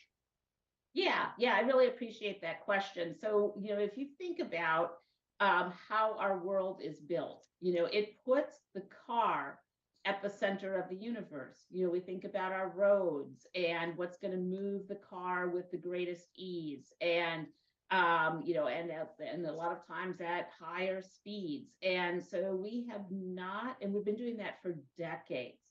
And so we have not been thinking about the concept of all users, all ages, all abilities, all modes, until much more recently. Europe has been thinking about this for a significantly longer period of time. And so that shift from the car at the center to all users, all modalities, all ages, all abilities is a significant and really important paradigm shift. And communities that are making that shift are seeing some really positive things happen. I can tell a very brief story about that shift in paradigm and the result of that, because I think we need more of these success stories to help us make that shift from car centrism to the non-driver at the center. I got a call from a constituent sometime this week who shared with me that they had advocated for an accessible pedestrian signal in their area. And for those who aren't familiar, an accessible pedestrian signal is one that's controlled by the user. And when you hit the button, you get a verbal message about the status of the signal. And then you get a verbal message when the signal is in your favor and it's time to cross. And these are incredibly helpful and have been shown repeatedly to reduce car versus pedestrian incident. She was so excited. They had advocated for this by calling the city of Madison and were told, yes, absolutely, we're happy to install that when we do some street work. And by the way, we are going to be putting them in at several places along that corridor because of the level of, older adults that live in that area, shopping, access to work. We really recognize that we need a strong pedestrian infrastructure here. And when I listened to her message, two things happened for me. One, her whole demeanor was excited, and I could hear that sense of liberation in her voice. It was like, oh my God, I can get to the grocery. I can get to my bank. I can get to my work. And it was liberating, I think is the best way to describe it. She was so excited. And so that's a win. But the other win is that these changes are happening within systemic change, initiatives like Vision Zero and Complete Green Streets, so that they're not one-off incidences, but they're how are we changing the network. So that, is one of my hopes for today, is that folks come away with understanding that being a non-driver isn't a problem for the non-driver to constantly be trying to fix, but that we have an incredible ability to flip the narrative to this being a systems change and equity issue. You may have touched on it, and I apologize if I missed it, but I'm looking for an example for what we could accurately call a connected network. What is an example of that? Sure. An example is that you can get from point A to point B without risking your life. It's that simple. So if I can be in an urban area and I can walk to the bus stop and manage safe street crossings because the infrastructure is built in a way that allows pedestrians to walk safely. So things like curb cuts, those accessible pedestrian signals, other tools, bump outs, that I can walk from my home to the bus stop. I can get on the bus. The bus will take me to, approximately where I need to go without multiple transfers, because that's also part of the connected network, is that there's a lot of fluidity. I can get there. Then I get off the bus and that network is connected so that I can now get to my destination. And we do that, almost as smoothly as, or even in a perfect world, as smoothly as someone in a car, and at roughly the same time span as someone in a car. That being a non-driver should not make it be that it takes me 3 hours to get to and from my 20-minute doctor appointment, where it only takes the car driver 15 minutes to get there and 15 minutes to get back. And the reality for non-drivers is that we spend triple or quadruple amount of time trying to get to the thing than we actually spend at the thing. That's what I mean by the connected network. Yeah, good. That's a powerful explanation, a powerful point. Let's stay on the matter of the non-driver. Tammy Jackson, I want to return to your point of view on these things. Starting with the non-driver, the issues. What are the impacts of non-driver issues on families and communities? Well, I think we've touched on before how many family members are stepping in to fill the gaps where their transportation isn't. And that time deficit that Denise talks about isn't only for non-drivers. It's also for the person who's stepping in to be the driver, that's taking them out of their job and their day. And in some cases, taking them out of the job permanently as they're having to face an increasing level of care. And it's important to also remember that our family structures have changed. There are lots of people who have smaller families, whose families are geographically dispersed across the country. There may actually only be a couple people around who are able and willing to step into that role. And when I talk with legislators, many of whom do a lot of nodding as they're thinking about their older parents and where's that point where those keys are no longer a safe option for them and what happens then. And for a lot of people, non-driver status is becoming the thing that dictates where they can live, which has a much broader impact. And for lots of folks, moving to someplace else actually doesn't solve their problems. It's just a little less bad. So you may be in a rural setting and see that there are folks that are draining into a community and then moving somewhere else. And it's not because they want to leave. They don't want to leave their friend networks and the life that they built. It's because they're moving because their abilities have changed. And we haven't built a system that allows people to actually live in the places that they have lived for generations, in some cases, just because they can't do this one thing. An issue's connection to a person is often connected to a person's pocketbook. What are the economic implications of transportation equity? We've talked a little bit about affordability, and I'm going to give an example of my own. We have board members. Part of our board are people with developmental disabilities. And we have virtual board meetings as well as in-person ones. And I have a board member, a young woman who lives in Broadhead. And she attends the board meetings in person. The only option for her is a cab. She's commuting from a rural area to Madison. And there's not really a good connection for public transit there. It costs her $175 one way, which of course our board covers because she's there on board business. That isn't economically feasible for most people. And many people who are non-drivers are also low income. So when you think about transportation as an equity income and how it defines the boundaries of where people can live, what jobs they can get to, can they get to the higher paying job? No, well, they're not getting it then. And the fact that so many people who are non-drivers are also non-drivers because owning and operating a vehicle is expensive.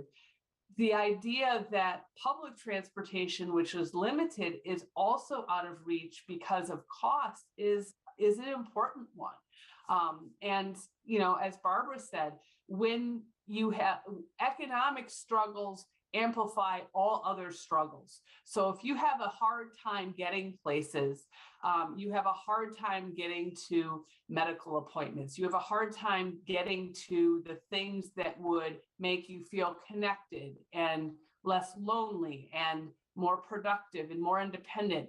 All of those things that our board is concerned about, inclusion, integration, you really need to be able to actively get yourself out into the community. And when you can't do that, that's a really hard thing for people's mental health and well-being. We have about 20 minutes remaining. I think we're doing pretty well on time. We're going to shift into some policy questions. Before I move back with Barbara, though, Tammy, how do policy shifts come into play in the work toward positive change, and what kind of policy? You know, I think I'll share an example from one of our non-driver advisory committee members, which I just think was really a revelation, even in the way I think about transportation. You know, it was our colleague, Nick Musson, who works for an aging organization. And he was discussing a volunteer driver program, which is something he's very passionate about. And he said, you know what? I've never thought about this before, but we've been approaching transportation as if it was a charity model. And when you think about it, that is how we have designed a lot of these very separate, you know, pots of money for certain populations to go for certain places. And he's like, this isn't charity. This is a basic need that everyone has. And so that's a real revelation in shifting that, you know, not only do we need to think about non-drivers as being a huge part of the population, they always have been, and that population is growing, but we also need to think about transportation as basic access that everyone needs, as opposed to a charity that if someone else decides they can provide it is, you know, something you can accept.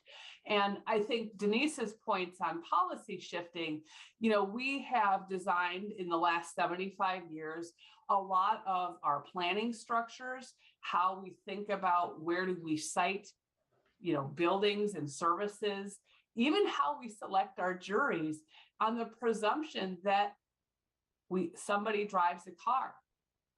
That's not true. So part of the policy shift comes into how do we shift more towards thinking that transportation and how people get to places is not based necessarily on one mode of transportation that we assume everybody independently has. We need to move beyond the wheels, is what I hear you saying. Yes. Barbara, the state budget process is in full swing at the Capitol, as you well know. Will you speak about specific expenditures, things you want to see make it into the state budget when it comes to transportation equity? Yeah, absolutely. And I think, you know, you've just heard from Tammy and Denise, really broad, expansive vision of what transportation equity looks like. And when it comes to the budget, you know, I think our budget currently is very car centric. So we have a long ways to go to realize the vision that you're hearing about today. That being said, I think that there are some specifics we can share with you. And in the context that the cost of providing transportation services has continued to increase. So we're a statewide agency. We hear from people who are non-drivers around the state, and what we hear is troubling. We hear about people who rely on specialized transportation, paratransit and transit services, and that those services are eroding. Routes are being cut, hours are being reduced, struggling to maintain the status quo. And as you've heard, we have so far to go. So in terms of the budget, we see a lot of opportunities to help move us forward. And those include investments in transit. Transit services, including bus systems, are essential for non-drivers and for people to maintain employment. So seeing increases in that area, including specifically for the cities of Milwaukee and Madison, we want to see the transit restored to the 2019 to 2021 levels. There were significant cuts in the last budget because of the ARPA funding that was available. That's short-term funding, and it's going to go away. In terms of a lot of the services that are important for people with disabilities and older adults, we would like to see increases in paratransit, specialized transportation, including both for accessible transportation as well as mobility management, which is so important to optimize use of those services. We would like to also see some specialized funding for transportation for voting. You've heard a little bit about the challenges that many non-drivers who have disabilities face in getting to their polling place or getting to the DMV to get a photo ID. As a non-driver, they don't have a driver's license. Could you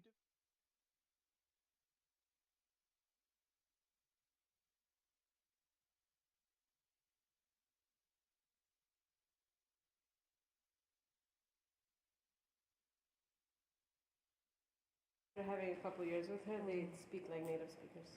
That's what I need. Very soon. Yes. Sooner than that. Because I have so And many.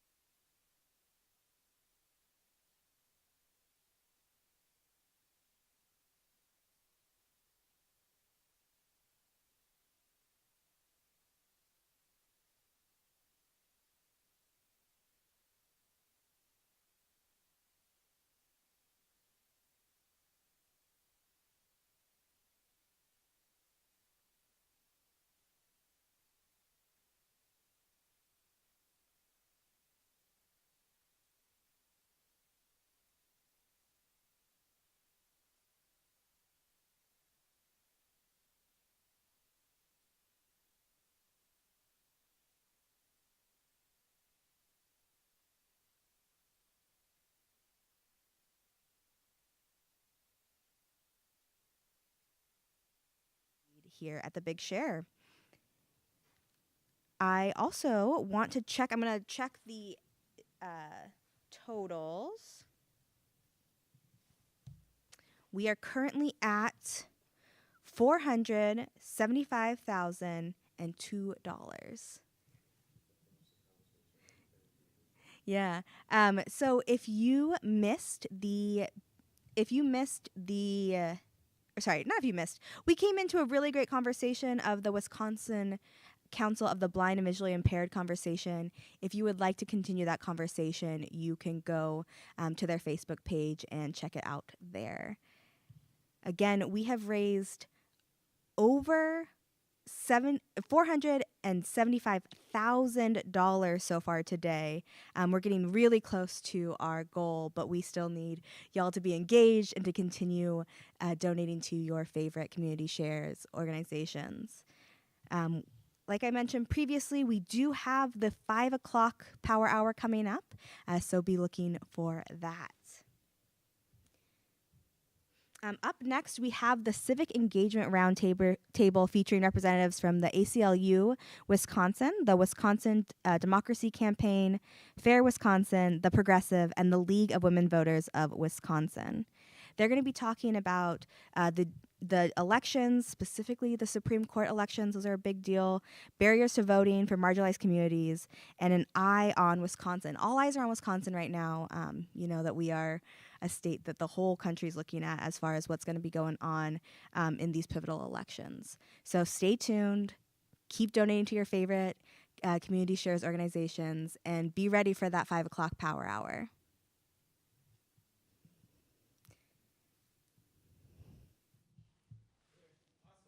Thank you. And hello, everybody, and welcome to this Civic Engagement Roundtable with a number of great community organizations here in Madison. This is the Big Share, so we have our Big Share T-shirt on, and thanks everybody for joining us today during this panel. You know, as you heard in the lead there, this is really an important election coming up. In fact, the New York Times has called it the most important election of the 2023 calendar year. And I was just on a panel yesterday, in fact, in California with a bunch of people that wanted to know all about what was happening in Wisconsin because they're interested there and everywhere else around the United States. So today we have a bunch of great panelists to talk about the election and also about how to get involved in different ways in your community. We're going to go around. Everybody's going to have a chance to introduce themselves, and then we'll go to a sort of a Q&A format where maybe I'll ask some questions of the panelists, maybe they'll ask questions of each other, and maybe you folks out there will ask us some questions as well via chat on the YouTube channel. So let's start out, and I'll introduce myself. My name is Norman Stockwell. I'm the publisher of the Progressive Magazine. We are a 114-year-old national political magazine based right here in Madison, Wisconsin. We're also a proud member of Community Shares of Wisconsin, and we publish a bi-monthly print magazine and then a daily website at progressive.org. We cover a lot of issues, local and national. So we've had coverage of this state Supreme Court race, but we've also had a number of articles about other races in other parts of the country as well. Here on the panel today, we have representatives of the League of Women Voters, the Wisconsin Democracy Campaign, Fair Wisconsin, and the ACLU of Wisconsin. And I'm going to go around the table here, and we'll start with Deborah from the League of Women Voters of Wisconsin. If you could introduce yourself, talk about what you folks do, and address some of the questions that you see in relation to this upcoming April 4th election. Sure. Thank you, Norm. I am Deborah Cronmiller. I'm the Executive Director for the League of Women Voters of Wisconsin. The League is a national organization with leagues in all 50 states of the Union. We have made it our mission for 103 years now to defend democracy and empower voters. Here in Wisconsin, that means a lot of education of voters, how to vote, where to vote, when to vote, why to vote, what the important issues that we'll be voting on, what our candidates do once they're elected. These are all critically important parts of knowing and being empowered to be a member of our civic community. So I'll leave it there, and we'll get into the questions in just a few. Well, tell us just real briefly, the League has been around for a long time. Just talk, if you could, for a second about the League of Women Voters of Wisconsin and where you came from and what you do year round. Sure. The League is, like you mentioned, we've been around for 103 years.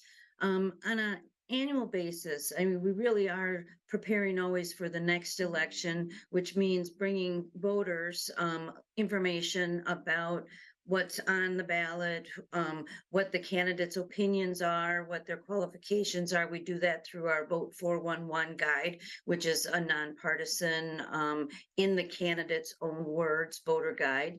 We also, at election time, we have observers. So we have the largest observer program in the state of Wisconsin. So we send out nonpartisan observers to ensure that what's happening in early voting and polling place locations throughout an election cycle is exactly what should be happening in statute.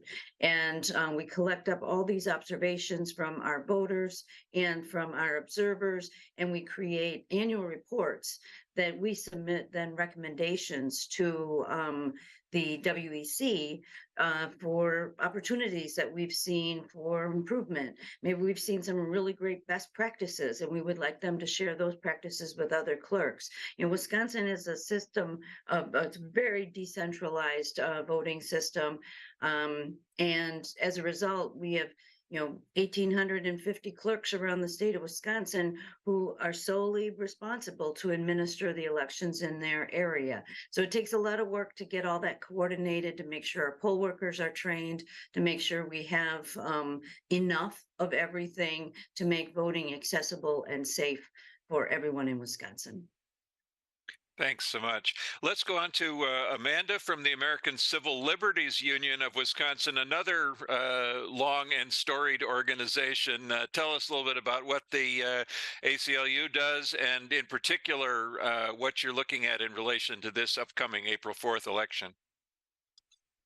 Absolutely. Well, thank you so much for having me. My name is Amanda Merkway. I am the advocacy director at the ACLU of Wisconsin, where we are the statewide affiliate. The ACLU of Wisconsin Foundation is a community shares member, where we have both kind of litigation and community engagement and advocacy departments within the affiliate. Foundation works to support civil liberties, including voting rights and free speech and racial justice issues, criminal legal system reform, policing reform, immigrants' rights, indigenous justice, youth rights and equal education, LGBTQIA rights, and other issues kind of tied to democracy through a number of different avenues between community engagement and public education campaigns and know your rights trainings and materials, in addition to working on direct voter contact efforts specific to this election and in past elections, but also advocacy and lobbying on issues specific, thinking about this election to voting rights and expanding access to the ballot. Our specific affiliate was founded in 1930 in response to violations of free speech and in a labor uprising in Kenosha. And so our affiliate is really proud to have spent the last 90 years, specifically in Wisconsin, defending civil liberties and the rights of all Wisconsin residents. Great, thanks very much. Nick with Fair Wisconsin, a newer organization, but have been around now for many years here in Wisconsin. Tell us a little bit about the origins of Fair Wisconsin and what sort of work you're doing in particular around this upcoming Supreme Court election. Sure. Thanks so much. Very excited to be here. Like Norman said, my name is Nick. I am the Civic Engagement Coordinator for Fair Wisconsin. And Fair is our state's LGBTQ civil rights organization. We are Wisconsin's affiliate of the National Equality Federation, which is a coalition of state-based organizations working to advance, achieve, and protect LGBTQ equality. So, I mean, as anyone who pays attention to the news these days, unfortunately knows, this is a hot topic right now. We're seeing, a lot of folks with very strong feelings, one way or the other, and we're dealing with a lot of, anti-LGBTQ sentiment, specifically anti-trans sentiment in politics these days. So Fair Wisconsin is on the forefront, kind of educating the public, making sure that folks really understand what equality means and why it's so important to a state like Wisconsin. And we do a lot of work on the front of electoral organizing, making sure that folks recognize that elections are a tool to kind of advance, a personal vision of, equality and a tool to hold elected officials accountable before they even step foot into office. So as far as the April 4th Supreme Court election goes, like every group, we're paying attention to it because it's super important and the stakes could not be higher. I don't even know where to begin with that one, but every issue that you can possibly think of, every issue that matters to Wisconsinites is somehow related to the decisions that our state Supreme Court will be making. And the fact that, the justice that we elect on April 4th will serve for 10 years just goes to show that the outcome of this election will shape Wisconsin politics for not just, one election cycle, but for a full decade and possibly longer. So we're paying attention. We're doing a lot of work to organize LGBTQ voters and activate our allies as well to make sure we all get out to vote, make our voices heard, and elect folks who believe in equality and believe in democracy. Okay, thanks very much. And again, as I said at the beginning, I'm with the Progressive Magazine. We are a news magazine, and so we cover this from a journalistic point of view. It's worth noting that this Supreme Court, as Nick just alluded to, really is going to be making some decisions that are very important to the state of Wisconsin in the future. One case that certainly will come before the court is the 1849 statute prohibiting abortion that's in the Wisconsin law right now, and that'll be brought as a case to the court. Also, the redistricting of the state of Wisconsin, those maps are probably going to be challenged in front of the court, and those maps right now affect us until the next census. But if they were challenged in the court and there was a decision to change something about the way the maps are there, that change could happen much more quickly.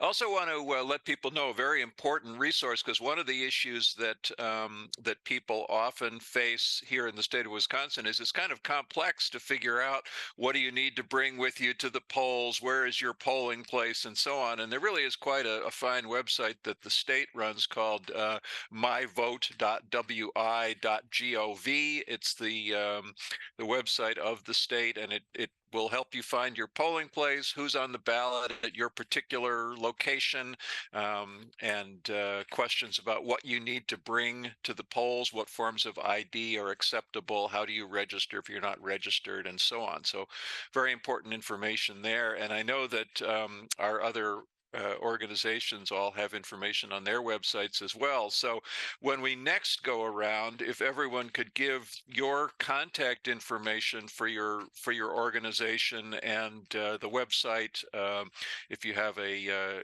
e-newsletter, phone number, whatever. Our organization, the Progressive Magazine, again, our website is progressive.org. Lots of news stories on lots of topics, including this state Supreme Court race in Wisconsin. I want to go around now and ask each of you to talk about the lead up to the primary. We had a primary that just occurred on February 21st. It narrowed the field from 4 candidates down to 2. But in the time leading up to the primary, a couple of questions. What sort of collaboration were you involved with other organizations, either those on this call or others around the state? And what do you think voters have learned so far, and what do voters still need to be learning between now and April 4th? So let's go around in the same order again and start out with the League of Women Voters. Sure, thank you, Norm. I think there was a lot of preparation and a lot of collaboration that went into other work in the months ahead of the primary.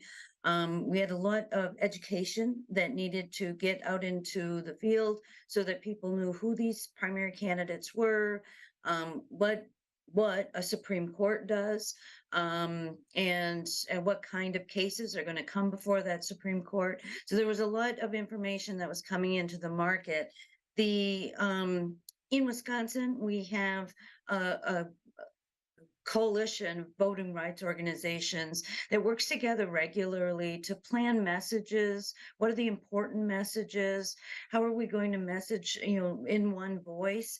And we think a lot of the work that we were doing together in preparation for February resulted in a couple of very tangible and very good things for Wisconsin.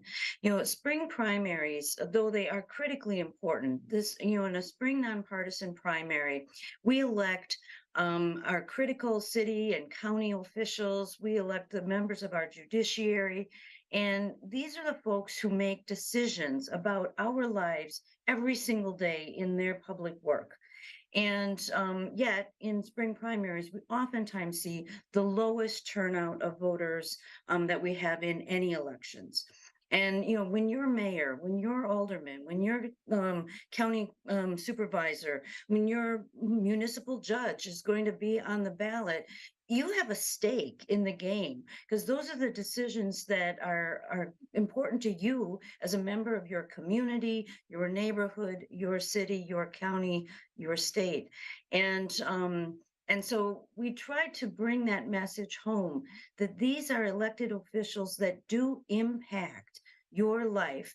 And I think with so many players having the same message in the marketplace, we really were successful in taking a typically 8% voter turnout for a February primary, a spring primary, to nearly 30% turnout. Still not fabulous, let me tell you, I'm not satisfied, but I sure like that number a lot better than under 10%. And we're continuing to do that same kind of messaging coming into April. And I think that coordination, that working together, that commitment to building people's awareness about the importance of primary elections in the state of Wisconsin, what's on the ballot, and what those elected officials will do was very important in bringing out that vote. And real quick again for people, tell them how to get connected to League of Women Voters, your website, and so on. The League of Women Voters web is lwvwi.org. You will find a great amount of information about us as an organization, but we also have a number of resources in our navigation bar on the left-hand side of our homepage. At the bottom of that bar, there's a section called Toolkits and Resources, and you will find every campaign that we run, every piece of information you need to be a voter. There's a whole toolkit on the spring elections, and all the information that you'll need to link to Vote 411, to My Vote Wisconsin, to our partner agencies. You'll find a lot of really usable information on that website. Great. Thank you. Thank you very much. And I want to bring in Celie Flores of the Wisconsin Democracy Campaign, who has just joined us as well. And I'm going to ask you to introduce yourself, talk a little bit about the Democracy Campaign, the work that you do, and what you've done so far in relation to this upcoming state Supreme Court election. And then also give people the contact information to get access to the wonderful information that you have up on your website. Thanks, Norman. Thank you all so much for the invitation. I am the Racial Equity and Economic Justice Advocate for the Wisconsin Democracy Campaign. We're a nonprofit, nonpartisan watchdog group that's been dedicated to clean government since 1995. We track money in politics in a unique public database. Prior to the internet, if you wanted access to contributions, to campaign contributions, to any political spending, regardless of the political party, you had to come to the Capitol, you had to ask for this paperwork, and they'd hand you a box, and you'd have to, you scavenge through that box for campaign contributions. And as we see the campaign funding increase in certain just spending wise, we thought it was important to create a public database where everybody has access to some of the largest and even the smallest contributors to our democracy. Again, we write about issues of money in politics on our website, and we advocate for just campaign finance reform and other policies that will make just a real change in our democracy. We're part of many coalitions, which include the Wisconsin Fair Maps Coalition, the Wisconsin United to Amend, and the Wisconsin Voting Rights Coalition, where Deborah's also a part of. And we're a small team. We're a small team of 7 and sometimes 6, soon to be 6. We generate articles to bring people's awareness, and we do it in a way where it's a digestible content. We don't want to over saturate people's, ability to understand something or terms. So we make sure that we let the public know what's going on in clean, writing. Let everybody know that as of Wednesday morning, the Supreme Court race topped a $5.6 million expenditure, right? And that's a lot of money. So we let the community know what's going on. We want to make sure that it's as accessible as possible to everybody, and we do it in coalition with other groups. Great, thank you very much. Again, I'm going to break for a second to remind people that this program is part of the Big Share, which is sponsored by Community Shares of Wisconsin, an annual fundraising event for more than 70 nonprofits here in the Madison area. And all of us are among those members, so we appreciate all of your support. You can go online to bigshare.org and you can see this program, and you can also make a donation to support one or many of the members of Community Shares of Wisconsin. We're also streaming live on YouTube, and you can go to the YouTube channel at youtube.com. I think it's /community shares. I apologize, I don't have that in front of me. And you can see the program that we're doing right now, and you can share it with your friends as well.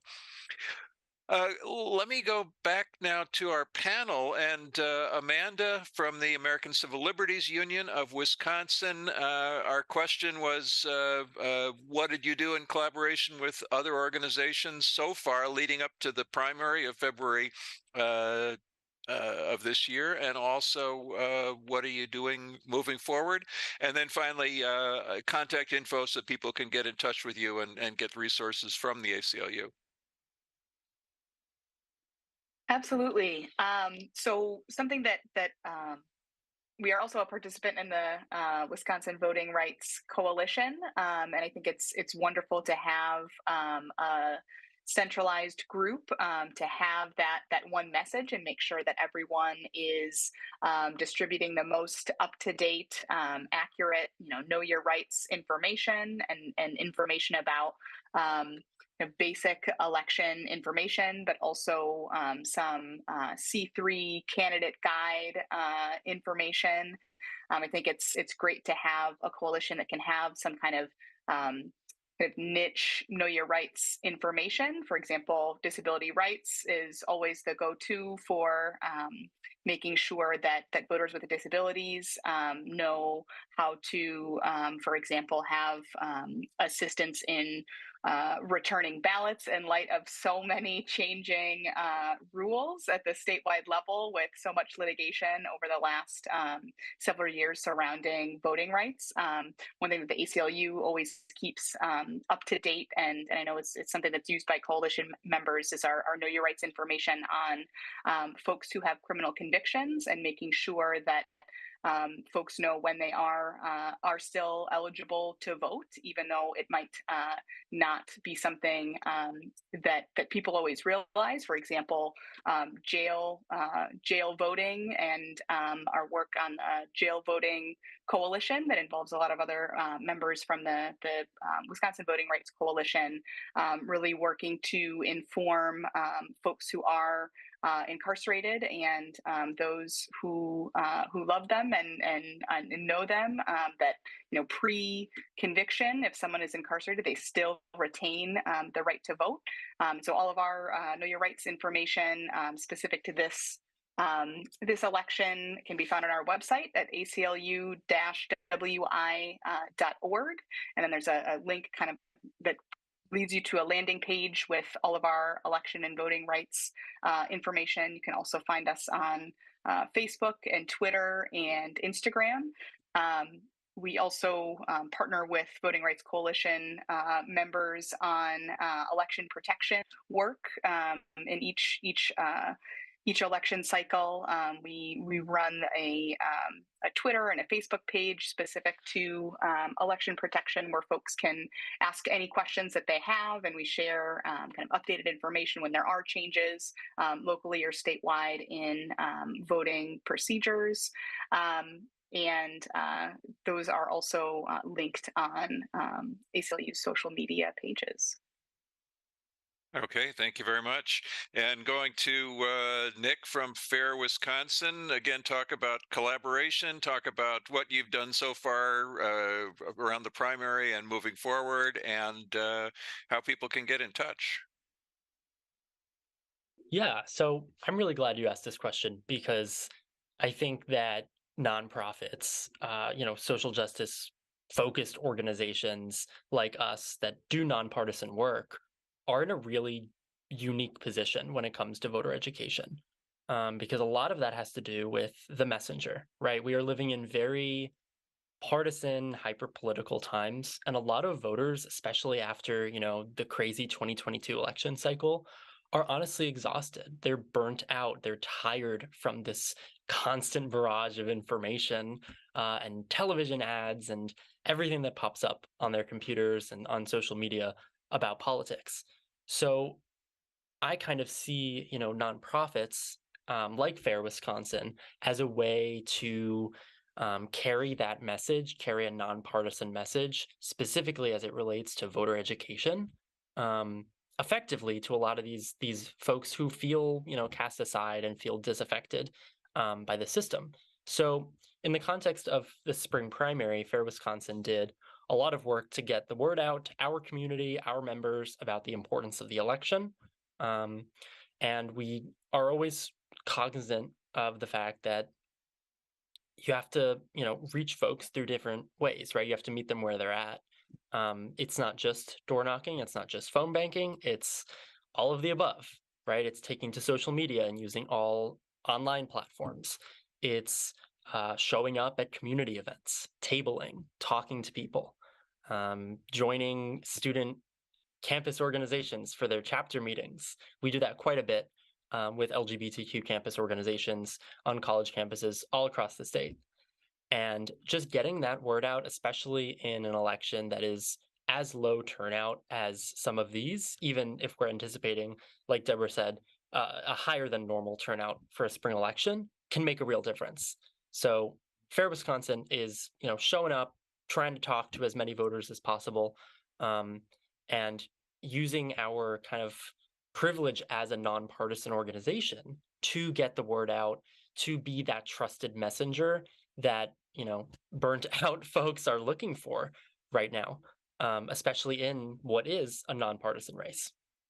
And I will also add that Fair Wisconsin has a really awesome voting page on our website. If you go to fairwisconsin.com/vote, we have our PAC committees endorse candidates, but that's separate from this call. But we do have a lot of voter resources, one of which is a Voting While Trans guide, because the transgender community faces a lot of unique obstacles when it comes to accessing the ballot box and having their updated identity documents. So check out that website, fairwisconsin.com/vote, to learn more about, the electoral influence of the LGBTQ community and the work we're doing to really get out the vote here in Wisconsin.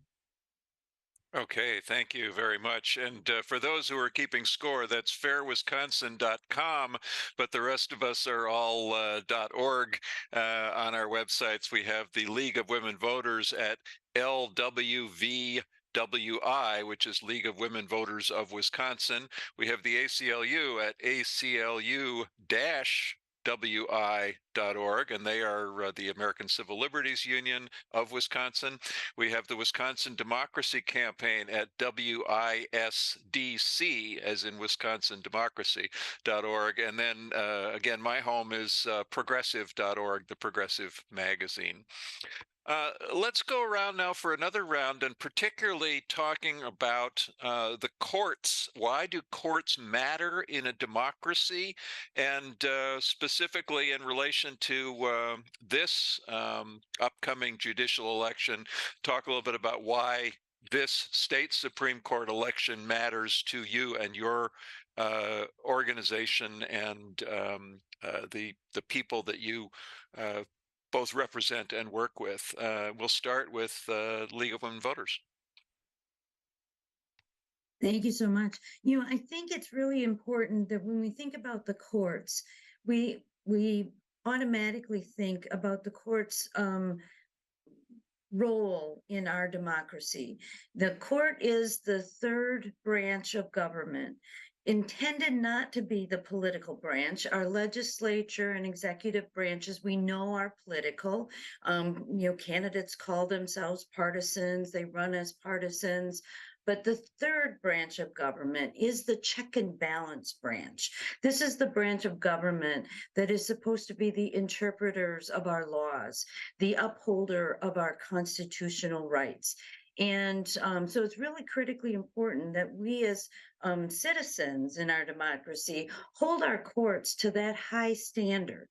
And that's one thing that I think is really important as we come into this very high profile Supreme Court race, where we've seen a lot of what is judicial ideology making the front page of the newspaper, when in fact, what should be making the front page of the newspaper is the qualifications of the justices that we will be electing.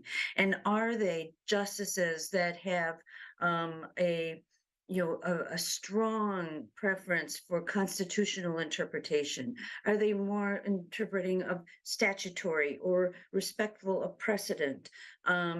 Do they, favor or not favor taking cases at their level of the court system as original jurisdiction?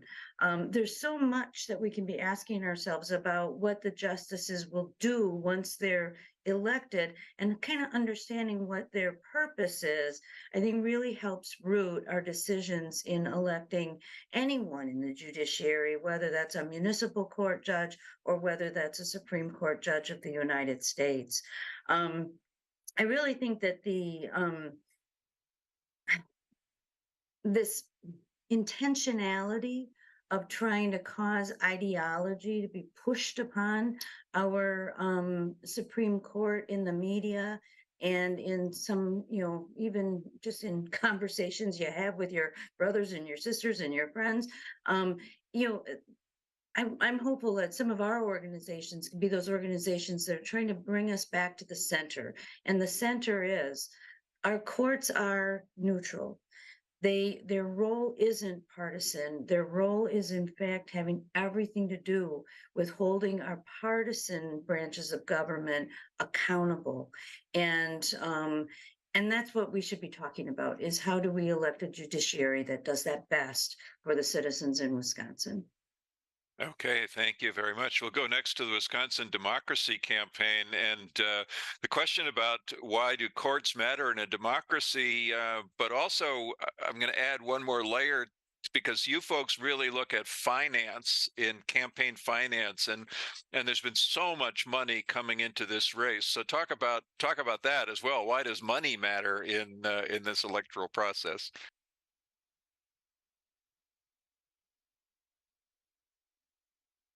You're muted still. Of course. Right. So the goal of the courts as a nonpartisan, play in our democracy is that they shouldn't be taking money, left and right from red, blue, purple, pink, any party, right? The whole goal is to create a safe environment for not just the voters in Wisconsin, but even undocumented people in Wisconsin. There are a lot of state Supreme Courts in different states that have shut down driver's licenses for undocumented people, whereas that is not just a public service issue, it's a public health issue when you're driving without a license. And we had driver's licenses for undocumented people up until Act 10 in early 2011. And so for courts to get involved to protect the well-being and health of communities is something that shouldn't have to be shouldn't have to be a decision that a conservative or like a liberal would make. It should just be the safety of the community that live here.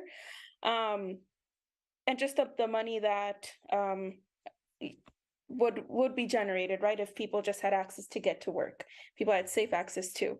But aside from just some of the just more public health issues, in terms of like special interests just setting just record high in spending, this hadn't happened before. It wasn't up until 2009 where people PACs started, pushing just millions into ads, into advertising, in just overall the general well-being or financial health of political parties.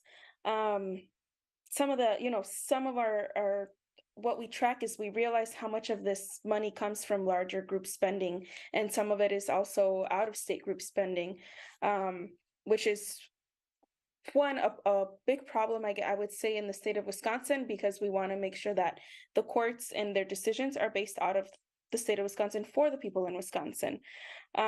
We do have a hijacking campaign that you can find on our website. It's just called Hijacking Campaign 2023, where we have tracked independent expenditures as well as issue ads. You can kind of see it straight down the middle, and you can see just the list of all of our updates on how, who, what, and where PACs and different corporations have been funneling funding into the Supreme Court election. The most recent one was an expenditure report by the Tech for Campaigns for the Wisconsin Supreme Court election, and they're just outside groups that are electioneering and just affecting our the race, and in both the negative or the positive outlook. So we look forward to continue to track the expenditures. We look forward to continue to make this accessible to the community so they can see, and they can definitely know who to point their finger at when we have all of these people and outside groups just funneling money into these campaigns. Thank you very much. And the ACLU works with the courts a lot. So why do courts matter in a democracy, and in particular in this state Supreme Court race? Why is this court so important as you folks see it?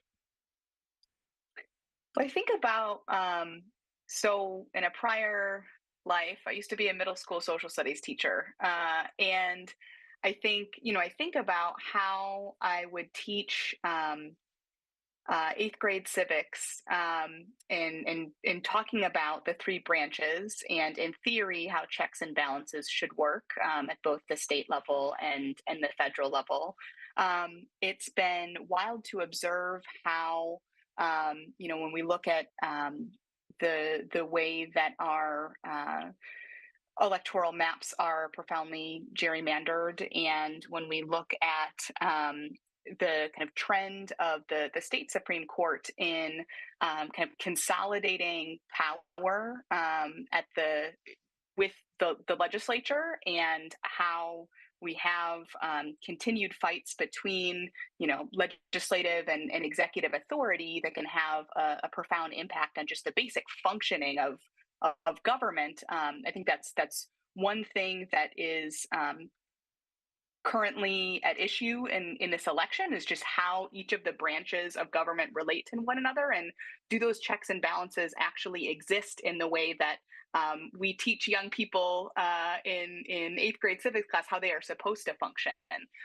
So that is one thing, and I think the courts, specifically the Supreme Court, is kind of the state constitutional backstop.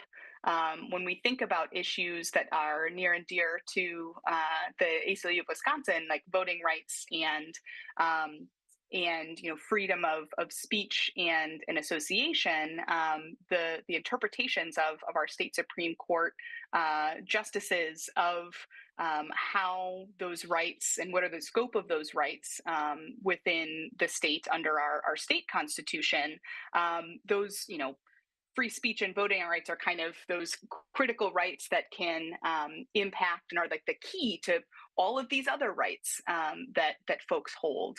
And so looking at the court's role in just access to democracy has such a profound impact on Wisconsinites' ability to engage in kind of the civics process at both the state level and the local level on whatever issues they are passionate about, whatever issues they are directly impacted by. So profound implications for kind of how organizations are able to ensure that the most marginalized communities' rights are protected, both when we're looking at individual, rights of immigrant communities, rights of LGBTQIA plus community, rights of folks who are ensnared in the criminal legal system, kind of coming back to some of those First Amendment rights and those voting rights are really the key to accessing all of those other kind of statutory and state and federal constitutional rights. Okay, thank you very much. And Fair Wisconsin, what are some of the ways in which the courts matter for a democracy in your view, and in particular in this particular race? I don't even know where to begin with this one, but I mean, if you think about it, every major LGBTQ civil rights advancement over the past several decades at a federal level has been achieved through courts. Those are the most lasting and profound kind of legal transformations that we see in the LGBTQ civil rights movement. When you think about marriage equality in 2015, or the more recent decision on employment discrimination protections on the basis of both sexual orientation and gender identity, people don't realize that courts matter until the decisions come down and their lives are affected, right? You don't realize that a court matters, the Wisconsin Supreme Court, for instance, until suddenly you can't return an absentee ballot to a drop box. You don't realize that a court matters until, now someone has the right to marry the person that they love because of a single vote of one justice on a Supreme Court. So when we go out into the community and, we have roundtables, town halls, and we do this kind of education and voter contact to talk about the stakes of this race, I like to begin by asking people what they care about, because like I said before, every single issue that anyone can possibly answer that question with is tied to the courts and the legal system. And like Amanda was saying, kind of like the bedrock of a democracy is the courts. It's voting rights. It's how you make your voice heard. So if Wisconsinites aren't showing up to decide the next justice of the Supreme Court, who the next justice will be for the next 10 years, then we're not showing up for our most basic civil rights, our most basic cornerstone of democracy.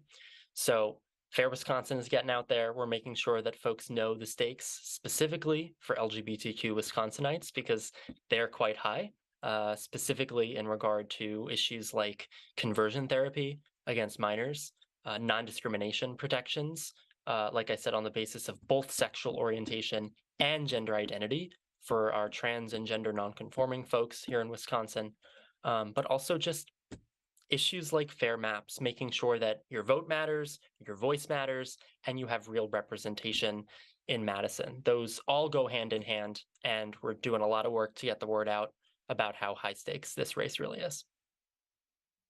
Okay, thank you very much. And I want to let people know again, this is put on by Community Shares of Wisconsin. It's part of the Big Share for this year, 2023, you can go to bigshare.org and make your donation to support all of the wonderful member organizations of Community Shares of Wisconsin. You can also watch this video and others part of this day-long video program either on that website or on YouTube. And please send us your comments as well.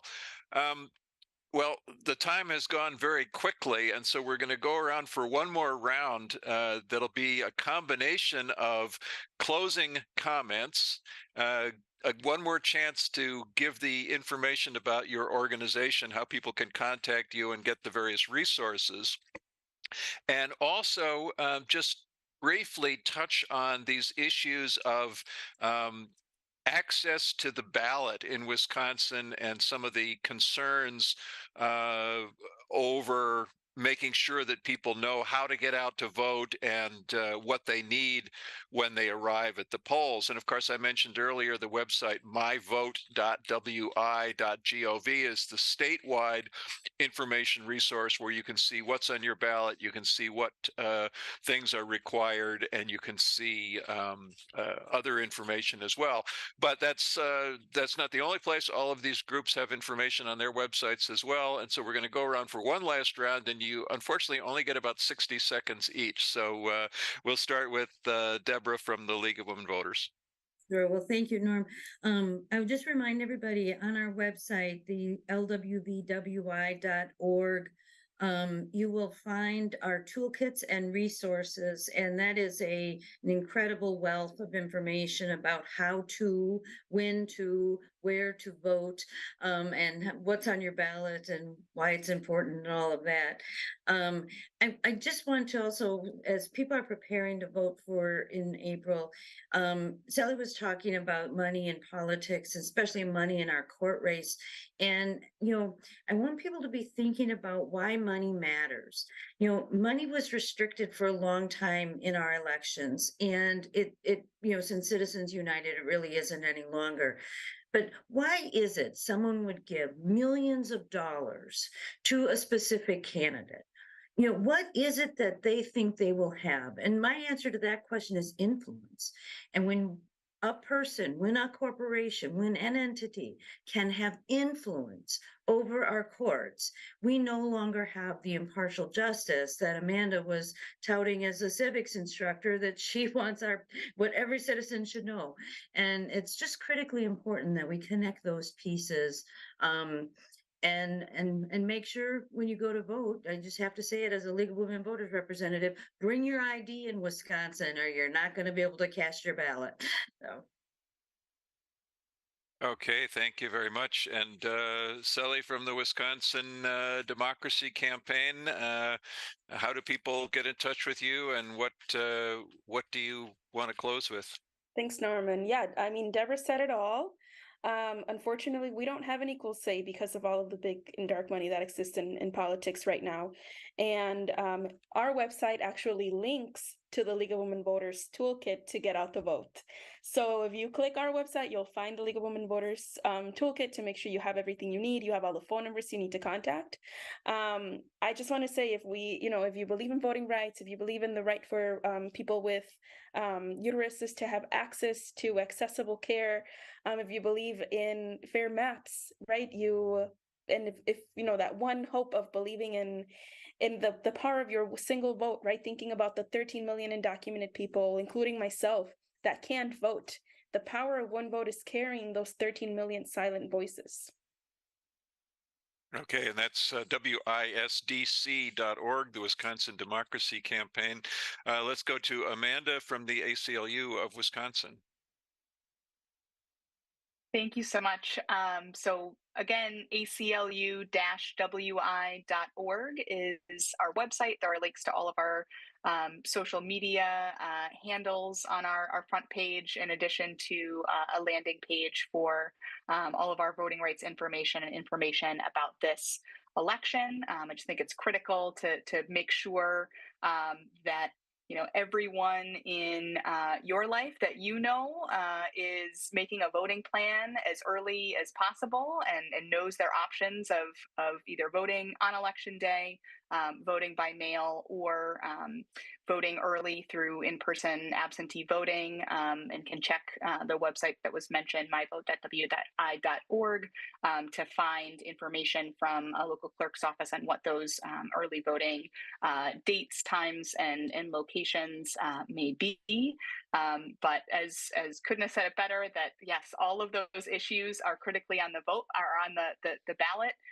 Abortion, LGBTQ rights, voting rights, and how critical it is for everyone who is able and is not disenfranchised, which a lot of marginalized groups in Wisconsin, including those who are behind bars with a felony conviction, are unable to vote, that it is critical that we all vote because their interests are absolutely going to be impacted by this election.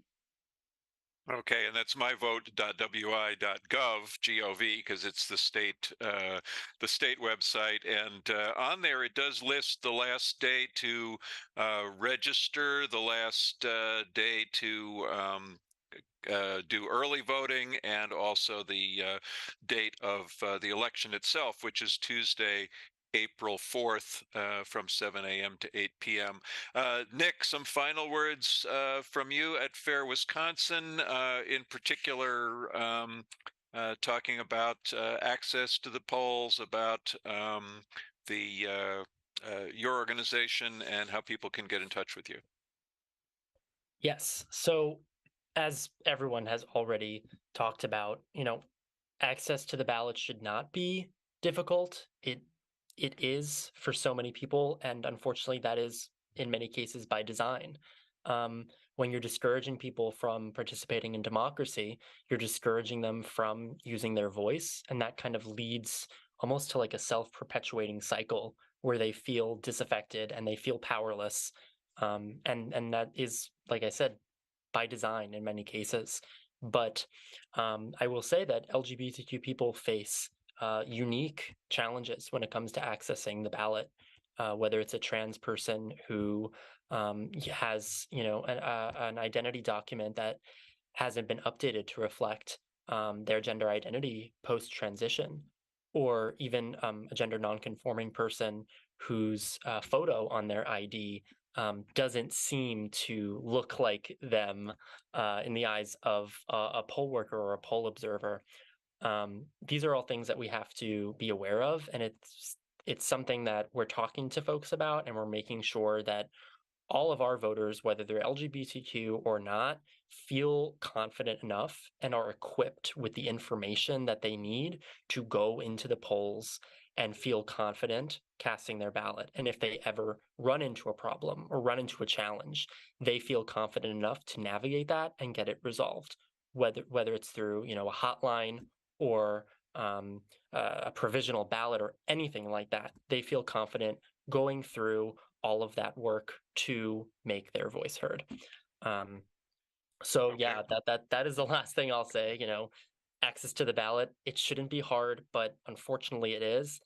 But the only way for us to overcome that and to build a stronger democracy for everyone is to push through. And all of these organizations, from the League to the ACLU, to Fair Wisconsin, to the Democracy Campaign, we're all putting in the work around the clock to make democracy fairer for everyone. And April 4th, I wish I could get that tattooed on my forehead, because I feel like that's all that's coming out of my mouth these days. But yes, April 4th, let's get it done. Okay, well, thank you very much. Thanks to all of our panelists, and we'll put those organizational website links in the YouTube description. So if you want to follow up on this and share the YouTube program with your friends, also please check out the bigshare.org for all the information about this day-long fundraising campaign put on by Community Shares of Wisconsin every year on the first Tuesday of the month of March. Thank you all very much for joining us today for this program. Again, my name is Norman Stockwell, publisher of the Progressive magazine here in Madison, Wisconsin. You can check out our print publication. You can check out our website at progressive.org for news about this election and all of the things happening around the country and around the world. Thank you all very much.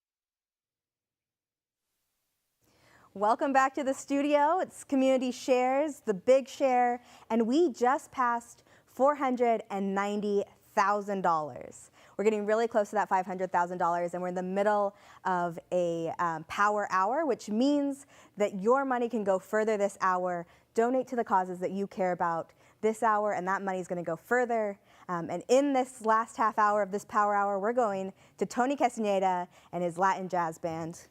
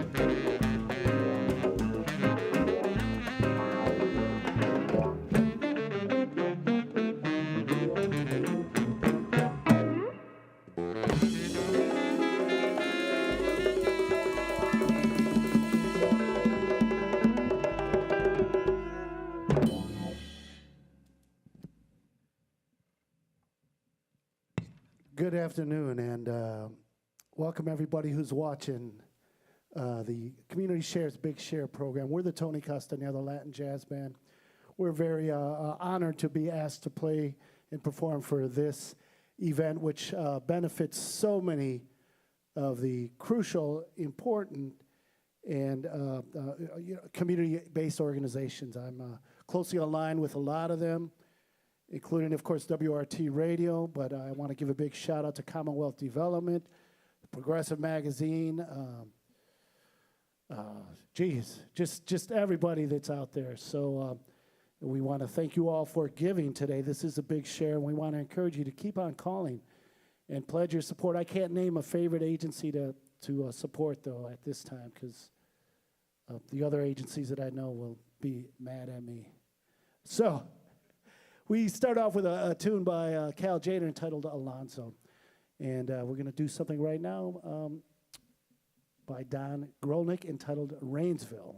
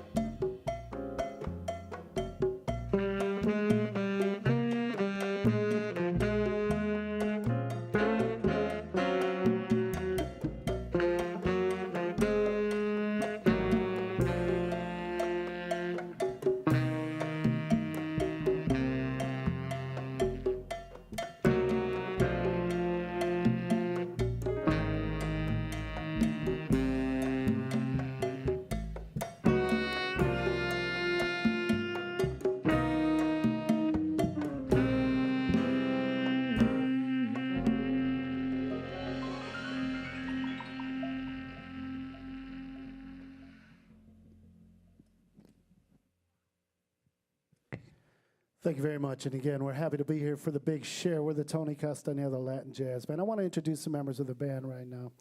On a baritone, saxophone, and percussions, Anders Sfano. On keyboards, Dave Stoller. On the bass, Henry Bain. On the timbales, Arno Gonzalez. And on the guitar over here, Luca Padnaud. My name's Tony Castaneda, and that's why we're the Tony Castaneda Latin Jazz Band. We're going to do an original tune here. This one was composed by Anders Sfano. It's a tune entitled En Tres.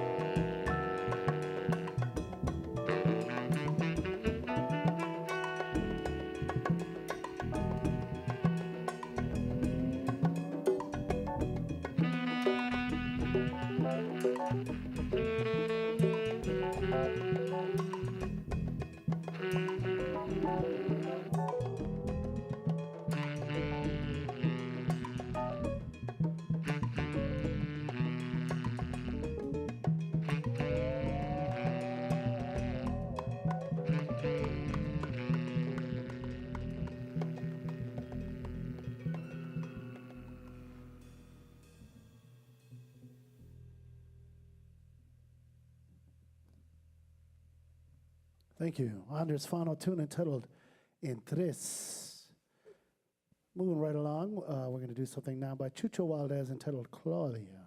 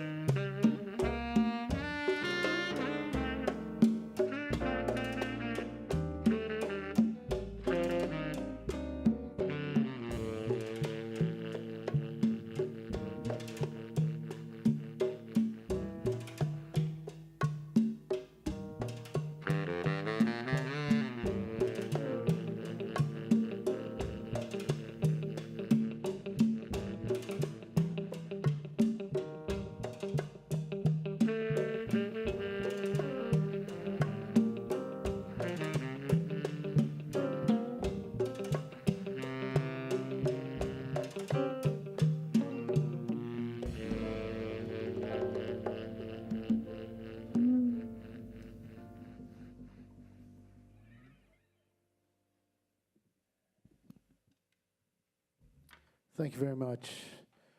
Again, we got about 5 minutes left, so we're going to cut our set short. Again, we want to thank everyone for contributing here on the Big Share and all the great organizations that do so much for this community. We're going to close out with a Mongo Santa Maria Tunatella Roots. And maybe we got time for you at the end of Lucas, David. We'll see. When that thing hits 18, man, we're done. So we may play through, and then you guys will go to something else, I hope. Hope you got something lined up. Yeah. All right. Thank you very much for Madison community for giving today. Roots.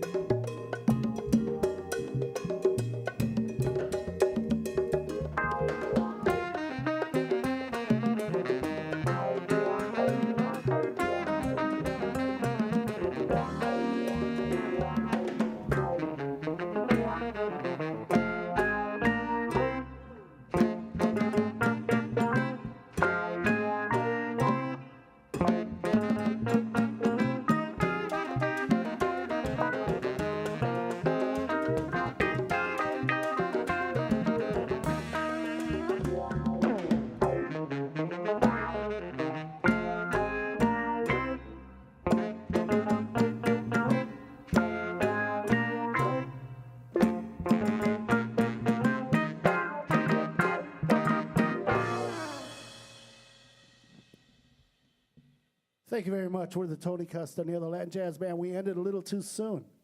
So now we got like 20 seconds to sit around and kill time. Thank you again for contributing, and thank you, Hinckley Productions. You guys did a great job. Natalie, Matt, everybody, thank you for laying this out. And anybody got any jokes? Jade, you coming back? What's going on? Hey, community shares. Do it, give. Thank you very much. Yeah. Yeah, that's it, everybody. Peace and love. Peace and love, that's right. Thank you very much again. And again and again. Here we go.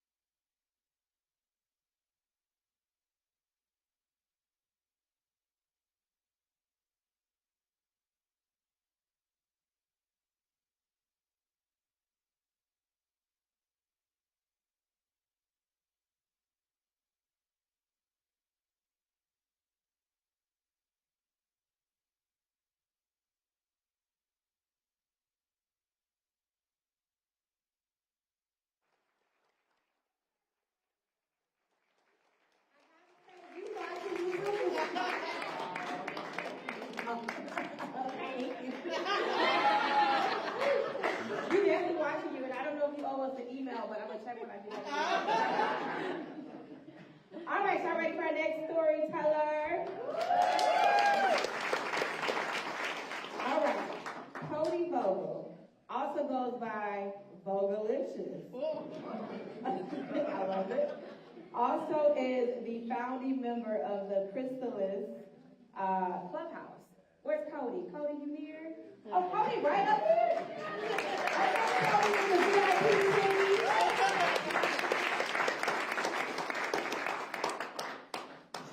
Hi. As she said, my name is Cody Vogel. But many people part of Chrysalis and even Clubhouse my nickname has been called Vogelicious. I struggle with mental challenges and I have mental diagnoses. I've been a part of Chrysalis for the last 5 years.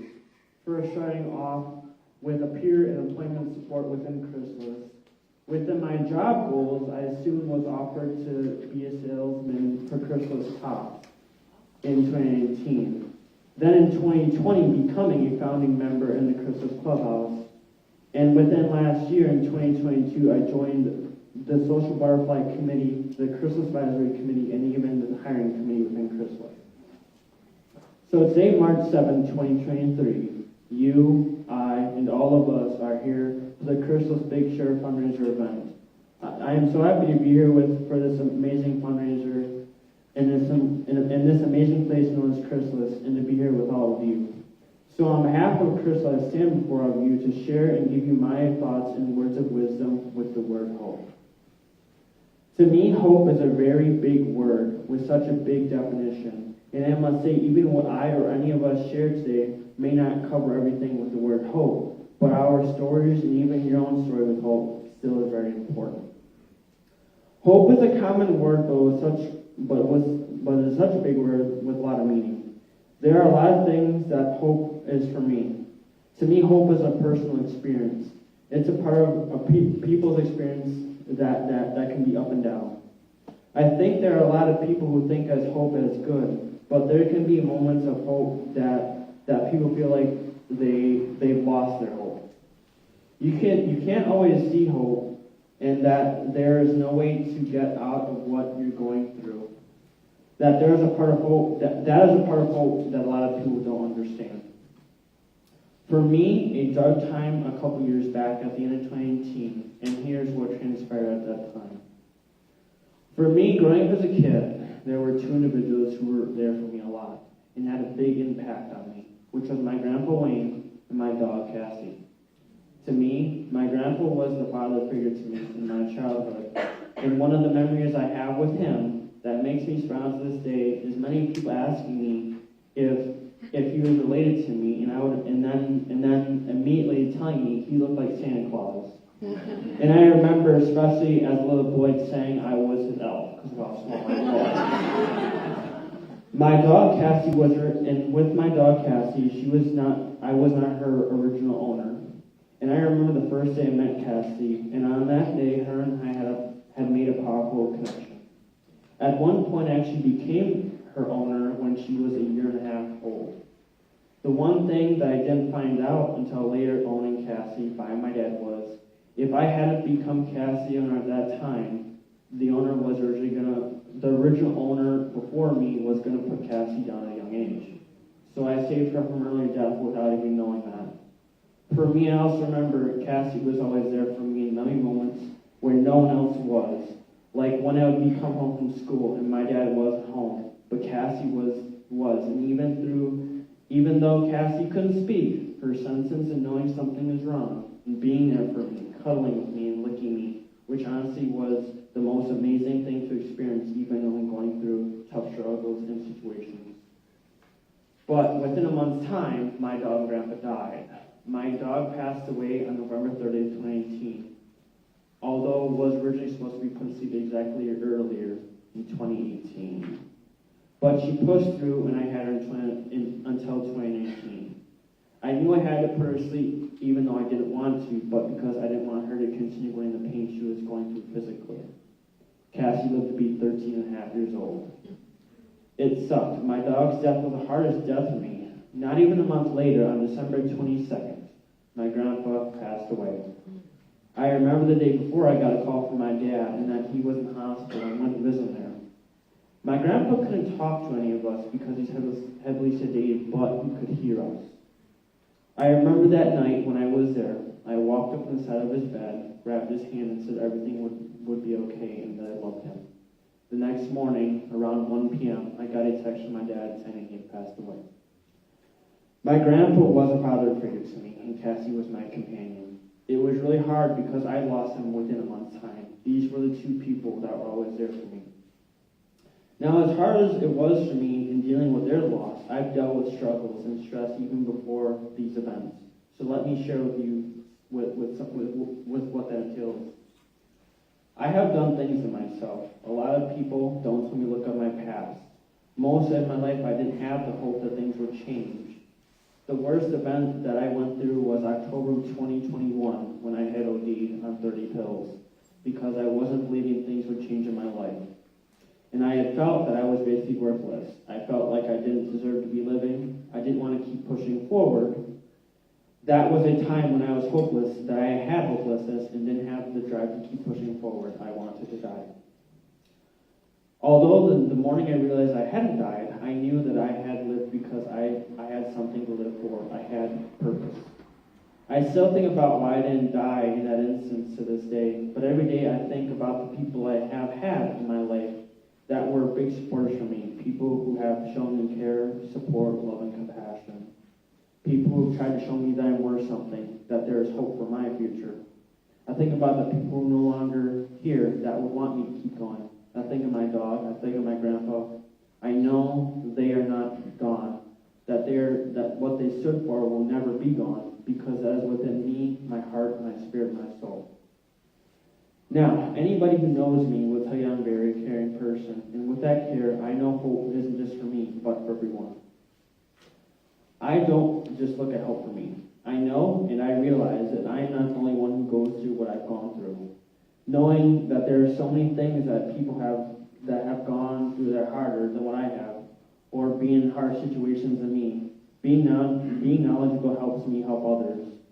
I want to be the change for not only myself, but to be that change for others. When a lot of people feel like they are losing their hope, not having anyone to talk to.